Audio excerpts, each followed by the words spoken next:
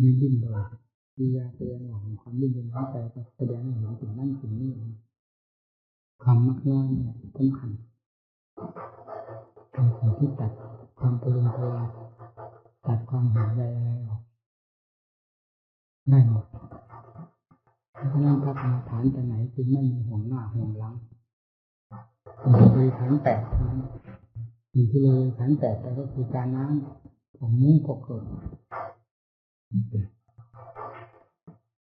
นั่นเราไปได้สบายไม่มีอะไรไปอยู่ที่ไหนก็สบายพอจะไปก็จับของสิ่งอย่างนั้นเจ้าของนั้นมาตลอดมันตีมาบอกพักเต็มบาทพอดี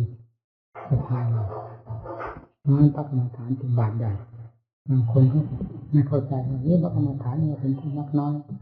นั้นโดดทำไมมันต้องมีบาทใหญ่มากผมไม่เข้าใจความหมายพระกรรมฐานทำไมทำบาทใหญ่เพื่อจะได้อาหารมากๆมาฉันแต่เป็นบาทใหญ่นั้นใช้แทนกระเป๋าเดินทางถ้าบาทบุกเล็กๆแต่สังฆาติตัวเดียวก็หมดแล้วที่นี่ของมันจะใส่ที่ไหนไม่มีที่ใส่เมื่อบาทใหญ่ก็มุ้งก็ลงที่นั่นสังฆาติก็ลงที่นั่นโคมไฟก็ลงที่นั่นพอดีเป็นไถมีบ้านข่าวของเราก็ลงที่นั่นสะพายพอดีเลยหนักก็พอดีไม่หนักมากกดกระบอกแล้วบาทสะพายแล้วย่างเล็กเล็กนั่นใส่ทั้งบานก็ได้ไม่ยากไปที่ไหนครับหาสุขสบายมองดูตั้งแต่ร่มไม้ชายเขาที่ไหนสะดวกสบายในการบำเพ็ญธรรมะธรรมไม่ได้มองดูเรื่องโลกเรื่องสงสารเรื่องวัตถุสิ่งของเงินทองอะไรซึ่งจะเป็นการพอกพูนที่ขึ้นภายในจิตใจอันนั้นก็มองหาได้แต่เรื่องธรรมะกิเลสอย่างเดียวหูฟังก็ฟังเพื่อธรรมะกิเลสตาดูก็ดูเพื่อธรรมะกิเลสอะไรสัมผัสสัมพันธ์ทางตาหูจมูกลิ้นกายใจนี้พิจารณามาเพื่อเป็นการถอดถอนกิเลสทั้งหมดแล้วเมื่อมีแต่การถอดถอนอย่างเดียวอย่างนั้นกิเลสมันจะยกกองทัพมาจากไหนมันถึงจะหมดไม่ได้มาถูกฆ่าถูกทำลายถูกกำจัดปัดเป่าไม่ได้ส่งเสริมมันให้แตกลูกเต้าหลานเหลนออกมามันจะมีพืชมีพันธุ์มาจากไหนก็หมดไปผลสุดท้ายก็เปรี้ยงภายในจิตใจไม่มีเหลือเพราะอุบายวิธีการปฏิบัติที่ถูกต้องตามแนวทางของพระพุทธเจ้าเป็นธุดงค์ที่สามมีข้ออะไรบ้างที่จะเป็นเครื่องส่งเสริมกิเลสนอกจากเป็นเครื่องปราบกิเลสเท่านั้นไม่มีธุดงค์ข้อใดที่เป็นเครื่องส่งเสริมกิเลสฉันในบาตรวันนี้อะไรก็ลงในบาตรหมดพระพุทธเจ้าทรงดำเนินมาแล้วสาวกทั้งหลายดำเนินมาอย่างนั้นกันทั้งนั้นไม่มีภาชนะใดที่จะเหมาะสมยิ่งกว่าบาตรสำหรับพระบาตรนี้เหมาะสมที่สุดเป็นภาชนะมันเหมาะสมอย่างยิ่งสำหรับพระ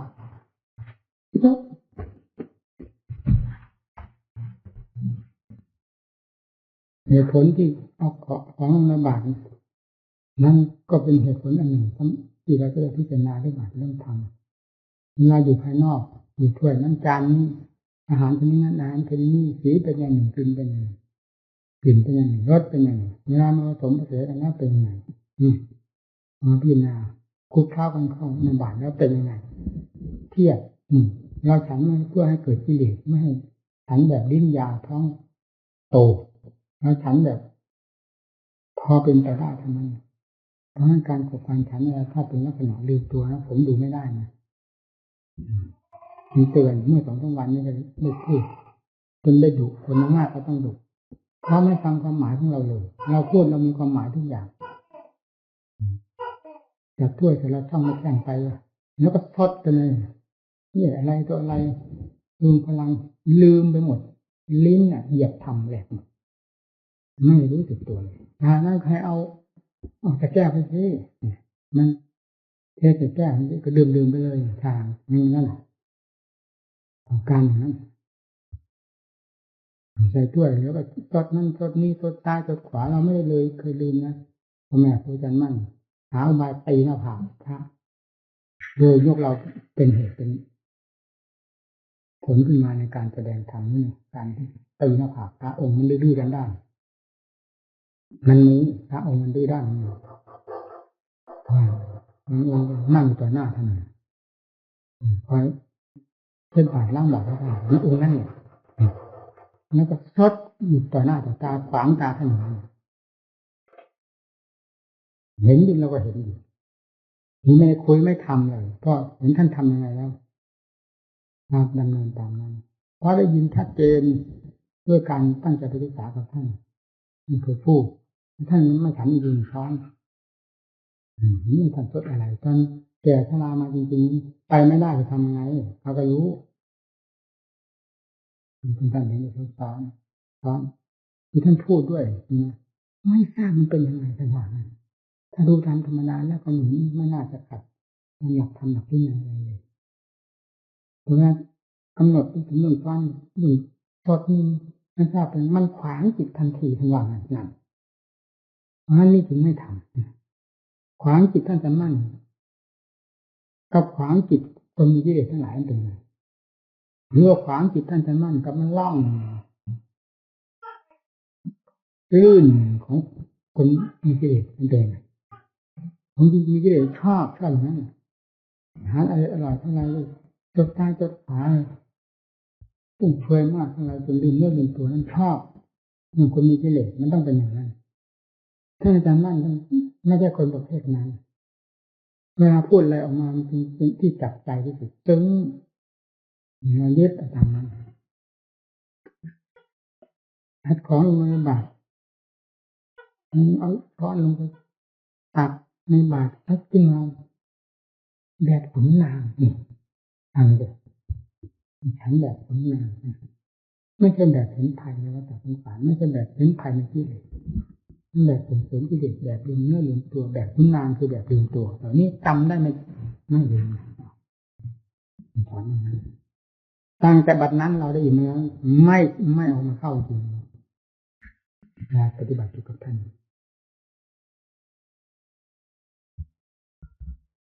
ไม่ถึงใจหาอุบายอีกด้วยเวลาเราไปเที่ยวที่นั่นที่นี่เพราะก่อนไปเราก็ประกาศการลาท่านทุกอย่างท่านเห็นพร้อมแล้วเราถึงไปไม่ใช่ไปแบบดื้อด้านหานทำด้วยความมืดทำตามตัวเองหลายอย่างได้ไว้แล้วก็ไปนานๆวันล่วง9 วัน10 วันไปแล้วไม่เห็นมาท่านจะถามมหาวิทยาลัยน่าจะไม่จะถามถึงแต่หาตัวข้าตัวขออย่างนี้ผมไม่ได้เคยมาไม่เห็นมาหาตัวข้าตัวขออย่างไรทั้งที่ท่านก็ทราบด้วยดีแล้วว่าเราไม่เคยทำเลยของทุกสิ่งเราเข้าในบาตรหมดไม่ให้มีอะไรเหลืออยู่ภาชนะเนี่ยไหนเลยทั้งนั้นไม่มีนั่นจะใส่ไม่จะใส่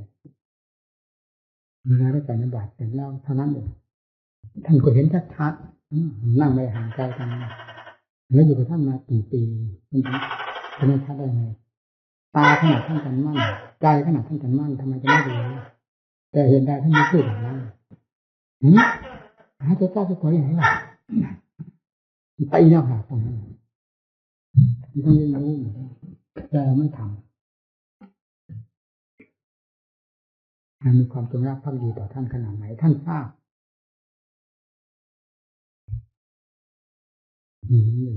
มันระวังเรื่องการลืมเนื้อลืมตัวไม่ได้ไม่สมกับผู้มาเพื่อปฏิบัติมันจะเป็นยังไงมันเป็นไปถืออันลิ้นอันท้องนั่นน่ะขอให้เล็งทำเสมออย่าไปเล็งลิ้นเล็งปากจะไปเห็นแต่ลิ้นแต่ปากเห็นแต่ความอร่อยนี่คือความลืมตัวความประมาทฉันไปมันก็แค่ลิ้นเองอร่อยก็อยู่แค่ลิ้นนี้มันอยู่ที่ไหนเที่ยวคืนไปแล้วลงไปถึงนู่นแล้วมันปรากฏว่ามีรสชาติอะไรไม่เห็นมีเลยแล้วก็ไปเป็นของปฏิกูลโสโครกด้วยกันอยู่ในท้องของเรามันมีอะไรเป็นพิเศษมันไม่เห็นนี่เป็นพุงหวานนี่เป็นพุงคาวนี่เป็นพุงแกงนี่เป็นพุงผักไม่เห็นว่านะ ไม่มีห้องมีหักด้วยถ้าพูดห้องหักก็ดีถ้าว่ามีภูมิหลายภูมิก็เพื่อจะใส่นู่นใส่นี่หลายอย่างหลายประการคนละแง่ละมุมคนละสัดละส่วนอันนี้ไม่มีลงไปนั้นมันก็เป็นอันเดียวกันแล้วอยู่ข้างนอกมันเป็นบ้าอะไรนั่งหนาลืมเนื้อลืมตัวพิจารณาไม่เห็นอาจเห็นธรรมอาหารชนิดใดลงมาเข้ามาครับคลุกเคล้ากันกับของสกปรกตับตั้งแต่น้ำลายอยู่ในปากนี้เท่านั้นเนี่ยลงไปเรื่อยๆมันไม่มีอะไรดีเลยเราจะคิดถึงเรื่องน้ำลาย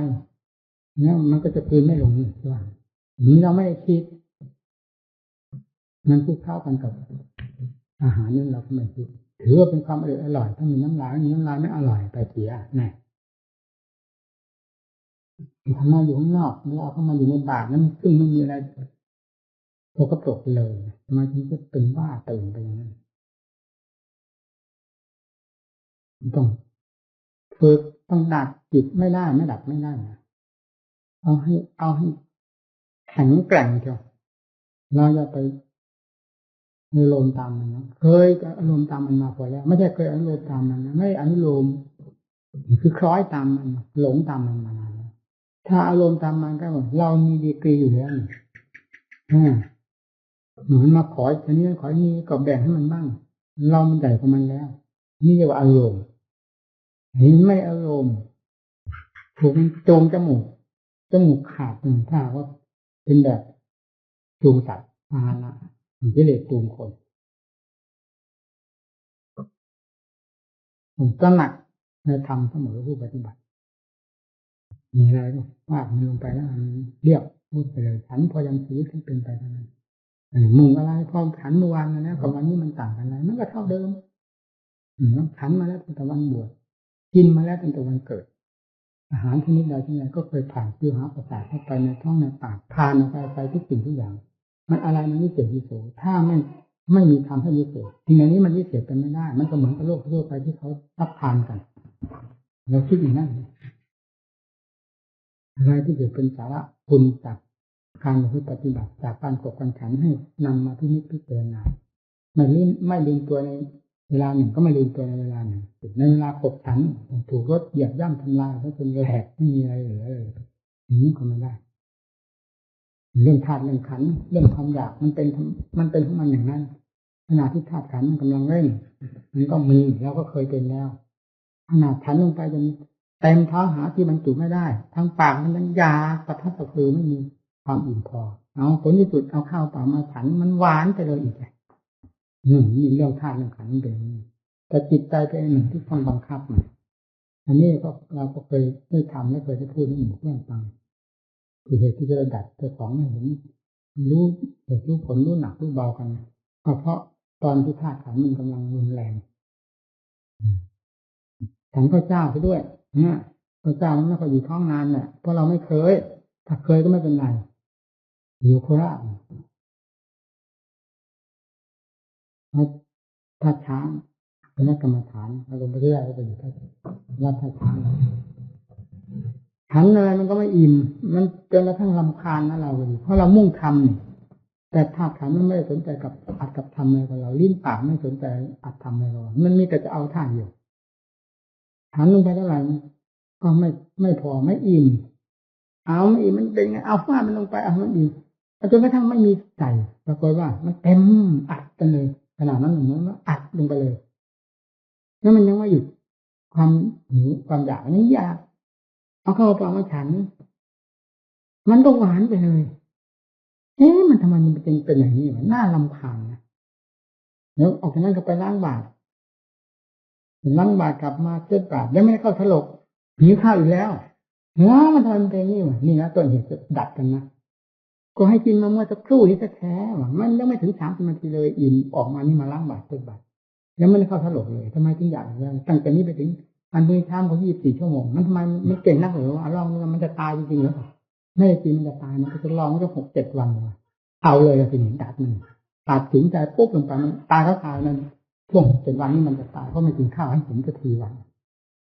แต่ทดลองดูให้รู้ความหนักเบาของธาตุของขันธ์มันจะไปเป็นไปขนาดไหนก็หยุดกึกเลยไม่เอาจนกระทั่งถึงกำหนดนี่มันไม่เห็นตายนะเนี่ย จากนั้นมาก็พอฟัดพอเหวี่ยงถึงจะหิวจะอะไรธาตุขันธ์มันจะดื่มอยู่อย่างที่อย่างเดิมก็ตามที่นี่จิตใจก็ปล่อยกังวลได้เพราะเคยรู้เรื่องราวกันมาแล้วนี่มันเป็นเรื่องของธาตุของขันธ์มันกำลังดูดดื่มมันเป็นอย่างนั้นอย่างนั้นเราอดแล้วเท่านั้นวันเท่านี้วันเราไม่เห็นตายอย่างที่พูดถึงเรื่องความหิวก็ไม่เห็นหิวเอานักเอาหนาวันหนึ่ง2 วันมันหิวมากพอจากนั้นไปแล้วก็ค่อยเบาลงไปจนกระทั่งถึงกำหนดวันฉันมันก็ไม่เห็นหนักหนาอะไรพอที่จะให้ล้มให้ตายอันนี้เราฉันกันให้มันอยู่ทุกวันทุกวันนี่ฉันขนาดอิ่มแล้วมันยังจะตายก็ให้มันตายเลยมันนี่คงหมดกังวลนี่เป็นคติอันหนึ่งยังได้นำมาพูดให้หมู่เพื่อนฟังไม่ใช่คุยพูดให้เป็นคติเพราะในฐานะที่เราเป็นอาจารย์ดำเนินมาก่อนเป็นเรื่องของเรานั้นยังไงก็ขอให้มุ่งหลักมุ่งทำเป็นสำคัญให้ฝังอยู่ภายในจิตใจอย่าให้เองให้เอียงสิ่งภายนอกที่เกี่ยวกับเรื่องธาตุเรื่องขันธ์ให้เป็นอันหนึ่งอย่าให้ถือสิ่งนั้นเป็นใหญ่ยิ่งกว่าธรรมจิตใจจะค่อยเป็นไปให้จนหมดปวดขันสิ่งใดที่จิตชอบ 99% เป็นกิเลสถ้าเป็นจิตแล้วธรรมดามันจะชอบในสิ่งที่เป็นธรรมแต่ถ้าจิตมีธรรมขึ้นเป็นระดับนั้นมันมีชอบหลายด้านอันหนึ่งก็มาชอบในธรรมภายนอกมันชำระมันไม่ได้ขนาดไหนมันก็มีลักษณะชอบแต่มันก็รู้สึกตัวแล้วมันพยายามแก้ไขกันไปโดยลำดับจนกระทั่งความชอบในนี้เกี่ยวกับเรื่องโลกเรื่องสงสารมันจางไปจางไปจางไปจนกระทั่งความรู้สึกชอบทั้งหลายหมุนไปทางธรรมะล้วนๆนั้นมันก็สบายแรงของโลกมันไม่ดึงดูดจิตใจได้มีแต่จิตใจดึงดูดกับธรรมหมุนกันไปเลยพยายามตั้งใจบวชใหม่บวชเก่าจิตไม่เป็นใหม่เป็นเก่าเป็นตัวดื้อด้านเหมือนกันหมดนั่นเราจะหวังเอางามความดีเอาความเป็นที่เอาความสุขความเจริญจากใจของเราเวลานี้ใจของเรามันเต็มไปด้วยพิษด้วยภัยจึงต้องชำระซักฟอกฝึกฝนทรมานหนักบ้างเบาบ้างเราก็ทนเพราะเราทำเพื่อความเป็นคนดีเพื่อความสุขความเจริญโดยถูกทางที่เจ้าทรงสั่งสอนไว้แล้วในบรรดาการปฏิบัติของเราที่ปฏิบัติมานี้ถูกต้องแล้วฝึกตนอย่างนี้เสมออย่าทำความอ่อนแอจิตมันมีเรื่องที่จะแสดงออกมาทางนั้นทางนี้คนมายาของกิเลสหลอกเราให้เผลอไปจนได้หลักใจเป็นสำคัญตั้งหลักใจให้ดีการพูดปฏิบัติอย่าย่อหย่อนอ่อนกำลังไม่เกิดผลอะไรดีขึ้นนะมีแต่ผลเสียหายอาจจะตามมามีความเข้มแข็งโดยลำดับเหมือนเด็กฝึกหัดเดินฝึกหัดไปนานขนาดเข้าเด็กก็เดินได้ทันนี้ทันนานนี่เอาให้มันเลยมีความทันนี้ทันนานถือไปเลยทั้งมวลนั้นเป็นค่าศึกต่อธรรมหรือเป็นค่าศึกต่อใจอย่างนี้มันจะอยากขนาดไหนอยากดูอยากเห็นอยากได้ยินได้ฟังขนาดไหนให้ทราบว่ามีความอยากนี้คือความกำเริบของกิเลสกำลังกำเริบเวลานี้ให้เข้าใจอย่างนั้นแล้วอย่าไปคอยตามมันทีเดียวมันไม่ใช่นักปฏิบัติถ้านักปฏิบัติแล้วต้องเป็นอย่างนี้เหมือนมันมีความอยากมันเป็นเกี่ยวกับเรื่องทางโลกทางสงสารทางตาทางหูทางจมูกให้ทราบว่านี่กิเลสกำลังกำเริบอยากออกไปทางหูทางตาทางจมูกมันกำเริบแล้วเราจะหายาอะไรเป็นเครื่องเยียวยารักษาหรือหาสิ่งใดมาปราบมาทรมานกันอย่างนี้ถูกต้องตั้งใจที่ปฏิบัติลงแคบไปแล้วเดี๋ยวกรรมฐานเราจะไม่มีต่อไปก็จะมีแต่ชื่อนะกรรมฐานเพราะโลกามิตรเนี่ยมันทำลายหัวใจของผู้ปฏิบัติทั้งหลายว่าในพินิจพิจารณาไม่เข้มงวดกฎขันจริงๆก็ล้มระนาวไปได้ในตัวไม่ต้องสงสัยพิษของสมมตินิยมอำนาจของสมมตินิยมมันเหยียบย่ำทำลายไปได้หมดทุกชาติชั้นวรรณะทุกเพศทุกวัยถ้ามันมีธรรมเป็นเครื่องป้องกันเป็นเครื่องป้องกันตัวอยู่เสมอแล้วมันก็เหมือนคนเป็นโรคไม่มียารักษาไม่มียาป้องกันตัวเหมือนกันเลยเรามีทั้งเครื่องป้องกันตัวพยายามพิจารณาทั้งด้านป้องกันตัวทั้งด้านพยายามแก้ไขถอดถอนฝึกฝนทรมานตนหรือทรมานที่เหลือมันหมดมันสิ้นไปโดยลำดับอย่าลดละความภาคเพียร อย่าท้อแท้อ่อนแอนั่นไม่ใช่ทางของพระพุทธเจ้ามันจะเกิดความท้อแท้อ่อนแอขึ้นมาให้คำนึงถึงพระพุทธเจ้าซึ่งทรงเป็นกษัตริย์ฟังคือกษัตริย์ทรงผนวดหอมล้มแทบแต่ล้มแทบตายใครจะหนักใครจะทุกข์ทรมานยิ่งกว่าพระพุทธเจ้าพระองค์ได้ทำเป็นตัวอย่างมาแล้วไม่ได้ตรัสเป็นไม่ตรัสจะรู้แต่จะรู้ก็ด้วยความเข้มแข็งความเอาจริงเอาจังความสละเป็นแก่ตายของพระเจ้าไม่ใช่ความอ่อนแอยึดมาเป็นหลักทั้งแนวทางด้วยยึดมาเป็นหลักใจทั้งคำว่าพุทธะนั้นด้วยเป็นหลักใจหลายด้านหลายทางช่วยตัวเองต้องหาอุบายวิธีแก้ไขหาวิธีช่วยด้วยสติปัญญาไม่งั้นไม่ทันกิเลสกิเลสมันหมุนตัวรอบด้านปัญญาเราไม่หมุนมันทันกิเลสได้ยังไงเดี๋ยวมันเหยียบเอาแหลกไป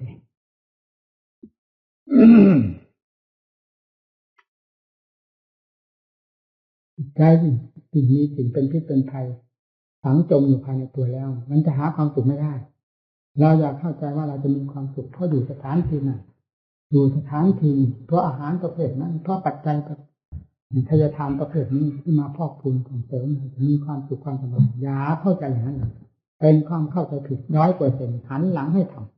ำอันใดเวลานี้ที่มาก่อความทุกข์ให้เราอยู่ตลอดเวลาทั้งที่ข้าวก็ฉันอิ่มแล้วทุกสิ่งทุกอย่างที่เป็นชื่อว่าปัจจัยเครื่องบำรุงของพระนั้นไม่มีขาดตกบกพร่องแต่เหตุใดจิตใจหาความสุขไม่ได้เป็นเพราะอะไรก็เป็นเพราะกิเลสนั่นเองเป็นผู้ยั่วผู้แย่ทิ่มแทงอยู่ทุกแง่ทุกมุมขึ้นทางนั้นขึ้นทางนี้ขึ้นอยู่ตลอดเวลาไม่มีอันใดที่จะแสนงอนยิ่งกว่ากิเลสนี่แหละก่อให้เกิดความทุกข์ความลำบากแก่เราไม่ใช่สิ่งอื่นสิ่งใดเพราะฉะนั้นจึงเห็นโทษของกิเลสว่ามันเป็นอย่างนี้และหาอุบายฝึกฝนอบรมนิทรมานให้ทันกับปัญญาของมันด้วยสติปัญญาของเราอย่าอยู่เฉยๆหัดคิดหัดพิจารณาแทรกกันเข้าน้ำปักน้ำยอกเอาบ่งเอาน้ำบ่งแทรกกันไปมันขึ้นมาเนี่ยอะไรพลิกเนี่ยนั้นออกมาคลี่คลายดูให้เห็นชัดเจนด้วยปัญญามีหายสงสัยนี่คือว่าผู้ปฏิบัติ เราจะเห็นอันใดในโลกนี้ว่าประเสริฐยิ่งกว่าธรรมประเสริฐยิ่งกว่าใจที่สิ้นสุดจากกิเลสหรือหมดสิ้นจากกิเลสด้วยการฝึกฝนอบรมด้วยทรมานของเราเราถืองานอันนี้เป็นงานหนักแน่นถืองานอันนี้เป็นงานชีวิตจิตใจของเรางานพึ่งเป็นพึ่งตายผลจะได้เป็นที่พึ่งเป็นพึ่งตายโดยไม่ต้องสงสัยนี่เป็นหลักใจสำคัญสำหรับผู้ปฏิบัติอย่าหันเหจิตใจไปสู่ที่อื่นซึ่งเป็นฟืนเป็นไฟเราเคยคิดเคยปรุงเคยรู้เคยเห็นมาแล้วสิ่งต่างในโลกนี้มันมีอยู่ทั่วไปไม่บกพร่องในการรู้การเห็นตาเมื่อตาดีหูดีแล้วผลประโยชน์ได้มามีอะไรบ้างเอามาเทียบเทียงที่นักปฏิบัติต้องมาเทียบเทียงที่คลายดูความหนักเบาโทษคุณของมันเป็นยังไงแล้วเราก็มีทางที่จะแก้ไขดัดแปลงวิกฤตตัวออกได้ด้วยอุบายต่างๆของเราที่คิดอย่างนี้เป็นประโยชน์แก่เราหนุนไปโดยลำดับการปฏิบัติต้องทำอย่างนั้นอยู่ที่ไหนก็ตามผู้มีความเพียรด้วยสตินั่นแหละคือผู้มีที่พึ่งพระเจ้าต่างแสดงไว้ที่ก่อนพิสูจน์ทั้งหลายเธอจงอยู่ให้มีที่พึ่งอย่าอยู่แบบไม่มีที่พึ่งอย่าอยู่แบบอนาถาหาที่พึ่งไม่ได้อย่าอยู่แบบคนสิ้นท่าอย่าอยู่แบบคนเป็นกรอบเป็นมุมไม่สอบแสวงหาทางออกอย่าอยู่แบบหมูขึ้นเขียงตั้งแล้วอยู่แบบไหนอยู่แบบตรงข้ามแบบฟิตเสมอผิดเสมอชนไม่ถอยสู้ไม่ถอยขุดค้นไม่ถอยประมาณไม่ถอยตกต่อยไม่ถอยเอาสติปัญญาเรามีในด้านใดสู้ไปทุกระยะทุกด้านนั่นเรียกว่านักรบลูกศิษย์ถาก็ต้องเป็นอย่างนั้นสิ่งที่เราจะเป็นที่พึงใจที่สุดก็คือจิตที่มีสติมีปัญญามีความเพียรขึ้นคุ้มครองรักษาทรงดอกทรงผลขึ้นมาที่นั่นเป็นความสงบอย่างน้อยสงบภายในจิตใจเย็นใจอันนั้นก็มีความแยกคายออกไปโดยลำดับจิตใจเมื่อออกสู่ปัญญาแล้วย่อมแยกคายสติปัญญาขยายตัวไปคลี่คลายกิเลสเป็นขั้นๆเป็นตอนเห็น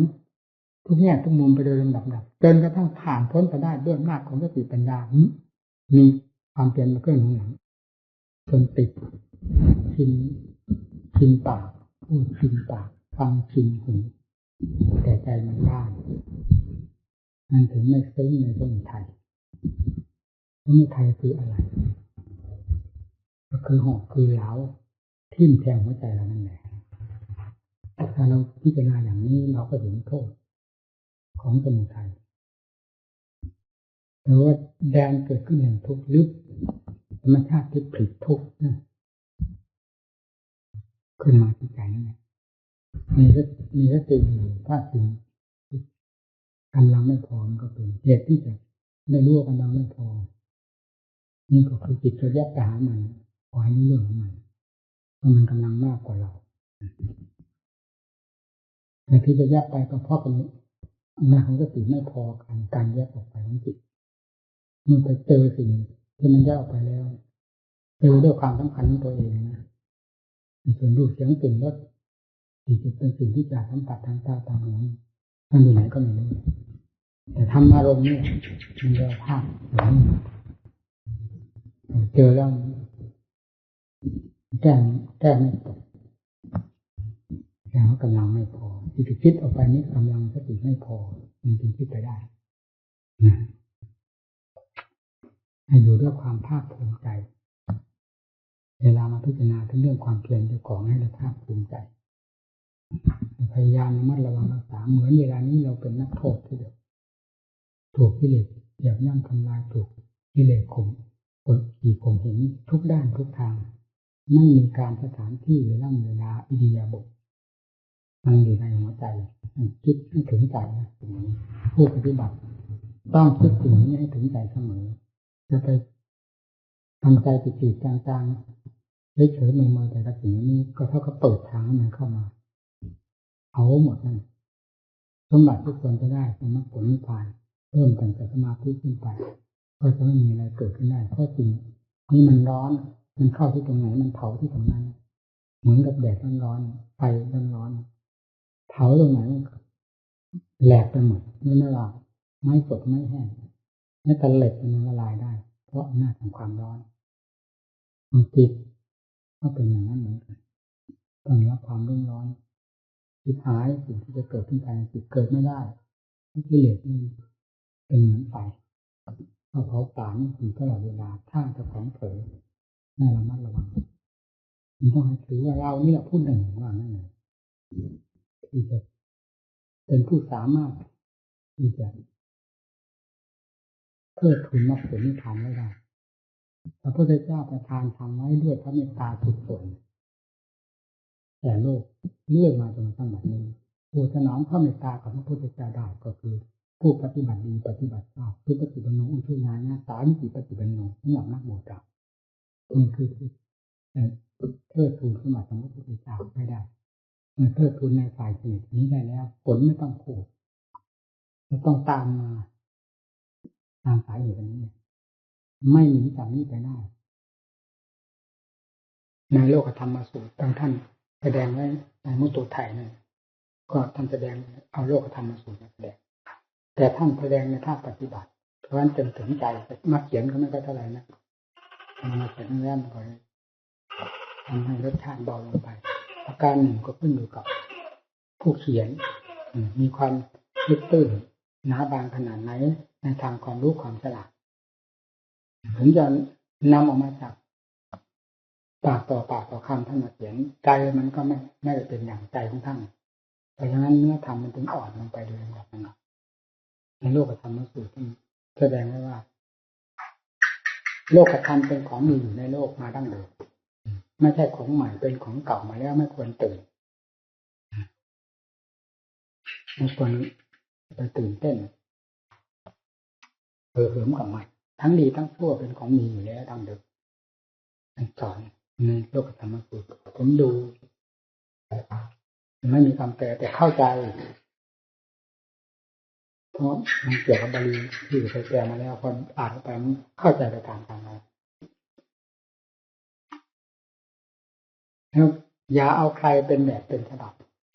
ธรรมดาโลกธรรมนี้ไม่ว่าผู้เรียนมากเรียนน้อยรู้มากรู้น้อยคนโง่คนฉลาดจะต้องสัมผัสสัมพันธ์หรือจะต้องโดนโลกธรรมนี้จนได้หรือถูกโลกธรรมนี้มาโดนเอา ชัดปัดถึงไปจนได้เหมือนกันถ้ามันมีสติมันก็หลุดลงไปแล้ววันนั้นในบรรดาโลกหรือเราที่เกิดมานี้อยู่ในท่ามกลางโลกธรรมอย่าไปหวั่นไหวให้อย่าถือใครเป็นครูเป็นอาจารย์อย่าถือใครเป็นหลักเป็นเกณฑ์ภายในจิตใจอย่าถือสิ่งใดให้หนักยิ่งกว่าธรรมถือเราตถาคตเป็นแบบเป็นฉบับตถาคตเลยเคยกระทบกระทำมาอย่างแสนสาหัสมาแล้วได้ผ่านมาด้วยสติปัญญาของเราเองมาอย่างนี้ถือเราเป็นแบบเป็นฉบับผู้เรียนมากเรียนน้อยย่อมไม่รับความกระทบกระเทือนจากโลกธรรมคนโง่คนฉลาดได้รับความกระทบกระเทือนมาตามๆกันหมดแต่สำคัญพูดมีความฉลาดหาอุบายแก้ไขได้จริงฮะยกเอาตถาคตเป็นกฎเป็นเกณฑ์เลยตถาคตเคยผ่านมาแล้วอย่างไรในพิจารณาเรื่องโลกธรรมนี่อย่างไรมองดูเราเหมือนกับมองดูธงชัยชนะนี่เป็นหลักใหญ่ที่จะสอนในโลกธรรมแต่มีลาภสมอยากมีรสอย่างนั้นเลยนินทาสุขทุกข์ไปมาเสียไปมันก็เป็นอย่างนั้นเป็นโลกโลกธรรมทั้งไปเรียนมาไม่เห็นมีกีรังเท้าวันอะไรเลยทำจิตรู้รอบสิ่งนี้แล้วจิตก็จะเอ็นไปตามความได้เอ็นไปตามความเสียเอ็นไปตามความได้ก็ไม่ใช่ของดีเอ็นไปตามความเสียก็ไม่ใช่ของดีเอ็นไปตามคำสรรเสริญก็ไม่ใช่ของดีเอ็นไปตามความนินทาก็ไม่ใช่ของดีเป็นสิ่งที่ขาดทุนทั้งนั้นเนี่ยจึงต้องตั้งหลักให้ตั้งเกณฑ์ให้ดีสติให้มั่นคงปัญญาพิจารณาแยกแยะมันออกมันผ่านมาเพียงหูทางตายิบยับถ้าจิตใจเป็นผู้มั่นคงอยู่แล้วมันก็ผ่านไปไม่เก็บพิภัยแต่มันไว้ด้วยธรรมารมณ์ภายในจิตใจเผาตัวเองต่างไปคิดมีเหตุผลแก้ไขกันไปโลกธรรมสูตรท่านแสดงไว้อย่างนั้นท่านไม่ใครถือใครเป็นหลักถือพุทธธรรมสงฆ์สุดท้ายเราก็บอกถือสถาคตเอาเป็นแบบเป็นฉบับเราได้กระทบกระเทือนตั้งมาแสนดาวแล้วดำเนินมายังไงเราดำเนินมายังไงถือหลักนี้เรารับชัยชนะเพราะเหตุใดให้เดินตามนี้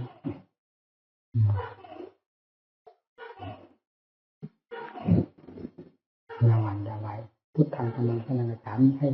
ถึงจิตทุกคนตั้งหน้าตั้งตาเพื่อปฏิบัติอย่าอ่อนแอเรื่องความภาคเปลี่ยนไม่ว่าหน้าที่การงานใดให้เป็นไปด้วยความจงใจความมีสติอยู่กับงานนั้นๆสติก็อยู่กับตัวถึงแม้จะไม่พิจารณาในทำส่วนละเอียดกว่านั้นสติก็ไม่ปล่อยตัวเองอยู่นี่ก็อยู่นี่สติขั้นหนึ่งเป็นธรรมขั้นนี่ธรรมขั้นอย่างนี้แหละที่เราพยายามรักษาเนี่ยจะรวมตัวเข้ามาเป็นพลังงานสำคัญจนกลายเป็นความมีสติอยู่ตลอดเวลาเป็นทางท่านมหาสติมหาปัญญาไปจากไหนถ้าไม่จากไปจากโลกผู้ขายนี่ซึ่งฝึกแล้วฝึกเล่าฝึกไปฝึกมาก็มีความเป็นนิพพานเองจนกลายเป็นสติปัญญาเป็นโนมัติไปได้แล้วพิจารณามาเคยปฏิบัติเคยพิจารณามาแล้วย้อนหลังตั้งแต่เริ่มปฏิบัติจิตใจเป็นยังไงบางทีเกิดความน้อยอกน้อยใจน้ำตาเลี้ยงก็มีผมเคยเป็นมาแล้วยิ่งได้ฟังธรรมจากครูบาอาจารย์ท่านเล่าวิธีจิตวิธีดำเนินสถานไปอยู่สถานที่อย่างจิตเป็นอย่างนั้นอยู่สถานที่นี้จิตเป็นอย่างนี้เล่าไปเท่าไรก็ยิ่งละเอียดละออไปเรื่อยๆบางทีเข้าไปในห้องคุยกับท่านมีสนุกอยู่ในห้องเพราะตามธรรมดาใครไม่เข้าในห้องเขาเลยเนี่ยท่านออกมาเกิดเนาะมีเข้าไปในห้องคุยกันยิ่งไปฟังถนัดชัดเจนละเอียดละออแล้วรู้สึกว่าน้อยเนื้อต่ำใจตัวเองเพราะตอนนั้นจิตก็ยังไม่หลักได้เป็นอะไรท่านก็รู้สึกว่าท่านพูดปลอบโยนได้ดีเหมือนกันดีมากเป็นสอนเด็ก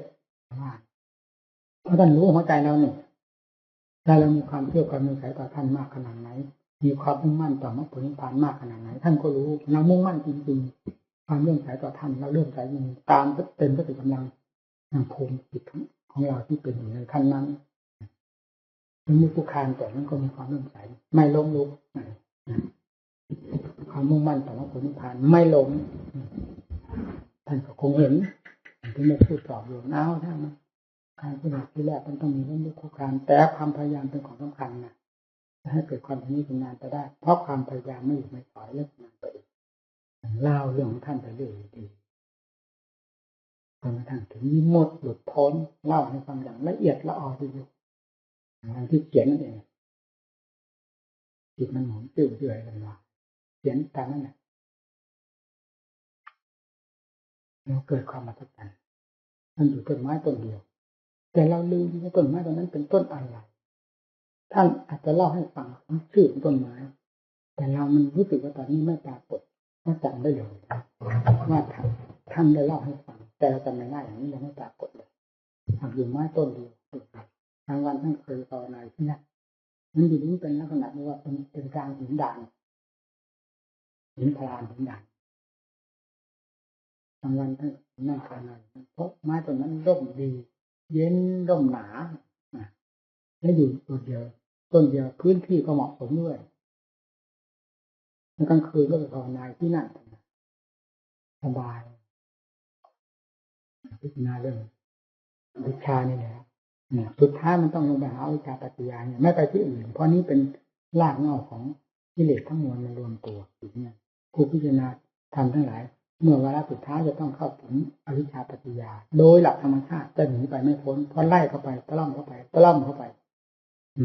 มันก็ลงถึงก้นบ่อแล้วบ่อกิเลสอยู่ที่ตรงนั้นฟาดฟันกันตะบ้านทำแบบขึ้นมาหน้าพระอาจารย์ออกมาก็พูดถึงมันพวกเทศโอ้ท่านพิจารณาท่านชำนาญมากจริงๆเรื่องเทศรู้สึกว่าท่านชำนาญมากเข้าจิตไม่เข้าจิตก็รู้ขนาดนั้นนี่อย่างพวกเทศจะมาในคืนไหนท่านรู้ไว้แล้วนะบางวันคนเดินในผมต้องพักแต่วันต้องเวลาจะมาแล้วเวลามีทราบไว้แล้วนะหนักปกติท่านทราบไว้แล้วเท่านั้นว่าเวลาพวกนั้นจะมาแล้วพวกนั้นจะมาแล้วท่านทราบไว้แล้วจิตของท่านกับพวกนี้ประสานกันได้ดีท่านคล่องแคล่วทันหมดรู้หมดโน้นตอนผ่านแล้วท่านถึงเราบางทีท่านเดินโค้งต้องขึ้นตะวันพอเพียรมาแล้วเราควรจะพักก่อนเพราะถ้าเราไปนู้นก็รู้สึกเหนื่อยอาการต้องพักก่อนพอรู้ก่อนใกล้เวลาแล้วค่อยลุกขึ้นล้างหน้าล้างตาแล้วเข้าที่แล้วภาวนาพอรู้ผลแล้วก็ถอยจิตมาดูว่าพวกเทพมาแล้วก็ทราบว่าเขามาแล้วนั่งพร้อมกันหมดแล้วถ้าเขายังไม่มาเขามาก็ไม่มีเพราะเขาอิ่มกันบางทีก็กำลังหลั่งไหลมามีหัวหน้ามาหัวหน้าผู้ประกาศของนั้นอะไรก็มีข้อข้องใจอะไรก็พูดกับหัวหน้าพูดคนเดียวเท่านั้นแหละรู้สึกว่าคล่องแคล่วในเรื่องประเทศไหนตรงไหนมีเทศเพื่อนรู้กับเทศท่านก็รู้บางทีบอกได้นั่งไปทำเรื่องนั่งกันบอกนั่นเทศตัวโน้นยันเทศมาทางนี้อย่าไปทางพวกเทศมาทางด้านนี้รู้กับเทศบอกอยู่ตรงนั้นก็บอกอย่าไปทำส่วนทำอะไรเพราะส่วนกรรมฐานขุดหลุมไปเลยใครจะขุดมีคนขุดให้ขุดไม่ขุดก็ลงในซอกของท่านเตือนไม่หมดตลอดถึงผ้าเช็ดต้นเช็ดเท้าก็ตกครบเป็นลังท่านบอกได้เวลาเสร็จเรียบร้อยแล้วซักอันนี้ก็ตกไปซักแล้วเสร็จเรียบร้อยแม้ไม่ได้ซักก็ตากแห้งแล้วมาเก็บไว้เรียบร้อยพวกเทศกำหนดนะฟังดิวางอะไรไม่เป็นระเบียบเรียบร้อยถูกของขาวของศาสนาเป็นของสะอาดเรื่องอย่างเป็นของสะอาดเป็นของสวยงามเป็นของมีกฎมีระเบียบเราทำแบบ4-5ในลักษณะที่เกียรติไม่ใช่เรื่องศาสนาเขาจะมีถูกของเขาเนี่ยผ้านอนหลับก็แค่นี้เขาก็นำมาฟ้องเตือนพระเวลาพูดกับเขาเนี่ยบอกคนตายอยู่ด้วยไงหลับมันสุดที่ใสจะให้ทำยังไงเขามีการระมัดระวังบ้างอาจจะดีกว่านั้นครับเนี่ยก็จะมีข้อแก้เราจะเด็กเตือนครับในเรื่องไหนที่พัฒนาพระควรจะทำยังไงต้องเตือนเป็นความฉลาดมาก ทำนิทำงานคล่องแคล่วว่องไวมากเกี่ยวกับเรื่องเทศน์คล่องแคล่วมากไม่มีอะไรมีกับกิริยาที่พระประธานเป็นความที่ว่าเคยคิดเหมือนเราไปเห็นด้วยตาได้ยินด้วยหูเรานำเรื่องที่เราไปเห็นด้วยตาได้ยินหูมาพูดเราธรรมดาเนี่ยไม่ติดอะไรกันเลยแต่การพูดในเรื่องพวกแบบนี้ท่านไม่ได้พูดในที่ประชุมสงฆ์ไม่พูดถ้าพูดเพียง2 องค์ 3 องค์ที่เวลาไว้อยู่กับท่านเมื่อเป็นหลายท่านอย่างนี้คุยกันมากกันไปท่านพูดอย่างนั้นนี่แต่ก็ไปสัมผัสไม่ใช่ท่านตั้งหน้าตั้งตาจะพูดเลยแต่นั่นก็เรื่อยแต่เราอยากฟังก็หาใบแทรกไปเรียนการเรียนถามท่านท่านอธิบายให้ฟังเราการเรียนถามอย่างไรไม่มีละเรื่องจะอั้นเพราะท่านรู้หมดแล้วนี่ถึงเป็นหลักเป็นเกณฑ์สำคัญเกิดบรรดาศิษย์ทั้งหลายท่านพยายามทำตัวเป็นตัวอย่างแม้ท่านจะเข้าแก่ชราแล้วท่านก็ยังไม่ละปฏิปทาของท่านความไม่ละปฏิปทานั้นหนึ่งก็คงเป็นเหมือนอย่างพระกัสสปะการเคยทำอย่างนี้พอทำอย่างนี้ดูไปมันรู้สึกสะดวกสบายดีดังพระพุทธเจ้ารับสั่งว่าพระกัสสปะเธอก็แก่แล้วอายุปัญญาเขาเดียวกันกับเราทำ2 มื้อบ้างก็ได้เมื่อเป็นระบาดบ้างก็ได้หรือผ้าเกี่ยวกับเรื่องผ้าบางสกุลวิถีผ้าปฏิบัติวันเพราะว่าท่านบอกท่านเหมาะกับเวลาใส่ทั้งขั้นเลยมันว่าพระองค์ก็ไม่ว่าอะไร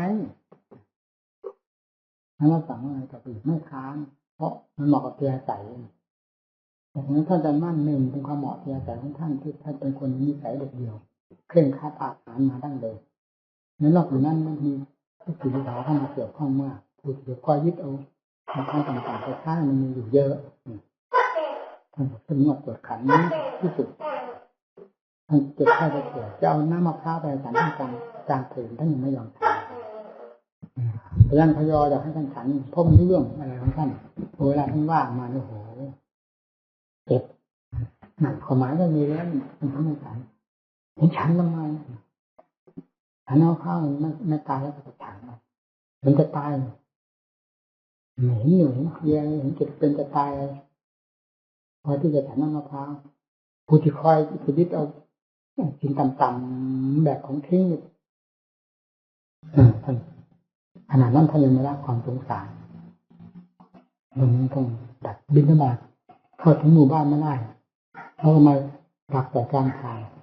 เลื่อยมาหดเข้ามาจนถึงประตูวัดหดเข้ามาจนกระทั่งบิณฑบาตบนศาลาในฉันร่วมหมู่เพื่อนอยู่นะบิณฑบาตไปเดินบิณฑบาตบนศาลาเขาสะบัดบนศาลาเดินบิณฑบาตบนศาลาท่านนั้นรู้จักมาฉันร่วมบรรดาลูกศิษย์ลูกหาจนกระทั่งไปไม่ได้จึงได้เอาอาหารไปถวายท่านที่กุฏิแต่ลงขนาดนั้นแล้วก็ทำไม่ได้แล้วอย่างว่ามีแต่น้ำอะไรเกิดนี้หน่อยเลยเรานี่เป็นตัวกลางเพราะตอนนั้นใครจะมาถือเป็นตัวอย่างไปยึดเอาตัวอย่างเขากับท่านได้ยังไงเราก็กราบเรียนท่านถ้าผมเกี่ยวข้องท่านอยู่ตลอดเวลาอะไรๆผมก็ข้างหนึ่งอะไรชอบคนยังมีอะไรพอที่จะพูดจะเถียงท่านได้แหละการนิสัยของเราด้วยความสนิทใจท่านสนิทใจในท่านความรักความจงรักภักดีความรักความเคารพเรื่องใสมันกลมกลืนเป็นเดียวกันพูดอะไรออกมาถึงจะมีการโต้การตอบการถกการเถียงกันบ้างกับท่านมันก็เหมือนกับเราว่าปากว่าให้หูเราฟังเองไม่เหมือนว่า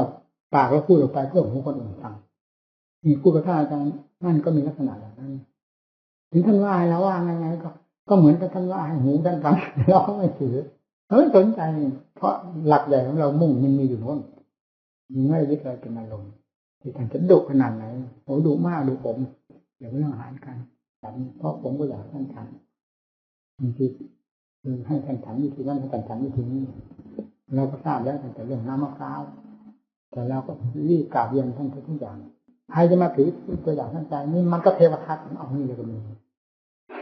พวกเทวทัตวางท่านเชิญต้องอะไรบ้างเพราะมันฉันไม่ได้ขนาดบิณฑบาตไม่ได้จะฉันเอาอะไรมาฉันได้ผลเดียวเท่านั้นนะทำไมท่านอีกนะได้ไม่ได้ก็เท่านั้นนะท่อน2 ท่อน 3 ท่อนก็เท่านั้น อย่างนั้นแล้วหยุดเลยไม่ออกใครเอาไปยุ่งไม่ได้เป็นนั้นว่าผ่านไปเลยนี่คือปฏิปทาของจอมปราบในสมัยปัจจุบัน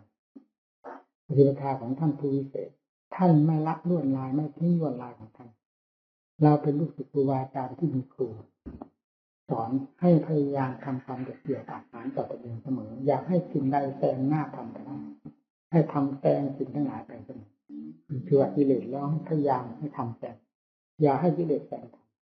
หรือยิ่งโดยปากโดยความอยากความทะยานความไม่รู้ตัวความเพ้อเหิมอย่างนี้เป็นเรื่องของกิเลสเป็นเรื่องของคนลืมตัวลืมตายอย่านำมาใช้ในวงปฏิบัติของเราที่เห็นว่าการเรามีคุณค่าเป็นอย่างยิ่งเราจะทำยังไงการเสริมคุณค่าของตนให้ยิ่งขึ้นไป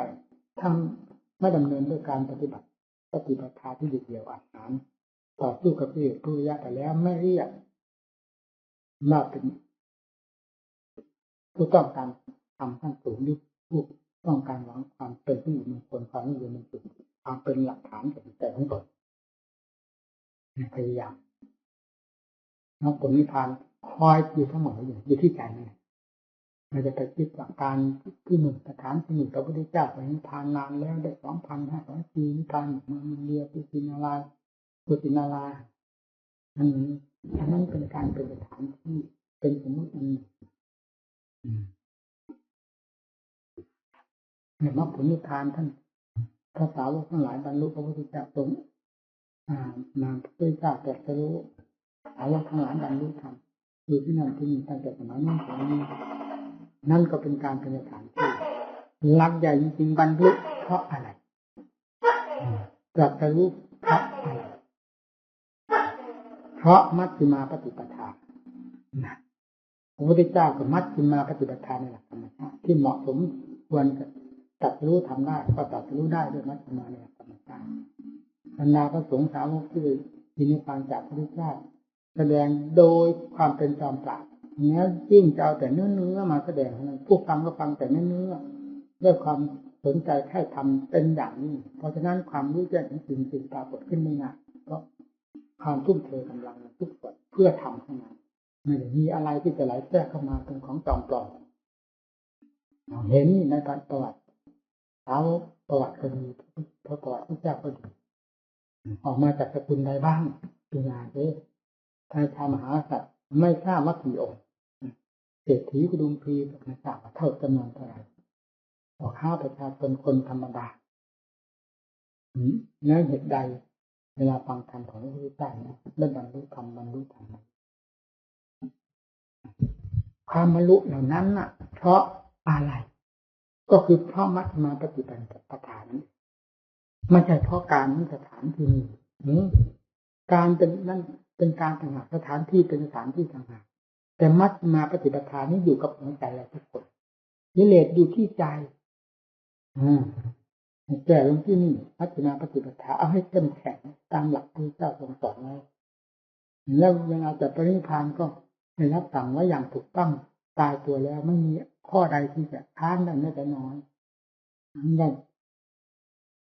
ทำในวินัยนั่นแหละจะเป็นศาสดาแทนเธอทั้งหลายเมื่อเราผ่านไปแล้วฟังนี่ทำวินัยก็คือทางดำเนินเครื่องมือบุกเบิกภาคการทำแหละที่เหลือจะไม่รวมเข้าอยู่ในมัชฌิมาจะเรียกว่าอะไรศีลสมาธิปัญญานะมัชฌิมาปฏิปทาสรุปยอดทั้งนั้นคือศีลสมาธิปัญญาจะอยู่ในนั้นหมดแต่เอานี่นะเอามาแก้ที่เราจะไปเอาการสถานที่มาแก้ที่ไม่ได้ผลเป็นเกิดปัญญาลงพระพุทธเจ้านิพพานนานแล้วสิ้นเกิดสิ้นสมัยหมดมรรคผลนิพพานมันโมฆะผู้ไม่ใช่พระพุทธเจ้าเป็นผู้พูดไม่ใช่สาวกอรหันต์ผู้ทรงมรรคผลนิพพานเป็นผู้พูดคนโง่เขลาเบาปัญญาคนมืดดำกำตาพูดมาเราจะเอาคนประเภทไหนมาเป็นสาระเป็นที่ยึดของใจถ้าไม่เอาจอมปราบด้วยพระเจ้าพุทธังธรรมังสังฆังจะมาสามเลยเอาแล้วเอาคนตาบอดนี่เป็นพระนางในฐานนี้มันก็บอดด้วยไปสิเราคำนึงตรงนั้นย้ายจะไปที่อื่นที่ไหนเอาฟาดมันลงไปนี่เลยมันไม่ยกทับมาจากไหนมันอยู่ที่หัวใจสติปัญญาศรัทธาความเพียรมีให้เล่นลงไปเป็นก็เป็นตายก็ตายโลกเกิดขึ้นมามัน รองรับป่าช้าอยู่แล้วด้วยกันทุกคนป่าช้าเต็มตัวของเราทุกไม่ว่าคนประเภทใดชาติชั้นนั้นใดส่งเสริมมันไปขนาดไหนมันก็ไม่พ้นที่จะตายมีป่าช้าเต็มตัวด้วยกันในขณะที่ยังพอเป็นไปได้ทำได้อยู่เวลานี้อย่านอนใจพยายามประกอบความภาคเพียรอยากเห็นสิ่งใดงานใดเป็นงานสำคัญยิ่งกว่างานเดินจงกรมนั่งสมาธิภาวนาจะเห็นสมบัติใดถ้าเป็นของน้ำเลือดประเสริฐยิ่งกว่ามรรคผลนิพพานจะเห็นความสุขใดที่จะยิ่งไปกว่าความสุขที่เกิดขึ้นจากความหลุดพ้นจากกิเลสโดยประการทั้งปวงนี่เป็นยอดธรรมขอให้ท่านทั้งหลายอย่าลดละความเพียรเอาให้ถึงใจนี่เทศแบบถึงใจครับผู้ฟังก็ฟังให้ถึงใจเพราะเทศทำไมต้องมาเทศแบบถึงใจเจ้าของด้วยความเมตตาสงสารมีเพื่อนด้วยน้ำใจจริงๆไม่ได้สักแต่ว่าเทศไม่ได้สักแต่มาปฏิบัติเฉยรับหมู่เพื่อนไว้ก็ไม่ได้รับไว้สักแต่ว่ารับไว้ด้วยเหตุด้วยผลเพราะฉะนั้นจึงมองดูหมู่เพื่อนดูทุกระยะในอากาศกิริยาทั้งการแสดงทางวาจาและกิริยามารยาทที่แสดงออกเป็นยังไงขัดข้องกับหลักธรรมยังไงบทไหนดูเสมอเพราะเราเป็นครูเป็นอาจารย์คอยแนะคอยเตือนเสมอหมู่เพื่อนมาหาอาจารย์โยมีทันเตของผมอันนี้บอกโอไปกังปฏิรูปังรับกันแล้วด้วยเหตุด้วยผลแล้วจึงต้องทำหน้าที่ให้เต็มที่ท่านปัญญาที่บ้านเพื่อน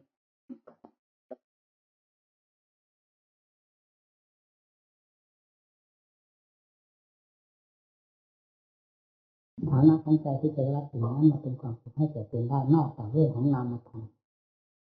ให้แก่ความดีงามเราเอาอารมณ์นั้นมาเป็นความสุขอารมณ์นั้นกับอารมณ์เป็นไปด้วยความห่วงใยความหึงหวงทุกสิ่งทุกอย่างรวมอยู่นั้นหมดซึ่งเป็นตัวตายต่อจิตใจทั้งนั้นนั่นเมืองก็ดีศาสนาก็ดีให้มันเจริญอะไรถ้ามันมีธรรมเราเกิดแสงแล้วจะหาความเจริญไม่ได้มีธรรมเข้าไปมากน้อยก็ความสงบความเย็นมันก็มีถ้าธรรมนี้เป็นการเสียแดด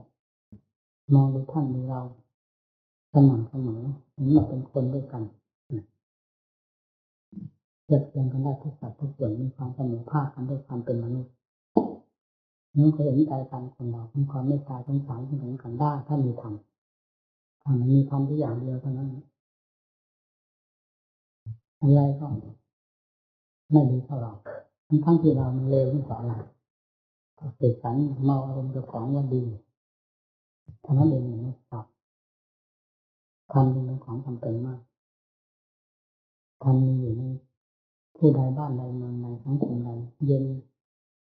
ครับที่ไหนเกิดความเดือดร้อนวุ่นวายให้ถึงเราที่นั้นหาทำไม่ได้มีแต่โลกล้วนๆมันก็ต้องกองไฟล้วนๆเผากันพระพุทธเจ้านี้นักปราชญ์ทั้งหลายไม่ว่าการปัจจุบันนี้แม้แต่เด็กดำบรรพ์การนั้นมาพระพุทธเจ้าไม่เคยทนเคยเรื่องกิเลสตัณหาอาสวะความโลภความโกรธความหลงว่าเป็นของดีมีมากมีน้อยมันก็เป็นสิ่งที่จะที่แย่ก่อกวนบีบบังคับจิตใจให้เกิดความเดือดร้อนวุ่นวายหมุนตัวเป็นเกลียวอยู่ด้วยกันหมดนี่ไม่มีอะไรเป็นของดีใครจะไปตลาดแหลมคมยิ่งกว่าพระพุทธเจ้าแต่ละพระองค์ก็ตรงไหนมาตัดก็ตัดแบบเดียวกันตำหนิสิ่งที่ควรตำหนิชมสิ่งที่ควรชมให้รักสิ่งที่ควรให้รักให้บำเพ็ญสิ่งที่ควรบำเพ็ญเพื่อจะเอาความสุขความสบายความเหมาะสมใส่หัวใจให้ตนเองให้อยู่กับโลกไปได้โดยลำดับแม้จะไม่สิ้นสิ่งนี้ภายในจิตใจโดยสิ้นเชิงก็ระงับดับกันได้พออยู่พอเป็นพอไปยิ่งระงับดับได้หมดไม่มีสิ่งใดเหลือภายในใจเลยแล้วมันก็ให้เพื่อให้นามมาคือนั้นประเสริฐเพราะไม่มีอะไรกวนใจสิ่งกวนใจคืออะไรถ้าไม่ใช่กิเลสมีแต่กิเลสทั้งนั้นประเภทต่างๆแต่สิ่งแต่ขนานออกมาจากรากเหง้าข้อมูลคือวิชาตัณหาออกมาก็แตกแขนงออกไปเรื่อยๆแสดงกิริยาอาการอะไรออกมาเยอะแยะตั้งแต่เป็นสิ่งที่ได้รับการ มันข้ามบัญชาออกมาจากที่เหล็กแต่ละประเภทมันต้องหมุนเวียนในกิริยาท่าทางที่เป็นความเดือดร้อนทั้งนั้นที่เหล็กมันเดือดร้อนมันทำแสดงออกมาอยู่ภายในก็เย็นแสดงออกมาภายนอกเป็นธรรมเรื่องต่อแสดงออกมาก็เย็นหูเย็นตาเพราะผู้นั้นมีธรรมเป็นเครื่องเย็นใจมีธรรมเท่านั้นเป็นสำคัญที่จะให้ความไว้วางใจได้ทั้งปัจจุบันทั้งทางโลกทั้งทางธรรมและอนาคตนอกเหนือธรรมคือความจริงซึ่งเป็นธรรมชาติที่โลกไม่สูญไปไม่ได้ธรรมนี้มีอยู่ดั้งเดิมมีมาแต่ไหนแต่ไรแต่คนมีความฉลาดบ้างโง่บ้างสูงต่ำไม่ยิ่งกันได้จึงทำจึงปรากฏเป็นครั้งเป็นคราวธรรมเกิดหรือศาสนาเกิดพระพุทธเจ้าเกิดคือพระพุทธเจ้าตรัสรู้พระธรรมให้เกิดการค้นคว้าเจอความจริงขึ้นมาธรรมของจริงขึ้นมาและนำมาสอนโลกเราต้องค่อยๆทบเข่าลงไปเพราะอำนาจของกิเลสปัญหาอาสวะประเภทต่างๆมันมีแรงรุมล้อมหัวใจทั้งสัตว์ลืมศีลลืมธรรมไปเสียเมื่อลืมศีลลืมธรรมเมื่อไรแล้วกิเลสก็ตักเตือนเอาตามความต้องการของมันกิริยาการที่แสดงออกของสัตว์โลกจึงหาความร่มเย็นเป็นสุดไม่ได้มีแต่เรื่องก่อความเดือดร้อนวุ่นวายให้ต่อกันจุดที่ข้างโลกเป็นอย่างนั้นย่นเข้ามาถึงตัวของเราเองขณะใดที่จิตใจของเราดีมีความสงบร่มเย็นมีความเยือกคายภายในจิตใจขณะนั้นเวลานั้นเราอยู่ที่ไหนก็เย็นสบายเพราะทำคุ้มครองใจขณะใดที่มีความทั้งเผลอหรือประกอบกิจการงานอื่นๆซึ่งเป็นเครื่องรบกวนทางด้านจิตภาวนาหรือเป็นสิ่งทำลายจิตภาวนาให้เสียไปวันละน้อยด้วยการก่อสร้างสิ่งนั้นสิ่งนี้เป็นความกังวลนั่นแหละจิตเริ่มก่อตัวขึ้นมาด้วยความไม่ดีเดือดร้อนวุ่นวายเพราะฉะนั้นพระพุทธเจ้าท่านจึงทรงห้ามทรงแนะทั้งห้ามทั้งแนะ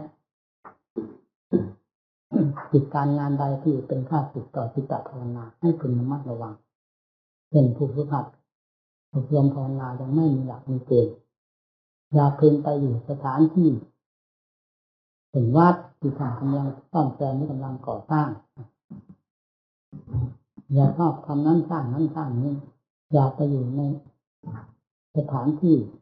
ที่ผู้คนต่อแจมันจะหาอยู่ที่เปลี่ยวหาอยู่ที่สงัดร่มเย็นถือหน้าที่คือการที่จะภาวนาเป็นงานอันสาระสำคัญประจำชีวิตประจำอิริยาบถของตนตลอดไปทรงสอนอย่างนั้นเพราะฉะนั้นข้างพุทธการจึงตัดตวงเอาแต่มรรคผลนิพพานอยู่ตลอดทั่วแดนพุทธจักรที่พระพุทธเจ้าทรงประกาศศาสนาและพระสาวกเพื่อประกาศศาสนาไปถึงสถานที่ใดประชาชนมีความเชื่อความสงสัยในระดับตรัสฟังว่าคำสั่งสอนของพระพุทธเจ้าและพระสาวกที่ชี้แจงออกให้หลักความจริงโดยเห็นเหตุเห็นผลนี้แจ้งตาสว่างนอกจากนั้นยังได้บรรลุมรรคผลนิพพานเป็นจำนวนมากมายคือเอาจริงเอาจังคือความเชื่อก็คือใจความไม่เชื่อก็คือใจความจริงจังในทางดีก็คือใจความไม่จริงจังในทางดีแต่ไปจริงจังในทางเชื่อก็คือใจเพราะฉะนั้นผลจึงต้องแสดงออกมาอย่างจริงจังเช่นเดียวกันเป็นผลเป็นทุกข์กับทุกข์จริงๆให้เจ้าของรู้อยู่เสมอภายในจิตใจเป็นอย่างน้อยนอกจากนั้นก็แสดงมาทางปัญญาเป็นทุกข์แสดงให้เห็นอย่างชัดเจนภายในเจ้าของนอกจากนั้นก็แสดงให้คนอื่นได้เห็นมีอากับกิริยาแห่งความร่มเย็นของจิตใจที่มีอยู่ในตนเราเป็นนักปฏิบัติมีสนใจในหน้าที่การงานของตนที่ทำอยู่นี้ให้เต็มเม็ดเต็มหน่วยอย่าอ่อนข้อย่อหย่อนอ่อนแอในหน้าที่ของตนซึ่งเวลานี้เรียกว่าเราเข้าสนามรบกับกับอะไรก็รบกับข้าศึกของเรานั่นแหละข้าศึกของเรามันคืออะไรมันอยู่ที่ไหนข้าศึกก็คือกิเลสประเภทต่างๆมีอยู่ภายในจิตใจเพราะนั้นจึงต้องสร้างสติปัญญาศรัทธาความเพียรขึ้นมาให้เป็นเม็ดเป็นหน่วยส่งเสริม ทำขึ้นมาภายในจิตใจให้มากมีโดยลำดับเพื่อจะกำจัดสิ่งที่เป็นข้าศึกทั้งหลายเหล่านี้ออกไปจากใจทีเล็กน้อยจนกระทั่งไม่มีสิ่งใดเหลือภายในจิตใจมันเป็นเอกราชอัตตาเวทิตังเสยจิตชนะตนได้นั่นแหละก็ฝึกทำอย่างนั้นชนะตนก็คือชนะกิเลสข้าศึกที่มีอยู่ภายในจิตใจของตนเองจะไปชนะที่ไหนข้าศึกอยู่ที่นี่แพ้กับแพ้มันอยู่เรื่อยอยู่ที่นี่ตลอดมาอันนี้เราจะไม่ให้แพ้ตั้งหน้าตั้งตารบเป็นกับตายก็สู้มันเราให้ชัยชนะภายในจิตใจเรียนวัตจักรก็เรียนที่จิตนี่เองความหมุนเวียนของจิตมันเกิดมันตายมันสูญมันไม่สูญมันไปพบใดพบน้อยพบใหญ่เป็นยื่นบนดอนถนนสัมภเวสีพวกเกาะแหวนหักเกิดก็มีแต่พบน้อยพบใหญ่ก็มีหลายขั้นหลายภูมินับไม่ถ้วนสถานที่สัตว์จะเกิดกำเนิดที่สัตว์จะอุบัติมีอยู่มากมายกองนี่เป็นความจริงแต่ไปเกิดในสถานที่ใดพบใดก็ตามไม่นอกเหนือไปจากจิตดวงนี้ที่มีอวิชชาเป็นเชื้อและวิบากกรรมดีชั่วเป็นเครื่องติดตามอยู่ภายในจิตใจสัตว์โลกจึงไม่ได้เกิดตามความต้องการของตนทุกตัวสัตว์ไม่มีสัตว์โลกรายใดที่จะไปเกิดเราได้ตามความต้องการของตนต้องตกอยู่ในอำนาจของกรรมมีอวิชชาเป็นพื้นเป็นเชื้อที่จะพาให้เกิดหนึ่ง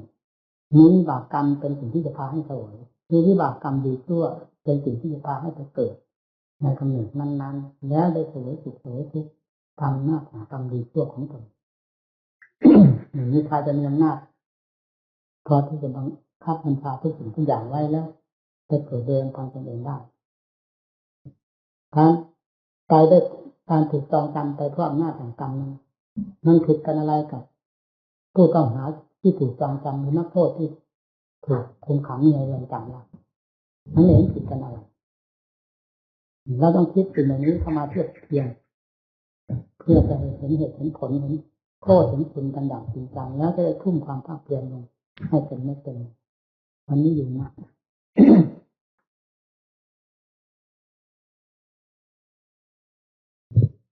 การเกิดตายมันมีอยู่ที่จิตเรียนลงไปที่นี่ปฏิบัติลงไปที่นี่จะไม่รู้ที่ไหนจะรู้ที่ตรงนี้เพราะตัวนี้เป็นตัวเหตุแท้ๆอย่างการพาให้เกิดให้ตายอยู่ประโยชน์ไม่ถอยแม้จะจำได้ไม่ได้ในภพชาติของตนก็ตามสิ่งที่ยืนยันให้เห็นชัดๆโดยทางจิตตภาวนานี้มันอยู่ที่จิตเรียนเข้าไปปฏิบัติเข้าไปจิตละเอียดเข้าไปเท่าไหร่ยิ่งรู้ได้ชัดโดยลำดับทางเหตุที่จะพาให้เกิดพบใดพบสูงพบต่ำมันก็บอกอยู่ภายในจิตมีความละเอียดละออเพียงไรจะไปเกิดในพบอันละเอียดก็ทราบอยู่ในจิตนี่พระพุทธเจ้าท่านนำเรื่องความเกิดความตายของวัฏสงสารมาสั่งสอนสาโลกท่านทรงเรียนมาจากหนึ่งปฏิบัติจนรู้ในพระทัยกระโปรงได้เป็นเม็ดเป็นหน่วยแล้วจึงนำมาสอนโลกเพราะฉะนั้นธรรมะคือเป็นตัวขาโตพระวตาธรรมจัดไว้แล้วโดยชอบไม่มีอะไรผิดเพี้ยนไปแม้แต่น้อยสอนตามหลักความจริงเราเป็นนักเกิดแก่เจ็บตายด้วยกันทุกรายทำไมจึงไม่ทราบเรื่องของตัวเองก็เพราะสิ่งที่มิดติดตามันมีอยู่ภายในจิตใจมันติดไว้ให้รู้เพราะฉะนั้นจึงเปิดออกด้วยความภาคเพียรกับจิตตภาวนามันรู้จริงเห็นจริงจับนักโทษตัวพาให้เกิดให้ตายให้ได้ภายในนักโทษมันอยู่ในจิตนี่อวิชชาปัจจยาสร้างฆ่าราปัจจยาวิญญาณนะอวิชชาเป็นเชื้ออันสำคัญพาให้ก่อกำเนิดเกิดในภพน้อยภพใหญ่วิบากกรรมมันก็อยู่ในนัตตวนสามนั่นเองไปที่ไหนกิเลสเป็นเหตุให้ทำกรรมเนี่ยท่านก็บอกคำว่ากรรมดีกรรมชั่วทำกรรมแล้วผลของกรรมย่อมเกิดขึ้นแล้วกิเลสเป็นเหตุให้ทำกรรมคำว่ากิเลสหมายถึงอะไรถ้ามันหมายถึงอวิชชาเป็นรากฐานสำคัญพาให้สัตว์ทำกรรมบังคับให้สัตว์ทำกรรมเมื่อทำกรรมแล้วผลวิบากก็คือต้องได้รับผลของกรรมแล้ววกเวียนเปลี่ยนแปลงกันไปมาอย่างนี้ ท่านเรียกว่าวัฏฏะวนสามวนไปวนมาเหมือนกับมดแดงตายขอบด้งนั่นเองตายไปแล้วก็ไปถึงที่เก่าก็ไม่รู้ว่าเป็นที่เก่าที่ใหม่ตายวนไปอยู่นั่นมดตายขอบด้งเป็นอย่างนั้นมันมีเราตายขอบของวัฏฏะจับมันวัฏจักรก็เป็นอย่างนั้นเหมือนกันไม่ทราบเคยเกิดมากี่ภพกี่ชาติก็ไม่ทราบถ้าไม่เรียนให้เข้าถึงหลักความจริงที่ควรจะทราบได้หนักเบามากน้อยเป็นยังไงก็เป็นทราบไม่ได้เพียงเราไปเรียนเอาเฉยๆตามตำหนักตำราจบพระไตรปิฎกมาก็แบกความสงสัยมาเป็นพุงนั่นไม่ได้แบกความรู้แจ้งของจริงมาถ้าไม่ใช่ประพฤติทางประพฤติปฏิบัติพระพุทธเจ้าทรงรู้โดยการประพฤติปฏิบัติสาวกทั้งหลายรู้โดยการปฏิบัติไม่ได้รู้โดยการเรียนจดจำเฉยๆเพราะความจำกับความจริงมันผิดกันคนละโลกมันไม่ใช่โลกเดียวกัน ความจำมันจะหลอกเราทั้งนั้นหนึ่งเราลองพูดกันดูนี่ว่าเมืองนั้นบ้านนั้นนะเป็นเมืองอังกฤษอย่างนี้ผู้ที่ไม่เคยเห็นเมืองอังกฤษมีกี่ร้อยกี่พันคนก็ตามมันจะวาดภาพเมืองอังกฤษขึ้นมาทันทีนั่นความสำคัญนั่นหมายสำเริ่มเราแต่เวลาไปเห็นเมืองอังกฤษก็จริงๆแล้วสภาพเป็นยังไงไงความวาดภาพซึ่งจำได้หมายรู้อะไรนั้นมันก็ล้มไปหมดเหลือแต่ความจริงที่เราไปเห็นด้วยตาของเรานี่ท่านเรียกว่าความจริงเมื่อความจริงเข้าถึงไหนแล้วความปลอมมันต้องล้มไปหมดซึ่งความวาดภาพนั้นนั่นคือความปลอมเราเรียนมานี่มันปลอมมันยังไม่จริงเมื่อเขาปฏิบัติถึงความจริงไปมากน้อยความจำทั้งหลายนั้นมันก็ล้มละลายไปมีแต่ความจริงเด่นภายในจิตนี่เรียนจิตก็เรียนอย่างนี้จิตมันเกี่ยวโยงไปถึงไหนรอบโลกธาตุมันมีที่สิ้นสุดมันมีขอบเขตที่ไหนในน้ำมหาสมุทรยังมีขอบมีฝั่งมีแดนเรื่องของจิตมันมีขอบมีเขตที่ไหนมันไปได้รอบเขตจักรวาลทั่วโลกทั่วทั้งสามเพราะฉะนั้นจึงประมวลมาด้วยศีลสมาธิปัญญาศรัทธาความเพียรอย่างนี้จนกระเข้าถึงตัวจริงของจิตแท้คืออะไรกิเลสตัณหาอาสวะมันพอกพูนภายในใจให้พาเกิดพาตายแก้มันออกด้วยความเพียรของตนแล้วจิตก็เบิกกว้างไปความรู้ก็สว่างไสวยอมรู้ที่ไปที่มาของตัวเองเพราะสาเหตุนั้นๆเนี่ยมันรู้แล้วนี่ยังมีเรื่องแห่งภพอยู่มากน้อยรู้อยู่ภายในใจเรื่องแห่งภพอยู่มากมากที่จะพาให้เกิดอีกนั่นแหละมันยังมีในจิตแม้จะยังจะไม่ไปเกิดในภูมิต่ำๆเหมือนอย่างสัตว์ทั้งหลายเกิดกันก็ตามก็ทราบอยู่ว่ามันจะเกิดภูมิสูงมันก็จะเกิดรู้เพราะเชื้ออันนี้มีความละเอียดไปโดยลำดับจนกระทั่งตัด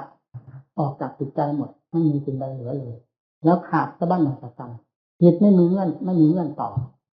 ไม่มีการสัมผัสสัมพันธ์ไม่มีการเกี่ยวโยงกับสิ่งใดโยเป็นเอกเทศของตนโดยหลักธรรมชาติแม้ที่สุดรูปเวทนาสัญญาสังขารวิญญาณที่รับผิดชอบอยู่ภายในตัวนี้ก็ไม่ได้เกี่ยวโยงกันกับจิตไม่ได้คุณภาพสิ่งนี้ไม่ได้เชื่อมโยงเข้าไปถึงจิตให้รับความกระทบกระเทือนจิตเป็นจิตคือผู้รู้เป็นผู้รู้ขันธ์เป็นขันธ์รูปเวทนาสัญญาสังขารวิญญาณแต่ละอย่างเป็นสิ่งนั้นโดยหลักธรรมชาติของเขาตามสมมติของเขาตัดออกมาจากรูปเสียงกลิ่นรสเครื่องสัมผัสวัตถุอะไรก็แล้วแต่อารมณ์อะไรก็ตามพิจารณาด้วยปัญญาตัดขาดเข้ามาปล่อยวางเข้ามาเป็นลำดับในขันธ์มันจะของกองรูปมีตั้งแต่ดินธาตุดินน้ำลมไฟมาเสกสรรเป็นสัตว์เป็นบุคคลเป็นเขาเป็นเราเป็นหญิงเป็นชายหลงกันยุ่งกันไปหมดผิวหนังบางๆนั้นปิดตามันก็บุรุษตาฟางของมืดบอดมองไม่เห็นปัญญาแทงทะลุเข้าไปมันถึงความจริงของเราความจริงขั้นหนึ่งก็เป็นเรื่องของปฏิกูลโสโครกความจริงขั้นที่สองเข้าไปก็เป็นสัจธาตุมันสัจธาตุแล้วเราจะไปถือได้ยังไงไปรักไปชังมันได้ยังไงมันสัจธาตุพอถึงขั้นนี้แล้วมันชัดเจนก็ปล่อยขึ้นมาเป็นพวกเวทนาสัญญาสังขารวิญญาณก็เป็นอาการอันหนึ่งที่เกิดขึ้นจากจิตแต่มันไม่ใช่จิตมันเป็นอาการเพราะฉะนั้นจึงระงับดับกันได้จึงถอนตัวได้ไม่ยึดสิ่งอย่างนี้ด้วยปัญญาของตนเองการตัดภพตัดชาติต้องตัดความเยื่อใยต้องตัดความผูกพันของตัวเองของจิตเองด้วยสติปัญญาอันแหลมคม จนกระทั่งตัดขาดวิชามีอยู่ที่ใจพังทลายวิชาเขาภายในดวงใจจนแหลกละเอียดไม่มีสิ่งใดเหลือแล้วนั่นแหละที่ใจอย่างนั้นจะเอาอะไรมาเกิดที่ว่าคือวิชาได้ทำลายแล้วเป็นข้าวก็เหมือนข้าวสุกหุงให้สุกนึ่งให้สุกและจะปลูกที่ไหนมันจะเกิดไม่ควรจากการรับทานนั้นไม่ควรจากการเกิดอีกได้แล้วจิตนี้ก็ควรจากความเสวยเป็นมิมุติสุขความบริสุทธิ์หมดจดเท่านั้นไม่ควรจากการเกิดอีกต่อไปก็รู้อยู่ภายในจิตดังนี้ท่านพูดไว้ในอนิจจปริยายสูตรก็ดีอนัตตลักษณะสูตรก็ดีในธรรมจักรกับปวัตตสูตรก็ดีนัตถิดานิปุณัพพโวมันจะแบบนี้ต่อไปพบของเราอยู่อีกแล้วและมันจะมาชาติท่านนี้เป็นชาติสุดท้ายของเราพระพุทธเจ้าแสดงมาทางฝ่ายสงฆ์สาวกทั่วไปหรือผู้ที่รู้จริงเห็นจริงท่านแสดงไว้ในอริยสัจอนัตตลักษณะสูตรที่ตั้งพระมัจจดีอย่างงานของคือการรื้อถอนกิเลสทุกประเภทได้สิ้นสุดลงแล้วเพราะงานนี้เป็นงานใหญ่โตที่สุดไม่มีงานใดที่จะใหญ่โตละเอียดละออต้องทุ่มเทสติปัญญาลงอย่างเต็มที่กำลังวังชาชีวิตจิตใจต้องทุ่มเทลงเพื่องานนี้งานนี้ได้สำเร็จเสร็จสิ้นลงไปแล้วก็คือว่าได้ฆ่ากิเลสนาบไปหมดไม่มีกิเลสอะไรเหลือแล้ววิธีการทำมาจากอย่างประการการอย่างจิตที่ควรทำจิตที่ควรทำได้เลยการละก็ได้ละเรียบร้อยแล้วการบำเพ็ญก็บำเพ็ญให้เต็มที่ถึงขั้นสมบูรณ์แล้วนับพลังอิสระติจิตอื่นที่ต้องทำให้ยิ่งไปกว่านี้ไม่มีปัจจานาติระหว่างพอรู้ชอบแล้วอย่างนั้นก็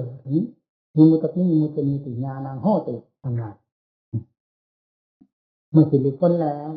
ญาณความรู้แจ้งชัดว่าจิตหลุดพ้นแล้วย่อมเกิดขึ้นในขณะเดียวกันนั่นมีหลังงานของพระในครั้งพุทธกาลท่านสำเร็จงานท่านทำงานท่านสำเร็จท่านทำงานท่านเสร็จอย่างนี้งานของท่านคืองานพิจารณาภาวนากรรมฐานเริ่มตั้งแต่งานชิ้นแรก2 3ชิ้น5 4 5ชิ้นแรกขึ้นไปหางานจำนวนมากเจสาโลมานะขาทันตาตะโจนี่งานแต่ละชิ้นแต่ละอย่างให้เราไปทำยังไงเบื้องต้นบริกรรมภาวนาในบทใดก็ตามแล้วพิจารณาเข้าไปตามความจริงของมันเจขาเป็นยังไงโลมาเป็นยังไงนักขาทันตาตะโจเป็นยังไงที่เกิดที่อยู่เป็นสิ่งที่สะอาดไหมตัวมันเองสะอาดไหมสถานที่อยู่ของมันที่เกิดของมันสะอาดไหมดูเข้าไปยิงไปตะโจหมายถึงวันหลังหุ้มกระดูกอยู่นี่เราไม่มองเห็นกระดูกเห็นแต่ผิวหนังก็หลงกันโดนทะลุเข้าไปทั้งข้างนอกหนังทั้งข้างในหนังทั้งในเข้าไปอีกโดยลำดับเห็นตามความจริงนี่เรียกว่าทำงานคือทำงานพิจารณาเริ่มตั้งแต่ทำงานบริกรรมเหมือนกับว่าจับยำอะไรจับเหมือนเขายำลาบนะพุทโธเลยหรือเจสาลงมานะประมาณเพื่อจะตั้งพลังจิตรวมพลังจิตเข้ามาสู่จุดเดียวให้มีกำลังอะไรถ้าไม่รวมไม่มีกำลังเส้นยากน้อยก็ตามเมื่อรวมเข้ามาหลายเส้นด้วยกันดึงไม่ขาดตัดก็ต้องหลายหนถึงจะขาดเพียงเส้นเดียวดึงขาดปั๊บพลังของจิตถ้าไหลบ่าไปสู่ที่ต่างหากำลังไม่ได้ต้องรวมพลังเข้ามาด้วยคำบริกรรมภาวนาเมื่อจิตมีพลังแล้วก็เป็นความสงบเย็นใจเนี่ยพิจารณาทางด้านปัญญาเมื่อมีพลังทางจิตมีความอิ่มตัวด้วยความสงบแล้วจะพาทำการทำงานทางด้านวิปัสสนาหรือเพื่อความรู้แจ้งจริงในทางปัญญามันก็ทำงานให้จนเข้าใจไปเดินเจสาลงมาแล้วขาตาแต่โจเพียงเท่านั้นก็ตามมันจะกระจายทั้งหมดจนกระทั่งอาการ32ซึ่งมีอยู่ในตัวนี้รอบไปหมดนอกจากนั้นยังทะลุปุโปร่งไปหมดทั้งเขาทั้งเราทั่วโลกธาตุนี่เป็นแบบเดียวกันหมดนะนี่ทำงานของพระทั้งสองนี่พิจารณามันเป็นขั้นปัญญาคลี่คลายออกตัวอันนั้นก็แยกเข้าไปละเอียดดังที่พูดถึงเวทนาสัญญาสังขารวิญญาณมันละเอียด เมื่อถึงปัญญาสติปัญญาขั้นละเอียดแหลมคมแล้วมันก็ตามกันทันจนกระทั่งมันละกันได้เด็ดขาดรวมทั้งภายในจิตด้วยละเข้าไปถึงจิตแล้วมันก็หมดทางที่จะละตามฆ่ากิเลสตามฆ่ากันไปจนกระทั่งถึงจิตแล้วมันก็หมดที่ฆ่ากิเลสก็หมดไปเองถ้าฆ่าอยู่เพียงอย่างนี้ไม่หมดฆ่ากิเลสทางตาทางหูทางจมูกทางลิ้นทางกายยังไม่หมดต้องฆ่าทางใจอีกฆ่ากิเลสที่มันไปติดไปยึดมั่นถือมั่นในรูปเวทนาสัญญาสังขารวิญญาณเท่านั้นก็ยังไม่หมดต้องฆ่ากิเลสที่ฝังอยู่ภายในจิตตัวอันเป็นตัวการสำคัญนั้นอีกมันถึงจะหมดเมื่อถึงขนาดนั้นแล้วขั้นตอนวุฒิกรรมกรรมใจยังเสร็จแล้วงานที่นี่เป็นอันว่าเสร็จเรียบร้อยแล้วมีงานของพระเราให้พากันฟังและฝังไว้ภายในจิตใจอย่างลึกอย่าได้วนเลยทะเลถลายไปหางานอื่นซึ่งไม่ใช่งานของพระมาทำจะหากิเลสตัวใดอีกเลยจะไม่ได้นอกจากงานที่จะภาวนาดังที่อธิบายให้ฟังนี่นะถ้ามีงานอื่นใดจะเกิดเลิศยิ่งกว่างานนี้แม้จะยากก็ยากก็เถอะแต่ยากเพื่อคุณภาพอันสูงส่งหรือสูงสุดตั้งหน้าตั้งตาที่สุดอย่าลดละท้อถอยไปที่ไหนก็ตามการอยู่กับครูบาอาจารย์เป็นของไม่แน่นอนเพราะเราอยู่ในท่ามกลางแห่งโลกอนิจจ์เป็นของเที่ยงเมื่อไหร่อยู่ด้วยกันวันนี้วันหน้าพัดพลาดจากกันเดือนนี้เดือนหน้าพัดพลาดจากกันไม่ท่านก็เราต้องมีความพัดพลาดจากกันหลักคติเครื่องเตือนใจที่ได้รับไว้แล้วภายในจิตใจอย่างฝังลึกนี้ไม่ให้เคลื่อนคลาดไปไหนจริงจังกับอัตกับธรรมกับวินัยมีความจริงจังอย่าเป็นคนหลอกหลอกทะเลถลายหากฎหาเกณฑ์หาหลักฐานไม่ได้ต้องเป็นคนจริงอย่างงานจะหนาแน่นขนาดไหนหนักขนาดไหนยกขึ้นทั้งนั้นความจริงเอาความจริงจังเข้าไปว่าแล้วศรัทธาความเชื่อต่อความพ้นทุกข์ความตรัสรู้ของพระพุทธเจ้าความบรรลุธรรมของเราความพ้นทุกข์ธรรมของเราพระความเพียรของเราเองเมื่อรวมกันแล้วก็เป็นกำลังศรัทธาแล้ววิริยะขันติมาเองสมาธิปัญญาก็ค่อยมาเองไม่พ้นจากนี้ไปนะอย่าลืมงานของเราเอาให้เห็นยินแต่มันพูดยินตั้งแต่ข่าว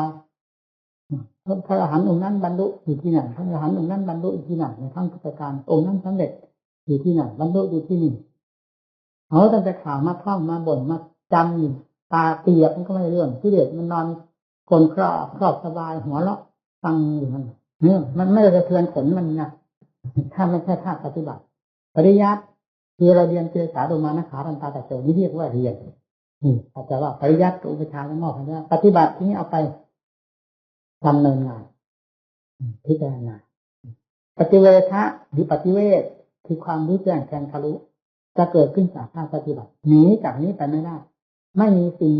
ใดในโลกนี้จะมีอำนาจราชศักดิ์มาบังคับจิตใจที่ดำเนินไปโดยชอบธรรมนี้ไม่ให้บรรลุมรรคผลนิพพานเป็นไปไม่ได้ก็มีทุกข์กับสมุทัยเท่านั้นเป็นเครื่องปิดกั้นมรรคผลนิพพานการสถานที่ไม่มีอำนาจที่จะมาปิดกั้นมรรคผลนิพพานได้มีแต่กิเลสสมุทัยกับทุกข์นี้เท่านั้นปิดกั้นเพราะฉะนั้นจึงต้องสร้างสติปัญญาศรัทธาความเพียรขึ้นไปเพื่อบุกเบิกกิเลสประเภทเหล่านี้ซึ่งมันขวางทางเดินเพื่อมรรคผลนิพพานอยู่ให้เพียรล่องไปโดยลำดับความทะลุโปร่งถึงมรรคผลนิพพานจะไม่ถึงไหนจะไม่นอกเหนือไปจากจิตดวงนี้จะเป็นผู้รู้แจ้งเห็นจริงเป็นผู้ละผู้ถอนผู้เหยียบย่ำทำลายที่เด็ดปัญหาใช่ไหมพูดถึงความประเสริฐเลิศโลกก็เลิศที่จุดนี้รู้ที่ตรงนี้ขอทำงานให้สำเร็จเรื่องผลจะเป็นขึ้นมาโดยลำดับผมอยากให้หมู่เพื่อนได้รู้ได้เห็นพยายามสอนเต็มสติกำลังความสามารถเรื่อยมาการสอนทั้งมวลก็แน่ใจด้วยไม่ใช่มาคุยนะแน่ใจว่าสอนไม่ผิดเพราะวิธีการดำเนินก็ได้ดำเนินมาแล้วอย่างนั้นทั้งผลเป็นมายังไงก็จะพูดให้ฟังเป็นสิ่งที่พวกเราทั้งหลายจะสามารถได้ด้วยกันทั้งเหตุทั้งผลซึ่งจะเป็นขึ้นมาจากเราคนเดียวมันเลยอยู่นิดมันก็วนอยู่นั่นแหละนี่แหละมันมีมากมันก็ให้มืดตื้อไปเลยมองเห็นธรรมเหมือนเป็นข้าวสุดใหญ่มัน เออคิดไปในแง่ธรรมะอย่างนี้เหมือนกับเป็นข้าศึกใหญ่ไม่อยากคิดไม่อยากมองงานมันหนาแน่นจริงๆมันเห็นธรรมะเป็นภัยไปเลยเป็นข้าศึกไปเลยนั่นแหละอำนาจของกิเลสเวลาตามมันเข้ามาตามเข้าไปแล้วที่นี่คุณค่าทำค่อยปรากฏขึ้นโทษของกิเลสก็เห็นไปเรื่อยๆเรื่อยไปนะเนี่ยเบื้องต้นมันเป็นอย่างนั้นนะไม่รู้ว่ากิเลสเป็นอะไรต่ออะไรทำเป็นยังไงก็ไม่รู้กิเลสเป็นยังไงก็ไม่รู้ทั้งที่มันกองหัวใจเราเนี่ยเขาก็อย่างนี้ใครที่กองเขาว่าเป็นเราอยู่เป็นของเรากอดมันต้องไปยิ่งร้อนเลยนี่ทำมาผมเคยพูดมากี่ครั้งเป็นความเพียรเป็นทำให้ขยับทุกวันนี้คิดย้อนหลังจากของที่ทำมันออกทานที่โอ้โหขนาดนั้นมันก็ทำได้นะเพราะเวลามันเด็ดจริงๆถึงเวลามันเด็ดยังไงมันก็ไม่มีถอยตายก็ตายไปเถอะไม่มีอะไรเสียดายเลยมันจะพุ่งมันออกทะลุเหี่ยไม่ทะลุตายก็ตายว่างั้นเนี่ยเวลาเข้าได้ก็เข็มมันเป็นพักๆนะถึงขั้นนั้นมันก็รู้เองด้วยกันนั่นแหละคนเราผู้นี้มันไม่หนีจากผู้ปฏิบัติมันจะต้องไปเจอกันวันหนึ่งในแง่เหล่านี้เพราะกิเลสมันเป็นคลื่นเหมือนคลื่นทะเลคลื่นของกิเลสที่เราจะต้องไปต่อสู้กับมันอย่างสลับเป็นสลับตายถอนไม่ได้ถอยไม่ได้ว่างนี้มันมึนหมุนติ้วเลยทะลุจริงๆมารู้เรื่องปัญญาบ้างก็มารู้ตอนนี้ผมมารู้ตอนสลับเป็นสลับตายนั่งหามรุ่งหามคำจึงมาเลยเห็นคุณค่าของปัญญาคนเรานี่รำจะตายจริงมันไม่มีที่พึ่งมันอัตติตโนโถมันมาเองมานั่นคนเราไม่ได้โง่อยู่ตลอดไปนะเมื่อถึงคาจนกรอบจริงๆไม่หาผู้อื่นช่วยไม่ได้หาใครช่วยไม่ได้พึ่งผู้ใดไม่ได้แล้วมันก็หมุนเข้ามาพึ่งตัวเองช่วยตัวเองนั่นแหละสติปัญญามันเกิดก็ทุกเวทนามันเหมือนกองไฟเขาอยู่เป็นตัวสั่นเลยเราจะมาทนสู้มันอยู่ทนมันทุกข์อยู่เฉยมันทนมันไม่ใช่ทางจะทำไงมันถึงจะได้รู้แจ้งจริงๆนี่เป็นทุกข์ท่านบอกทุกขังเดียวจังมันเป็นยังไงวะนั่นปัญญาก็หมุนติ้วเข้าไปสติปัญญาหมุนทุกข์มากเท่าไรมันยิ่งไม่ถอยนั่นมันถอยไม่ได้ตายก็ตายมันถอยไม่ได้เลยสติปัญญาหมุนติ้วเข้าไปตามเรื่องความทุกข์ตรงไหนมากมันจับตรงนั้นค้นตรงนั้นไม่กำหนดว่ามันจะหายหรือไม่หายมันจะหายหรือจะตายนี่จะเอาให้รู้เอาให้ถึงความจริงค้นอยู่กับความจริงนั่นเองต่อไม่ต่อมันก็รู้ขึ้นมาเนี่ยทุกข์มันก็ดับมันไปเองไม่ต้องไปบังคับมันพอมันเข้าใจแล้วแม้มันไม่ดับมันก็ไม่สามารถประสานจิตได้เลยถึงแม้ว่าร่างกายเราจะเป็นไฟทั้งกองก็ตามแต่จิตมันยิ้มเลยอย่างสบายเพราะมันไม่เข้าถึงกันเมื่อต่างอันต่างจริงแล้วนี่มันเป็นอยู่สองอย่างสำหรับผมเองมันเป็นอยู่สองประเภทนี้อย่างพอทุกข์ดับไปด้วยการพิจารณารอบโดยทางปัญญาแล้วมันก็ดับไปหมดเลยดับจนกระทั่งร่างกายหายเงียบไปหมดไม่ทราบไปอยู่ไหนไปอยู่ไหนก็มากังวลกับมันทำไมเราหาของจริงตรงไหนเราก็อยู่ตรงนั้นก็แล้วกันเนี่ยไม่แต่เพราะกังวลกับมันนะตอนนั้นเวลามันลงเต็มที่ไม่มีละต้นไม้ภูเขาโลกสงสารมีหรือไม่มีร่างกายมีไม่มีมันไม่มีความรู้สึกกับสิ่งเหล่านี้เลยแล้วแต่ความรู้ที่ว่าพูดไม่ถูกอัศจรรย์มีอันเดียวไม่สองกับอะไรเลยเราจะไปปรุงขึ้นมาว่าเป็นอันนั้นกับอันนี้ก็ไม่ถูกอีกเลยมันเป็นการรบกวนหรือเป็นการควรอันนั้นให้กับเพื่อนแล้วก็จะถอยออกมาเสียสักแต่ว่าเท่านั้นท่านหมายถึงว่าจิตการและปัจจนาเนี่ยสักแต่ว่าจิตอธิจิตตันติถึงว่าอาปนัสสติปฏิปติตาโหติปฏิปติตังโหติสักแต่ว่ารู้คือมันไม่เลยนั่นไม่มันไม่เคลื่อนจากนั้นไปอธิจิตตันติหมายถึงว่าให้กำหนดให้ทำความเข้าใจว่าจิตมีอยู่นั่นว่าความหมายอธิจิตตันติอาปนัสสติปฏิปติตาโหติในหลักปัจจุบันมันรู้อยู่ในหลักปัจจุบันเท่านั้นญาณมัตตายะสติมัตตายะสติมัตตายะสักแต่ว่ารู้สติกระสับแต่ว่าสติเวลาถึงขั้นนะจริงอย่างนั้นจริงๆเวลาจิตมันเป็นไปโดยหลักธรรมชาติของการด้วยการปฏิบัติจริงๆนะเป็นอย่างที่ท่านว่าไม่มีอะไรค้านอะไรเลยงงกายมีอยู่นั่นที่แรกกำหนดพิจารณากายกายมีอยู่ที่จิตเวทนามีอยู่จิตมีอยู่ธรรมมีอยู่เอานั้นเป็นหลักกำหนด ถึงมันมีอยู่กายมันทำไมจะไม่เห็นไม่รู้ทุกคนพอมันเอาเข้าไปเต็มที่มันเข้าใจมันแล้วอย่างว่าเนี่ยปฏิจิตันติวาปนาสัจจิปฏิบัติเจ้าโอ้ตินามตายติสติมัตตายปฏิจิมัตตายอันนี้คือตัวจะที่หายติน่าจะติลืมแล้วท่านพูดเร็วๆนี่ก็ไม่ทันนั่นเรียกว่าเอวังโคอย่างนี้แหละคือการพิจารณาสติปัฏฐานจิตตานุปัสสนาสติปัฏฐานทั้งหลายสติปัฏฐานนั่นคือหรือมันจับตัวรู้จริงๆเวลามันเป็นในหลักธรรมชาติมันเข้ากันได้ปุ๊บเลยใช่ไหมถ้ามันเป็นด้วยคาดหมายไม่ได้มันเป็นด้วยหลักธรรมชาติมันเองแล้วได้ทุกสัดทุกส่วนไม่ว่าจะเป็นกายเวทนาจิตธรรมเหมือนกันหมดถึงแล้วแต่ใครจะเป็นเด่นที่ตรงไหนแล้วมันในสติปัฏฐานทั้งสี่มันมีอันเด่นอันหนึ่งจนได้เช่นอย่างไตรลักษณ์นี้ผู้หนึ่งจะต้องเด่นหนึ่งจนได้แต่ผมนี่มันเด่นเรื่องอนัตตาไตรลักษณ์นะจนมันถนัดเรื่องอนัตตาสติปัฏฐานสี่มันก็ถนัดตรงจิตนั่นเพราะจิตนี่ตัวดิ้นมันฟาดตัวนี้อยู่ได้มันก็รอบไปหมดคือจิตการติวาทนาสารติปฏิปาโหตุมาตั้งสัตวรู้สัตว่าเฉพาะหน้าเรื่องโคจิตเกิดการที่ดูก่อนที่อยู่ไหนนี่แหละการพิจารณาจิตใจปัญญาพิจารณาแบบนี้ความหมายเราท่องมาตามสูตรไม่ได้มันตัดอันนี้มันก็ไม่ทันผมพอดีเลยลึกไม่ได้ลืมไปแต่ท่องไปตามสูตรมาเลยไม่ได้เรามันไม่ทำนานในเรื่องสูตรอะไร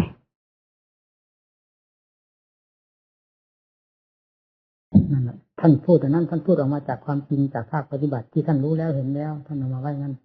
ที่เราประจำเอามามันเป็นภาคความจำมันไม่ใช่ความจริงมันจึงต้องปีนกับความจริงอยู่เสมอจำมาแล้วก็จำมาเพื่อปีนความจริงแต่พอเข้าไปปฏิบัติพอมันเป็นจริงแล้วมันยอมรับทันที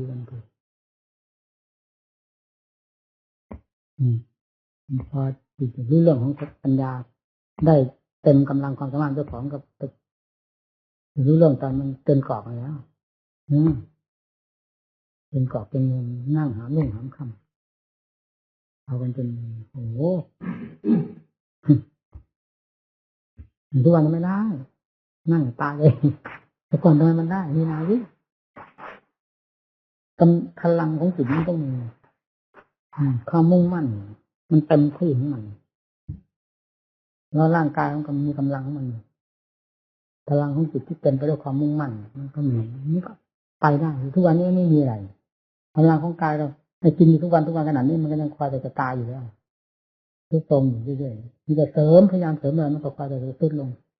มันผิดแต่ก่อนได้กดมันลงนี่คือว่ากดบ้างอิ่มบ้างนั่นแหละคือกดมันลงความมุ่งมั่นมันก็เป็นกำลังของมันเดี๋ยวนี้มันไม่มีความมุ่งมั่นมันไม่มีก็บอกมันไม่มีมุ่งมั่นต่ออัตต่อธรรมต่อแดนพ้นทุกข์อะไรอย่างนี้มันไม่มีทำก็เพียงสะบันหน้าไม่ตายนั่นแต่ว่าขี้เกียจนี่ก็ไม่เห็นในตำหนิเจ้าของว่าขี้เกียจเป็นทั้งมันอย่างนั้นจะว่านี่แต่ก่อนเราขยันนั่งหนาเดี๋ยวนี้ทำไมไม่เห็นขยันว่ามันก็ไม่เห็นไปตำหนิเจ้าของเอาเงินต้นมาขัดกับเงินตายอย่างนี้มันก็มาขัดกันคิดถึงย้อนถึงเรื่องความเพียรว่ามันกลัวจริงแต่ก็ภูมิใจกับความจริงจังของเจ้าของที่เหลือมันก็กลัวนะจริงจังแต่การทีไรมันต้องหมอบทุกทีเอาเป็นเอาตายเขาว่างทีไรมันหมอบทุกทีแต่ธรรมดานี่ผิวถลอกก็ไม่ได้ถึงผิวกิเลสก็ไม่พอถลอกนิสัยเรามันนิสัยหยาบเอาอะไรเอาฟาดมันลงไปเลยทำไม่ทำถ้าทำแล้วเอาเลยโอ้โหตอนทุกข์เวทนามันชอบมันเป็นเหมือนเป็นไฟทั้งกองเลยนะร่างกายเราเหมือนกับกองไฟทีเดียวก้อนไฟทั้งก้อนทั้งกองเลยมันจะร้องหาพ่อหาแม่ให้มาช่วยจะว่าอะไร นี่เรียกว่ามันเกินกรอบมันไม่มีทางออกเพราะออกไม่ได้นี่คำสัตว์หมุนติ้วเข้าไปแล้วหนึ่งบังคับไว้แล้วออกมาก็ตายทิ้งตัวเปล่า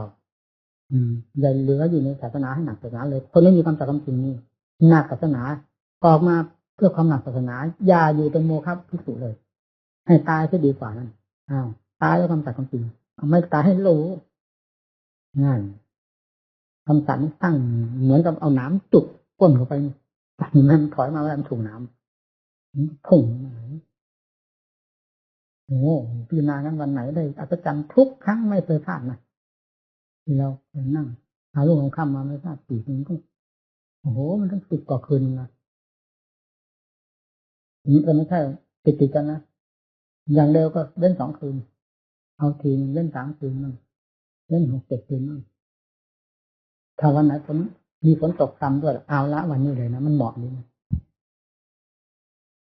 ฝนตกซ้ำยิ่งให้ฝนตกตั้งแต่หัวค่ำยันสว่างเลยแล้วนั่นน่ะช่วยธาตุกันได้ดีนะคือความร้อนนี่มันทำให้ร่างกายเป็นทุกข์มากนะนี่เคยนะนั่งเวลาร้อนใหม่เป็นทุกข์มากนั่งเวลาเย็น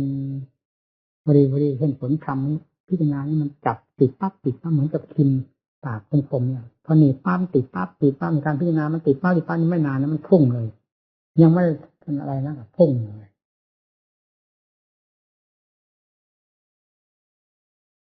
สำคัญที่ตรงมันจนกลับมันหมุนจริงๆสติปัญญามันไม่ถอยเลยมันไม่นอนมันไม่อยู่ตู้ตายตู้ทุกคนทุกข์เฉยมันไม่ยอมเลย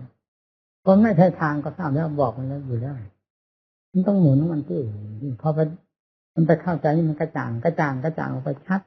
ดลงไปก็พุ่งไปเลยถึงทำให้คิดถึงเรื่องพระโสนะที่ว่าท่านประกอบความเพียรจนกระทั่งฝ่าเท้าแตกผมแน่ใจตามหลักปฏิบัติธรรมที่ดำเนินมาว่าการที่ท่านเดินกลมจนกระทั่งฝ่าเท้าแตกไม่ใช่ท่านเดินด้วยความบังคับท่านเหมือนอย่างเราทั้งหลายบังคับให้เดินเดินกลมจนฝ่าเท้าแตกเนี่ยท่านเดินกลมหรือฝ่าเท้าแตกเพราะความเพียรกล้ามันทำให้เพลินกับความเพียรจนลืมเวลาลืมเหน็ดลืมเหนื่อยเมื่อยล้าไปหมดเพราะเราเป็นแล้วทั้งนั้นเหล่านี้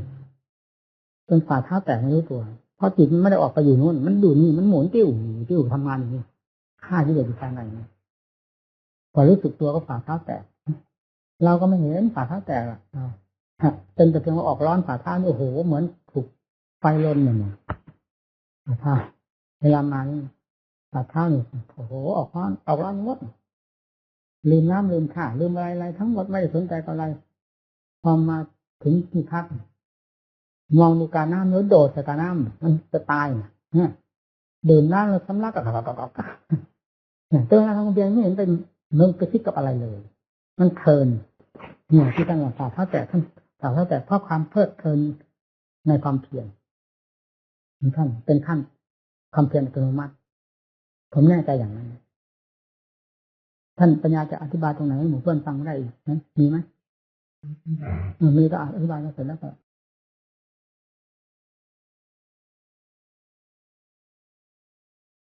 เทศในที่ประชุมพระวันที่25 สิงหาคม 2505 ณ วัดป่าบ้านตาด จังหวัดอุดรธานี การปฏิบัติคือเป็นความมุ่งประสงค์ของพระองค์เจ้าคือความจงใจ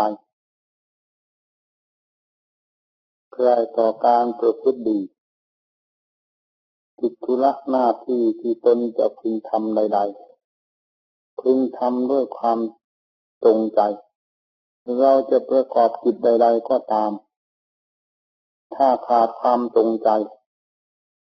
เรียกว่าขาดสติจะทำกิจ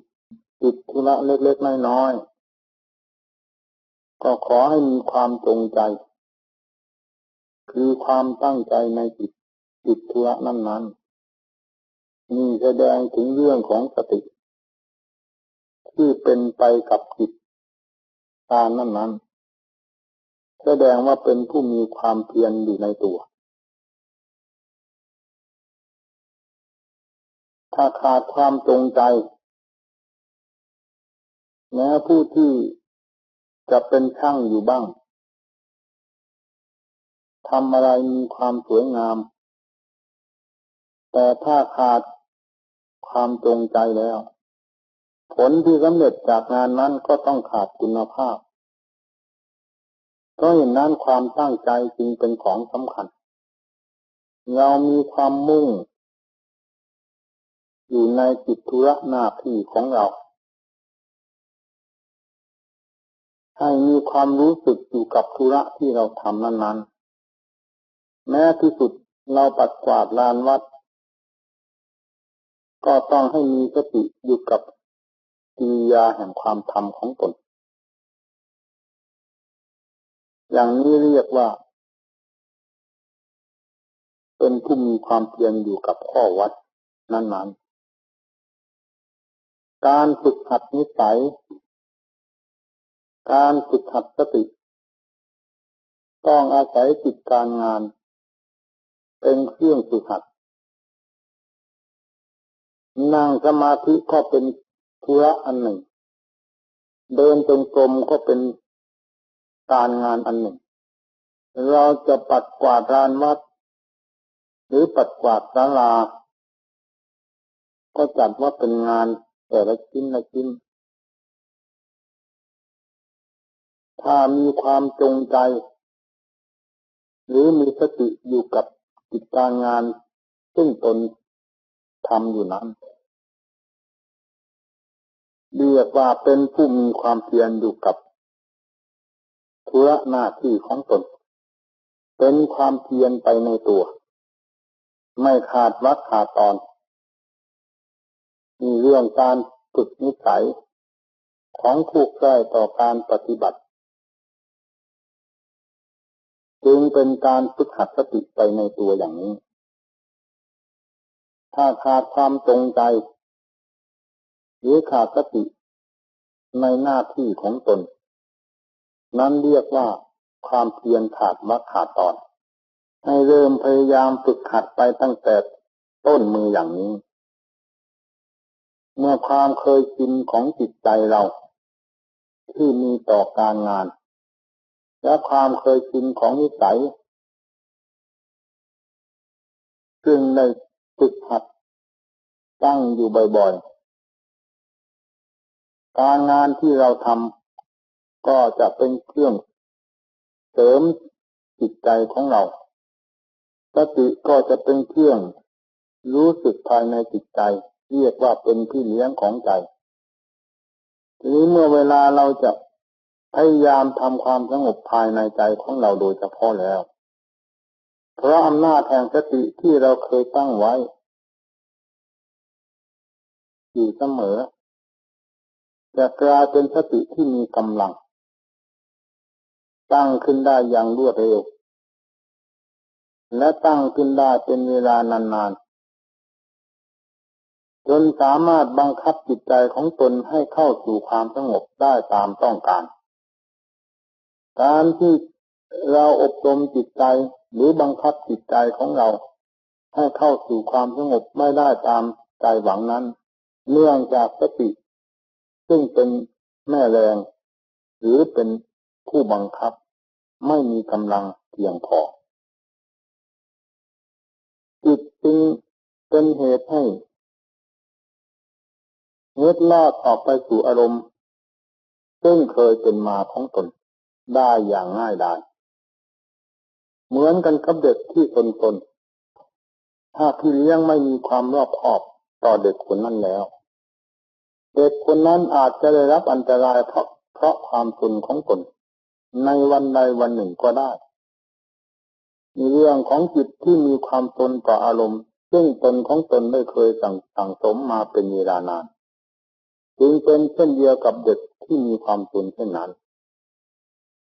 ต้องอาศัยพี่เลี้ยงคือสติเป็นผู้จดจ่อระมัดระวังหรืออาศัยความฉลาดคือปัญญาพยายามปลดเปลื้องในอารมณ์ที่เกี่ยวข้องกับจิต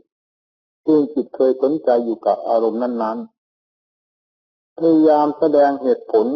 ใคร่ครวญให้จิตทราบในเหตุผลด้วยอำนาจของปัญญาเสมอไปกายเมื่อได้รับเหตุผลจากปัญญาผู้พร่ำสอนอยู่แล้วจะฝืนไปคิดในอารมณ์ซึ่งเป็นข้าศึกต่อตนเองอีกต่อไปให้เป็นเช่นเหมือนอย่างแต่ก่อนมานั้นย่อมเป็นไปไม่ได้ มีการฝึกหัดจิตฝึกหัดสติฝึกหัดปัญญาให้ฝึกหัดทำนองนี้ อย่าหัดเป็นคนมักง่ายเขาเรียกว่าคนซับเซ้าเมื่อทำกิจการงานภายนอกจะเป็นงานอันใดก็ตามถ้าเราทำด้วยความซับเซ้ามักง่ายแล้วยังจะกลายเป็น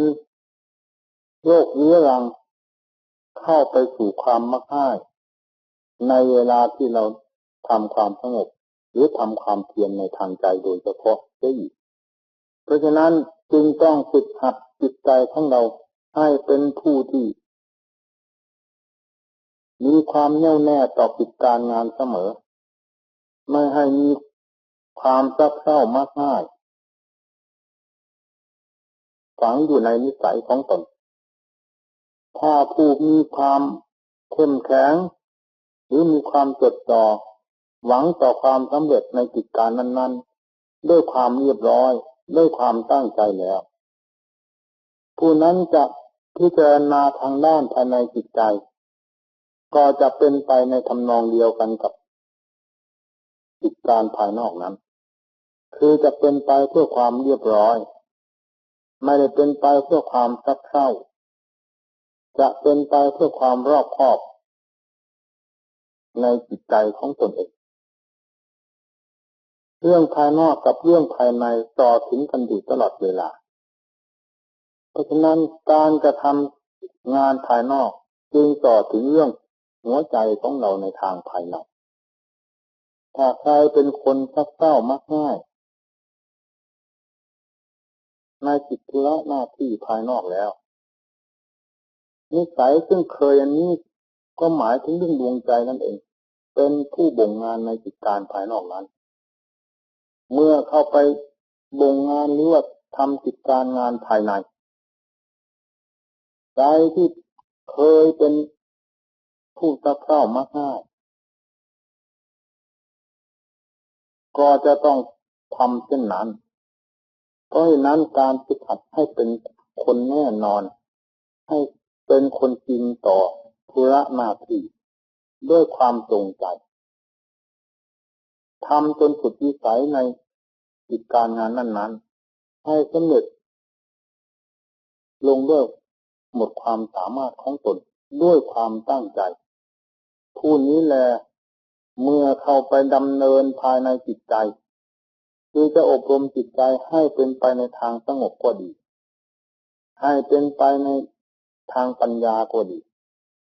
จะเป็นไปโดยรอบคอบทั้งสองทางคือความสงบในเมื่อปรากฏขึ้นภายในใจก็จะมีความรอบคอบในความสงบของตนเมื่อออกพิจารณาในทางปัญญาก็จะรอบคอบในทางปัญญาของตนปัญญารอบคอบปัญญาเหมือนกันก็ว่า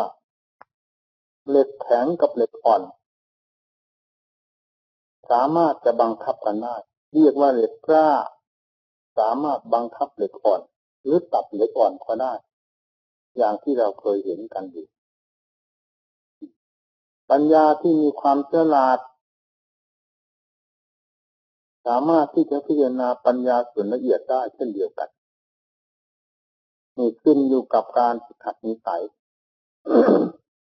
ให้พยายามฝึกนิสัยของตนเสมอตั้งแต่ต้นทางก็หมายถึงใจดวงนี้ปลายทางก็หมายถึงใจดวงนี้หยาบก็หยาบอยู่ที่ตัวของเราเองเข้าสู่ความละเอียดก็เข้าสู่ความละเอียดอยู่ที่ตัวของเราเองนี่เป็นการเทียบเฉยๆว่าต้นทางหรือปลายทาง คำว่าต้นทางหมายถึงว่าการเริ่มทำงานทีแรกหรือเริ่มอบรมจิตใจที่แรกเรียกว่าต้นทางการเริ่มทำงานในทางด้านจิตใจของเราไปถึงขั้นมีความสงบมีความเยือกเย็นจิตเป็นสมาธิและมีความแยบคายทางด้านปัญญาบ้างนี่เรียกว่ากลางทางจิตมีความเฉลียวฉลาดทั้งด้านสมาธิก็ละเอียดทั้งด้านปัญญาก็มีความสามารถจนถอดถอนตนของตนให้พ้นจากสิ่งแวดล้อมทั้งหลายได้นั้นเรียกว่าปลายทางแต่เมื่อสรุปความลงแล้ว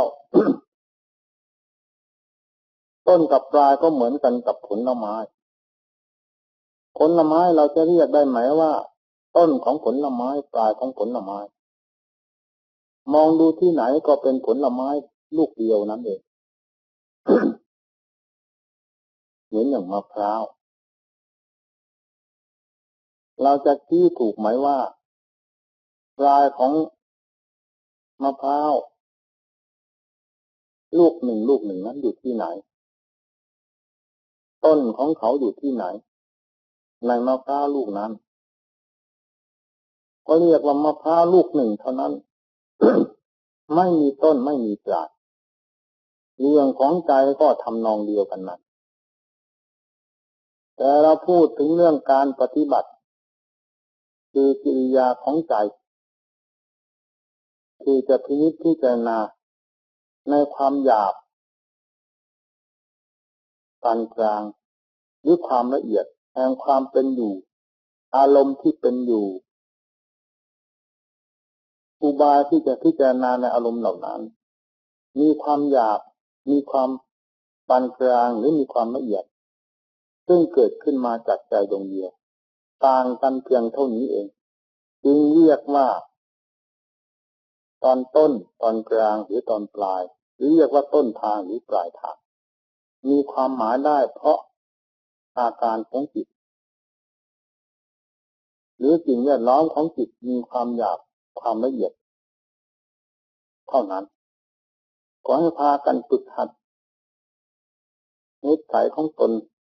ให้เป็นคนจริงเสมออย่าเป็นคนวอกแวกคลอนแคลนอย่าเป็นคนจับจดฝึกหัดนิสัยให้จริงว่าจะไปต้องไปว่าจะอยู่ต้องอยู่ว่าจะทำต้องทำกำหนดเวลาอย่างใดไว้แล้วอย่าให้เคลื่อนคลาดในเวลาซึ่งตนของตนได้กำหนดเอาไว้ตนของตนได้เอามือลงเขียนลงไปแล้วให้เอามือลบอย่าทำทำนองที่ว่ามือเขียนแล้วลบด้วยเท้าเราตั้งคำตัดใส่ตัวของเราเองแต่ก็ไม่มีใครที่จะมาสามารถทำลายความตัดของเราเราใช้เองเป็นผู้ทำลายความตัดของเราอย่างนี้เรียกว่าเราเขียนด้วยมือลบด้วยฝ่าเท้าเป็นการไม่ถูกตามหลักธรรมของสมเด็จพระภูมิพระภาคเจ้าเพราะฉะนั้นเราต้อง เป็นผู้มีความแน่วแน่ต่อความดำริต่อความคิดหรือต่อความตัดสินใจของตนเสมอถ้าเราได้ตัดสินใจลงในกิจการงานในอันใดที่เห็นว่าเป็นการถูกต้องแล้ว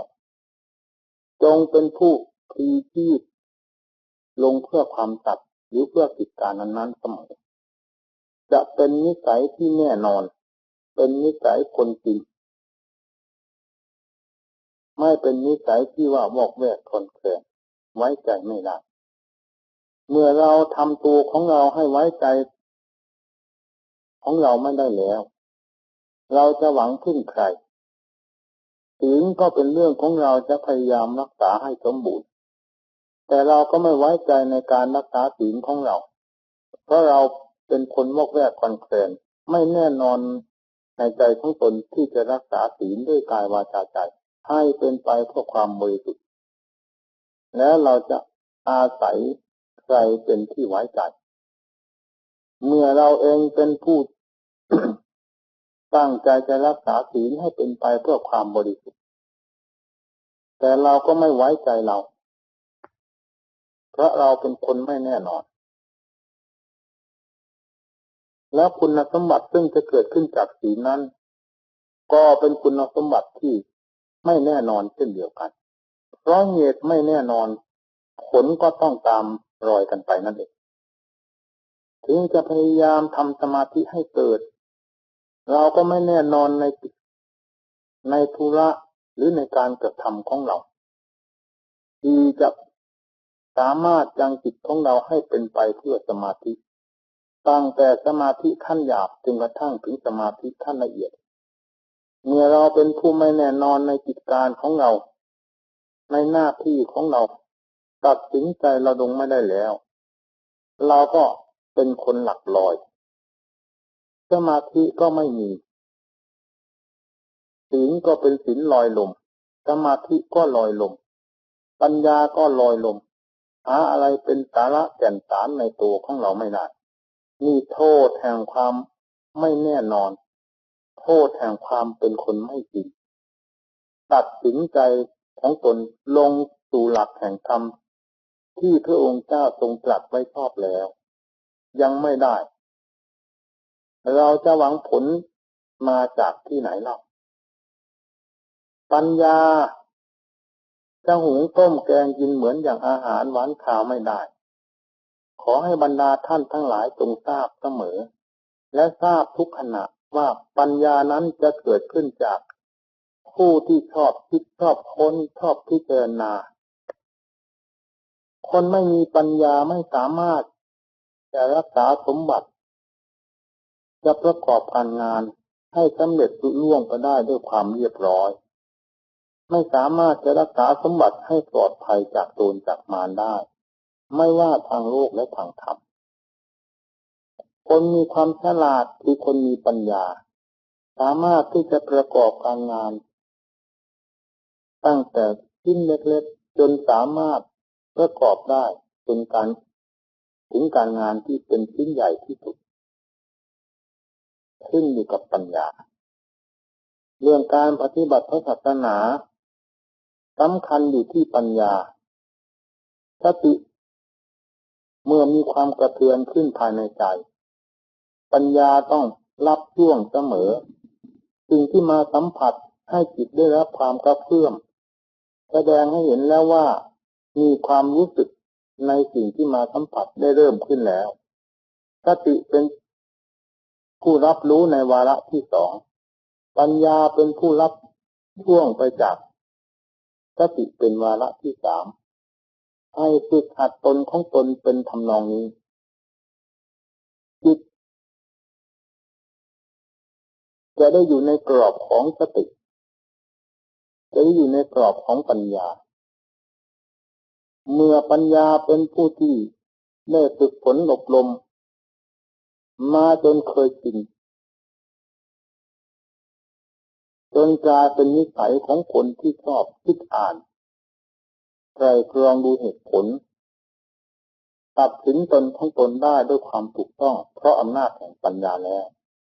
แม้จะเข้าไปข้างในคือหมายถึงใจโดยเฉพาะก็ต้องเป็นผู้สามารถที่จะตัดสินใจลงได้ด้วยหลักเหตุผลเพราะอำนาจของปัญญาอีกเช่นเดียวกันเพราะฉะนั้นจงพากันพยายามสติกับปัญญาให้แนบสนิทกับตัวไปทุกเวลาตาถึงไหนให้สติกับปัญญาไปถึงนั้น หูได้ยินถึงไหนสติกับปัญญาให้ถึงที่นั้นจมูกลิ้นกายมีอะไรมาสัมผัสชั่วระยะไกลใกล้แค่ไหนหยาบละเอียดแค่ไหนสติกับปัญญาให้ตามรู้ให้รับความรู้สึกกันอยู่เสมออารมณ์ซึ่งเกิดขึ้นภายในใจสติกับปัญญาตามรอบรู้ตามพิจารณากันอยู่เสมอนี่ท่านผู้ที่จะพ้นไปจากโลก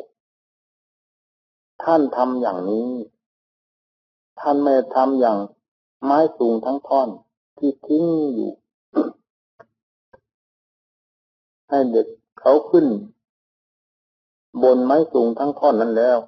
ที่ลดลงไปนี่เมื่อเราทำตัวของเราให้เป็นเช่นเดียวกับไม้สูงทั้งท่อนแล้วกิเลสตัณหาอาสวะจะมาทางรูปทางเสียงทางกลิ่นทางรสเครื่องสัมผัสล่วงไหลเข้ามาสู่อายตนะภายในคือทางตาทางหูทางจมูกทางลิ้นทางกายก็จะที่ลดลงไปสู่หัวใจดวงนั้นเพราะหัวใจดวงนั้นเป็นไม้สูงทั้งท่อนไม่มีความเยียบคายไม่มีความเฉลียวฉลาดไม่มีความรอบคอบต่อตนเองต่ออารมณ์ทั้งหลายทั้งภายนอกภายในจึงกลายเป็นขอนสูงทั้งท่อนให้กิเลสตัณหาอาสวะที่ลดทั้งวันทั้งคืนนี่ไม่สมควรสำหรับผู้ที่จะดำเนิน เพื่อวิวัตตะคือความพลิกโลกสงสารให้ออกจากจิตใจของตนจึงไม่ควรทำใจของตนให้เป็นสูงทั้งท่อน ขอให้ท่านทั้งหลายได้ทราบไว้อย่างนี้เรื่องของสติเรื่องของปัญญาเรานั่งอยู่ที่ไหนก็ตามถ้าพยายามระวัง พยายามคิดค้น สติกับปัญญาจะมีอยู่ตลอดเวลาเพราะไม่ขึ้นอยู่กับใครทั้งนั้นขึ้นอยู่กับบุคคลผู้ใคร่ต่อการระมัดระวังผู้ใคร่ต่อการพิจารณาสอดส่องหรือไกล่กรองในเหตุทั้งหลายที่มาสัมผัสซึ่งเป็นไปอยู่ทั้งกลางวันกลางคืนยืนเดินนั่งนอนมีแต่ธรรมชาติที่จะมากระตุ้นเตือนหัวใจของเราให้สติได้รับรู้ให้ปัญญาได้ไกล่กรองทั้งนั้น เดินไปไหนตาถึงไหนให้มีสติปัญญาไปถึงที่นั่นนี่แหละนักปฏิบัติเพื่อความรอบคอบทั้งภายนอกเข้าสู่ภายในต้องเป็นไปกับสติปัญญาอย่างนี้ถ้าเราทำเหมือนอย่างขอนสูงทั้งท่อนเดินไปก็สักแต่ว่าเดินนั่งก็สักแต่ว่านั่งภาวนาก็สักแต่ว่าทำตั้งไว้ในใจเบื้องต้นเท่านั้นแล้วนั่งอยู่เหมือนกับหัวต่อความรู้สึกความรอบคอบในการงานที่การภาวนาของตนไม่มีก็เหมือนกันกับหัวต่อไม่เห็นผิดแปลกกันอันใดนี่ขอให้เราทั้งหลายได้พินิจพิจารณารื้อฟื้นสติซึ่งมีอยู่กับหัวใจของเราขึ้นมารื้อฟื้นปัญญาที่มีอยู่กับหัวใจของเราขึ้นมาให้เป็นประโยชน์สำหรับหัวใจของเราเองกิเลสไม่ได้เกิดขึ้นจากที่อื่นเกิดขึ้นจากหัวใจของเรานี่เองแต่เขาเหยียบย่ำหัวใจเพราะหัวใจเป็นสูงขอนสูงทั้งท่อนไม่สามารถที่จะปลดเปลื้องสิ่งมัวหมองซึ่งเกิดขึ้นจากตนกิเลสจึงกลายเป็นที่ลดใจดวงนั้นลงไปทุกวันทุกวันท่านจึงเรียกว่าที่โลภที่โกรธที่หลงที่ลืมดังนี้เป็นต้นที่เหล่านี้เกิดขึ้นจากหัวใจทั้งนั้นที่ท่านว่าที่หมายถึงว่าเป็นของที่หยาบก็เลยให้ชื่ออย่างนั้นเสียเมื่อเราเป็นผู้มีความมุ่งประสงค์ที่จะทำตัวของเราให้เป็นไปเพื่อความสะดวกภายในจิตใจจงเป็นผู้ฝึกหัดสติเสมอพยายามตั้งสติให้ดีตรวจตรองดูอวัยวะทุกส่วนมีสติเป็นรั้วกั้นจิตอย่าให้เลยขอบเขตของสติไปได้ปัญญาเป็นผู้เจรไนที่ทางภายในพิจารณาให้ชัดนี่พูดถึงเรื่องการฝึกหัดนิสัยในเบื้องต้นต้องเป็นผู้มีความตั้งอกตั้งใจฝึกหัดจริงๆเมื่อเรามีการตั้งอยู่เสมอจนจริงต่อนิสัยเราแล้ว เราเดินไปที่ไหนสติก็ต้องเป็นไปอยู่ปัญญาก็ต้องเป็นไปอยู่เช่นนั้นภัยจะมาจากที่ไหนเหตุที่ภัยจะเกิดขึ้นให้ใจของเราได้รับความเดือดร้อนเนื่องจากว่าจิตไม่มีสติไม่มีปัญญาเป็นเครื่องรักษาตนอารมณ์ซึ่งเกิดขึ้นจากใจเองจึงเกิดขึ้นได้ทุกประเภทและไม่เลือกการเวลาด้วยไม่เลือกอิริยาบถใดด้วยทีนี้เราก็มาตำหนิติโทษเราว่า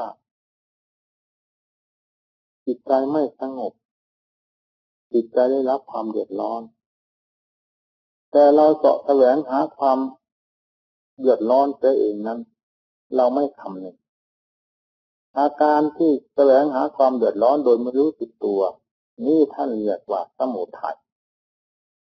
เหตุเป็นแดนเกิดแห่งทุกข์เมื่อก่อไฟขึ้นมาแล้วจะบังคับไม่ให้ร้อนมันก็เป็นไปไม่ได้เหมือนกัน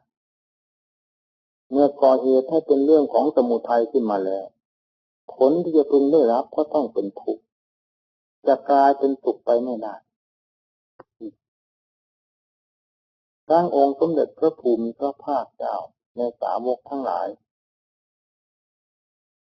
ท่านเดินจงกรม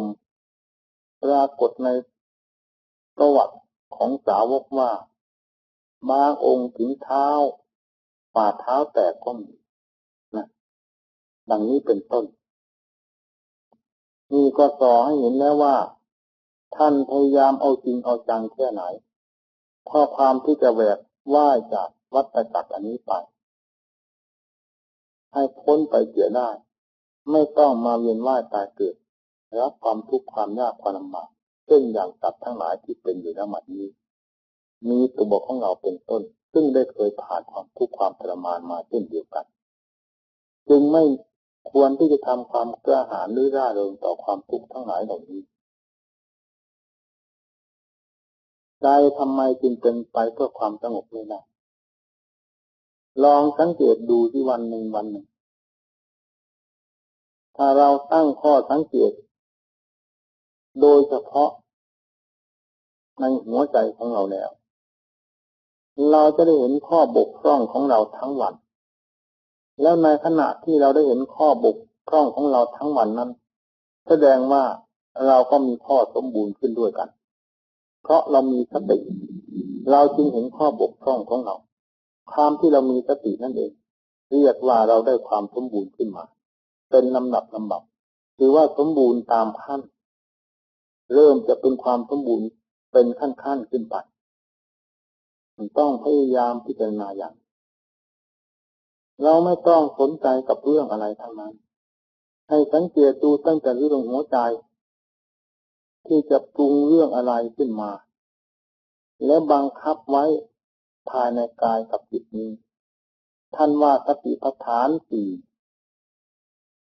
คือฐานที่ตั้งแห่งสติพูดง่ายๆถ้าจิตเราได้ตั้งอยู่กับกายนี่แล้วสติบังคับจิตไว้กับกายนี่แล้วปัญญาท่องเที่ยวอยู่ในสกลกายนี่แล้วเรียกว่าได้เดินทางในองค์แห่งอริยสัจอย่างสมบูรณ์ทุกข์ก็เป็นอันที่จะรู้เท่ากันในองค์แห่งอริยสัจนี้สมุทัยก็เป็นอันว่าจะได้ละได้ถอนกันอยู่ในองค์อริยสัจนี้มรรคก็เป็นอันว่าเราได้บำเพ็ญอยู่ในตัวของเราพร้อมกับเวลาที่เราบังคับจิตใจหรือไตร่ตรองในธาตุขันธ์ของเรา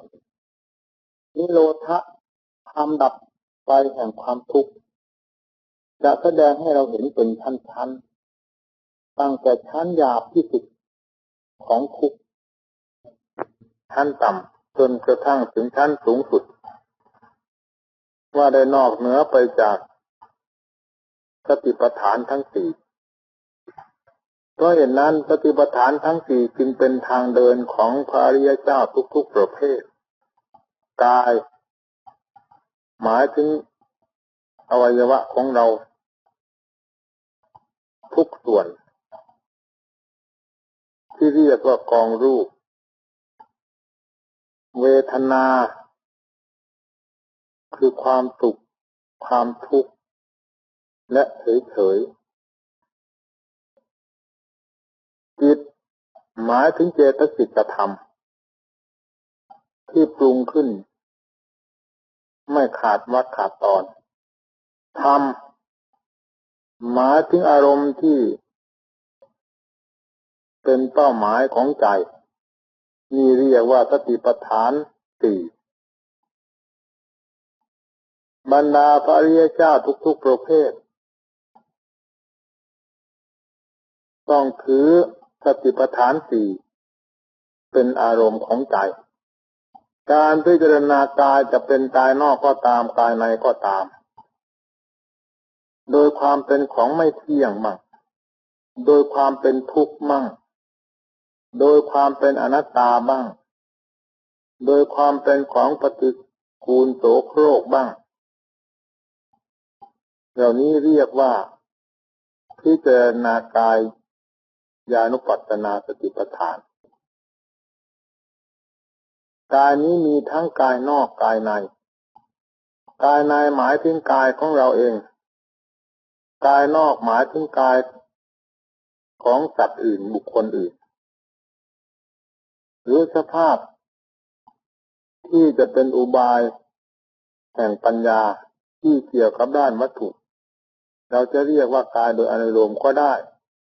นี่เรียกว่ากายนอกพิจารณากายนอกก็ตามพิจารณากายในก็ตาม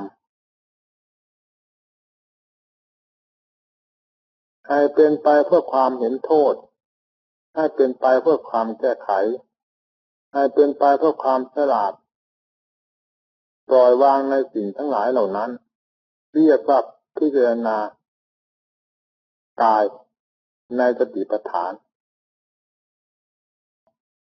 การพิจารณากายทั้งหลายเหล่าที่กล่าวมานี้เพื่อเห็นโทษในส่วนแห่งกายซึ่งเป็นที่ยึดถือของอุปาทานเมื่อได้พิจารณาเห็นชัดในส่วนแห่งกายนั้นแล้วทั้งกายนอกทั้งกายในโดยทางปัญญาความสำคัญในกายนั้นว่าเป็นอย่างไรซึ่งเคยเป็นมาก็จะได้บรรเทาหรือเบาลงไปหมดความสำคัญว่ากายนั้นเป็นอะไรอีกเป็นอย่างเป็นของสวยของงามเป็นสัตว์เป็นบุคคลเป็นของน่ารักน่าชอบใจหรือน่ากำหนัดยินดีเหล่านี้เป็นต้นก็จะขาดลงเพราะอำนาจของปัญญาเป็นผู้วินิจฉัยและตัดสินความสำคัญของใจซึ่งเป็นบ่อกเกิดแห่งอุปาทานที่ไปเกี่ยวกับสิ่งเหล่านี้ก็จะค่อยหมดไปเป็นลำดับเป็นอย่างองค์สมเด็จพระผู้มีพระภาคเจ้าท่านสอนพระสาวกให้ไปอยู่ในป่าช้าให้พิจารณาซากอศพในป่าช้าก็หมายถึงเรื่องกายนอกนั่นเองการพิจารณาสภาพของตัวทั้งหมดนี้เรียกว่ากายในการพิจารณาไม่เพียงแต่ครั้งหนึ่งครั้งเดียวต้องถือเป็นกิจจำเป็นเช่นเดียวกันกับเรารับทานอาหารเป็นประจำวันแต่การรับทานอาหารนั้นต้องเป็นเวลาเช่นอย่างวันหนึ่ง3 มื้อบ้าง2 มื้อบ้างหรือมื้อเดียวบ้างแต่การพิจารณาในส่วนแห่งกายจะเป็นกายนอกก็ตามกายในก็ตามเป็นอาจินยิ่งได้ตลอดเวลายิ่งดีสำหรับผู้ปฏิบัติเพื่อความพ้นทุกข์และเพื่อความถอดถอนอุปาทานออกจากกายที่เป็นบ่อเกิดแห่งความหลง มีเดียวกับการพิจารณากายานุปัสสนาสติปัฏฐานเมื่อสรุปความลงในผลแห่งการพิจารณาแล้วก็สักแต่ว่ากาย ไม่ใช่สัตว์ด้วย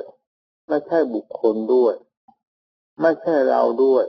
ไม่ใช่เขาด้วยมีสักแต่ว่ากายเท่านั้นโดยทางปัญญาจริงๆเมื่อจิตได้เห็นชัดด้วยปัญญาจริงๆอย่างนี้แล้วความกังวลเกี่ยวข้องในเรื่องกายความเสาะแสวงหาโดยทางอารมณ์ซึ่งเกี่ยวกับกายความที่จะยึดมั่นถือมั่นใน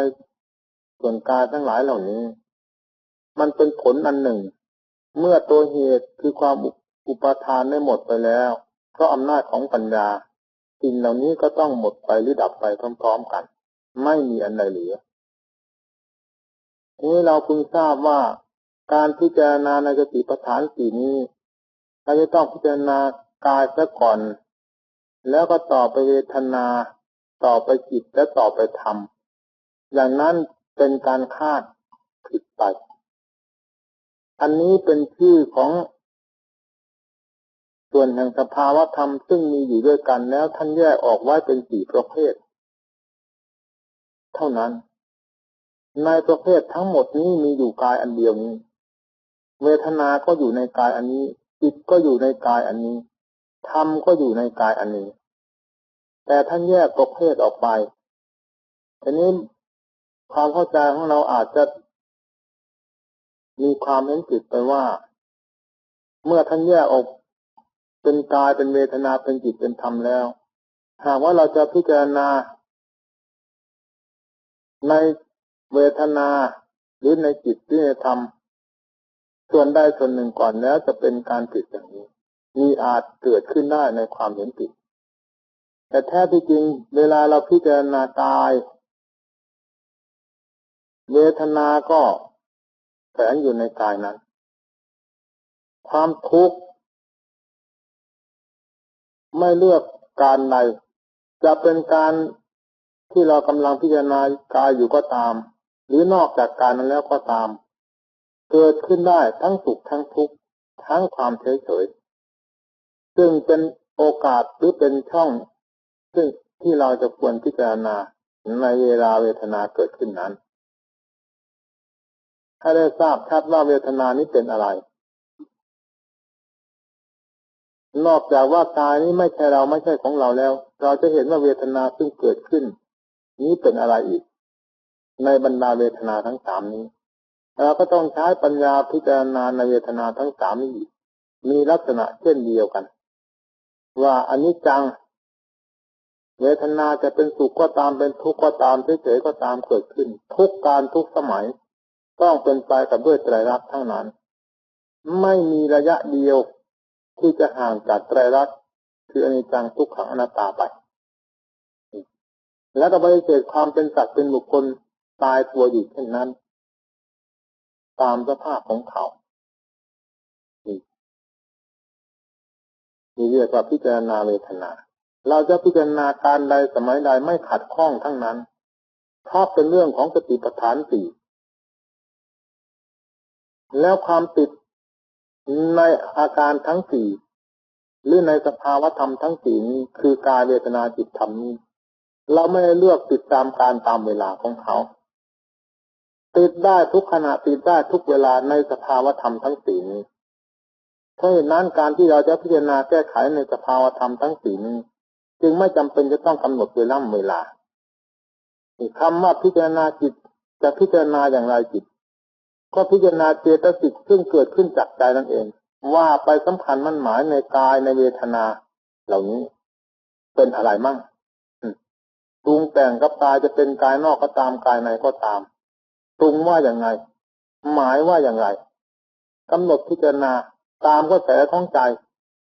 สิ่งที่เป็นหมายหรืออารมณ์เหล่านั้นเป็นธรรมขึ้นมาแล้วจริงเรียกว่าเป้าหมายนั่นเองอารมณ์ที่จิตพิจารณาที่จิตจดจ่อนั้นเรียกว่าเป็นเป้าหมายของใจเป้าหมายนั่นเองท่านเรียกว่าธรรมนี่ท่านว่าพิจารณาเวทนาในเวทนานอกอันนี้เป็นปัญหาอันหนึ่งส่วนกายในกายนอกเราพอทราบกันไม่ชัด เช่นอย่างกายของคนอื่นหรือเราไปเยี่ยมป่าช้าก็แสดงว่าเราไปพิจารณากายนอกส่วนเวทนาในนี้จะหมายถึงเวทนาอะไรเวทนานอกหมายถึงเวทนาอะไรเวทนานอกถ้าเราเจอหมายคนอื่นเป็นทุกข์คนลำบากหากว่าเขาไม่แสดงกิริยามารยาทอาการให้เราเห็นว่าเขาเป็นสุขหรือเป็นทุกข์แล้วเราจะมีช่องทางหรือโอกาสพิจารณาเวทนาของเขาได้อย่างไรมีเป็นปัญหาอยู่แต่นี้เพื่อจะให้เป็นสิ่งสำเร็จรูปในทางด้านปฏิบัติของเราจะถูกก็ตามผิดก็ตามข้อสำคัญให้ถือเอาผลประโยชน์ซึ่งเกิดขึ้นในการกระทำของตนเป็นความสุขเป็นไปเพื่อความสงบเป็นไปเพื่อความแยกคายเป็นไปเพื่อความเฉลียวฉลาดแล้วให้ถือว่านั้นเป็นของใช้ได้เป็นการถูกจากหลักธรรมของพระพุทธเจ้าเพราะฉะนั้นในสถานที่นี้หรือเวลานี้เราก็ขออธิบายตามอัตโนมัติหรือความรู้โดยตนได้พิจารณาอย่างไรให้บรรดาท่านทั้งหลายฟังเวทนานอกนั้นหมายถึงกายเวทนาเวทนาในหมายถึงจิตเวทนาคือเวทนาซึ่งเกิดขึ้นในส่วนแห่งกายจะเป็นการเจ็บท้องปวดหัวก็ตามเจ็บส่วนแห่งอวัยวะหรือจะปวดที่ตรงไหนทุกที่ตรงไหนก็ตามในส่วนแห่งอวัยวะนี้ทั้งหมดเรียกว่าเป็นเวทนานอกจะเป็นสุขขึ้นทางกายก็ตามเฉยๆขึ้นทางกายก็ตามจัดว่าเป็นเวทนานอกทางนั้นส่วนเวทนาในนั้นหมายถึงใจได้รับอารมณ์อันใดขึ้นมาเพราะอำนาจของสมุทัยเป็นเครื่องผลักดันเกิดความทุกข์ขึ้นมาบ้างเกิดความสุขความรื่นเริงขึ้นมาบ้างเฉยๆบ้างอย่างนี้เรียกว่าเวทนาในการพิจารณาเวทนานอกการพิจารณาเวทนาในมีไตรลักษณ์เป็นเครื่องยืนยันหรือเป็นเครื่องตัดสินเป็นเครื่องดำเนินด้วยกันทั้งนั้นแต่เมื่อเราได้พิจารณาในส่วนกายให้เห็นชัดส่วนเวทนานอกที่มีอยู่กับกายนี่ชัดแล้วเราจะพิจารณาเวทนาส่วนภายในนี่ก็ย่อมจะชัดไปได้เพราะอำนาจของปัญญาที่มีความละเอียดเข้าไปเป็นลำดับ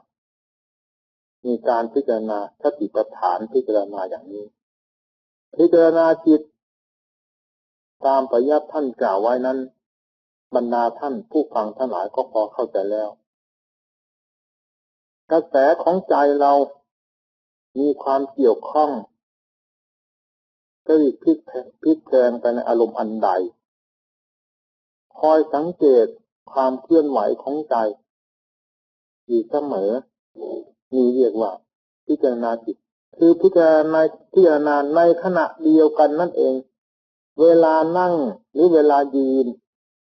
เวลาทำความเพียรอยู่นั่นเองในการเดียวสมัยเดียวนั่นเองสามารถที่จะพิจารณาสติปัฏฐานทั้งสี่นี้ไปพร้อมๆกันได้เพราะอาการทั้งสี่นี้เป็นสิ่งที่ปรากฏขึ้นสับสนปนเปกันอยู่ตลอดเวลาไม่ได้มีการกำหนดว่ากายจะต้องปรากฏขึ้นก่อนและเวทนาเป็นที่สองจิตเป็นที่สามธรรมเป็นที่สี่ไม่ใช่อย่างนั้นเป็นสิ่งที่สัมพันธ์เกี่ยวเนื่องกันอยู่ทั่วสรรพางร่างกายและจิตใจของเราล้วนแล้วตั้งแต่เป็นเรื่องของสติปัฏฐานสี่ทั้งนั้นการที่เราจะพิจารณาในส่วนสภาวะทั้งหลายที่ปรากฏขึ้นมาสัมผัสกับใจของเราในส่วนใดนั้นเป็นเรื่องถูกต้องเมื่อท่านผู้ใดเป็นผู้หักห้ามกั้นกลางจิตใจของตนบังคับจิตใจของตนให้ท่องเที่ยวอยู่ในสติปัฏฐานทั้งสี่นี่แล้วเรื่องของสติก็ดีเรื่องของปัญญาก็ดีจะเป็นขึ้นในสถานที่นี้คำว่าอริยะที่ท่านกล่าวตั้งแต่เบื้องต้นว่าโสดาสกิทานาคาอรหันต์ก็ต้องได้อุบายไปจากธรรมทั้งสี่ประเภทนี้เองด้วยอำนาจของปัญญาเมื่อพิจารณาให้เห็นชัดแจ่มแจ้งตามเป็นจริงในสภาวะนี่แล้วควรจะได้รับผลในธรรม ขั้นใดก็ต้องปรากฏขึ้นเป็นขั้นตามแต่กำลังความสามารถของตนจะพิจารณาได้ในธรรมขั้นไหนเพราะฉะนั้นผลจึงปรากฏขึ้นว่าเป็นพระโสดาบ้างเป็นพระสิทธาคาบ้างเป็นพระนาคาบ้างเป็นพระอรหันต์บ้างอย่างนี้การพิจารณาสติปัฏฐานทั้งสี่ก็ดีการพิจารณาในอริยสัจธรรมทั้งสี่ก็ดีอย่าพึงทราบว่าเป็นคนละทางและอย่าพึงทราบว่าเป็นคนละประเภทเป็นคนละหน้าที่ต่างกันตั้งแต่ชื่อเท่านั้นในหลักธรรมชาติแล้วเป็นอันเดียวกันกายก็ทุกขังอริยสัจจังชาติปิทุกขาชราปิทุกขามานำปิทุกขังนี้เรียกว่ากายการพิจารณาในความทุกข์ความลำบากความทรมานของกายนี้ก็จัดเป็นกายญาณุปัสสนาด้วยเป็นทุกขสัจด้วยการพิจารณาถึงเรื่องเวทนาที่เกิดขึ้นทั้งส่วนแห่งกายทั้งส่วนแห่งใจก็จัดว่าเป็นการพิจารณาเพื่อจะรื้อถอนถึงเรื่องของสมุทัยด้วยและทุกข์ทั้งหลายที่ปรากฏขึ้นเป็นตัวผลในส่วนแห่งกายก็ดีในส่วนแห่งจิตก็ดีนี้เป็นเรื่องของทุกข์การพิจารณาที่จะรู้สาเหตุแห่งความทุกข์ที่มันเกิดขึ้นนี้เกิดขึ้นมาจากอะไรนี่เป็นอุบายที่จะถอนสมุทัยซึ่งเป็นรากสำคัญอยู่ภายในใจนี้พร้อมๆกันไปแล้วเพราะฉะนั้นเรื่องอริยสัจธรรมทั้งสี่ก็ดีเรื่องสติปัฏฐานธรรมทั้งสี่ก็ดีพึงทราบว่าธรรมชาตินี้เป็นอันเดียวกันต่างกันแต่ชื่อเท่านั้นไม่มีสิทธิ์เกิดอันใดถ้าจะเทียบอุปมาแล้วก็เหมือนกันกับว่ากายของเราทั้งหมดนี้เราให้ชื่อว่าข้างหน้าข้างหนึ่งข้างหลังอย่างหนึ่งข้างซ้ายอย่างหนึ่งข้างขวาอย่างหนึ่งข้างบนอย่างหนึ่งข้างล่างอย่างหนึ่งแต่ไม่ใช่ว่าข้างบนที่ไหนนอกไปจากกายข้างล่างที่ไหนนอกไปจากกายข้างหน้าข้างหลังข้างซ้ายข้างขวาที่ไหนนอกไปจากกายอันนี้ออกจากกายอันเดียวกันเท่านั้นเพราะฉะนั้นลักษณะอาการที่ท่านว่าไว้ว่าอริยสัจธรรมทั้งสี่ก็ดี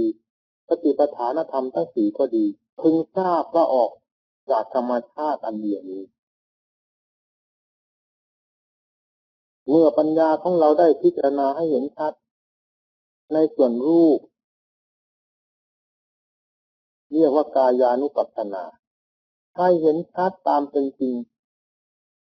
เพราะอำนาจของปัญญาเราพิจารณาไม่หยุดยั้งแล้วความปล่อยวางในกายนี้ก็จะปรากฏขึ้นชัดภายในจิตใจของเรา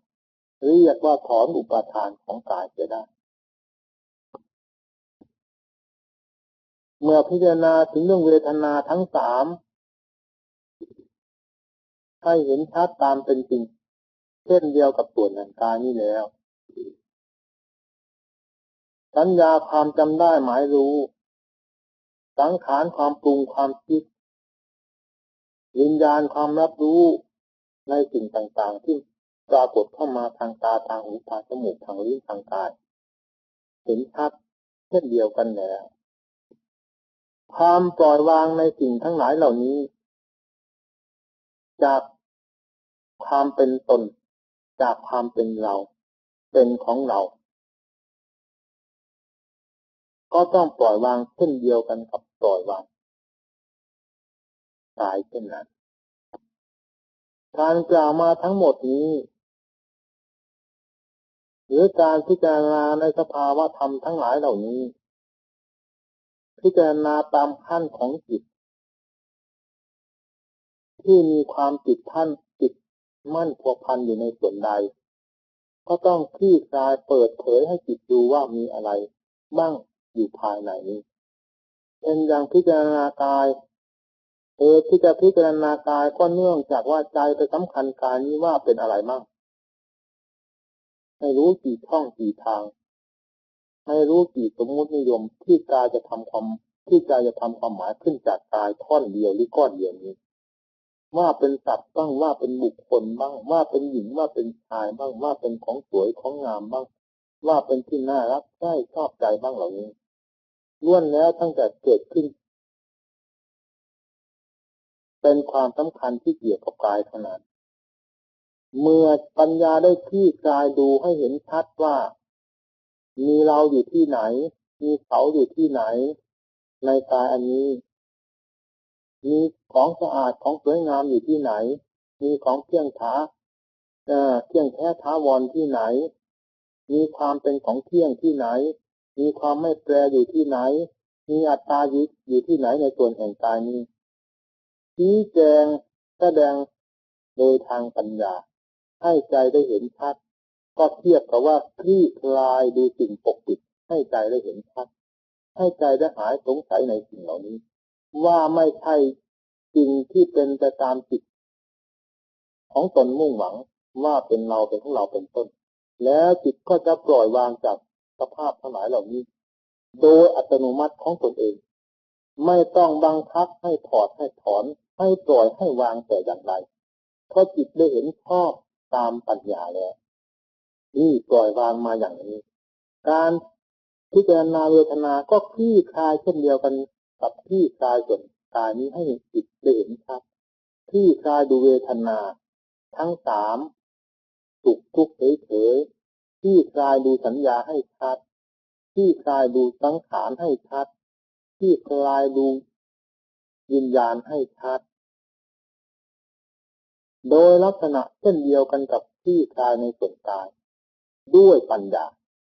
ให้จิตได้กรองตามปัญญารู้ตามปัญญา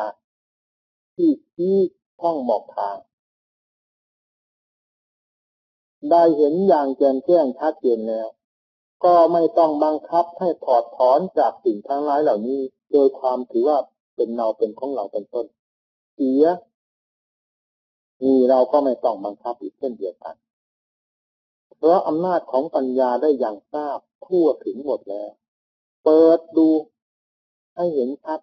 ไม่มีอะไรลี้ลับเพราะอำนาจของปัญญานี่จิตก็ถอนเข้ามากระแสของใจที่วิ่งอยู่ลึกๆต่อสภาวะทั้งหลายเหล่านี้พร้อมทั้งสัญญาที่มีความสำคัญมั่นหมายในสิ่งทั้งหลายเหล่านั้นก็เป็นอันถอดถอนมาพร้อมๆกันนี่การเห็นโทษในสภาวะธรรมทั้งหลายเบื้องต้นก็ต้องเห็นโทษในสภาวะธรรมเพราะเราไปเห็นคุณในสภาวะธรรมแต่เมื่อได้พิจารณาในสภาวะธรรมจนหยาบมีรูปเป็นต้นแล้วให้ชัดด้วยปัญญาสภาวะทั้งหลายเหล่านั้นก็หมดความลี้ลับเป็นธรรมที่เปิดเผยเป็นสภาวะธรรมที่เปิดเผยโดยทางปัญญาเวทนาสัญญาสังขารวิญญาณเมื่อได้พิจารณาโดยทางปัญญาแล้วก็กลายเป็นธรรมที่เปิดเผยอีกเช่นเดียวกันนี่ยิ่งจะได้เห็นกระแสของใจที่เพ่นพ่านอยู่ทั้งวันทั้งคืนเป็นเรื่องที่ว่าตื่นเงาของตัวอยู่ตลอดเวลาให้ชัดขึ้นแล้วในขณะนี้แต่ก่อนถูกรูปเสียงกลิ่นรสเครื่องสัมผัสและความสำคัญมั่นหมายในสิ่งเหล่านี้เป็นเครื่องปกปิดกำบังกระแสของใจจึงไปเห็นแต่สิ่งทั้งหลายเหล่านั้นกลายเป็นคุณเป็นโทษไปเสียหมดโดยเราเป็นผู้บริสุทธิ์พุทโธแต่ผู้เดียวทั้งที่เราเป็นผู้หลงแต่ผู้เดียวนั่นเองนี่ต่อเมื่อได้คลี่คลายสภาวะทั้งเป็นฝ่ายรูปทั้งเป็นฝ่ายนามให้ชัดเจนด้วยปัญญาอย่างไม่มีข้อสงสัยแล้วก็ยิ่งจะเห็นกระแสของใจเห็นกระแสของใจชัดจนกระทั่งถึงเห็นรากฐานของอวิชชาซึ่งเกิดขึ้นจากธรรมชาติที่รู้เป็นบ่อเกิดแห่งกระแสของใจนี้ชัดเจนเข้าไปเช่นเดียวกับสภาวธรรมทั้งหลายแล้วเรียกว่าเปิดเผยขึ้นอีกคลี่คลายดูความรู้ที่เป็นเจ้าวัฏจักรเป็นความรู้ที่โกหกนี้ให้เห็นชัดด้วยปัญญาธรรมชาติอันนี้ก็เลยกลายเป็นธรรมเปิดเผยขึ้นมาอีกไม่มีอันใดที่เหลือหลออยู่นี่เมื่อธรรมชาติคืออวิชชาที่เป็นความรู้ลี้ลับเป็นความรู้ที่เต็มไปด้วยเรื่องโกหกมายาสาไถให้มันเห็นชัดด้วยปัญญานี่แล้วธรรมชาติที่ลี้ลับ ธรรมชาติที่ละเอียดที่สุดได้แก่อวิชชานั่นคือความรู้ที่เต็มไปด้วยวัฏจักรอันนี้ได้แตกกระจายหรือเป็นธรรมที่เปิดเผยขึ้นมาแล้วนั่นแหละเราจึงจะหมดปัญหาใดๆในเรื่องความปกปิดแห่งสภาวธรรมทั้งหลายก็ดีในเรื่องความลุ่มหลงแห่งสภาวธรรมทั้งหลายก็ดีไม่มีอันใดที่จะเหลือหลออยู่แล้วจากนั้นไปแล้วธรรมชาติที่บริสุทธิ์พุทโธโดยไม่ต้องเสกสรรแต่อย่างใดได้ปรากฏเด่นชัดขึ้นมาในหลักธรรมตามหลักธรรมชาติของตนอย่างแจ่มแจ้งแล้วนั้นเรื่องทั้งหลายจึงจะเป็นอันว่าเปิดเผยอยู่ตลอดเวลารูปไม่เพียงแต่ว่ารูปหญิงรูปชายรูปสัตว์รูปบุคคลรูปสภาวะทั่วไปทั่วทั้งจักรวาลนี้กลายเป็นสิ่งที่เปิดเผยขึ้นมาพร้อมๆกันน้ำก็เหมือนกันเวทนาสัญญาสังขารวิญญาณทุกอย่างซึ่งไม่มองเห็นด้วยตาก็กลายเป็นธรรมที่เปิดเผยขึ้นมาพร้อมๆกันเพราะเหตุใดเพราะบ่อเกิดแห่งความลี้ลับได้แก่อวิชชาตัวนั้นได้ถูกเปิดเผยขึ้นมาแล้วอย่างชัดเจนด้วยอำนาจของปัญญาสภาวะทั้งหลายทั่วไปทั้งโลกธาตุนี้จึงเป็นอันว่ายุติไม่ได้เกิดเรื่องเกิดราวกับจิตใจของเราต่อไปแล้วนี่วัฏจักรเป็นอันว่ายุติกันลงได้ในจุดนี้เองต่อจากนั้นไปก็ไม่มีอะไรที่จะเป็นสิ่งลี้ลับต่อใจดวงนี้ไปได้อีกแล้วตามภาษาบาลีท่านกล่าวไว้ว่าวุทิตังพรหมจริยังปตังกรณียังหมดกิจในพระศาสนาหมดทั้งความบำเพ็ญเพื่อใจตรงนี้ให้เจริญยิ่งขึ้นไปอย่างละเอียดหมดทั้งการละการถอนความลี้ลับหรือปิดบังอันใดต่อไปอีกไม่มีเป็นอันมากสภาวะทั้งหลายได้เปิดเผยจะทุกอย่างพร้อมทั้งความบริสุทธิ์พุทโธดวงนั้นก็ได้เปิดขึ้นมาพร้อมๆกันกับสภาวะธรรมทั้งหลายได้เปิดขึ้นมานี่เรียกว่าธรรมเปิดเผยวัฏจักรก็ได้เปิดเผยวิวัฏจักรก็ได้เปิดเผยขึ้นในขณะเดียวกันมีผลแห่งการปฏิบัติผลแห่งการตั้งจิตตั้งใจเริ่มตั้งสติปัญญาเริ่มจำเพาะเจาะจงเริ่มอุตสาห์พยายามบำเพ็ญตนของตนด้วยความจำเพาะเจาะจงด้วยความตั้งอกตั้งใจตั้งแต่เบื้องต้นจนกระทั่งถึงธรรมที่เปิดเผยไปเสียทั้งสิ้นไม่มีอันใดลี้ลับในไตรโลกธาตุนี้แม้แต่ว่าวิวัตตะที่เรียกว่าพระนิพพานนั้นก็เป็นการเปิดเผยขึ้นมาพร้อมๆกันเรียกว่าวุติตังพรหมจริยังเพราะเหตุนั้นบรรดาท่านผู้ฟังทั้งหลายให้พึงโอปนญิโกน้อมเข้ามาสู่ตัวของตัวให้หมดในบรรดาธรรมทั้งหลายที่ได้อธิบาย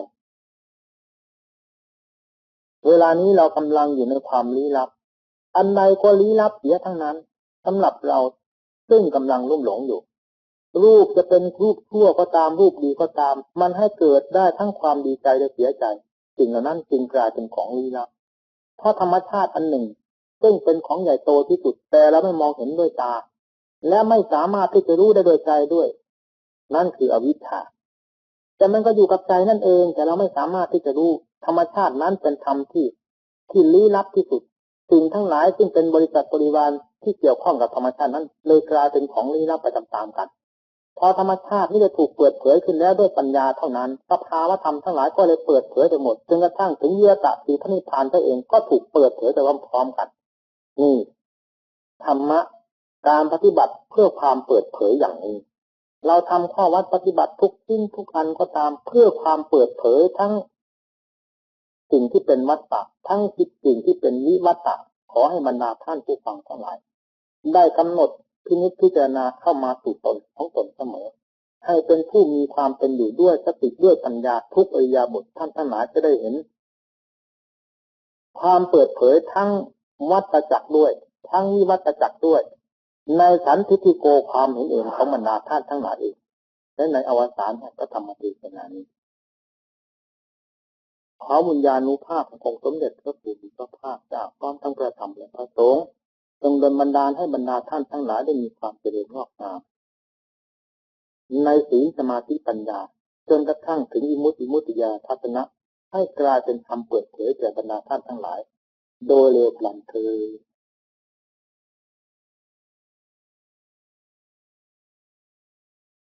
เทศในที่ประชุมสงฆ์วันที่10 กันยายน 2505 ณ วัดป่าบ้านตาด จังหวัดอุดรธานี การแสวงหาทรัพย์ภายในกับทรัพย์ภายนอกมีลักษณะเช่นเดียวกัน คนฉลาดหาทรัพย์ภายนอกก็ไม่ขัดข้อง หาได้อย่างสะดวกสบาย แต่ถ้าเป็นคนโง่แล้วลำบากมากก็เห็นได้ในที่ทั่วๆไปเช่นคนทุกข์จนมีจำนวนมากคนมั่งมีจำนวนน้อยนี่เขาพอสังเกตให้เห็นแล้วว่าคนโง่มีจำนวนมากคนฉลาดมีจำนวนน้อยเพราะเหตุนั้นคนที่ทุกข์จนจึงมีจำนวนมากกว่าคนมั่งคั่งสมบูรณ์การแสวงหาทรัพย์ภายในคือคุณงามความดีก็เช่นเดียวกันย่อมขึ้นอยู่กับความฉลาดเป็นสิ่งสำคัญกว่าอื่นถ้าเป็นคนโง่แล้วแม้จะเข้าไปนั่งคิดกับชายสบงจีวรของพระพุทธเจ้าและสาวกก็ตามผลจะพึงได้รับของเขาก็คือความโง่นั่นเองจะได้ความฉลาดหรือคุณงามความดีจากพระพุทธเจ้าและสาวกนั้นเป็นการลำบากมากสำหรับคนโง่ทรัพย์ภายในก็ต้องขึ้นอยู่กับความฉลาดไม่เช่นนั้นจะไม่สามารถแสวงหาทรัพย์ภายในให้เป็นความสุขของใจได้ทรัพย์ภายนอกเราทั้งหลายก็พอทราบกันแล้วนับตั้งแต่เงินทองเข้าของและสิ่งที่มีวิญญาณไม่มีวิญญาณเรียกว่าทรัพย์ทั้งนั้นเมื่อตกเป็นกรรมสิทธิ์ของใครก็เรียกว่าทรัพย์ของคนนั้นคุณงามความดีที่ให้นามว่าบุญซึ่งเป็นทรัพย์ภายในก็เช่นเดียวกันผู้ไม่ฉลาดแม้จะไปแสวงหาบุญกุศลบำเพ็ญคุณงามความดีกับเพื่อนเขาผลที่จะพึงได้รับก็ขึ้นอยู่กับความโง่ความฉลาดของตนความฉลาดมีน้อยบุญกุศลที่จะพึงได้รับก็มีน้อยเฉพาะนักบวชของเราบวชมาในพระพุทธศาสนามุ่งหน้าจะบำเพ็ญตนให้พ้นจากทุกข์เหมือนคนผู้มุ่งความเป็นเศรษฐีโดยถ่ายเดียวอันหนึ่งเจตนาของคนในโลกมีอยู่3 ประการ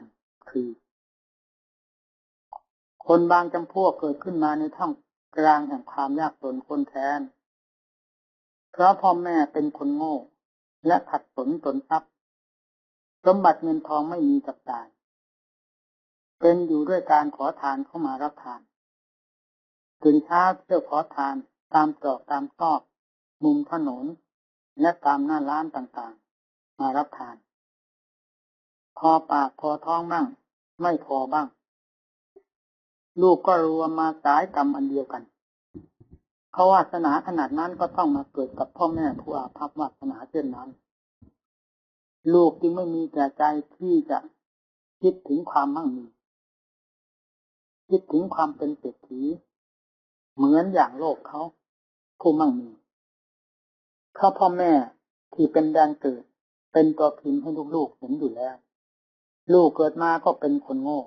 และเกียจคร้านเหมือนพ่อแม่อยู่กับพ่อแม่ก็ทุกข์จนและพาขอทานเขากิน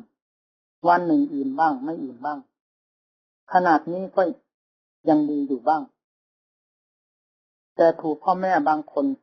ทุกข์จนแล้วยังไม่พอยังเที่ยวหาฉกลักปล้นจี้เอาของเขามากินสิ่งของหรืออาหารทุกชิ้นที่ได้มาเลี้ยงลูกก็เป็นการสอนลูกในตัวว่า สิ่งที่ได้มาเลี้ยงลูกนี้คืออะไรและได้มาจากไหนลูกก็เป็นการศึกษาจากพ่อแม่ไปอีกเหมือนกันไม่ได้สิ่งของบริสุทธิ์มากินแต่ได้มาด้วยความทุจริตคือถูกลักปล้นเข้ามาทั้งนั้นพอลูกเติบโตขึ้นมาไม่ต้องคิดหาการหางานและความรู้วิชาตามวัยที่จะควรศึกษาหาความรู้ความฉลาดในตัวเพราะพ่อแม่สั่งสอนไว้เรียบร้อยแล้วคือการฉกลักปล้นจี้ตบัดยักยอกช่อโกงตีชิงนิ่งราวและความขี้เกียจขี้คร้านสันดานไม่เป็นที่ไว้วางใจเรียนวิชาเข้าสอบแข่งขันเพื่อเข้าทำงานกรมกองพันธนิคมที่เขาถือกันว่าเป็นวิชาและงานที่ต่ำซึ่งพลเมืองดีก็ทั่วไปไม่ทำกันทั้งนี้เพราะพ่อแม่สร้างตัวเป็นกระดานดำอันเต็มไปด้วยตัวหนังสือคือความประพฤติและมารยาททุกๆอาการที่เคลื่อนไหวอยู่แล้วลูกๆทุกคนเกิดมาได้รับการศึกษาหัดทำหัดพูด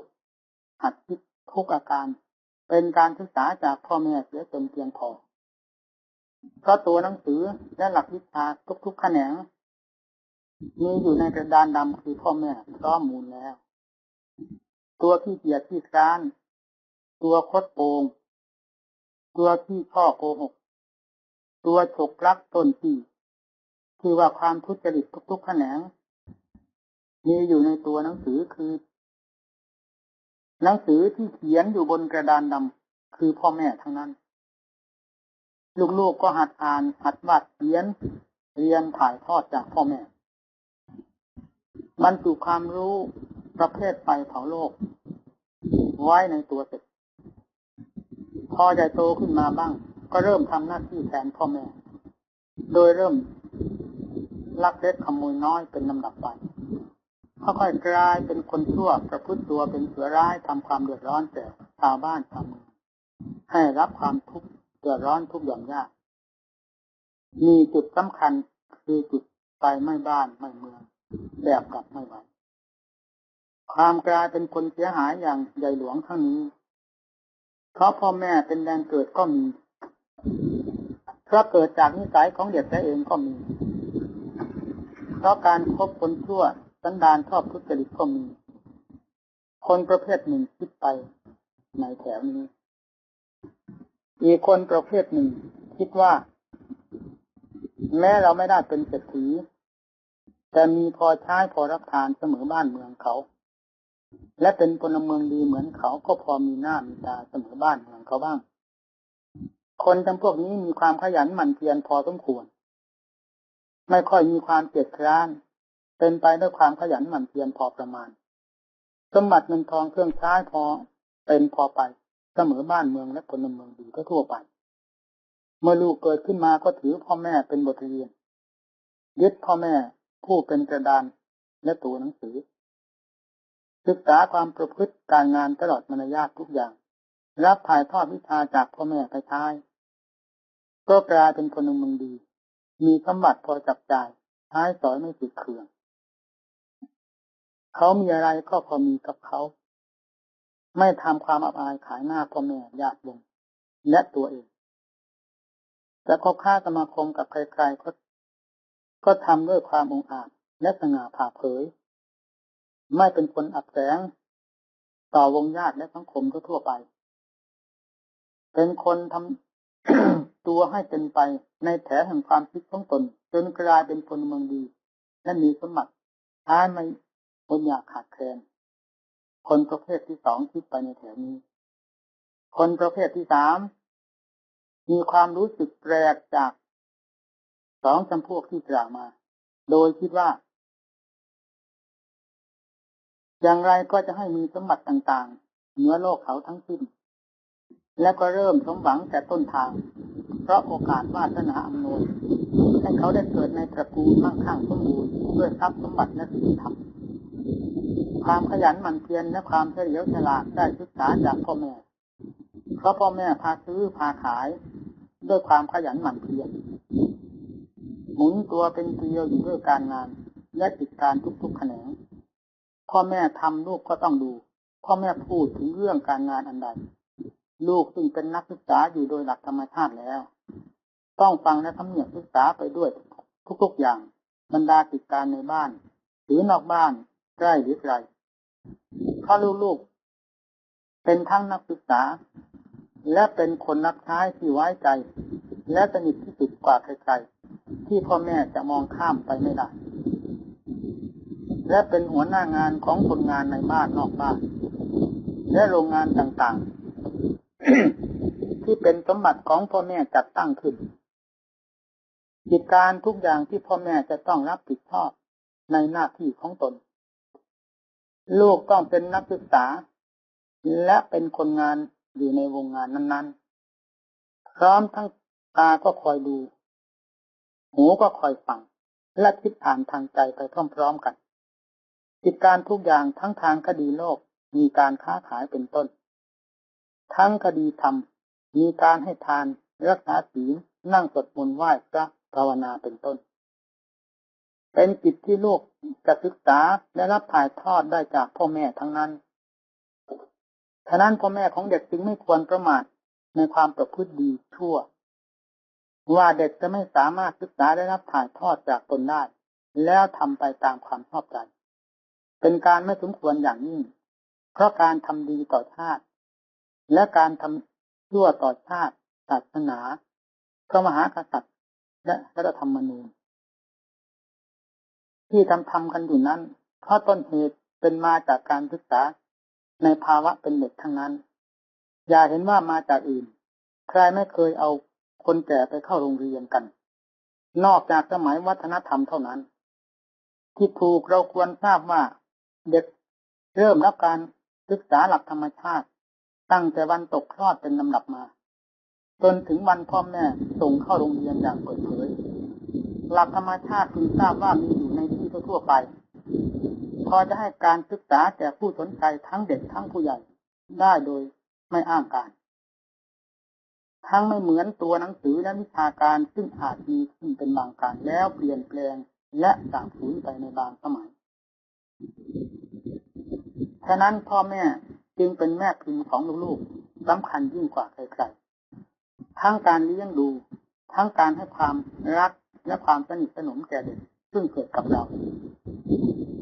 ทั้งให้การศึกษาในหลักธรรมชาติและหลักวิชาที่เด็กควรจะเรียนจากพ่อแม่เพื่อเป็นพื้นเพของเด็ก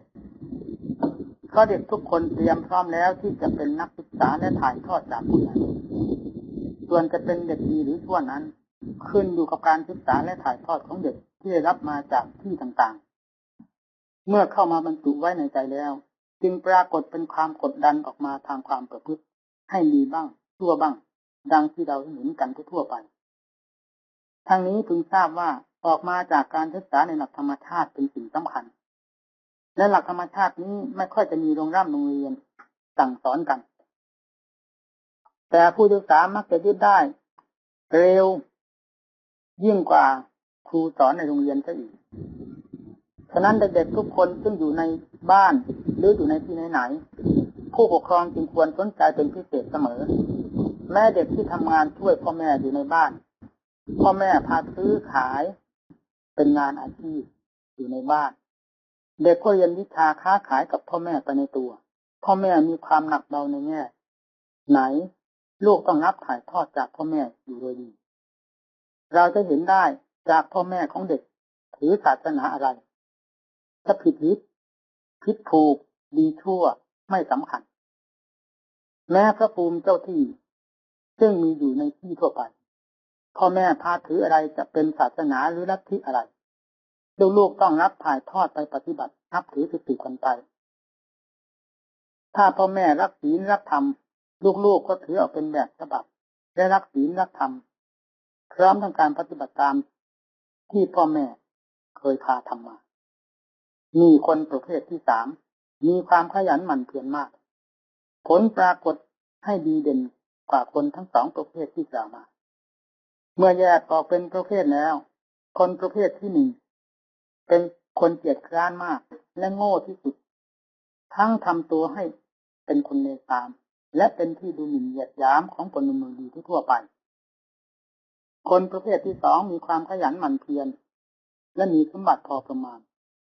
ส่วนคนประเภทที่สามมีความมุ่งมั่นจะให้มั่งมีเหนือโลกเขาทั้งนั้นทั้งมีความขยันหมั่นเพียรมากเพราะตั้งจุดไว้สูงจะอยู่เฉยๆไม่ได้ความอดทนก็มากความเพียรในหน้าที่การงานก็มากวิ่งเต้นขวนขวายหาการหางานเพื่อทรัพย์สมบัติหมุนตัวเป็นเกลียวอยู่เพื่อความขยันหมั่นเพียร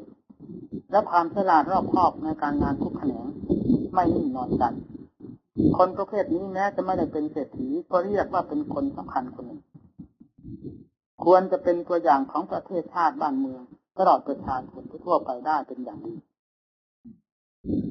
นักบวชเราในคนประเภทที่หนึ่งบวชมาพอเป็นชื่อเป็นนามกับเขาบวชพอเป็นพิธีบวชไม่ได้มุ่งต่อเหตุต่อผลอัตธรรมไม่ได้มุ่งต่อคุณงามความดีบวชเพียงเลี้ยงชีพอยู่เป็นสุขก็ไม่ต้องขวนขวายเหมือนอย่างฆราวาสบวชมาแล้วความขี้เกียจขี้ค้านก็มากการทะเลาะเบาะแว้งกับหมู่เพื่อนก็ลือหนาแทนที่จะเป็นบุญกุศลเพราะการบวชตามที่เข้าใจกันแต่กลายเป็นบาปหาบทุกข์แต่ตัวเองและผู้เกี่ยวข้องก็มีมากนักบวชประเภทที่สองเป็นผู้มุ่งต่อเหตุผลถ้าพอจะพ้นทุกข์ไปได้ก็ขอให้พ้นไปว่าบุญมีก็ขอให้ได้บุญว่าบาปมีก็ขอให้รู้เรื่องของบาปและบุญจริงๆเป็นผู้มีความขยันหมั่นเพียรและมีความฉลาดพอประมาณการประพฤติปฏิบัติพระธรรมวินัยก็ดีไม่เป็นที่รังเกียจแก่หมู่เพื่อนด้วยกันมีความสนใจในการศึกษาเรียนแต่ด้านปฏิบัติในไตรสิกขาคือศีลสมาธิปัญญาด้วยความเพียรเป็นผู้บอกนอนสอนง่ายและเชื่อถือในหลักพระธรรมวินัยประกอบกิจการงานด้วยความสนใจและหลักเหตุผลนักบวชประเภทที่สามบวชด้วยอำนาจความเชื่อความเลื่อมใสจริงๆแม้เบื้องต้นจะยังไม่ได้รับการศึกษาเรียนจากครูอาจารย์พอสมควรก็ตามแต่พอบวชเข้ามาแล้วได้รับการศึกษาอบรมได้ยินได้ฟังจากครูอาจารย์หรือจากตำรับตำราที่ท่านว่าไว้อย่างไรพออ่านดูตามตำราที่แสดงไว้ด้วยเหตุผลต่างๆเกี่ยวกับการงานดีชั่วคนดีคนชั่วผู้ทำตัวอย่างไรจึงเป็นไปในทางชั่วผู้บำเพ็ญตัวอย่างไรจึงเป็นไปในทางดีเพียงเท่านั้นก็รีบยึดมาเป็นคติสอนใจของตนทันทียิ่งได้ศึกษาจากอาจารย์ท่านสั่งสอนก็ยิ่งเกิดความเชื่อความน้อมใสอย่างแรงกล้าขึ้นภายในใจมีความปรารถนาอย่างเต็มที่ที่จะทำตนให้พ้นจากทุกข์โดยถ่ายเดียวยืนเดินนั่งนอนมีความปรารถนาอย่างนั้นไม่ลดละในอิริยาบถทั้งสี่มีความมั่นใจทำตนให้พ้นเสมอไปผู้นี้แลเป็นผู้มีความขยันหมั่นเพียรมากทำอะไรก็ทำด้วยความเต็มอกเต็มใจทำด้วยมุ่งเหตุมุ่งผลมุ่งอัดมุ่งทำจริง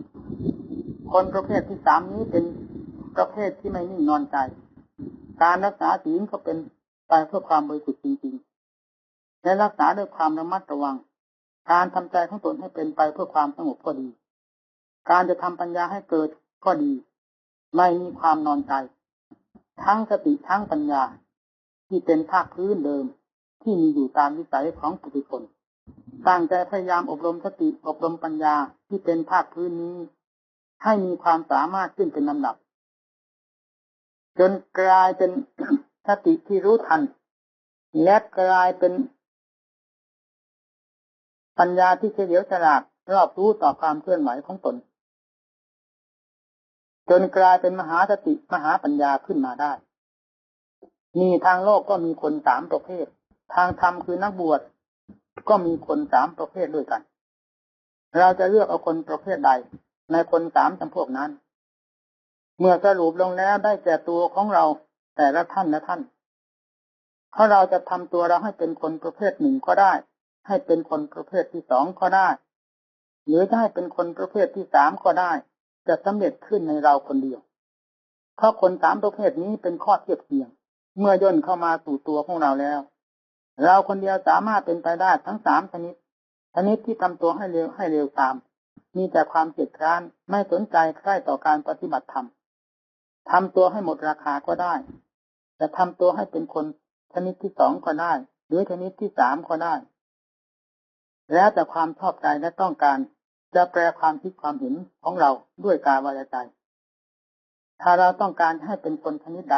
ก็แปลกายวาจาใจของตนให้เข้ารูปกับคนชนิดนั้นๆเรื่องคนชนิดนั้นก็จะกลายเป็นเราขึ้นมาเพราะคนชนิดไหนๆก็ไม่เหนือจากเราจะแปลความประพฤติไปตามได้ทั้งสามประเภทจากเราคนเดียวถ้าจะเป็นคนประเภทที่สามอย่างไรก็จะทำตัวให้พ้นจากทุกข์ในวันนี้วันหน้าหรือชาตินี้เท่านั้นแล้วจงเป็นผู้ไม่ประมาทในอิริยาบถทั้งหลายโดยมีสติอยู่กับความเพียรและความเคลื่อนไหวของตนและมีปัญญารอบคอบกับเครื่องของตนเสมอไปอย่าปล่อยให้ความเคลื่อนไหวของกายวาจาใจเคลื่อนคลาดออกไปสู่ทางผิดพยายามฝึกฝนอบรมสติปัญญาให้สัมพันธ์กับอาการเคลื่อนไหวของตนเสมอไปทั้งนี้ไม่เป็นการรักษายากเหมือนรักษาสมบัติภายนอกสมบัติภายในติดอยู่กับตัวซึ่งพอรักษาได้เราเป็นนักบวชมีหน้าที่อันเดียวนั่งอยู่ก็ให้ทำความรู้ว่านั่งคิดเรื่องอะไรก็ให้รู้ว่าคิดคำว่าเรื่องอย่าพึงเข้าใจว่าจะมาจากที่ไหนนอกจากจะออกจากใจของเราในเวลาเผลอแล้วเป็นเรื่องติดต่อลุกลามไปเท่านั้นให้เกิดความเสียหายแก่ตนเองนับแต่ส่วนเล็กน้อยจนถึง ส่วนใหญ่ทั้งนี้ไปจากเรื่องของเราที่ไม่ระวังสังรวมตนทั้งนั้นไปนอกไปจากเรื่องไม่สังรวมนี้เลยถ้าเรามุ่งพ้นจากทุกข์ในชาตินี้จงเห็นภายในความผิดและความประมาทความพลั้งเผลอสติว่าเป็นข้าศึกต่อตนเองถ้าเรายังเห็นกระแสของใจที่หมุนไปตามเรื่องอันจะก่อให้เกิดตัณหาอาสวะที่เรียกว่าสมุทัยแดนเกิดแห่งทุกข์ว่าเป็นของดีด้วยแล้วอย่างไรก็ต้องจมเอาตัวไปไม่รอดจงรีบปลดเปลื้องสิ่งเหล่านั้นทันทีอย่าปล่อยให้นอนหมักหมมอยู่ในหัวใจของเรานี่ผู้เห็นภัยต้องเห็นการสังสมกิเลสขึ้นในตนว่าเป็นตัวภัยข้อวัดปฏิบัติทุกอย่างเป็นเหมือนรั้วบ้านและกระดานฝาเรือนซึ่งเป็นเครื่องรักษาภัยให้เราเป็นชั้นๆการทำกิจวัตรที่เรียกว่าเป็นความเพียรต้องมีสติประจำอยู่กับกิจวัตรนั้นๆอย่าให้เผลอเลยบำรุงสติบำรุงปัญญาให้รอบคอบต่อตนเองเสมออย่าปล่อยไปตามกระแสของความผลักดันซึ่งเคยเป็นนิสัยของใจเรื่องจิตแล้วอย่างไรจะเหนือจากความพยายามและการบังคับของเราไปไม่ได้ขอให้ท่านทั้งหลายเป็นผู้มีสติอย่าเอาสติไปคาดไว้ข้างหน้าคาดไว้ข้างหลังซึ่งเป็นอารมณ์อดีตอนาคตให้สติมีความรู้สึกอยู่กับความเคลื่อนไหวของตนตลอดเวลาจะข้ามพ้นจากกองทุกข์ไปได้แม้จิตยังไม่มีความสงบก็จะเริ่มสงบได้เพราะอำนาจของสติโดยไม่ต้องสงสัยเพราะจิตจะพ้นนิสัยของสติกับปัญญาที่สัมพยุตด้วยความเพียรกันไม่ได้ครูอาจารย์ที่ท่านปรากฏชื่อลือนามในสมัยปัจจุบันนี้ก็มีท่านพระอาจารย์มั่นของเราสำหรับผมเองที่มีความเคารพเลื่อมใสในท่านและในพระคุณของท่านผมยกให้ว่าท่านพระอาจารย์มั่นเป็นอาจารย์เอกในสมัยปัจจุบันตามที่เข้าไปศึกษากับท่านเห็นอาการเคลื่อนไหวของท่านผิดแปลกจากพระธรรมวินัยไม่มีเลยปฏิปทาของท่านกลมเกลียวกับพระธรรมวินัยไม่เป็นที่สงสัยของบรรดาท่านที่ไปศึกษาเท่าที่ผมเนี่ยเคยผ่านและได้อยู่อาศัยกับท่านมานับว่าตรงกับแนวทางสุปฏิปันโนอุชุญาญะสามีปฏิปันโนไม่แยกทางเดินกันเลยท่านพระอาจารย์มั่นดำเนินเบื้องต้น ท่านเคยเล่าให้ฟังถึงการพยายามฝึกหัดสติท่านชอบอยู่องค์เดียวถ้ามีหมู่เพื่อนอยู่ด้วยรู้สึกขัดข้องไม่สะดวกแก่การบำเพ็ญสมณธรรมถ้าได้ปลีกตัวออกไปอยู่คนเดียวแล้วปรากฏว่าสติกับปัญญากลมเกลียวกับความเพียรตลอดเวลาทั้งวันทั้งคืนเป็นแต่กับความเพียรประหนึ่งมือกับงานไม่ปราศจาก กันทำงานอยู่ตลอดเวลาสติกับจิตรวมกันเข้าเรียกว่าความเพียรไม่ยอมปราศจากกันเลยและความมั่นใจของท่านที่ตั้งไว้ว่าจะไม่อยู่ในโลกเกิดตายนี้ก็มีประจำอยู่ตลอดเวลาถึงอย่างไรก็จะไปให้พ้นจากทุกข์ในชาตินี้ให้จงได้จะไม่ขอเกิดอีกแล้วเพียงเกิดมาในชาติปัจจุบันปรากฏอยู่ในตัวก็อิจฉาละอาใจพอแล้วนี่น้ำยังเห็นเรื่องความเกิดแก่เจ็บตายของมนุษย์และสัตว์ทั่วไปซึ่งเป็นไปอยู่ทั้งวันทั้งคืนตลอดความทุกข์ทรมานระหว่างสัตว์ตัวมีอำนาจน้อยกับผู้มีอำนาจมากกดขี่บังคับทำทารุณโหดร้ายต่อกันได้รับความทุกข์ประจักษ์ตาเป็นเหตุให้เกิดความสลดสังเวชต่อเหตุการณ์นั้นๆเป็นกำลังเพิ่มขึ้นโดยลำดับเพราะเหตุนั้น จึงไม่ขอเกิดอีกในชาติต่อไปวิธีจะไม่ขอเกิดอีกนั้นขอถือความเพียรเป็นสักขีพยานภายในใจอยู่ที่ไหนก็ให้เป็นไปกับด้วยความเพียรเท่านั้นไม่ประสงค์สิ่งใดซึ่งจะเป็นการเนิ่นช้าต่อทางพ้นทุกข์นี่ท่านเล่าให้ฟังตามโอกาสควรท่านไปอยู่ที่ไหนได้รับความรู้ความฉลาดมากน้อยท่านไม่เคยปิดบังผมเลยอยู่ที่นั่นเป็นอย่างนั้นอยู่ที่นี่จิตเป็นอย่างนี้แม้ที่สุดเวลาจิตของท่านจะถึงแดนแห่งความสมหวังอย่างจุใจท่านก็เล่าให้ฟังว่าท่านอยู่ใต้ร่มไม้ซึ่งอยู่โดดเดี่ยวเพียงต้นเดียวเหมือนพระพุทธเจ้าขณะตรัสรู้ใต้ร่มโพต้นเดียวปรากฏขึ้นในขณะนั้นตอนกลางคืนยามดึกสงัด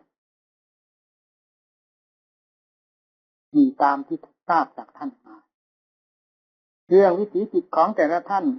ย่อมเป็นขึ้นจากจำเพาะตนเองจะไปเรียนแบบจากกันมานั้นมันเป็นไปไม่ได้ตลอดความรู้ต่างๆในแง่ธรรมและจำนวนโวหารซึ่งจะนำมาสั่งสอนหมู่เพื่อนและประชาชนต้องเป็นสมบัติของใครของเราตามภูมิสัยวาสนาเหมือนเศรษฐีมีทรัพย์มากก็ใช้สมบัติของเศรษฐีเองคนจนมีสมบัติน้อยก็ใช้สมบัติของตัวใครจะมีจะจนต่างก็ใช้สมบัติที่ตัวหามาได้ทั้งนั้นเรื่องนิสัยวาสนาใครจะมีมากมีน้อยกว้างแคบย่อมขึ้นอยู่กับตนเองโดยเฉพาะจะไปหยิบยืมกันมาใช้ไม่ได้อาศัยวาสนาของตนเกิดขึ้นจากตนเองเพราะเหตุนั้นกิริยามารยาทอัธยาศัยตลอดคำพูดจาปราศัยความรู้ความฉลาดลึกตื้นจึงมีความแตกต่างกันตามนิสัยวาสนาแม้เราจะศึกษาอยู่กับท่านเป็นเวลานานก็ตามแต่จะประยุกต์เอาอัตธรรมจากท่านมาเป็นสมบัติของตนตลอดการนำไปแสดงให้ใครฟังสำหรับผมเองแล้วรับไปไม่ได้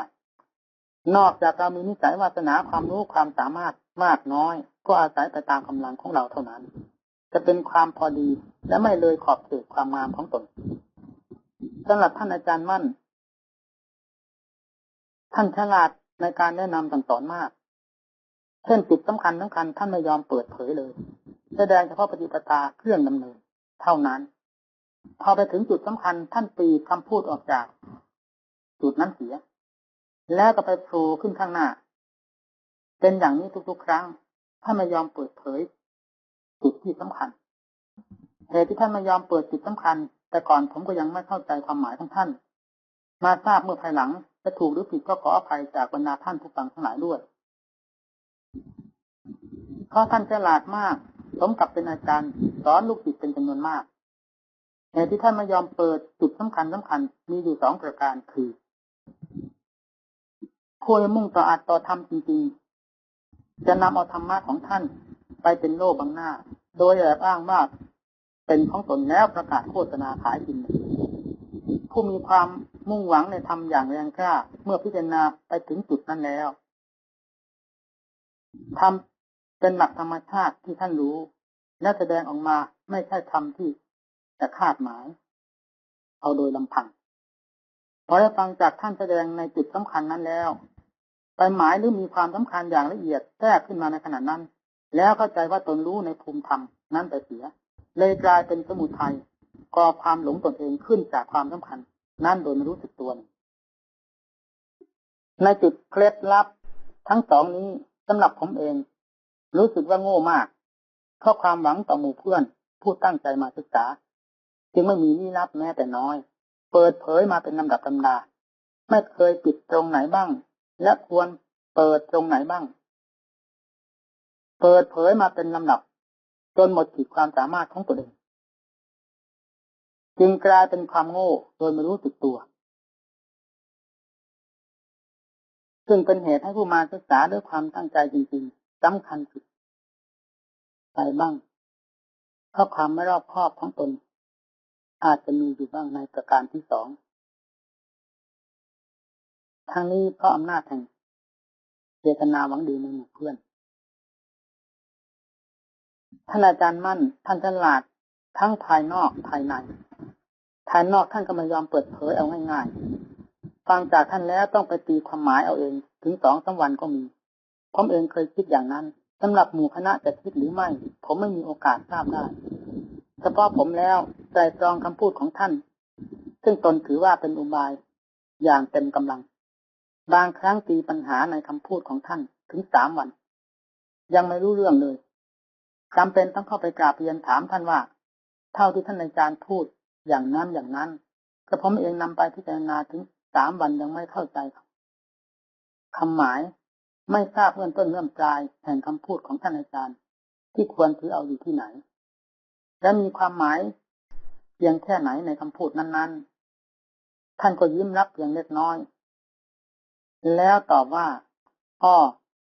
ยังมีผู้พิจารณาตามอยู่หรือมีท่านว่ากราบเรียนท่านว่าตามก็ตามด้วยฐานะแห่งความโง่ไม่ใช่ตามด้วยความฉลาดอันใดท่านก็ตอบรับมาเล็กน้อยว่าคนเราเกิดมาเบื้องต้นก็ต้องโง่ไปก่อนและทุกคนเกิดมาไม่ได้หาความฉลาดและเงินทองกองสมบัติมาด้วยสักรายเดียวแต่อาศัยความหมั่นศึกษาไตร่ตรองความขยันหมั่นเพียรก็กลายเป็นคนฉลาดมั่งคั่งจนกลายเป็นเจ้าของกองสมบัติเงินทองขึ้นมาได้และสามารถเป็นใหญ่เป็นโตและเป็นที่พึ่งพิงอิงอาศัยของชาวโลกได้เรื่องของธรรมะก็เช่นเดียวกันไม่มีใครจะเป็นเศรษฐีธรรมะหรือเป็นอรหันต์พร้อมกับวันเกิดมาท่านพูดเพียงเท่านี้และไม่ยอมเปิดเผยให้ฟังเลยว่าธรรมที่เราข้องใจนำไปพิจารณา2-3 วันยังไม่ได้ความนั้นที่ถูกควรหมายความว่าอย่างไรปัญหาทางนี้พึงทราบได้เมื่อภายหลังการที่ท่านไม่ยอมเปิดเพราะเหตุใดเพราะถ้าเปิดแล้วจะเสริมคนให้โง่ยิ่งขึ้นเพราะสิ่งใดที่สำเร็จรูปมาแล้วจากผู้อื่นโดยตนเองไม่ได้ประดิษฐ์คิดทำขึ้นด้วยความฉลาดของตนถึงคราจำเป็นขึ้นมาอาศัยสิ่งสำเร็จรูปจากคนอื่นไม่ได้เราไม่มีวิธีช่วยตัวเองก็หมดหนทางโดยไม่ต้องสงสัยท่านอาจารย์มั่นคงคิดทำนองนี้จึงไม่ยอมแก้ปัญหาข้อข้องใจในเวลาไปเรียนถามท่านการศึกษาจากท่านไม่เพียงจะศึกษาข้ออัดข้อธรรมโดยถ่ายเดียวยังต้องพยายามทำตนให้เชื่องชินต่อข้อวัดปฏิบัติคือทางดำเนินที่ท่านพาดำเนินจนเป็นที่เชื่องชินติดจิตติดใจกายวาจาของเราการอยู่กับท่านเป็นเวลานานเป็นทางกลมกลืนนิสัยและข้อวัดปฏิบัติตลอดคุณงามความดีความรู้ความเห็นเป็นการถ่ายทอดจากท่านวันนั้นเล็กและน้อยจนกลายเป็นความมั่นคงขึ้นในตัวเองเพราะการอยู่กับท่านความปลอดภัยมีมากโดยมากผู้เข้าไปหาท่านและศึกษากับท่านย่อมได้รับความเชื่อความเลื่อมใสเพราะท่านเป็นธรรมอยู่แล้วผู้เข้าไปอาศัยย่อมเป็นธรรมตามฐานะของตนนอกจากนั้นยังเป็นความเคยชินต่อการระวังสำรวมอีกด้วยหากว่าได้จากท่านไปเราเป็นผู้สนใจต่อธรรมอยู่แล้วก็พอจะพยุงตัวได้ด้วยอุบายต่างๆที่ได้รับจากท่านเวลาเราอยู่กับอาจารย์มรรคผลนิพพานดูเหมือนจะเอื้อมมือถึงทำอะไรก็เป็นชิ้นเป็นอันปรากฏผลขึ้นมาเป็นลำดับเมื่อจากท่านไปแล้วไม่เป็นอย่างนั้นกลับกลายเป็นคนละมุมโลกไปถ้าจิตไม่มีหลักฐานโดยมากต้องเป็นอย่างนี้แต่ถ้าจิตมีหลักฐานคือมีสมาธิและมีปัญญารักษาตัวอยู่ที่ไหนก็ดีและเป็นประโยชน์ ถ้ามีข้อข้องใจเกิดขึ้นซึ่งตนไม่สามารถแก้ไขได้ต้องรีบไปหาท่านเพื่อรับการศึกษาเมื่อรับแก้ไขข้อข้องใจแล้วโดยมากปัญหาข้อข้องใจย่อมขาดสะบั้นลงทันทีแต่หนึ่งท่านช่วยตัดช่วยฟันให้สำหรับผมเองเป็นอย่างนี้บางทีจากท่านไปเพียง 5-6 วันเท่านั้นเกิดข้อข้องใจขึ้นมาแต่รอไปอีกสัก 2-3 วันไม่ได้ถ้าเราแก้ปัญหาข้อข้องใจนี้ไม่ได้จากขณะปัญหาเกิดขึ้นถึงสว่างของวันรุ่งขึ้นตอนเช้าต้องรีบไปข้อข้องใจบางอย่างสำคัญมากเมื่อเกิดขึ้นแล้วตนเองแก้ไขไม่ได้ต้องรีบไปศึกษากับท่านแต่ข้อข้องใจบางอย่างไม่ค่อยสำคัญนะแม้เกิดขึ้นแล้วเราจะรอไปอีกหลายวันก็ยังได้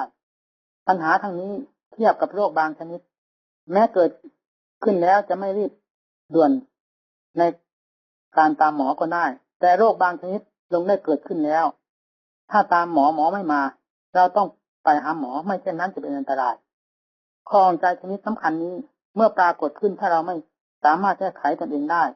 ต้องรีบไปหาครูอาจารย์จะปล่อยให้หายโดยลำพังย่อมเป็นไปไม่ได้ผลปรากฏจากข้อข้องใจซึ่งไม่ยอมแก้ไขจากครูอาจารย์อย่างน้อยก็เป็นคนเผลอเลอหลงลืมกลายเป็นคนบอไปบ้างอย่างมากถึงเป็นบ้าไปเลยที่โลกให้นามว่าทำแตกโดยมากเกิดจากปัญหาข้อข้องใจซึ่งตนไม่รู้วิธีแก้ไขและไม่ยอมแก้ไข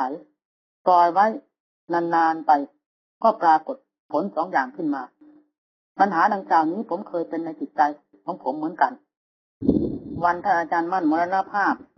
ผมได้เกิดความสลดสังเวชอย่างเต็มที่จากความรู้สึกว่าเราหมดที่พึ่งทางใจแล้ว